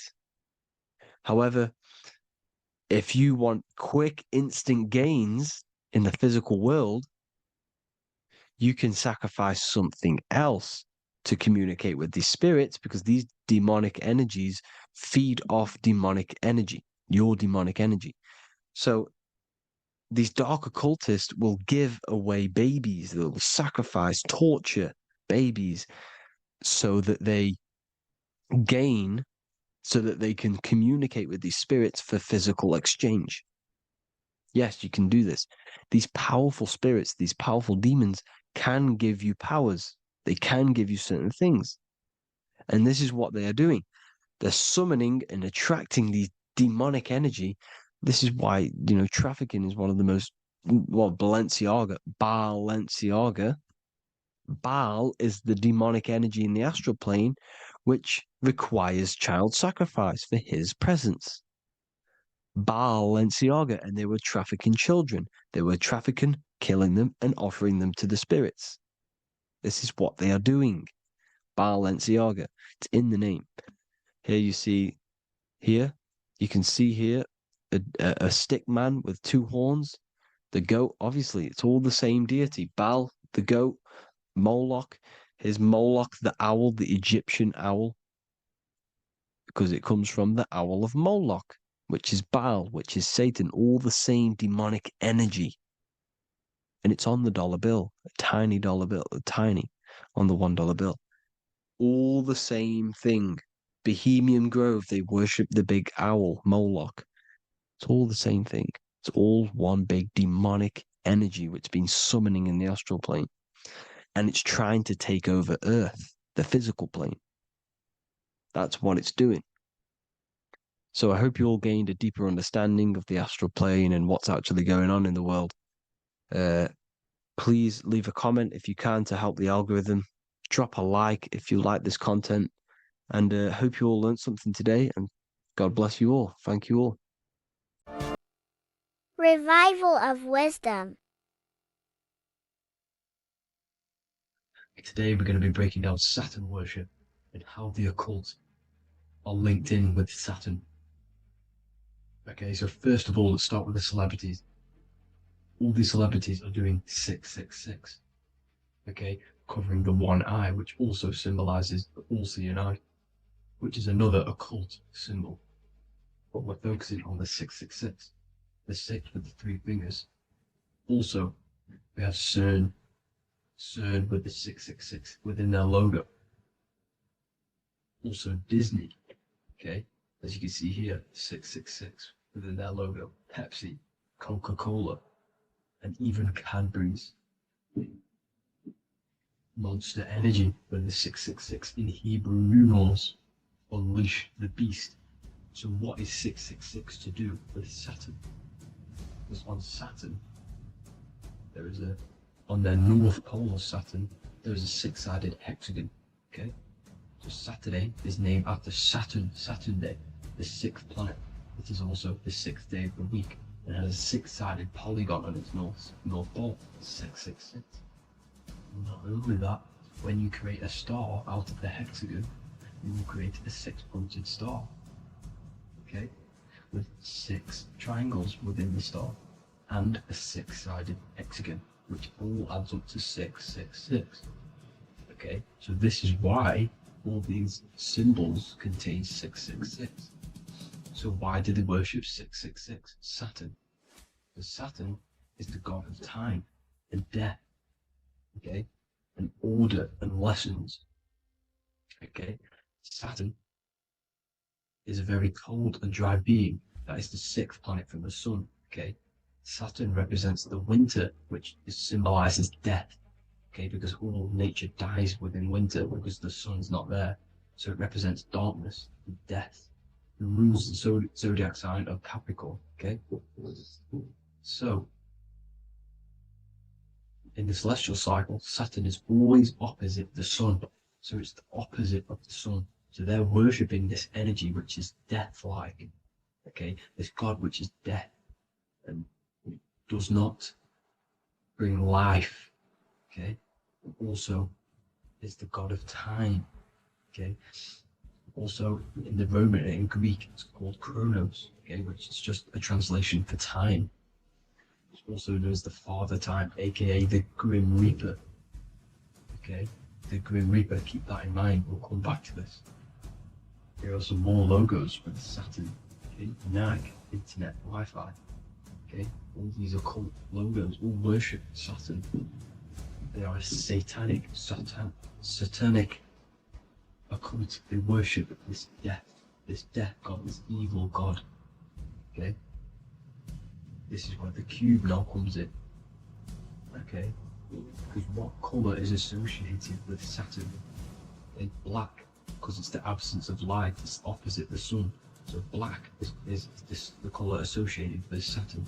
Each planet has its own colour associated with it. Okay, so when you make the cube, okay, as you can see here, the cube out of the polygon, it creates what? A black cube. Okay, and the Kabbalah, okay, Kabbalah means cube, Allah means the god, the cube god. These religions are secretly worshipping this cube god, the god of death, Saturn, Satan. It's the same entity behind it all. Okay, so also we have these black cubes in Australia, Denmark, all around the world, these black cubes, because this occult is worldwide.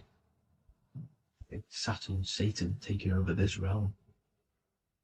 Okay, also with this black cube, they walk around it like the rings of Saturn.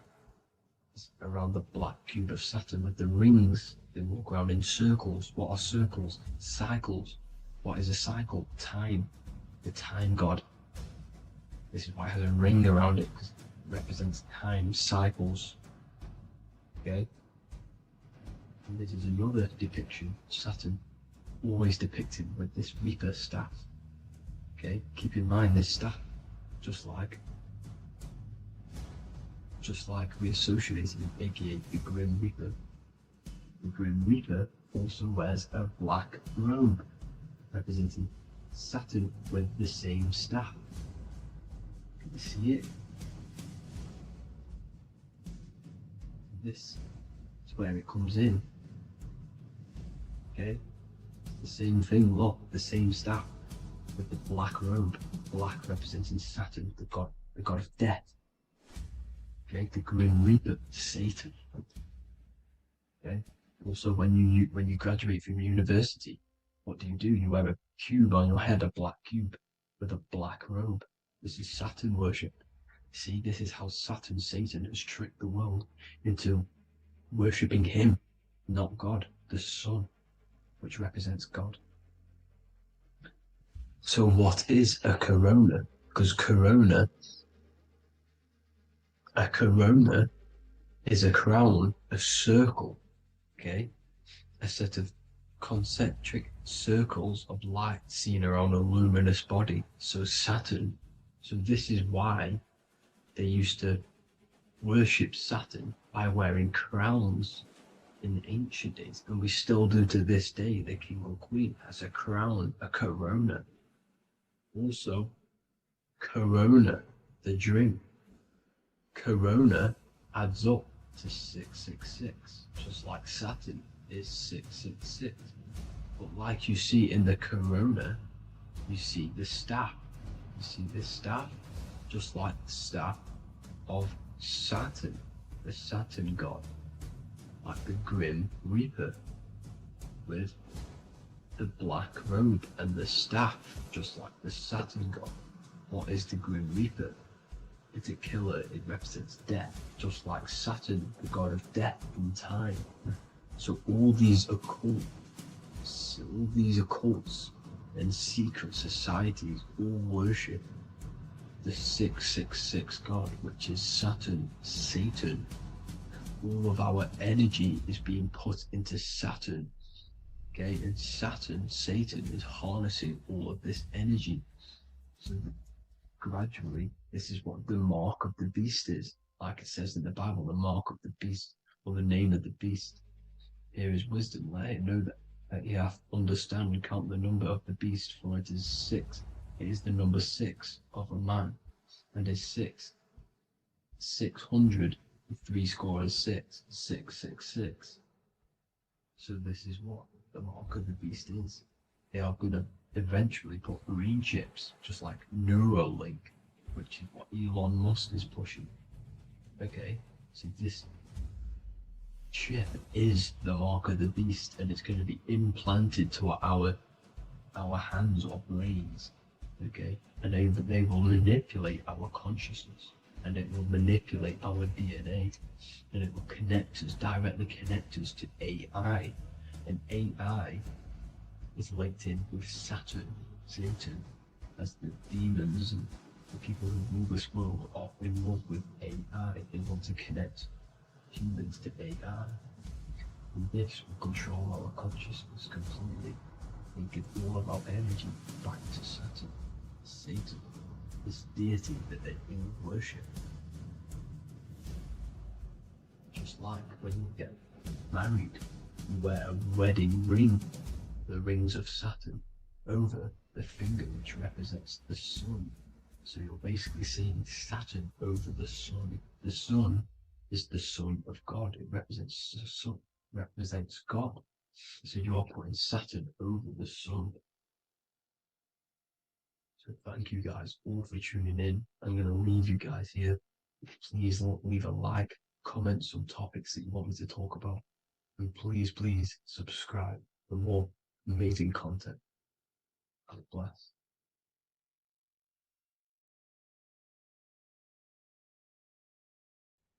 What if I told you many people around you have probably sold their souls? It's more popular than you think, and it's very easy to do. Selling your soul is not something that you can just go and meet the devil and do it. It doesn't work like that. But before I tell you exactly how you can sell your soul and how not to sell your soul, what is the soul? So looking at Jesus, we always see two lights surrounding his head, one surrounding the heart. And as of course, if you've been watching my channel, you know Jesus represents you. He represents the divine essence of the universe made in human form. Each one of us possess a fractal of God's infinite consciousness. We are all God. We are all God experiencing himself in a three-dimensional divided form, separated from his oneness. God wanted to experience himself, so he made this world. So each one of us possess a soul, and the soul is the spark of God's infinite loving consciousness, filled with God's loving moral law. So the reason why Jesus is always have a light above his head and a light on his heart is because this represents the brain and the heart. The brain is not the mind. The heart is not the soul. The brain is the physical manifestation of the mind. It is the physical mechanical computer for the spiritual mind. The heart is the physical manifestation of the soul. The heart is a brain. In fact, it contains 40,000 specialized cells, which are the exact same cells found in your cranial brain. Yes, your heart is an emotional brain. Your cranial brain is a thought brain. It's a computer. Okay? Everything that exists physically exists non-physically. This is what the ancients called spirit, just means invisible force. The mind, the thoughts are not made of atoms. You can't touch, you can't find tangible thoughts, imaginations. These things exist spiritually in metaphysical counterspace. It's the same with your emotions. The emotions are spiritual. They are not physical. You can't touch them. So thoughts are the language of the mind. Emotions are the language of the soul. Sometimes we can become eluded by thought and we can become eluded by emotion. If we are led purely by emotion, we can create illusions in our perception. The same if we rely only on thought. We must balance these two. Okay? So the mind is the creator, the soul is the operator. Every thought we think is being judged by our soul. The soul is the judge. The soul tells you what is right, what is wrong. And even the Freemasons depict this spirit and matter in their black and white checkered boards. White is spirit, black is matter. Matter is dead, spirit is life. This is what this represents. Physical reality is not just physical. For every physical object, for every physical manifestation, there is a spiritual force bringing it into existence. Consciousness brings everything into existence. Before you kick a football, there's a change in your inner consciousness before you take that action of kicking the football. Everything exists in spirit before matter. You existed in spirit before you were physical. We also see this in alchemical Freemasonic artwork. This represents the clouds. This is the mind. This is the heavens. And then coming down into the heart, which represents the earth. The light entering the mind into the heart, because every thought we think is being judged by the heart. The heart speaks to you through emotion. The soul speaks to you through emotion. Every thought you think, your heart is telling you that is right, or it's telling you that is wrong. Why? Why is this? Emotions can guide us, okay?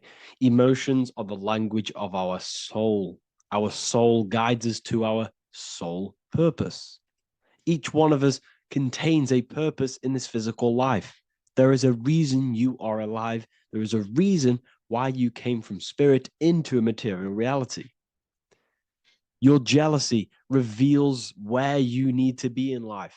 If you are jealous of someone, this is your soul saying you need to be there. That's where you need to be. Your fear reveals your greatest growth in order for you to reach your life's purpose. If you fear something, this is your soul telling you you need to overcome this in order to reach your life purpose. This is the next obstacle.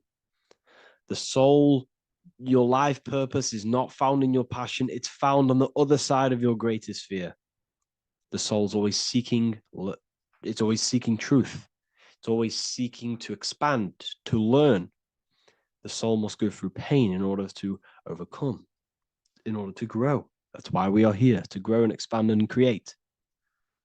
We also see this in alchemical artwork. Again, the mind in the clouds, the heart and the soul. They must work in unity. Each one of us contains the spark of the divine, which is the soul. Okay? Which is the soul. This is the operator. G-O-D, generator, operator, destroyer. The generator is the mind. The operator is the soul. The destroyer is the body. Everything will generate, everything will operate, and everything will die. That's the Trinity, the Father, the Son, the Holy Spirit. There's always a Trinity, Brahma, Vishnu, Shiva. Okay, so each one of us contains God's law, and it's encoded within our consciousness, within our soul, within our heart. That is what's judging everything you do. Every time you hurt someone, you can feel it. If you've ever punched someone, you can feel it. You know it's wrong. If you've ever stole something from someone, it doesn't matter what you've learned in the past. If you steal something, you know deep down within your soul it's wrong. This is because each one of us are encoded with God's law of love and integrity. I don't care how tough you think you are and how hard you think you are and what you've done in your life. I don't care. You know what is right, what is wrong, because you are encoded with love. Does not matter how far your mind can take you away, how corrupt your mind can become. There is always a spark of love and empathy in your heart, in your soul. You know this when a child. When you're a child, you're not racist. You don't want to hurt anyone. You don't want to steal. As a child, you're pure love, you're pure awareness, you're pure. You would never think about being racist. It's the corruption of the mind that leads us to corruption. Our soul always wants to do good. So the soul is encoded with God's law. And when we go against this law, this destroys our body. Yes, because your body is electromagnetic, and that's being casted from your heart. So every time you go against the heart's guidance in moral law, we weaken our electromagnetic field, which weakens our body. If you've ever looked at someone who's very negative, you can see them. You can see that they are aging quicker. You look at Scrooge, for example. If you ever watched Scrooge, look at how corrupt he looks. That's his heart. You can see the people's hearts on their face. People who do negative things and have negative thoughts, negative emotions, you can see it in their eyes and their face. It's because it corrupts you. It corrupts the body. It ages the body. Goodness is life. Okay? So can you sell your soul? You cannot sell your soul physically. But what you can sell is your conscience. What you can go against is that moral law. And you can exchange physical material things such as money, fame, cars, houses, business, in order for you can exchange that to go against your inner dialogue. For example, these rappers, celebrities, what are they doing? They're not selling their soul. You can't sell your soul to some entity on the astral plane.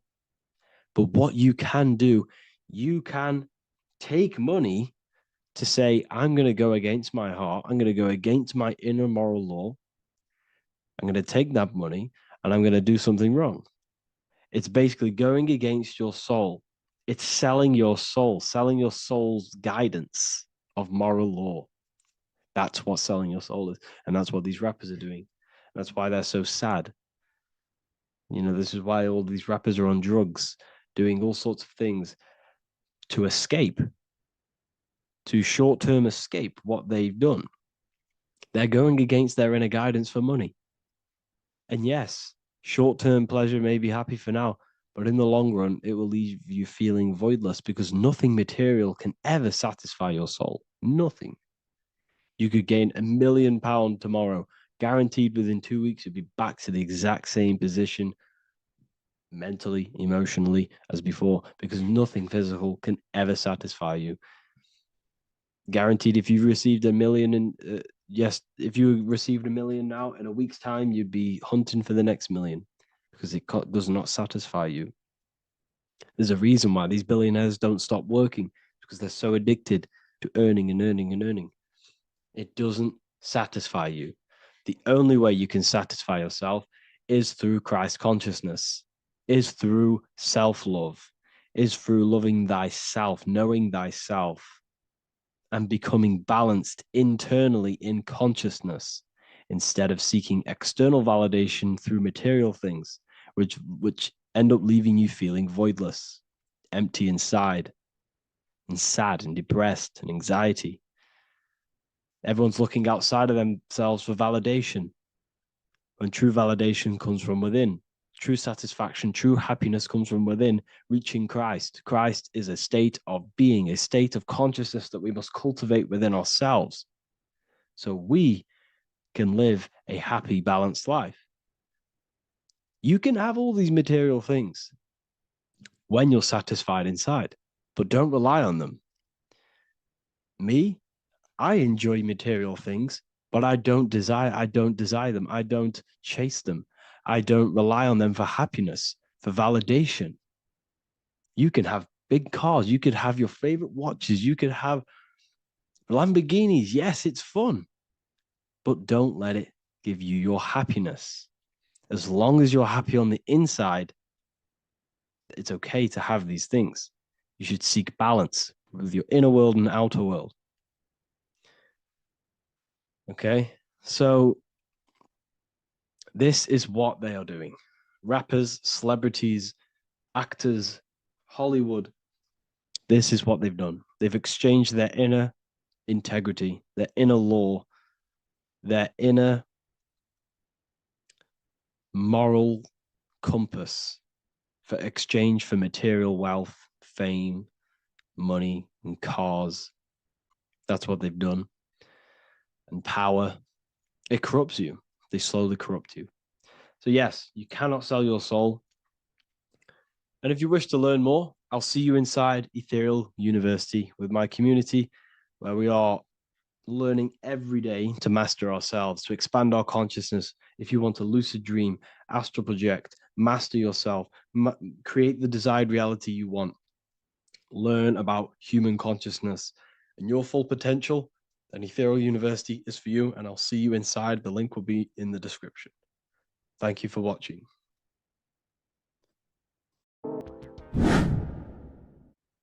How are we all doing, people? It's Revival of Wisdom from the Wisdom Academy. Today we're going to be breaking down God, consciousness, and the higher and the lower self, and how to overcome the lower self. Now, the first thing you need to understand is that you are the invisible intelligence within the brain, within the body. This invisible intelligence is known as the mind. But you are not the mind. You are the observer of the mind, which is the soul, the invisible entity. The mind is your intellect, your intelligence. Now, the mind is, it's hard to put this in words, but the mind is something that gives you the ability to explore the universe. And this inner self is the I am. It's the quiet, the inner self, the voice you see in you hear in your head. This is why within spells high twin, inside, internal. The I is also the number one, which is one line.